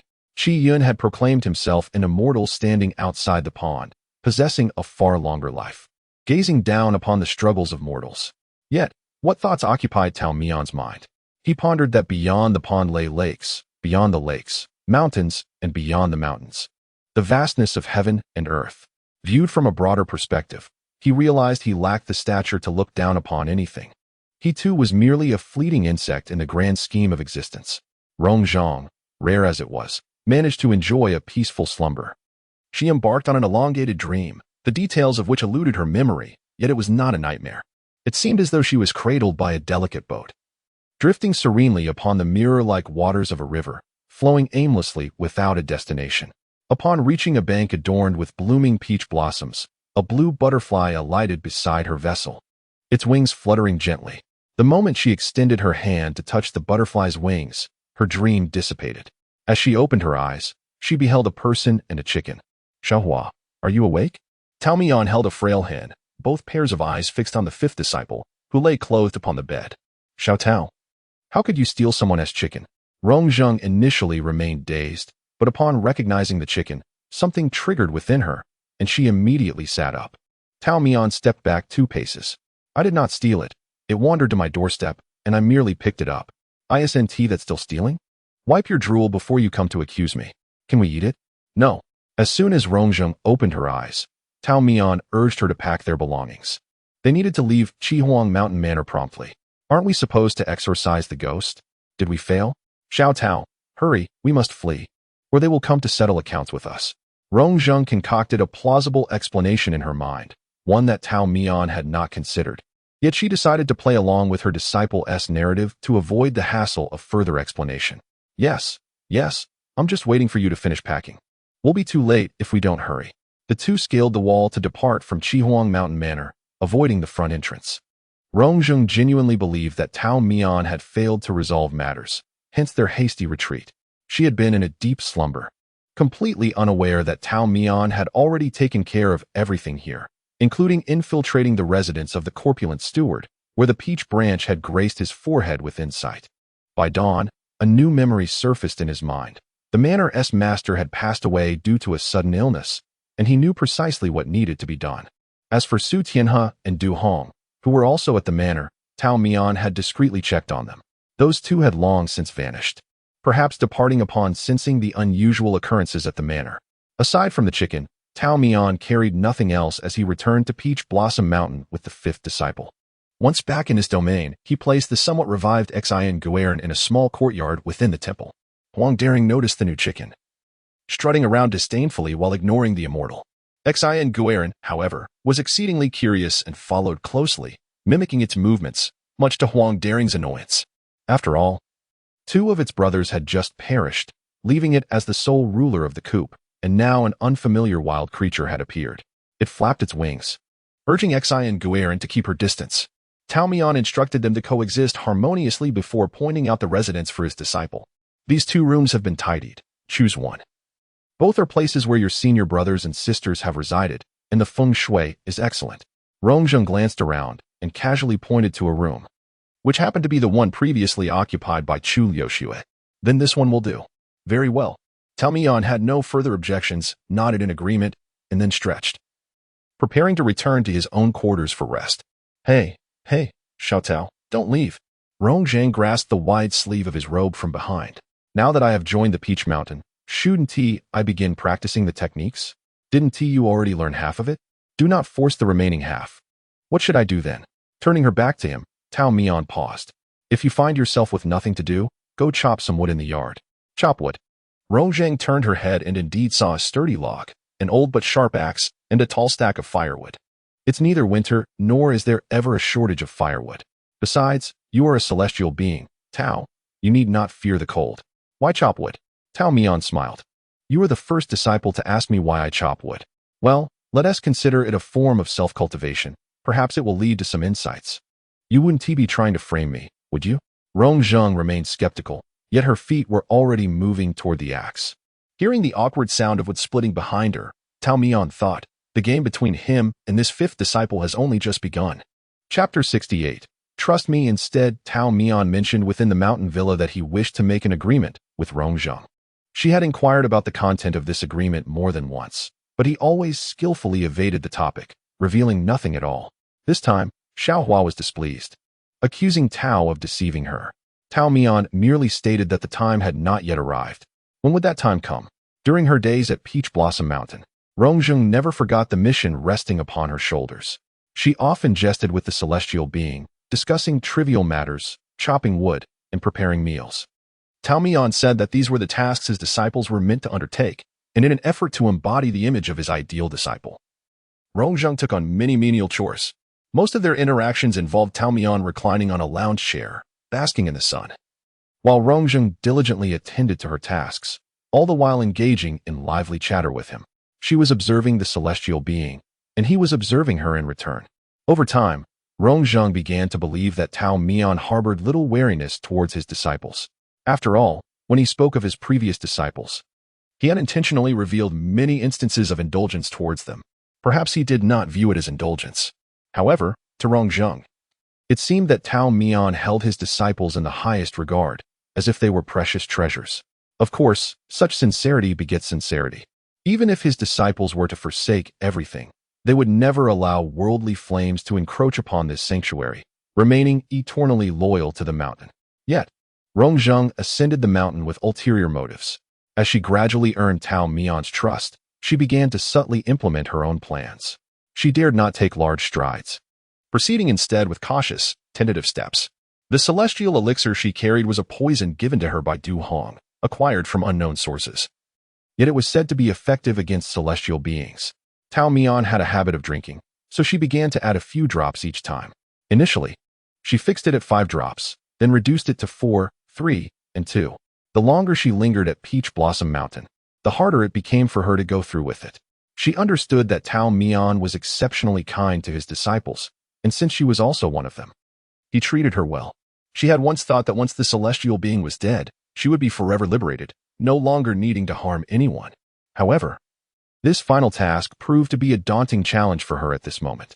Tao Mian seemed completely oblivious, never taking any action. One day, as Rongzheng was preparing tea for her master, she habitually added a drop of immortal's intoxication. Upon drinking it, Tao Mian's complexion turned pale, and he immediately coughed up a mouthful of blood. Rongzheng was horrified and froze. "Little Tao?" she gasped, her left hand trembling as the teapot slipped from her grasp, shattering into countless pieces on the ground. Tao Mian could no longer support himself, collapsing onto the stone table, coughing incessantly. "Little Tao?" Rongzheng quickly knelt beside him, reaching to check his pulse. The chaotic pulse of the immortal sent a shock through her hand, and she hastily retrieved her pouch filled with remedies for both internal and external injuries. "Little Tao, hold on. I will find a way to save you." Bottles and jars tumbled to the floor as she trembled, searching for an antidote. Yet, there was no cure for immortal's intoxication. A sense of emptiness enveloped her. She was not thinking of her final task being accomplished or of her imminent escape. Instead, she lamented the fact that yet another person who had shown her kindness was now in peril because of her. Rongzheng's eyes brimmed with tears as she collapsed to the ground, nearly overwhelmed by despair. The wind kite does not shed tears, but the little flower feels sorrow and sadness. She could not revert to being the wind kite, nor could she become the little flower. She was nothing.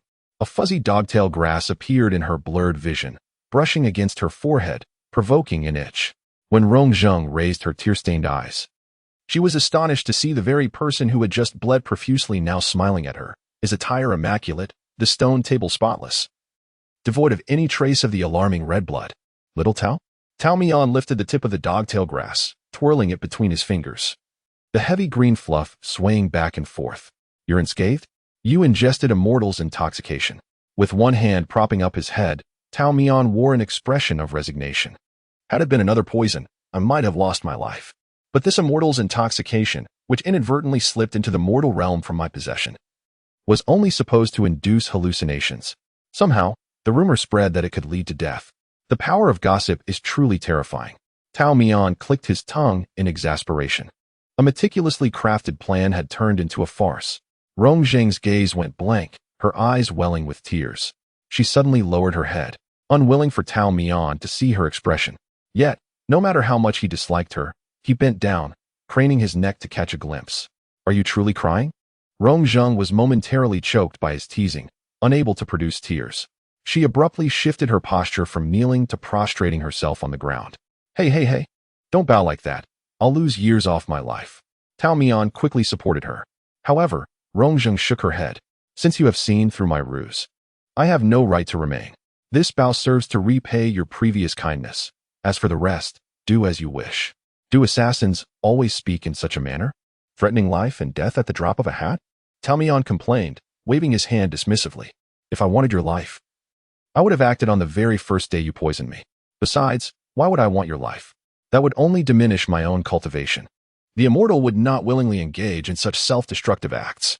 You stand alone, embarking on a perilous journey to Peach Blossom Mountain, seeking to vanquish immortals. undoubtedly motivated by some promise made to you. Rather than seeking assistance from others, place your faith in me. Share with me your innermost desires, and I shall aid you in their fulfillment.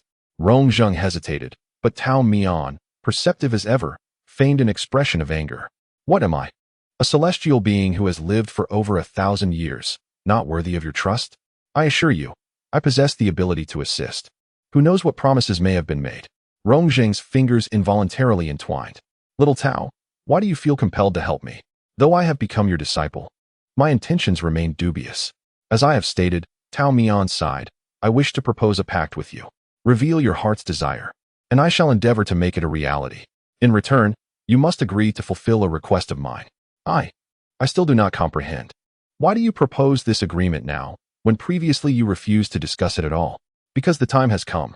Tao Mian, shrouded in mystery, disclosed the terms of the agreement yet withheld the reasons for this opportune moment.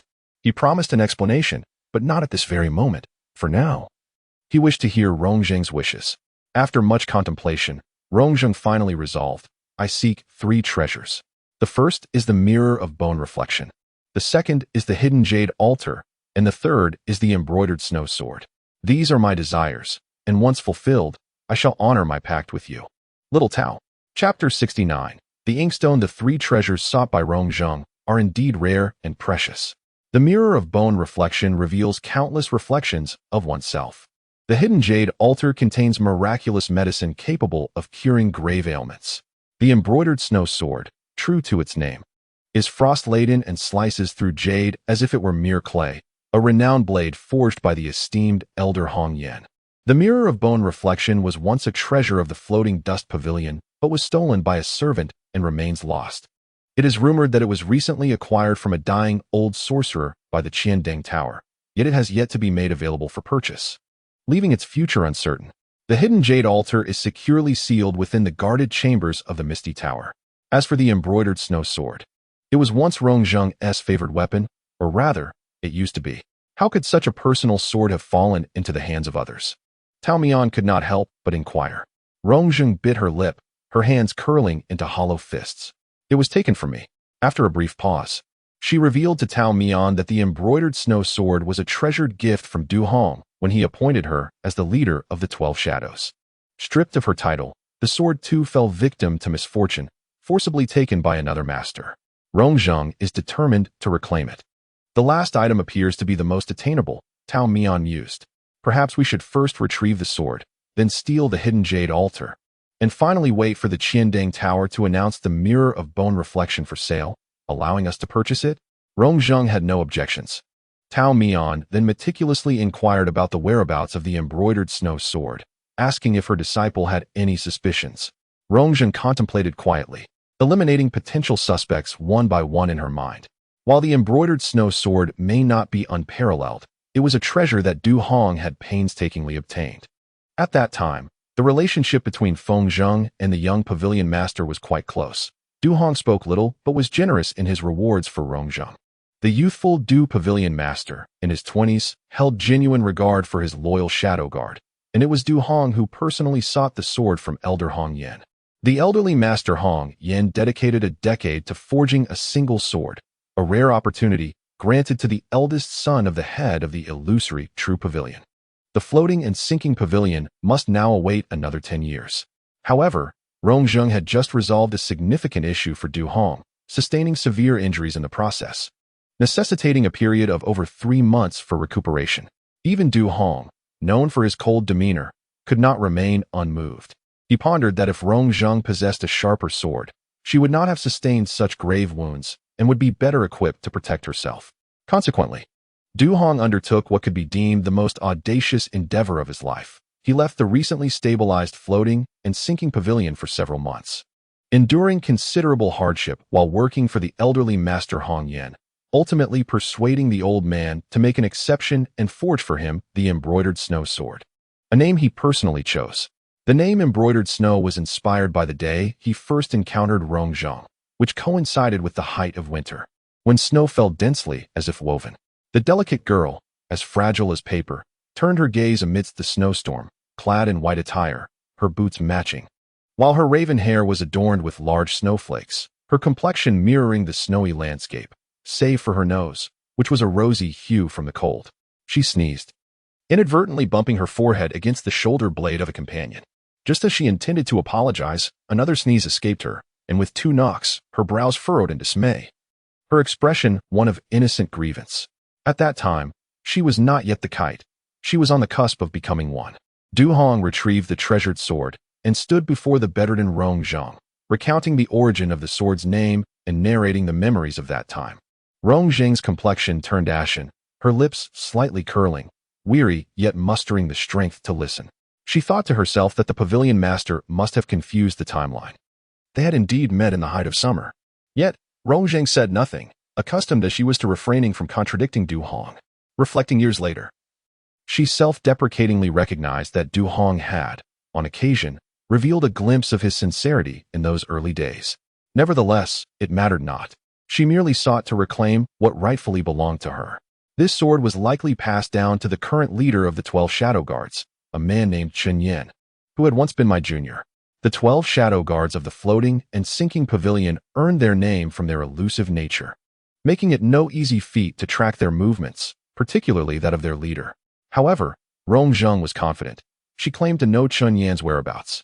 Tao Mian, believing his disciple would lead him to some illicit locale, was surprised when she simply brought him to an unnamed mountain at the boundary between the magical realm and the human world.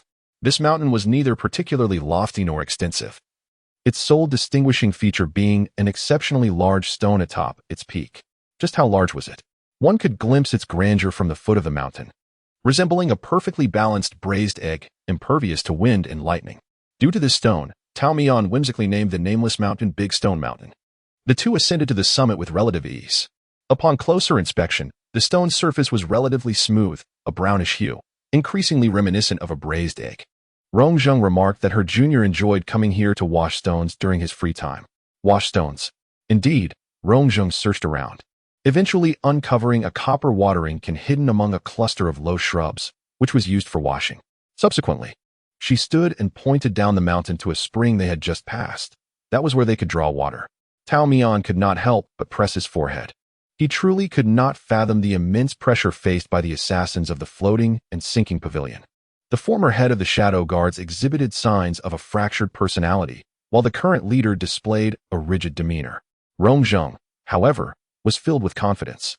Her junior brother, Chen Yan, lacked friends and showed no interest in frivolous romantic pursuits. As long as there were no assignments, he would undoubtedly be present in this place. They merely needed to bide their time. Tao Mian sought to further comprehend Chen Yan's stance. Although he was your junior brother, he was nonetheless affiliated with the floating and sinking pavilion. Xiaohua, regardless of how Du Hong truly feels, you are currently wanted by the floating and sinking pavilion. Are you not concerned about falling into a trap? If you believe you cannot evade a confrontation, remember to inform your master beforehand. Tao Mian was considering the well-being of his disciple. Rong Zhang understood his good intentions, but resolutely shook her head. The task of capturing me has been assigned to another Shadow Guard. It is not within Chen Yan's purview. He will not interfere unless it concerns his duties. That is simply his nature. Very well. Initially, Tao Mian thought his disciple was being overly simplistic and placing undue trust in a former colleague. However, upon meeting Chen Yan in person, he found him to be quite different from his preconceived notions. Chen Yan was diminutive, reaching only to the last rib of an average adult male, yet he was remarkably lean, suggesting a life dedicated to rigorous training. His right foot was lame, though it was unclear whether this was congenital or a result of injury. Nevertheless, this affliction seemed not to have compromised his fundamentals. Otherwise, the meticulous Du Hong would not have elevated him to the position of head of the Shadow Guards. He was notably silent, and upon noticing two outsiders by the boulder on the mountain, he displayed no surprise, instead treating them as if they were invisible. He retrieved his watering can from the underbrush, limping as he prepared to descend the mountain for water. Given his skills, leaping down the mountain would pose no challenge. Yet he appeared intent on making things difficult for himself, choosing to traverse the uneven path instead. Tao Mian exchanged glances with Rong Zhang, who shook her head and placed a finger to her lips, signaling him to remain silent. Once Chen Yan's figure disappeared, Rong Zhang finally spoke to clarify. Xiao Tao, do not be hasty. We need not disclose our intentions. Once Chen Yan has pondered thoroughly, you will provide us with the answers. In that instant, Tao Mian grasped the essence of Chen Yan's character. He was methodical in his actions, opting to walk down the mountain for water, unperturbed by the tasks of others. Clearly, he was a man of his own principles, resolutely adhering to them. Although direct inquiries might yield clearer answers, disrupting Chun Yan's method might lead to his reluctance to speak. Thus, Rongzheng urged him to allow Chun Yan the time to contemplate. Stripped of his identity as an assassin, Chun Yan resembled a hermit born of the mountain. He diligently fetched water, ascended, washed the stones, and then descended once more for water. The capacity of the watering can was limited, only able to moisten a small patch at a time. With the wind's blow, the sandy soil clung, rendering his efforts seemingly futile. Yet, Chun Yan was indifferent to the results or significance of this task. He merely engaged in the act itself. The gentle flow washed away, the gravel settled. Again he washed, then covered. Chun Yan's soul, much like the stones, acquired its own texture. This was his personal cultivation. As two intruding outsiders, they naturally could not disrupt his sacred practice. As the stone tablet was repeatedly lowered and raised, the area around it became damp and dry, and finally, a space roughly the size of a person was carved out. Meanwhile, Tao Mian was beside them, recklessly uprooting flowers, grasses, and trees, leaving bald patches in his wake. Rongzhang's section was completely bare. Time slipped away in their silent companionship. As dusk approached, Chun Yan finally spoke his first words. Sister Zhang, the sword Xiuxue is not in my possession, nor is it in the hands of the other 11 brothers. It has been bestowed upon another by the sect leader. Chun Yan spoke slowly, his pauses distinct.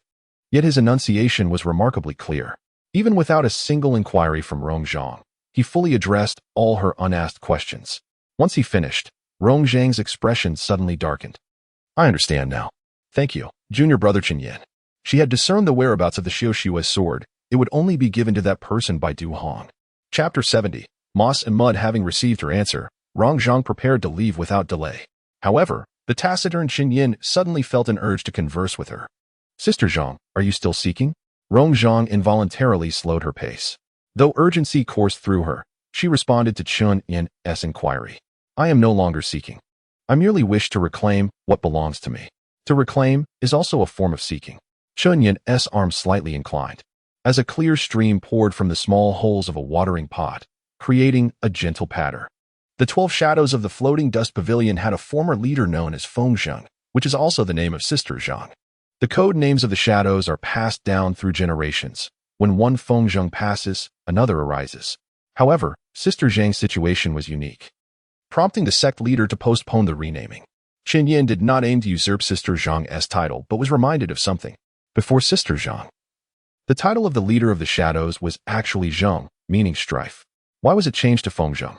The sect leader's thoughts are inscrutable and not for us to speculate upon. Yet, I couldn't help but think, whether Zheng or Zhang, both are destined to ensnare oneself.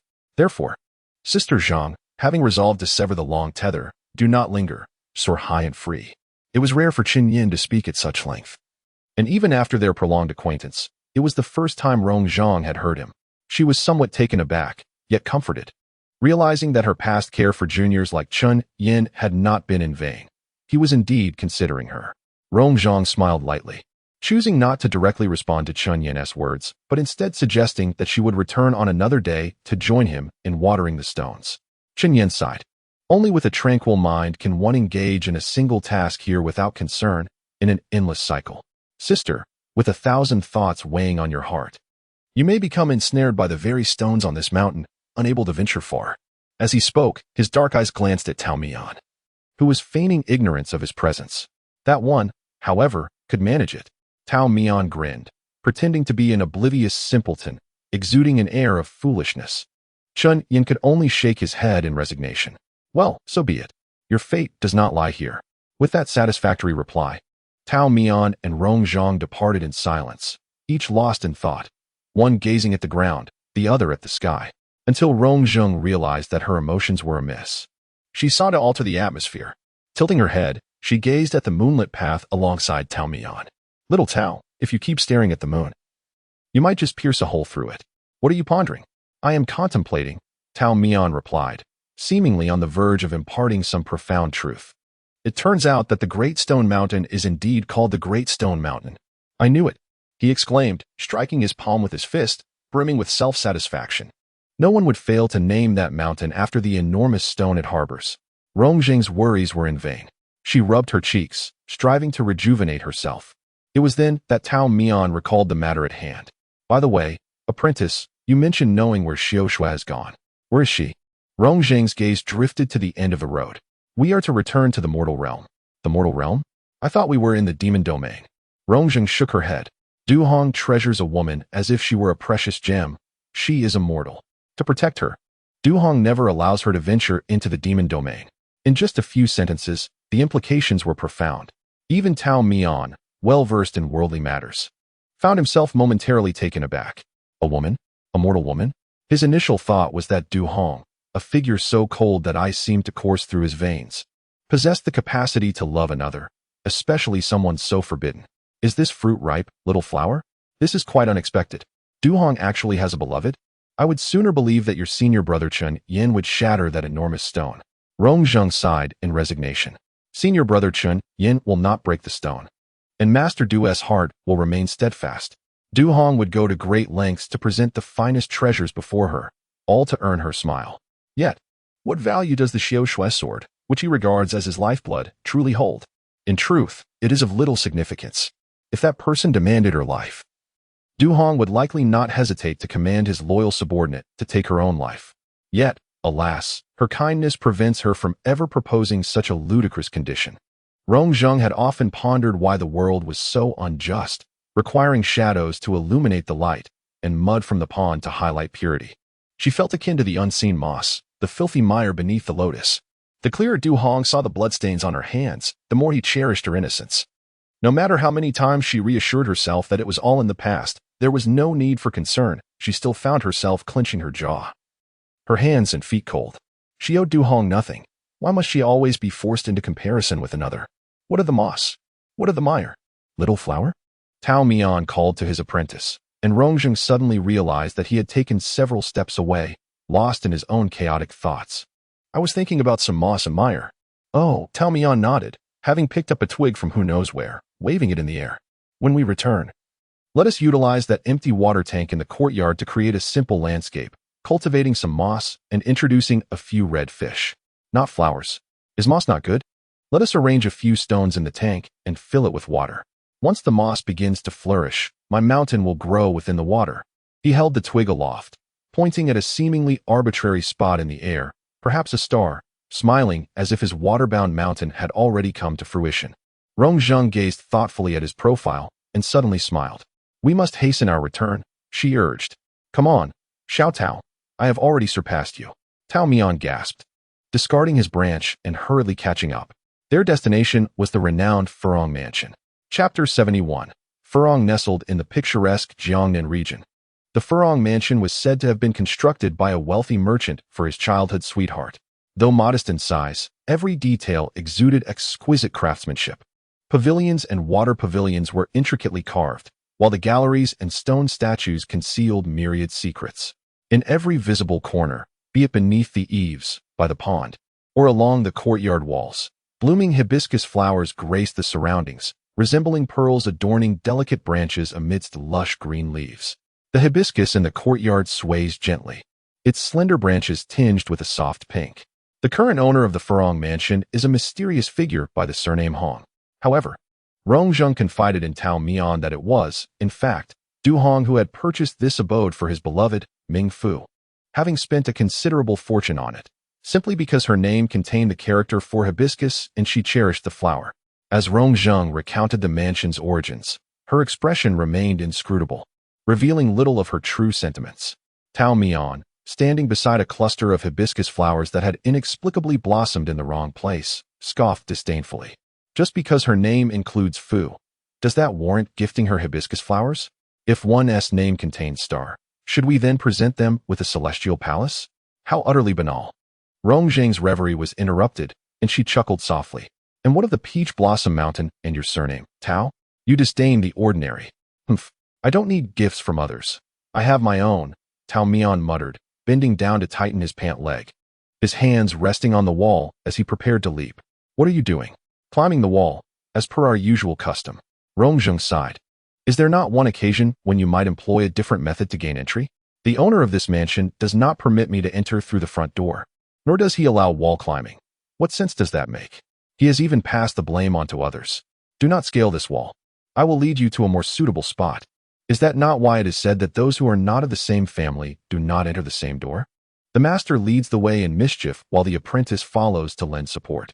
The two successfully scaled the courtyard wall. The Furong mansion appeared as a plump lamb lying helplessly, inviting any thief to approach without fear of leaving empty-handed. Yet, this was merely its fade. Du Hong, trusting enough to leave people in the mortal realm, would certainly not be lax in vigilance. Tao Mian casually counted and discerned 3 different groups of guards.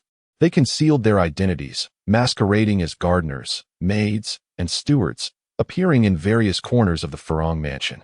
The location Rongzheng had identified was the only blind spot for surveillance. After climbing in from outside the wall, Rongzheng expertly led the way. Their destination was the treasure vault of the Furong mansion, a repository for the various precious gifts Du Hong had bestowed upon Ming Fu. With a light step and intimate familiarity, Rongzheng navigated as though she were in her own backyard. I oversaw the renovations of this mansion, Rongzheng remarked as they walked. At the time, Ming Fu disliked the original decor, so Du Hong instructed me to replace everything. I asked her what her preferences were, but she would not divulge, so I had to rely on my own taste. Rongzheng sighed at the memory. One could only say that I transformed this exquisite residence into a reflection of my own likes. In the realm of exquisite artifacts, there lies a subtle dissonance. Your esteemed leader, was it not said that he cherishes those dear to him? How could he remain oblivious to the preferences of others regarding their adornments? Engulfed in the whirlwind of daily affairs, he likely lacks the bandwidth to attend to such trifling details. Upon invoking the phrase daily affairs, Rongzheng suddenly felt an irritable indignation rising within her. Yet, where would I find the vigor and leisure to dwell on such matters? Struggling relentlessly to meet deadlines. I must also contend with quarrels amongst carpenters and masons. Xiao Tao, you still find amusement in this? Tao Mian stifled her laughter, clearing her throat. Little flower, you've changed considerably. She vaguely recalled the first time she encountered Rongzheng, who had donned a fade of vivacity and cheerfulness. While her very soul seemed on the verge of withering, merely driven by the instinct of a killer to fulfill her duties. Now, following the immortal's side, her once tormented heart began to unfurl. Although it had yet to fully land, it had at least grazed the soft tips of the verdant grass below. Little flower, my master may not impart every lesson, but she can teach you the art of living with ease. Xiao Tao, you may deceive me, but do not delude yourself. Your serene existence, where all is harmonious, is only possible because I toil beside you, chopping wood and preparing meals, bearing the weight of our burdens. 2 uninvited vagabonds found amusement in the confines of another's courtyard, skillfully evading several guards before finally arriving at the treasure trove hidden within the estate. The 2-story pavilion was replete with treasures so opulent that they seemed to spill forth from the crevices of the walls, even from outside the window. One could glimpse the haphazardly strewn jewels that towered to dizzying heights. Du Hong's devotion to his sole beloved left one speechless. To differentiate between what is cherished and what is disregarded is a profound truth. Rongzheng's rewards were hard-won, while Ming Fu required no effort. As these treasures naturally coalesced in abundance, like water flowing downward. Reflecting upon the time spent laboriously striving, Rongzheng felt an urge to slap herself, to awaken that earlier version of herself. Yet, it mattered little now, for she could face Ming Fu and Du Hong with tranquility. If there existed any grievance, it was solely for her past self, for she had discovered someone who would eternally remember her name even after death. Perhaps this was the person she had long sought. Sent to endure rigorous training by the floating pavilion from a tender age, she emerged bearing the name of a kite, once believing that aside from Du Hong, no one would remember her. She had always known her time was fleeting, realizing this from her first day in the pavilion. All she desired was for someone to reminisce about her, not excessively, just once a year would suffice.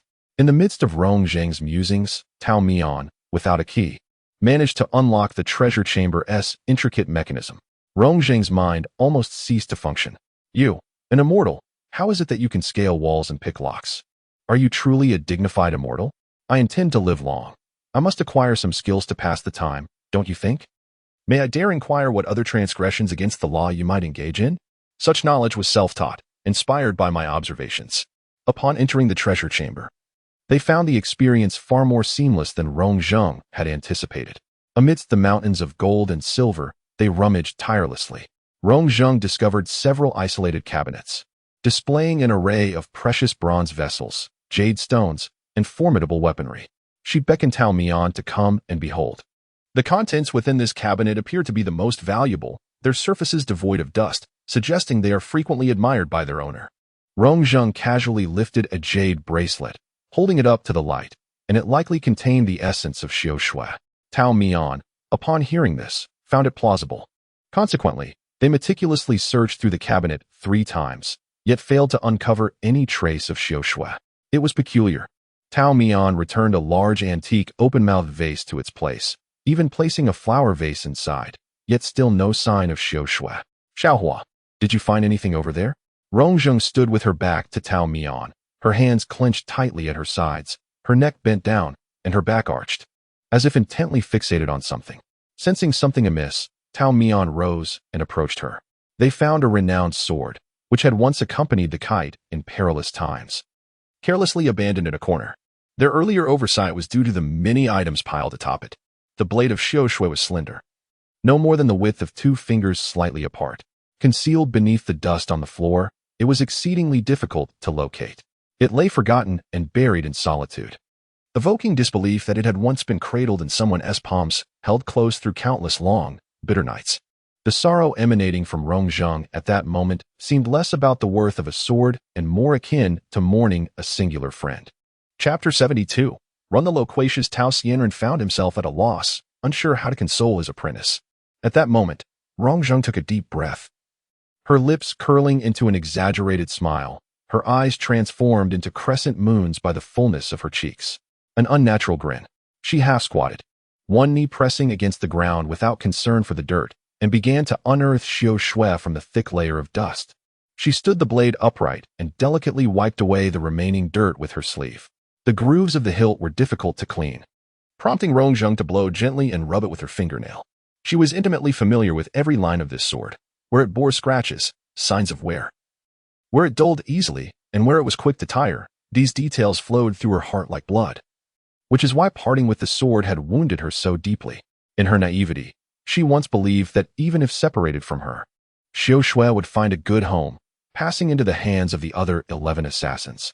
Yet she never anticipated that xiao shui would be forgotten in a corner, gathering dust. The most effective way to kill a sword is to abandon it. Having cleaned the blade, Rongzheng could not find the sheath. Unable to sheath the sword, she cradled xiao shui in her arms. "It's good that you're back," she murmured, repeating the phrase. Turning to face Tao Mian, she said, "Let us depart." "Xiao Tao." Tao Mian gazed at the facade of calm on his 5th apprentice's face, feeling a pang of discomfort. "Xiaohua, there's no need for words." Rongzheng shook her head, indicating she required no consolation. "I did not foresee this outcome, yet I can accept it. I have grown accustomed to it.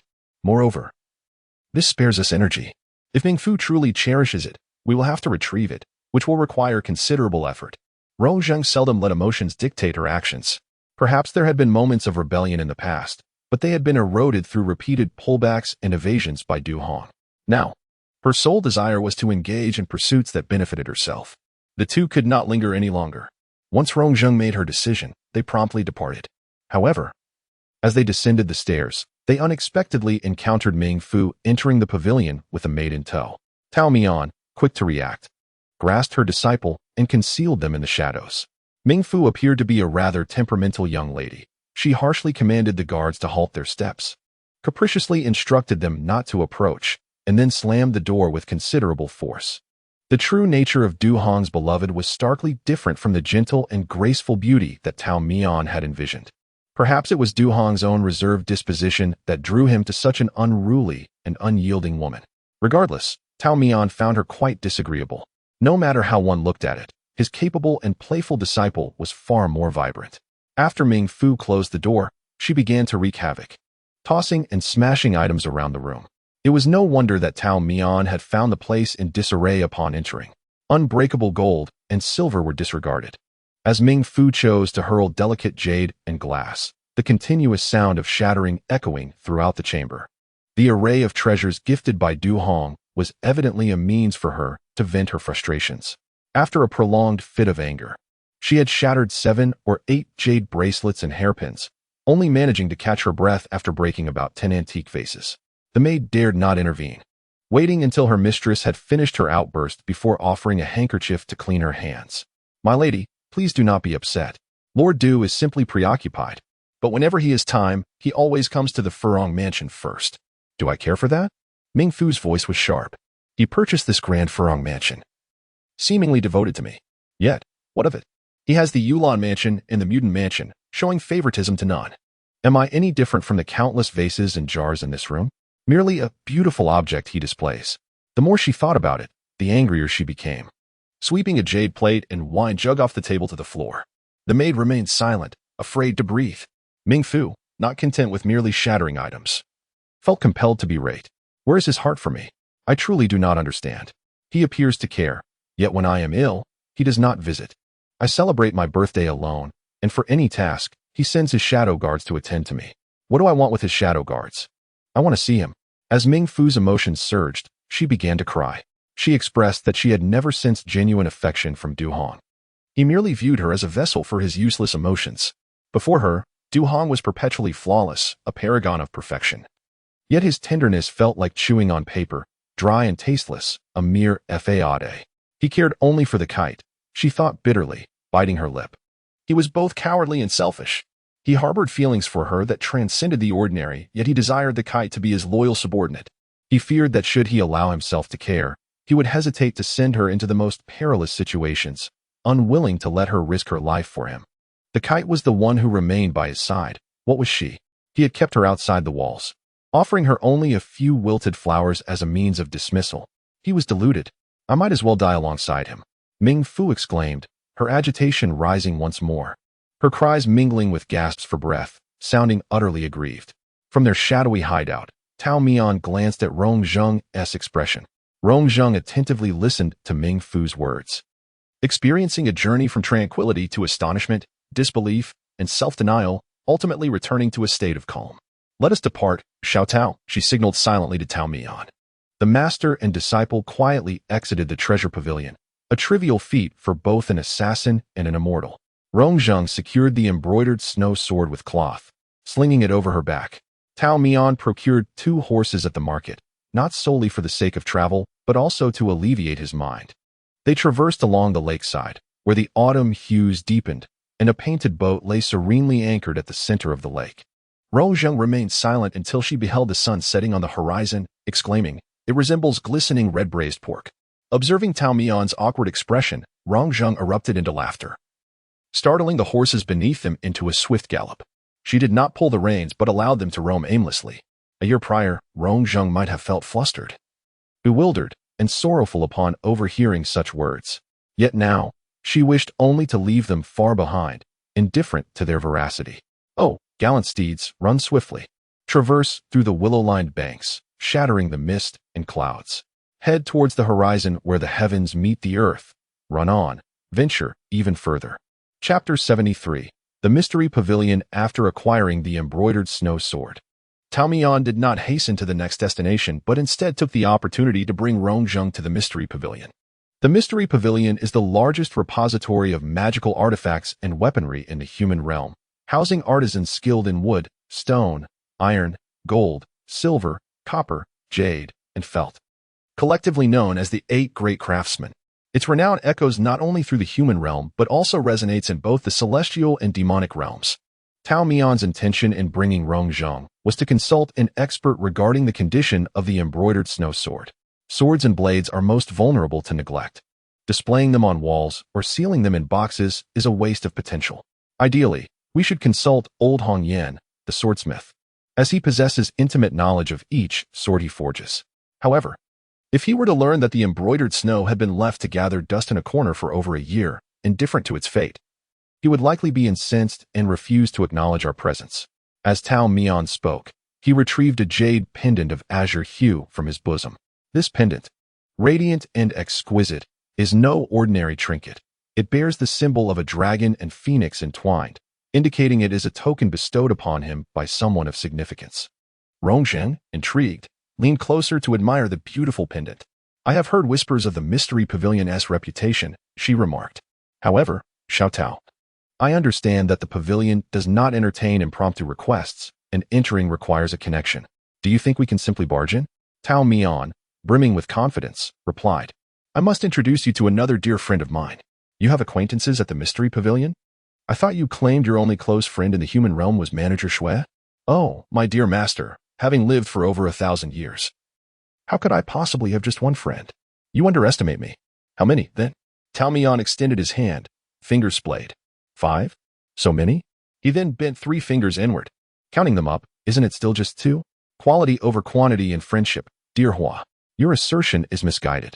Regardless, your reasoning holds merit. I shall not dispute it with you. The master and disciple engaged in casual conversation as they navigated through the bustling crowd, ultimately arriving at the entrance of the Xuanji building. This location is situated in the most prosperous area of the entire capital, where every inch of land is invaluable. The proprietor of the building, however, has boldly claimed a substantial piece of land and has excavated a considerable artificial lake, the waters of which are exclusively reserved for the artisans within to forge weapons. From an exterior perspective, the Xuanji building is perfectly symmetrical and remarkably orderly. The entire structure is cast from pure copper, with 8 copper serpents coiling around towering pillars that stretch towards the heavens. The surface of the building has mostly turned black, which does not convey a sense of antiquity but rather exudes a dignified and solemn aura, a distinctive feature of the Xuanji building. 2 heavily armored guards stand sentinel at the main entrance, and all who wish to enter must present a black and gold dual-colored document. Tao Mian, being an uninvited guest, naturally possessed no such document and was halted by one of the guards. The guard, adorned with a heavy silver helmet, obscured his expression, further enhancing his imposing presence.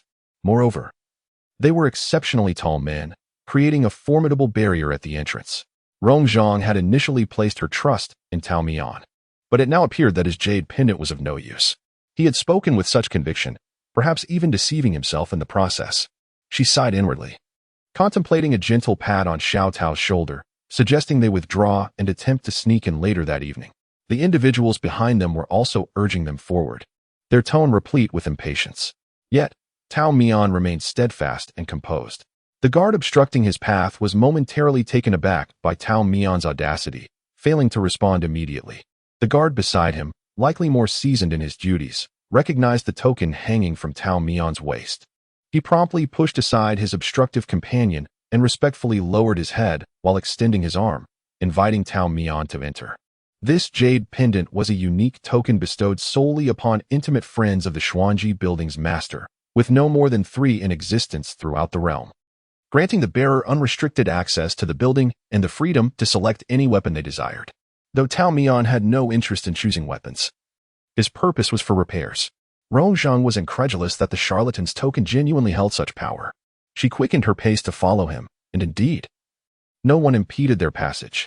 Rongzhang, astonished, whispered to Tao Mian, Xiao Tao, your token is actually not just a bluff? How intriguing. Next time, you should request the master to provide me with a plaque granting passage. I would hold it aloft and see who dares to stop me. Rongzhang was so preoccupied with conversing with Tao Mian that she failed to take in the interior scenery of the building. When she finally regained her awareness, she discovered that the Xuanji building exuded an even grander atmosphere. The interior was divided into 8 levels, and they traversed the outermost circular staircase. At the center stood a colossal copper lotus, adorned with several unfurling lotus leaves. Upon each leaf rested a casting platform, where skilled artisans and apprentices busily toiled, the sounds of hammers clanging and masters' reprimands echoing throughout the space. Even more astonishing, the casting platforms were not fixed but operated through gears and chains, capable of moving up, down, and side to side within a certain range. It resembled a true lotus, flourishing amid the molten iron and copper, swaying gracefully. Rongzhang could not help but ponder the character of the Xuanji building's master, a person capable of harmoniously merging strength with delicacy in such a manner. Under the guidance of the steward, the enigma that resided in her heart was swiftly unraveled. The master of the Xuanula turned out to be a remarkably beautiful woman. The place where the steward led them was not an extravagant chamber as one might expect, but rather an ordinary casting platform. An elderly blacksmith was hammering away at a glowing red sword, while a modestly dressed individual, whose clothes bore patches, stood with their back turned, observing the master at work. Initially, Rongjing assumed this person was merely an apprentice and paid little heed. However, when the steward referred to her as the master upon the guest's arrival, she was taken aback. Her mouth agape in astonishment. Could this seemingly unremarkable and somewhat impoverished apprentice truly be the master of Xuanula? Even more astonishing was when the figure turned slightly, revealing a finely sculpted profile. Just like her, the master was a woman. Rongjing found herself momentarily overwhelmed by an influx of new information, her mind in a whirl. Rooted to the spot, the woman appeared ageless, exuding an enchanting allure. Her charm was not contrived through gossamer garments or heavy makeup. Even clad in coarse fabric with a bare face, her smile evoked images of a peony blooming in the wind, its petals partially unfurled. Her gaze first fell upon Tao Mian's face, then glided towards Rongjing, accompanied by a gentle smile. Tao Lang, is this the renowned girl Yuan Di?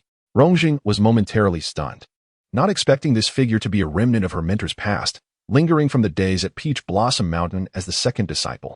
It seemed the other party not only remained detached from worldly affairs, but had also lived a long life. Tao Mian cleared his throat, a hint of awkwardness in the air. Ajio, allow me to introduce you. This is my fifth disciple, known as Xiao Hua. Little girl?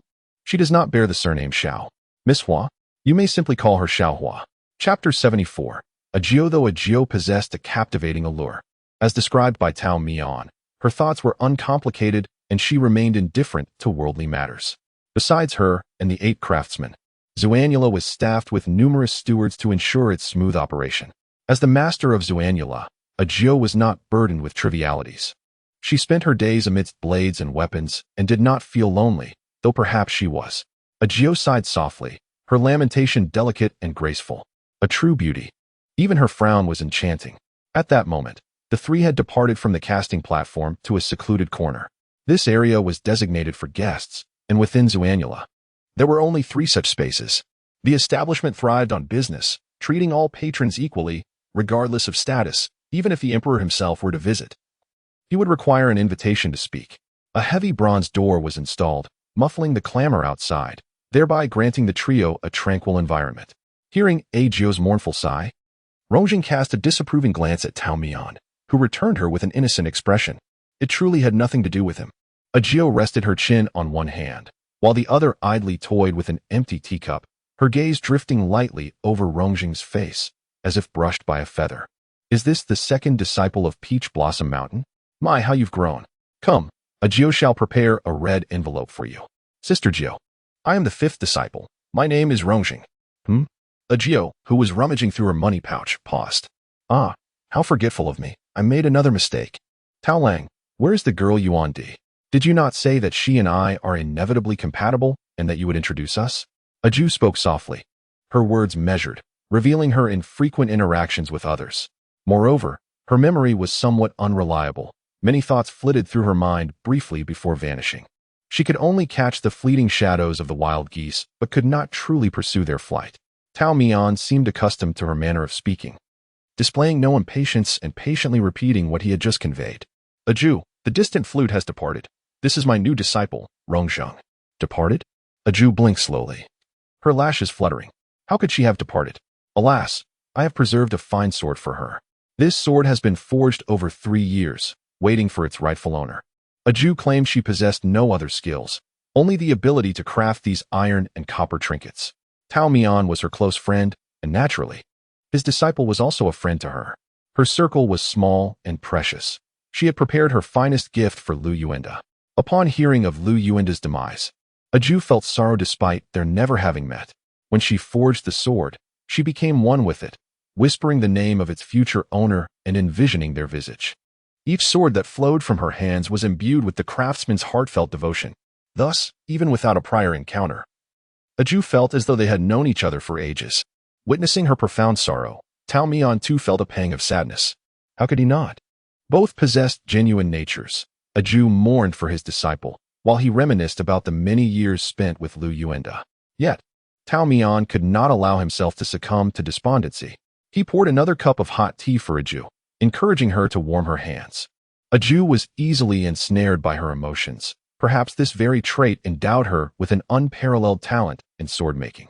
In the end, Yuenda returned to Peach Blossom Mountain, serene. Ajio, as long as one lives, a reunion can be awaited. she will eventually come to claim this sword. Although a Jew often immersed herself in her own world, she was also receptive to counsel. Trusting Tao Mian implicitly, she never questioned his words. Thus, she gently caressed her cheek, allowing her sorrowful emotions to dissipate. Very well. I shall keep the sword for her. Tao Lang, what brings you to the Xuanji Tower this time? What assistance do you seek from a Jew? A Jew knew he would not visit without reason.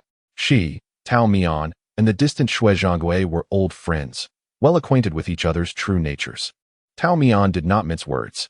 Xiaohua possesses a sword that, through a series of unfortunate events, has been left in a corner gathering dust for far too long. Once a spirit sword is separated from its owner, it begins to lose its spiritual essence, becoming an ordinary blade. A Jew. I have come specifically to request your expertise in examining it. A Jew gazed intently into Tao Mian's eyes as he spoke, then turned her attention to the silent Rongzheng. Tao Lang. A Jew's tone shifted to one of hesitation, as if contemplating whether to speak the truth. A Jew was forthright in her expressions. Miss Rongzheng's condition cannot withstand further turmoil. My gaze is sharp. Is there still a need for this sword to be restored? Now, it has become rather commonplace, which, in a way, is a blessing. Should it regain its vigor, it would inevitably draw upon the essence of its master. Miss Rongzheng, is this truly acceptable? Her final inquiry was directed at Rongzheng herself.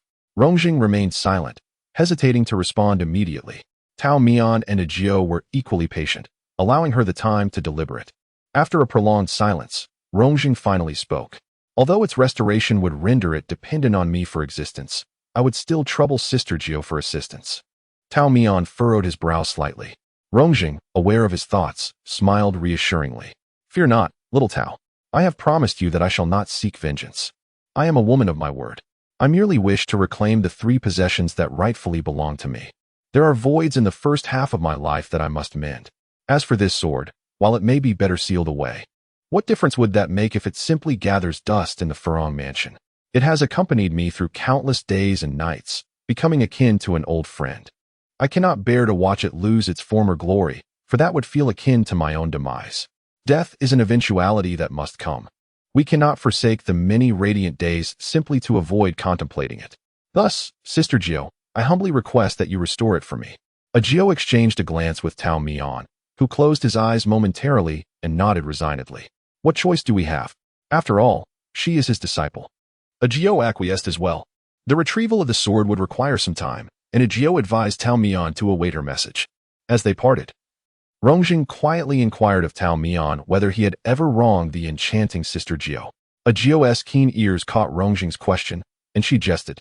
Tao Lang, even your disciple believes we are quite the match. Tao Mian feigned ignorance. My disciple is a reincarnation of the matchmaker, always eager to pair men and women. Ajio sighed softly behind him. You see, I was merely jesting. Alas, Tao Lang, when will you pause for someone special? Tao Mian ultimately remained silent. In this secluded corner, a window had opened. Outside, across the street, a charming little courtyard unfolded, where 2 young maidens frolicked. One of them, upon spotting the youth by the moon gate, halted her antics and quietly concealed herself behind a flowering tree to observe him. Petals danced across the swing. Chapter 75. The choice of the little flower. Upon exiting Ajio's presence, Tao Mian inquired where Rongzheng wished to go next. The embroidered snow was temporarily inaccessible. If she preferred to wait until it was restored before proceeding to another location, that was acceptable. Alternatively, if she wished to head directly to the Misty Building, his consent was granted. They stood amidst the bustling marketplace, their striking appearances drawing the attention of numerous passers-by. Rongzheng replied that there was no rush. She felt somewhat fatigued and desired to return to Peach Blossom Mountain. Tao Mian agreed. The 2 boarded a carriage, heading in the direction of Peach Blossom Mountain. Along the way, Rongzheng questioned Tao Mian as to why he did not choose a swifter method, being an immortal. He surely possessed some form of teleportation talisman for rapid travel. Tao Mian's arms were laden with an abundance of fresh flowers and fruits, along with handkerchiefs and fragrant sachets, bestowed upon him by the young maidens as they crossed the marketplace. He selected 2 plump fruits, wiped them on his clothing, and offered one to his disciple while keeping the other for himself. If I wish, we can count to 3 and return home. But what significance does that hold? Xiaohua. Life should not merely be about hastening and bypassing. Some carry memories upon their shoulders, while others perceive them as burdens. In the rush, ultimately, Aside from reaching the destination, nothing is truly possessed. Tao Mian once remarked that one must live until death. Is death what matters? It is life that holds importance. Rongzheng is no longer a child. She too has narrowly escaped death on several occasions, and the wisdom expressed by Tao Mian is something she naturally comprehends. Although it may seem rather blunt, she can somewhat grasp the essence of how Tao Mian traverses the pain of losing a disciple. Farewells and death are matters worthy of a lifetime of contemplation. Tao Mian took a substantial bite of fruit, its sourness contorting his features, causing his speech to become indistinct. Though I seek longevity, this fruit is so sour it threatens to loosen my teeth. Rongzhen chuckled, breaking her own fruit in half, tasting its sweetness before sharing it with Tao Mian. He coughed while accepting it, crunching down a couple of bites to alleviate the stinging sourness. The cart creaked and swayed, leisurely traversing the scarcely populated country lane. After finishing her fruit, Rongzheng wiped the juice from her fingers, suddenly recalling something. Oh right, Xiao Dao. Have you abandoned the study of Tongyo technique? We last set it aside, and it seems we haven't mentioned it since. After satisfying his hunger, Tao Mian grew languid, his body lazily leaning against the corner. It is said that the indolent possess their own methods, no matter how confined the space. He always manages to find a cozy nook to nestle into. It may appear ineffectual, yet it is, in truth, exceedingly comfortable. Upon hearing his disciple mention Tongyo technique, Tao Mian seemed to awaken to its existence. Ah, it's quite manageable. If you wish to learn, I can instruct the driver to change direction right now for an accelerated course this evening. Rongzheng could not help but regard him with skepticism. Xiao Dao, is your notion of accelerated learning reliable? Trustworthy, indeed. In 1,000 years, you shall find no one more dependable than your teacher. They will not outlive you. Rongzheng murmured quietly, to which Tao Mian feigned ignorance. Disciple, do you truly wish to learn? I must forewarn you, your body cannot withstand excessive strain. Then I shall take it easy while learning. Rongzheng revealed, I have someone I need to meet. A gust of wind swept by, lifting the curtain of the cart. Rongzheng, with a casual glance, caught sight of a circular tattoo revealing itself on the back of the driver's neck. Her expression tightened instantly, and Tao Mian sensed something was amiss. The driver posed a potential threat. Rongzheng signaled to Tao Mian with her lips. Under the blazing sun, the driver rolled up his sleeves to wipe the sweat from his brow. His ears remained attuned to the sounds within the cart, and upon hearing Tao Mian mention turning back, he raised his voice. Esteemed guests, where exactly do you intend to go? The road ahead is treacherous. A detour is necessary. If you wish to turn back, there is still time. Silence enveloped the cart, with no response forthcoming. Guests? The driver lifted the curtain, revealing an empty interior. Only 2 fruit pits rolled to the ground as the cart swayed. The driver's expression shifted drastically.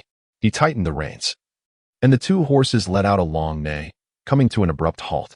A delicate mechanical bird was released from his embrace, soaring gracefully through the air before veering off towards the mysterious realm of demons. Tao Mian and Rongzheng arrived at the foot of an unnamed hill, having silently departed from their carriage at Rongzheng's earlier suggestion. Tao Mian asked nothing, placing his unwavering trust in Rongzheng, who willingly offered an explanation. It is the people of the floating and sinking pavilion, she stated, her complexion paling. That tattoo serves as their insignia. Little Tao, Du Hong is a meticulous individual. Ever since I fled from the Misty Tower, he has lost faith in me. Therefore, he will undoubtedly send other shadow guards to monitor you. What treasure could I possibly possess that would warrant such relentless pursuit? There is no enmity between us. Tao Mian remained perplexed. Rongzheng shook her head. You are unaware. Little Tao, immortals are exceedingly rare and often conceal their whereabouts, elusive and unpredictable. The Thousand Lantern Tower dares to auction items at such exorbitant prices precisely because they possess the means to do so. As for the demons and monsters, their disdain for immortals is matched only by their pursuit of them, for they too have their own tribulations and require the refinement of immortal bodies to successfully navigate their trials. Through her elucidation, Tao Mian began to comprehend Du Hong's intentions towards him, yet one matter continued to baffle him.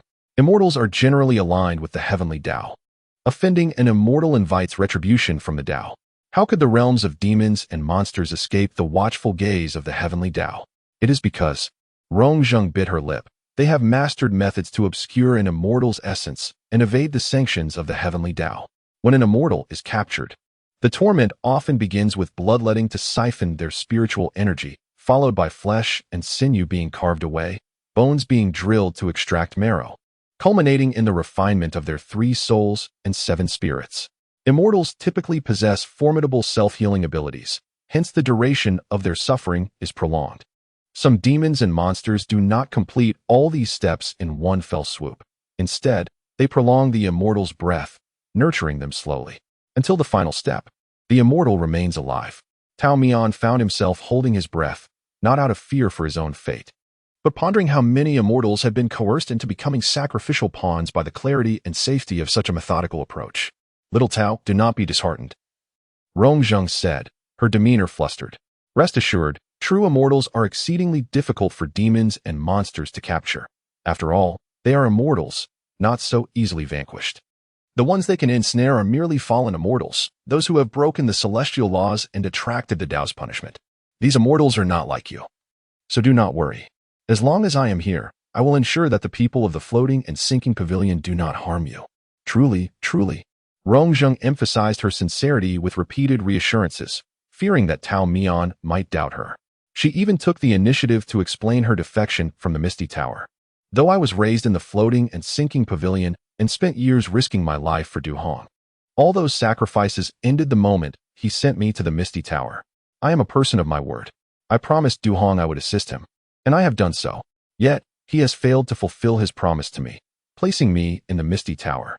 He seemingly intended for me to continue my mission and gather intelligence, but in truth, he abandoned me. My body can no longer endure the prolonged grip of the sword.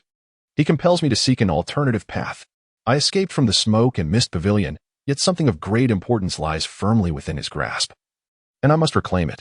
Thus, I struck a bargain with him, and you are aware of the events that transpired after I arrived at Peach Blossom Mountain.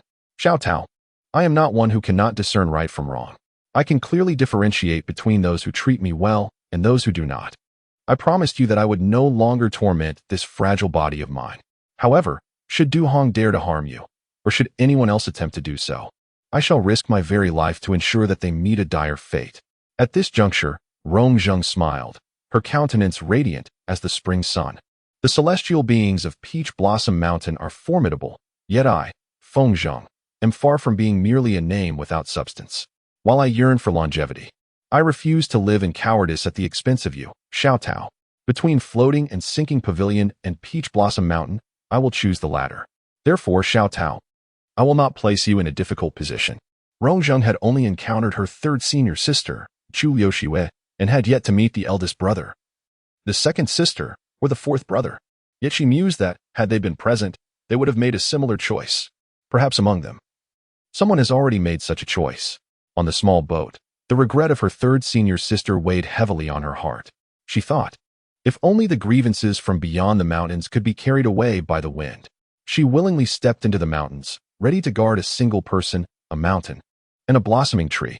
Chapter 76. Perhaps you should just bury me. Rongzheng exerted great effort to console her master, and Tao Mian finally emerged from the oppressive atmosphere, offering a gentle smile to her disciple. With her own troubles weighing heavily, she still thought of rescuing her master. Rongzheng puffed out her cheeks.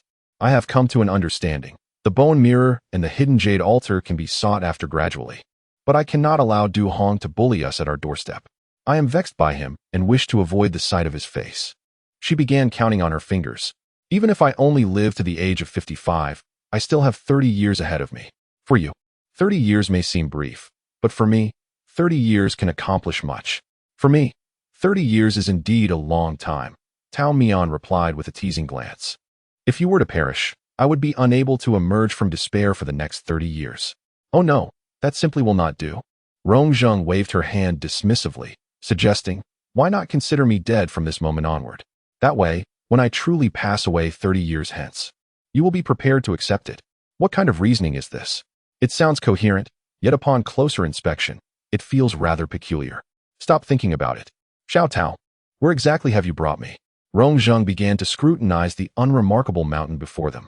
The vegetation was sparse, devoid of any spirit. It appeared to be a featureless barren hill, and she could not comprehend why Tao Mian had chosen to bring her all the way here. Because, Tao Mian explained as he stepped aside and raised his arm, this is a grave hill that I have painstakingly scouted. ultimately discovering it to be exceptionally suitable for your cultivation. Rongzheng took 2 steps back, turning away coldly, when Tao Mian grasped her collar. Her legs continued to move aimlessly in the opposite direction. Little flower, did you not promise to protect me? Master is very sad. Xiao Tao, it was merely the wind. You must have misheard. We shall not linger here for long. We will stay for 3 nights. Will it be in the outer chamber or the inner chamber? Are there any vacant rooms? I observed that the area was quite crowded. Xiao Tao, shall we take our leave? I suggested. Wait. What a splendid place this is. Let us not squander the master's heartfelt intentions. Rongzheng felt a surge of tears welling up within her. She was truly frightened. Resistance seemed futile as Tao Mian, brimming with enthusiasm, led her to the most imposing grave in this desolate land. This tomb appeared the largest, and surely the individual within would be quite formidable upon resurrection. Tao Mian was quite pleased, envisioning that when the time came, both disciples would practice before him, and should they enlighten him, they would consider their cultivation a resounding success. Rongzheng was at a loss for words. This madcap immortal, Xiao Tao, intended to offer spiritual encouragement to a vengeful spirit. What if he turned out to be particularly ferocious? What if he disregarded their words entirely? A sense of dread gripped Rongzheng, prompting her to voice her concerns. At that moment, Tao Mian responded with utmost seriousness. Then we shall have to proceed to exorcise him beforehand. As twilight descended, the sky gradually darkened, signaling the onset of nocturnal activities upon this forsaken mountain. Tao Mian's eyes sparkled with an intensity that seemed to illuminate the darkness. Meanwhile, Rongzheng wished she could bury herself right where she stood. Soon enough, the last remnants of sunlight vanished, leaving the world enshrouded in profound darkness. Thus began a night that Rongzheng would find unforgettable throughout her lifetime.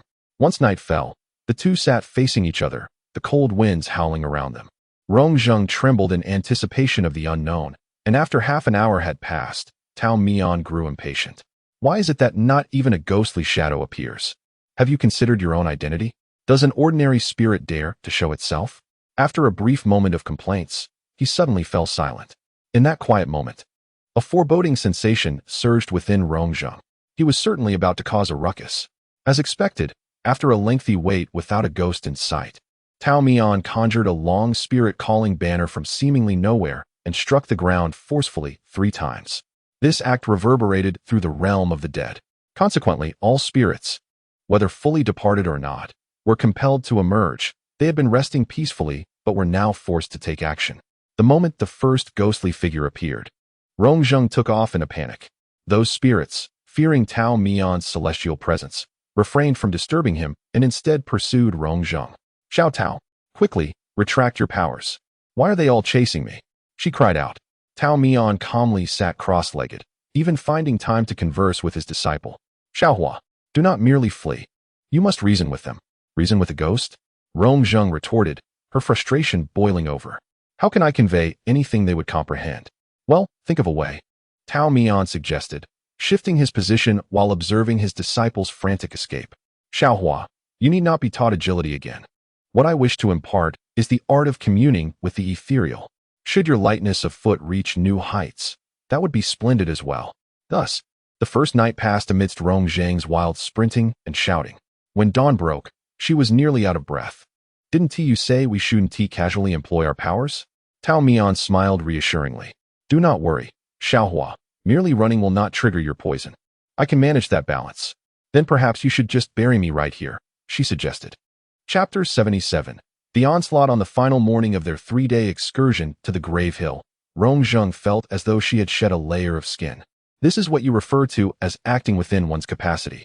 She clutched her knees with both hands, her legs trembling uncontrollably. The world spun around her. Yet the radiant smile of the immortal remained strikingly vivid. Although the journey was fraught with challenges, the outcome was splendid. Xiaohua, you have succeeded. Rongzheng managed to force a smile, a blend of stubbornness and pride.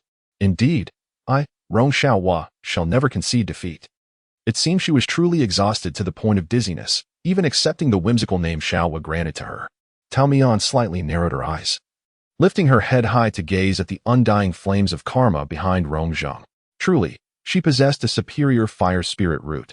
Even with merely a third of her strength, the effects were astonishing.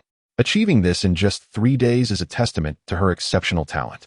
Xiaohua, Having learned the soul conduit technique of the Tongyu art, you have mastered half of it. The remaining half involves summoning souls. Once mastered, you shall be able to meet those who have departed. Rongzheng took a deep breath, finally gathering enough strength to straighten her back and converse. Xiao Tao, if you truly learn to summon souls, is there anyone you wish to see? Tao Mian was selecting the most beautiful branches within a half-meter radius, intending to break one off to inscribe a message on the ground. The indomitable Xiao Tao, immortal, has visited, as a memento. Hearing his master's inquiry, he tilted his head back to glance at her. Why do you ask? I can help you. Which of the senior brothers and sisters would you like to meet? I can summon them for you. It sounds rather strange. You should take care of yourself, and let your master handle her own affairs. Rongzheng crossed her arms in front of her, her eyes narrowing as she scrutinized the evasive gaze of Tao Mian. You aren't afraid to meet them, are you? Or perhaps you fear you won't be able to see them. Tao Mian's resolve was as unyielding as stone. How could that be? I, the brave and fearless immortal of Peach Blossom Mountain, have lived for over 1,000 years. What experiences have I not encountered? Then why not give it a try? Seeing his hesitation, Rongzheng squeezed closer to him, intertwining her hands behind her back, her smile radiant.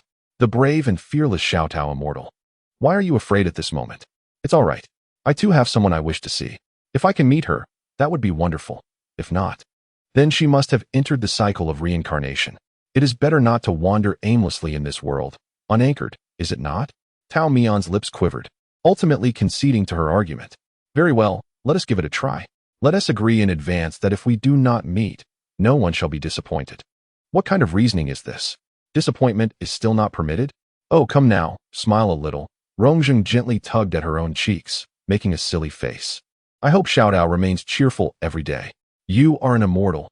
If you embrace joy and freedom each day, you will possess countless more days of brightness and happiness than we mortals with limited lifespans. Tao Mian was intrigued to hear someone interpret his immortality in such a manner, feeling a sense of novelty and a hint of being touched, even after many years, until later, when Rongzheng and her fellow disciples were laid to rest in the same peach grove, with the blossoms blooming and wilting through the seasons, he would vividly remember. At the break of dawn, his fifth disciple saying to him, Xiao Tao, you must be happy and blessed. Her early life was fraught with regrets, and she could only wish that the last cherished person she encountered in this lifetime would not be ensnared in an endless abyss or be trapped by memories. The burdens and resentments that weighed heavily on her heart were numerous, yet outside the window, the verdant mountains remained steadfast, and the waters flowed serenely. Perhaps Xiao Tao should not confine herself within the mountains. Rongzheng gently rubbed her flushed cheeks, encouraging herself to step outside and explore. In the past, Rongzheng had been ensnared in the floating pavilion, diligently toiling like a laborer, rising with the dawn and retiring late, utterly fatigued, with no heart for the worldly pleasures. Now, she had finally resolved to sever the ties that bound her ankles, yearning to live freely and unrestrained. At this juncture, the master and disciple had decided to embark on their journey, with Tao Mian leading the way and turning back to flash a smile. Let us proceed. However, as a celestial being, I require companionship wherever I go. Xiaohua, take care of yourself. Let us travel together. Rongzheng's eyes sparkled as she quickened her pace to catch up. Very well, very well. Do you have any money? My master is penniless. Not to worry. We shall simply mooch off Master Shui. Is Master Shui that generous? A wealthy man, but rather stingy. Nevertheless, he is not excessively harsh, at worst. He might make you work in his shop for a couple of years. Xiao Tao, as your beloved disciple, how could you put me in such a predicament? Ridiculous. How could a master betray you? Once you become a worker, you may just glance over and see me washing dishes. As they exited the boundaries of the Grave Hill, Rongzheng complained of fatigue, prompting Tao Mian to escort her back to Peach Blossom Mountain for a few days of rest. The esteemed Sun Gui Ren could discern his footsteps, fluttering out from the courtyard with a flurry of wings, accompanied reluctantly by Huang Dering. Oh, my Sun Gui Ren, have you gained some weight in my absence?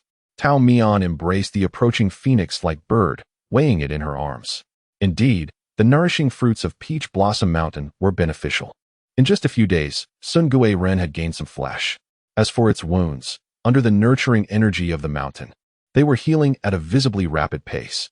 The phoenix was a spirit bird, aware of who had rescued it, and thus was particularly affectionate towards Tao Mian, while indifferent towards the disciple. However, It must be noted that their kind was inherently proud, seldom mingling with other species. This particular phoenix had likely become separated at a tender age, captured by Qi Yun, and had endured years of torment. Rongzheng recognized this bird, and it made her salivate. Xiao Tao, if we nurture it a bit longer, can we eat it? She pondered. Tao Mian chuckled. This one cannot be consumed. It would bring misfortune. But you may stew Huang De-ing. Rongzheng gazed intently at the rooster at her feet. The unsuspecting Huang De-ing. Huang De-ing strongly demands the right to speak human language. After resting in the mountains for several days, Rongzheng continually complained of fatigue. This time, she no longer feigned obedience as a disciple. She refused to chop wood or cook. The courtyard now had 2 reclining chairs, and Tao Mian and Rongzheng lay sprawled like 2 lifeless fish. Tao Mian turned her face towards her disciple and, in a feeble voice, uttered, Xiao Hua. I am parched. No worries, Xiao Tao. You are immortal, impervious to thirst. Tao Mian, vexed, turned her face away. In the courtyard, unknown insects chirped incessantly, leaving the master and disciple in a prolonged silence. Yet, outside, a rustling sound emerged, akin to the footsteps of a multitude, at least 10 individuals. The location of Peach Blossom Mountain is far removed from the bustling city, with only a modest village at its foot. The villagers understand the virtue of seeking nothing beyond their reach. It is not that their desires are fewer than those of the city dwellers, but rather that they have discerned the whimsical nature of the immortal residing within the Peach Blossom Monastery. The villagers approach the temple with solemnity, seeking answers that elude them. Conversely, it is during casual conversations after dinner that trivial concerns are unexpectedly resolved. Eventually, they settled into their lives, no longer yearning for excessive desires. Under the protection of the mountain and the immortal, they lived with fewer worries and enjoyed a peaceful existence. The villagers at the mountain's base refrained from gathering indiscriminately at the temple's entrance, fully aware of the immortal's preference for solitude. Only the reckless outsiders would dare to do so. Rongzheng's ears perked up, though she appeared to languish on the recliner. She was meticulously assessing the number of individuals outside. 11, no, 12. One among them seemed to be a leader, likely one of the shadow guards of the floating and sinking pavilion. Tao Mian turned her face back to Rongzheng. Little flower, it seems we are surrounded. No worries. Little Tao, you are immortal, and even in death, you shall not perish. Tao Mian, once more incensed, turned her face away again. Is it not true that a person killed will indeed die? The leader of the shadow guards and his entourage stood outside the mountain gate, awaiting a moment. Yet no one emerged. He slightly raised his head, gazing towards the temple obscured by the peach trees. With a gesture, the other 11 followed suit silently. They encircled the modest temple, with 4 or 5 entering the courtyard, where the immortal was absent, leaving only Rongzheng reclining in her chair, her booted feet tapping the ground leisurely. Upon recognizing the leader's face, Rongzheng was momentarily taken aback. Qinyan, I did not expect you to come in person. Qinyan, sword in hand, retained his stoic demeanor. Sister Zheng, forgive me. I am merely here to execute a task, and your task pertains to little Tao, or to me, both. Rongzheng smiled, her response not entirely surprising. That Du Hong has overestimated you. Chun Yin opened his mouth to speak, but before he could utter even half a sentence, a series of anguished cries echoed from beyond the courtyard walls. The attendants within the courtyard were thrown into disarray, caught off guard by the swiftness of their adversaries. Though only Qin Yin was a shadow guard among them, the others were also elite fighters. In an instant, while these elites retained their lives, they had lost all capacity to fight back, reduced to lying on the ground, struggling for breath. Chun Yin tightened his grip on the sword, a dark red spirit energy coursing into the blade. A gust of wind rushed past his ears. Drawing on years of accumulated experience, he swiftly turned to defend himself.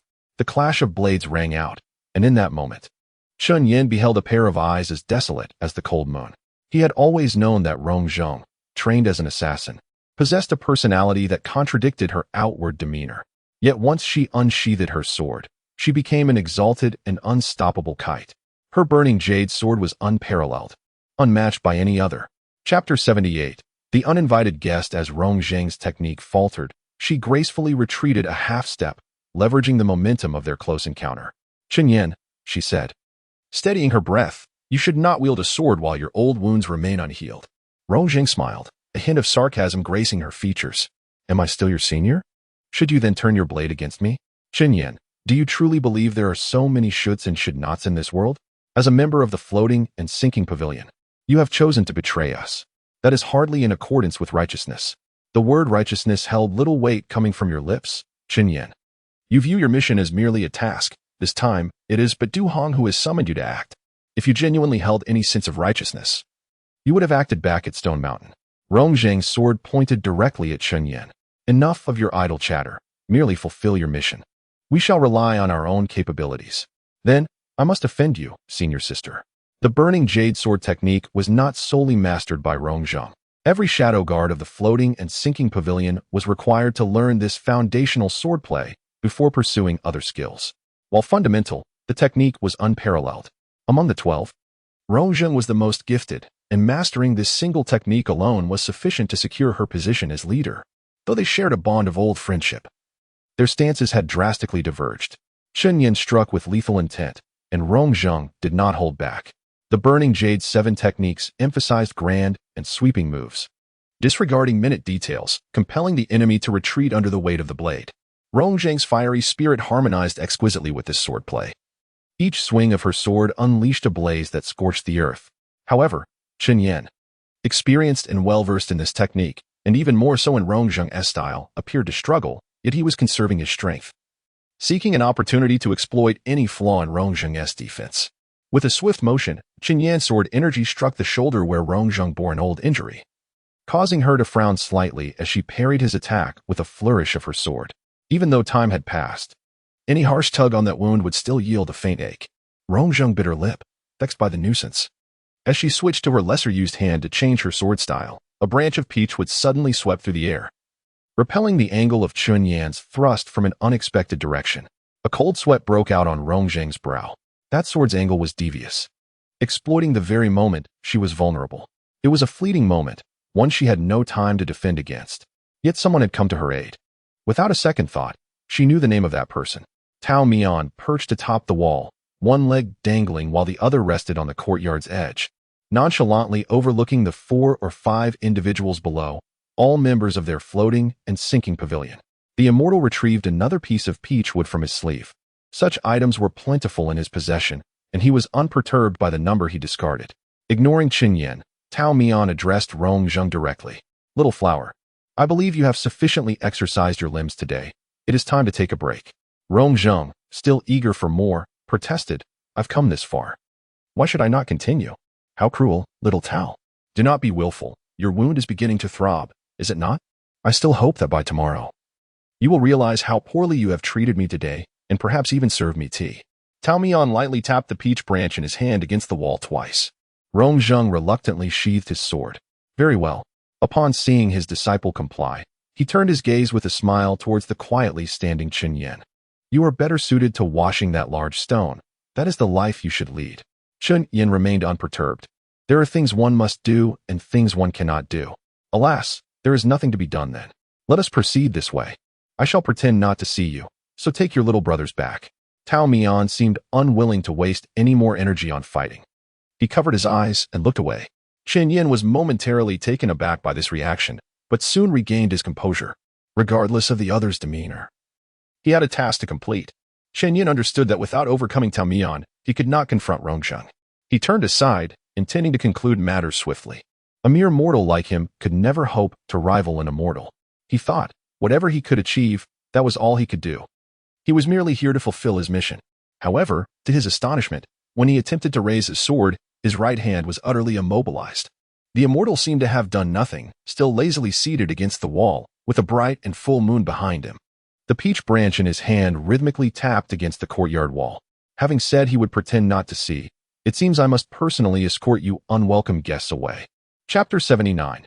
Farewell. The immortal of Peach Blossom Mountain appeared languid and lethargic, lacking any proper weapon, often using a simple branch from the mountain to spar.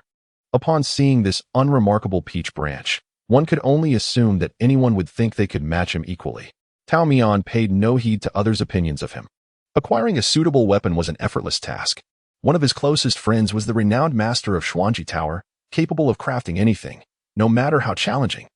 Even if Xuanji Tower could not provide, another dear friend would readily spend a fortune to procure it. His choice to utilize materials at hand was merely for convenience and practicality. Moreover, He did not blindly pursue famed artifacts for the miraculous effects they might yield. Those legendary weapons and treasures might not outlast his own life. What Tao Mian sought was an elevated state of being, a communion between heaven and man, a unity of self and the universe. In this realm of Peach Blossom Mountain, he had no rivals. Chen Yan, too, had not anticipated his own descent into such a predicament where he could not even move.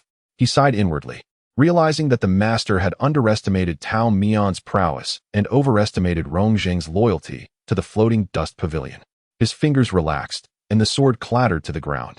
I have been defeated. Chen Yan was a man who understood his limits. The immortal had already provided him with a way out. Pressing further would be discourteous. His goal was to complete the task assigned by the master, and since it was clear that he could not succeed, returning to accept his punishment was the only option. The tone of the immortal's last words had taken a decidedly ominous turn. He personally did not mind, but the lives of those within and outside the courtyard. The uncertain disciples of Floating Dust Pavilion should not suffer due to his own reckless pride. Thus, he relinquished the sword. Chen Yan is the only one still capable of struggling. The others have long since succumbed to unconsciousness.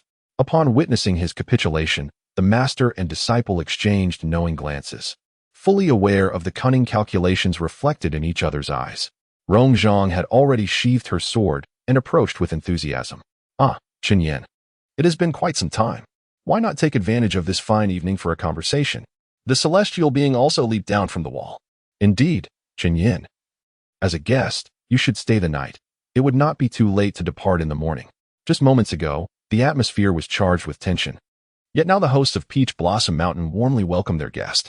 Chen Yan was utterly perplexed, unable to fathom the intentions behind the master and disciple's actions.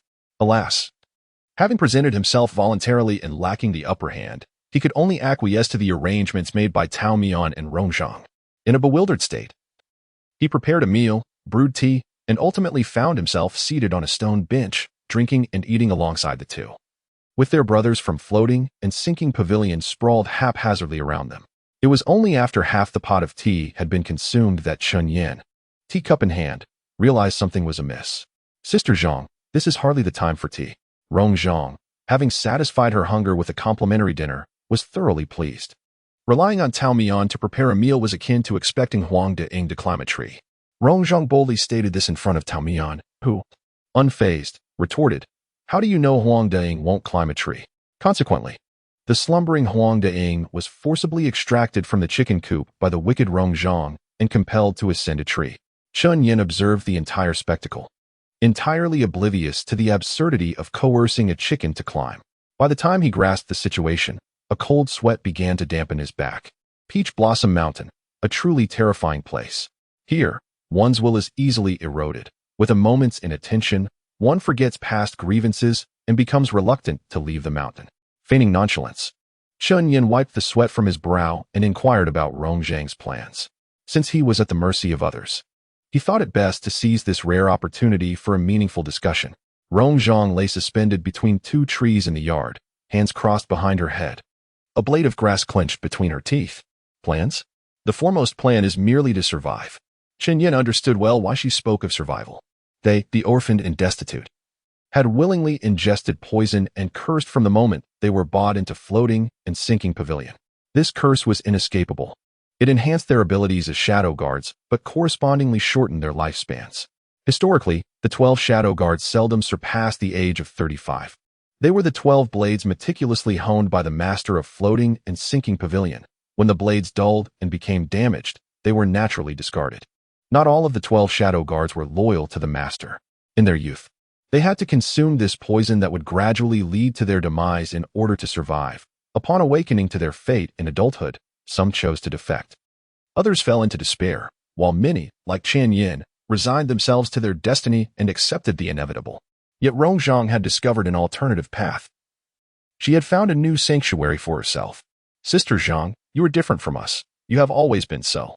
Chen Yan remarked that although Rong Zhang, at a tender age, had also entered the court and lost her parents, she radiated warmth like the sun in winter, serving as the sole beacon of light amidst the dreary years. At that time, they were under the strict tutelage of the former leader of the Shadow Guards, who perpetually reprimanded Rong Zhang to adhere to decorum and refrain from frivolous antics with her fellow disciples. Rongzheng, subjected to punishment, stood with a heavy iron bucket filled with water, lamenting and pleading for mercy with her delicate arms. Her master, wielding a disciplinary rod, loomed beside her, threatening that she could not rest until she had endured 2 full hours. With a heavy heart, she sighed and groaned, while her fellow disciples covertly chuckled at her plight. Eventually, the master, who often wore a stern expression and threatened to discipline Rongzheng, was no longer present, and senior sister Zheng had transformed into a figure of solemnity. She ascended to her master's position, becoming the leader of the shadow guards. Time had ravaged their memories, causing even Chun Yin to forget that Rongzheng was once a person who delighted in laughter. Setting aside all personal biases, senior sister Zheng, your departure from floating and sinking pavilion was indeed a wise choice. Rongzheng propped one leg up, causing the rope beneath her to sway. The moonlight bathed her gentle profile, and Chun Yin beheld her smile. What truly constitutes right or wrong? It merely amounts to a lack of regret. Chun Yin, ever since childhood, you have been the most sensible among us children. Back then, you were diminutive in stature, no taller than you are now. Initially, Chun Yin listened attentively, but as time passed, a sense of resignation overtook him. Senior sister, please do not jest at my expense. Rongzheng withdrew her hand from the playful gesture and gazed toward the moonlit horizon. The position of the leader of the shadow guards is indeed a burdensome one. Chun Yin, though I had anticipated it, only you could succeed me. Yet, arriving at this juncture evokes a profound reluctance within me. You have always despised the machinations of men, yet you have ultimately ascended to this role. The other 11 shadow guards, alongside Du Hong, who is undoubtedly the most troublesome, posed significant challenges. As Rongzheng spoke passionately, a deep sigh escaped her lips, a lament for both Chun Yin and herself. But Chun Yin had long since seen through the tribulations of the world. Life is but a fleeting existence, like the wind passing through a window.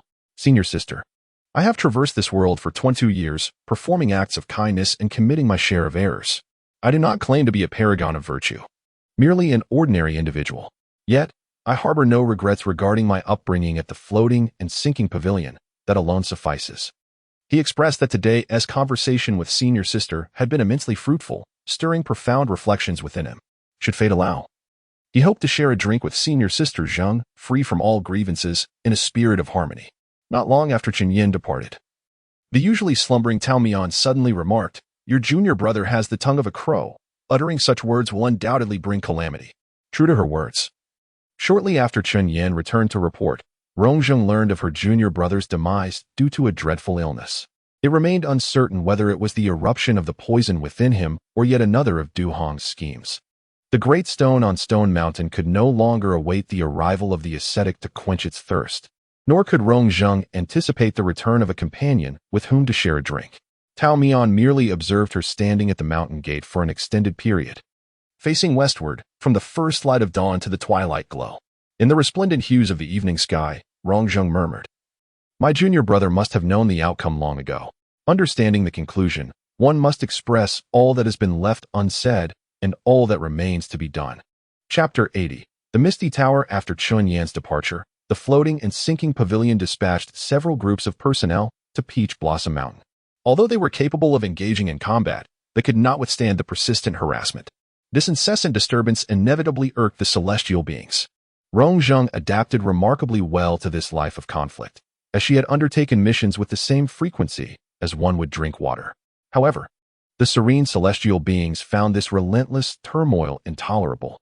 Tao Mian, a person who would not accept even the slightest grievance, preferred to torment others rather than suffer in silence himself. Consequently, even Rongzheng was unable to find peace. All right, little Tao, enough with the nagging." Rongzheng clasped her hands in a gesture of supplication, genuinely fearful of him. "Why don't we go and eliminate the floating and sinking pavilion once and for all?" Tao Mian fell silent in contemplation, genuinely weighing the feasibility of this proposal. "I believe it is plausible. First, you must disclose Du Hong's weaknesses to me, and then I shall infiltrate his quarters under the cover of night to eliminate him. Is it true that a celestial being like you has studied the art of assassination?" Assassination. Is it not merely the act of stealthily taking his life in the dark? Quite simple, really. I learned it from a disciple of mine who was exceptionally talented. Your disciple indeed possesses remarkable skills. Amidst the chaos, it was essential to find a resolution. Rongzheng suggested they first retrieve the Sanyu altar conveniently located atop the Misty Tower, eliminating the need for a prolonged search. Moreover, the Misty Tower served as an excellent place for leisure, allowing her to accompany her master in a moment of respite. The Misty Tower was situated within the realm of demons, a domain Tao Mian had yet to visit. His curiosity piqued, and the two reached a consensus to explore the area together.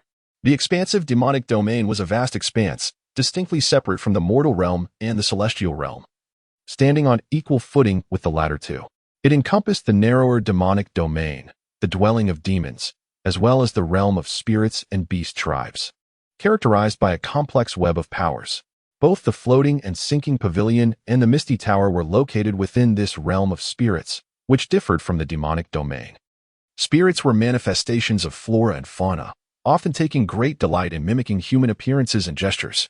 As Tao Mian disguised himself and strolled through the streets, he encountered spirits concealing their ears and tails, imitating the gait of young men and women from the mortal realm, yet exuding an odd and unrefined allure. The taverns, pavilions, and ornate buildings lining the streets mirrored the semblance of the human world, were it not for the overwhelming aura of spirits surrounding him. Tao Mian might have genuinely believed he had not yet departed from the mortal realm. The Misty Tower was among the largest brothels in the realm of spirits. His fifth disciple had brought her celestial master to visit such an establishment. He could only wonder how their senior brothers and sisters would react upon hearing this news. Little Tao, Rongzheng, now disguised as a youthful man, cautioned, "We must maintain a low profile once we enter. This place is filled with my old acquaintances, and it would be quite embarrassing to have our identities exposed." Tao Mian recalled how Rongzheng had once recounted this part of her past, expressing her humiliation at having escaped from the Misty Tower. "Are you truly all right with this, Xiaohua? If not, you can inform me of the specific location, and I shall retrieve the altar for you." Rongzheng patted her chest reassuringly. Fear not. Though my memories of this place are unpleasant, I assure you there will be no excessive behavior that might reveal our identities.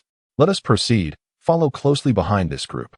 With that, Rongzheng urged Tao Mian forward, and they were met at the entrance by a seductive fox spirit, welcoming them with charm and allure. The two guests appear unfamiliar. Is this their first visit here?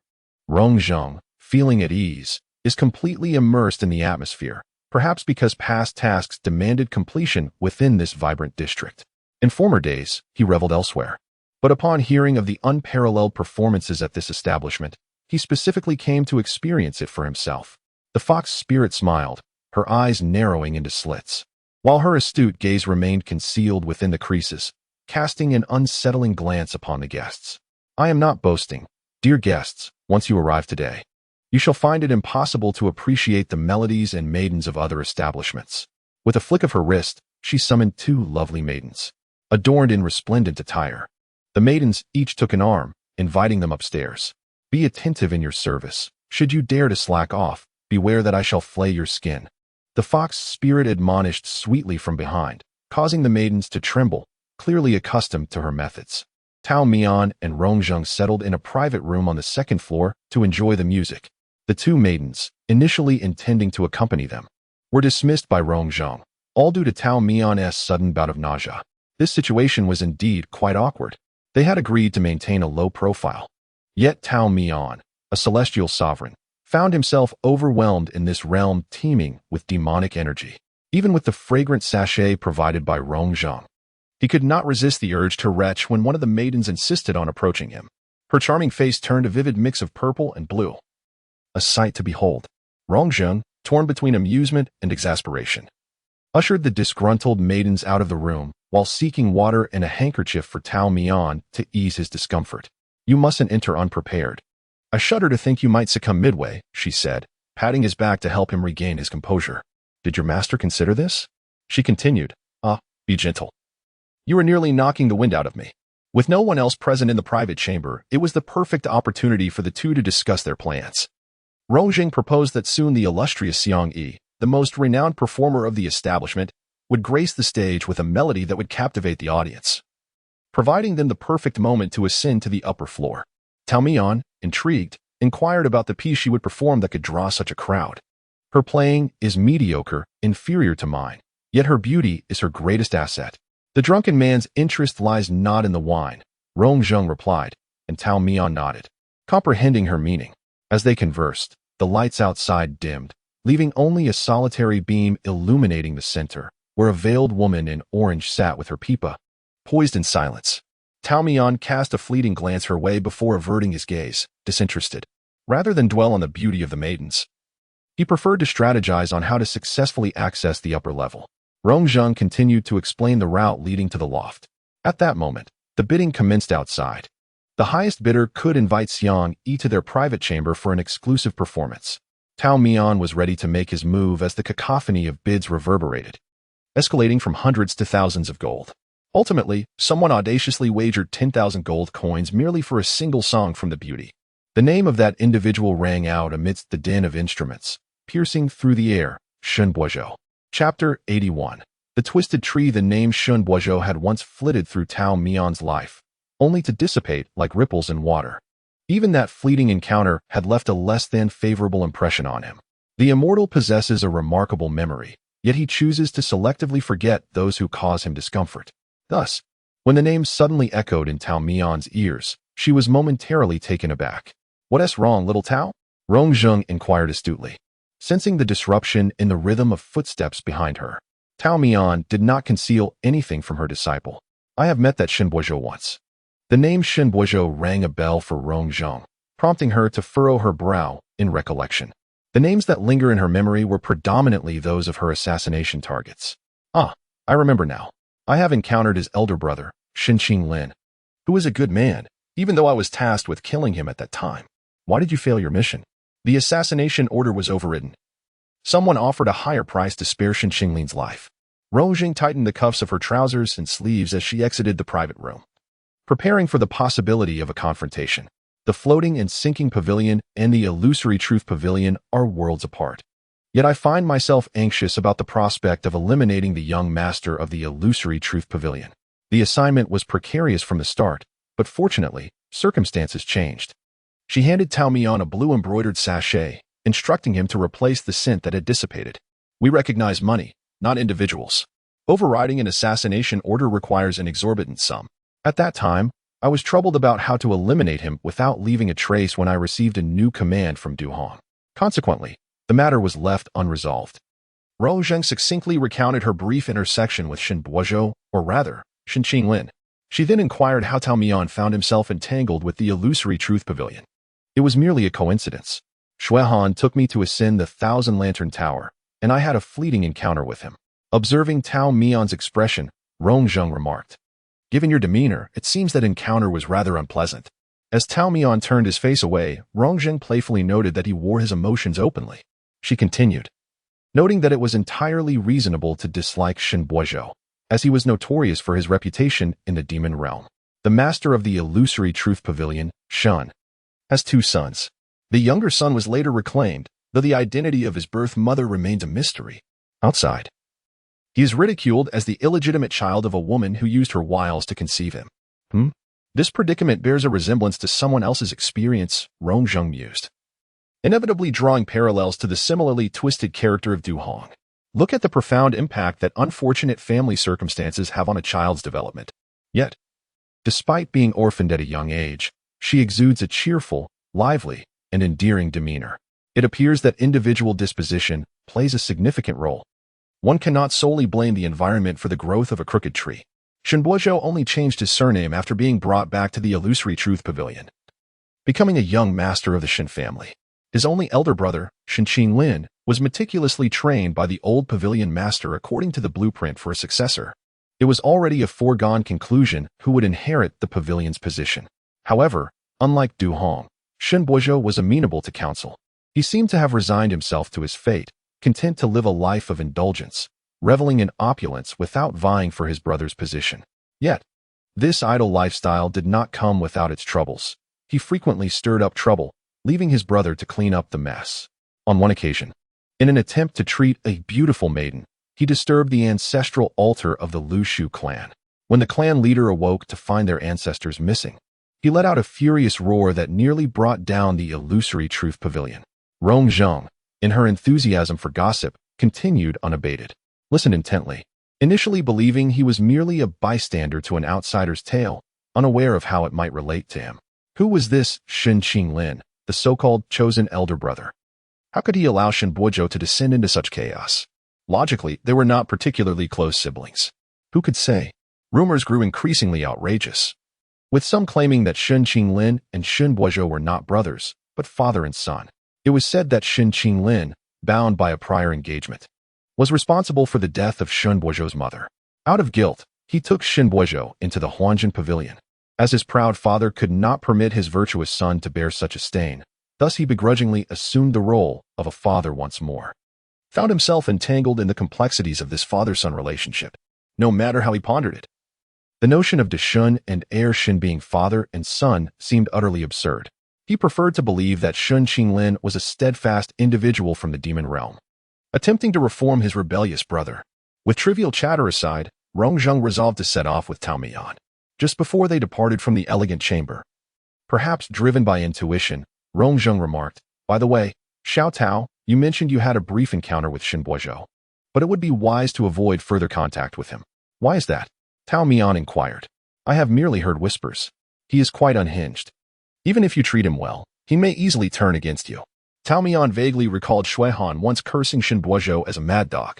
He believed he would not have any further entanglements with him, yet he patiently accepted his disciple-less counsel. All right.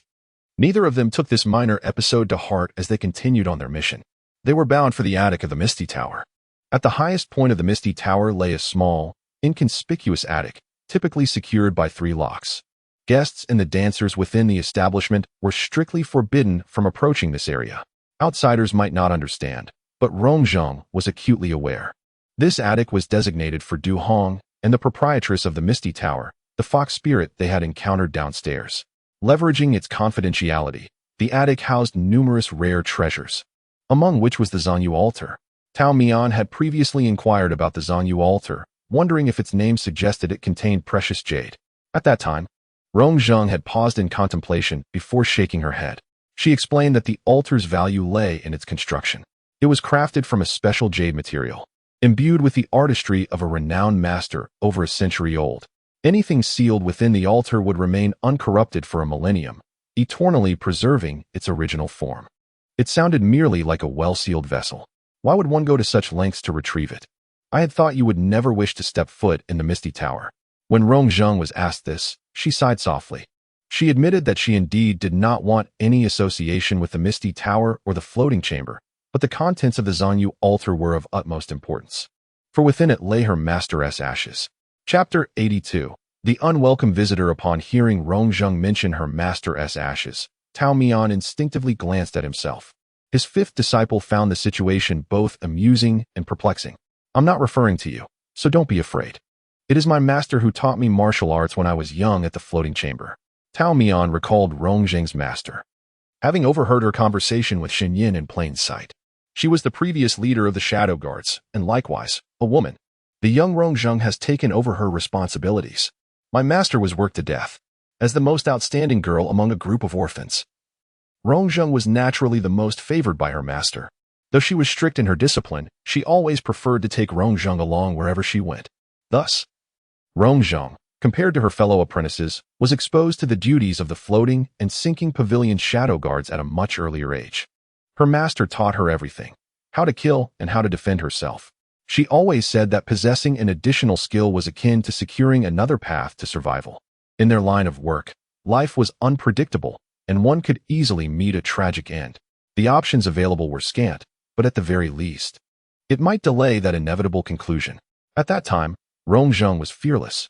Her only thoughts centered on how to effectively take over her master's role and repay the floating and sinking pavilion for the nurturing it had provided her.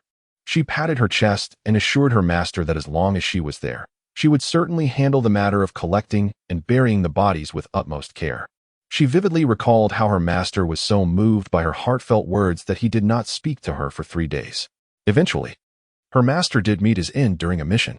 The target she was to assassinate countered and inflicted severe injuries on her master. Rongzheng had actually arrived just in time. She intended to carry her master back to the floating and sinking pavilion for treatment, though gravely wounded. The skills of the pavilion's physician were sufficient to pull her master back from the brink of death. However, her master grasped her hand and asked her to stay and talk for a while. Normally reticent, her master seldom shared his thoughts. In their daily interactions, It was always Rongzheng who chattered endlessly, while her master remained aloof and dismissive. Now that her master wished to converse, he remained silent, leaving Rongzheng to fill the void with her words. She meandered through trivial topics, mentioning how the chickens from Zhang San's household had gone missing, and how Li Si's dog had bitten someone. As she spoke about Wang Ermazi's geese, which she claimed looked exceptionally tender, tears streamed down her face, and she found herself crying. Her master, with great effort, lifted his hand to wipe her tears and asked why she was crying.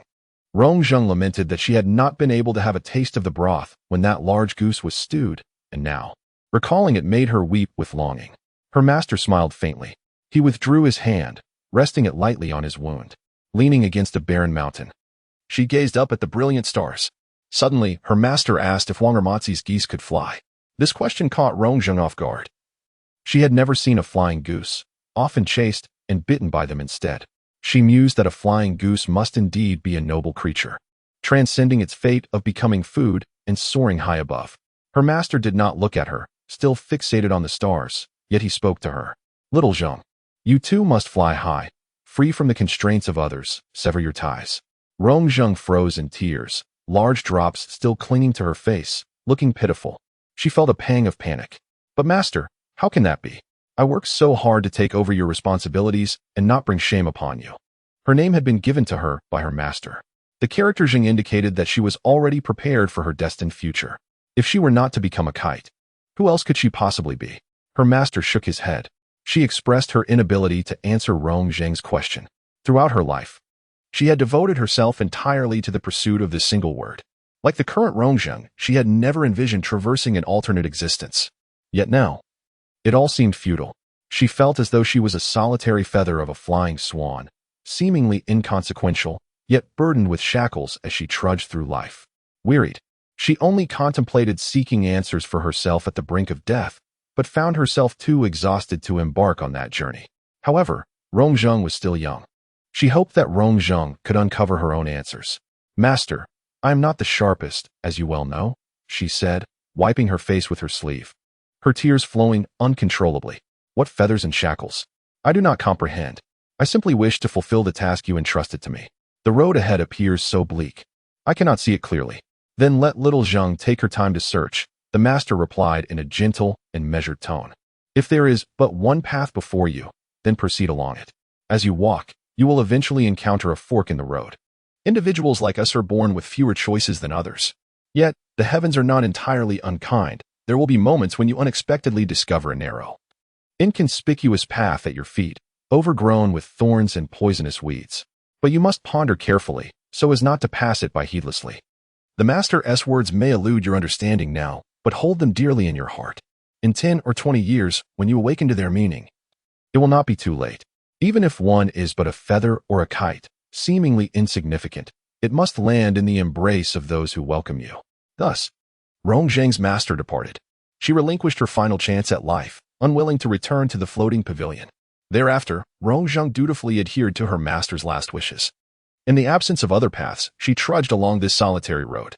Truth be told, although Du Hong had cast me aside at the Misty Tower, instilling in me a deep loathing for it, this experience altered me significantly. Perhaps transformation often accompanies the pain of severing ties with the past. Rongzheng navigated through the guests, deliberately choosing inconspicuous gaps to advance, while Tao Mian followed behind, only able to see her determined silhouette. I had finally found a place where I could land gracefully. Rongzheng recounted her previous visit to the Misty Tower, where she was searched, and her sword along with other belongings were confiscated. At that time, she had carried her master's ashes with her and had no choice but to temporarily seal them within a jade container. She cared not for the precious vessel. Her sole desire was to keep her master close. By this moment, they had reached the attic, unimpeded by anyone, a smooth journey that seemed too good to be true. This is extraordinarily fortunate. Rongzheng's expression was grave, as if someone had deliberately removed obstacles for them. The attic door was sealed with 3 heavy bronze locks, showing no signs of being opened. Tao Mian strained to listen for sounds from within. It was eerily quiet. He whispered to his apprentice outside, "Do you think that when we open the door, we will find Du Hong waiting for us inside, saying he has been expecting us for a long time?" After a brief silence, Rongzheng replied, "Little Tao, you have the tongue of a crow. Your predictions of misfortune seem to bear truth.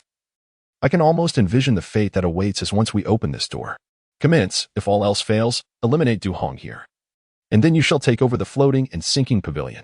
As your master, I have established connections in the demon realm. This plan sounds promising. I find it agreeable. Tao Mian and Rong Zheng, master and apprentice, employed their adept lock-picking skills, and one by one, the 3 locks were unlocked. As the attic door swung open, indeed, a figure stood within. Pavilion Master Du stood at the center of the room, surrounded by an array of precious magical artifacts and antiques. His demeanor was composed as he addressed the two at the entrance. I have awaited your arrival for quite some time. Originally a jest, Du Hong now echoed Tao Mian's words, leaving both master and apprentice momentarily at a loss for expression. However, Du Hong's intentions were far from benign. Chapter 83. The master is behind you in Du Hong's eyes. The moment the attic door creaked open, 2 hunched figures emerged, shrouded in secrecy.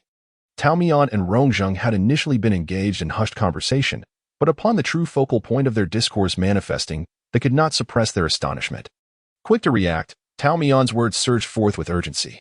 Xiaohua, today we shall seize the position of Pavilion Master. Rong Zheng instantly aligned with him. Excellent. Then it shall be today. Xiao Tao, provide cover. You shall lead the way. And what of you? I shall support you mentally. The two conversed among themselves, entirely disregarding Pavilion Master Du, leaving him to languish in silence. Du Hong remained unfazed. This must be Tao Xianjun, he remarked. Tao Mian straightened his posture, finally deigning to cast his gaze upon Du Hong. You have sent several waves of individuals to Peach Blossom Mountain, disrupting my tranquility. It seems unnecessary to feign a first encounter now. Tao Mian was not one to harbor grudges. After all, with his extensive lifespan, the fleeting existence of most mortals seemed trivial, akin to the dead in his eyes. If he were to bear resentment for every slight, his ledger could circle Peach Blossom Mountain thrice. Yet, the persistent disregard from the other party, no matter how patient one might be, would eventually become irksome. This score was one Tao Mian intended to settle, but he resolved to wait until his apprentice had completed their tasks. Now that the opportunity had presented itself, it was fortuitous. Du Hong presented himself as a cultured and courteous individual.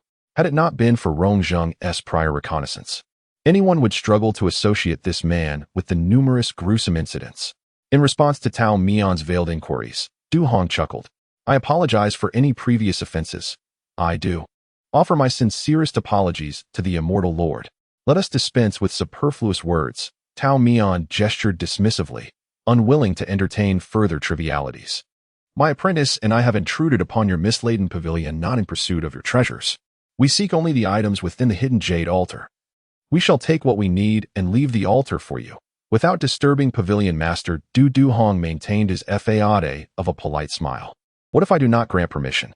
That would pose a dilemma, Tao Mian replied, shaking his head, his left hand slipping into the right sleeve.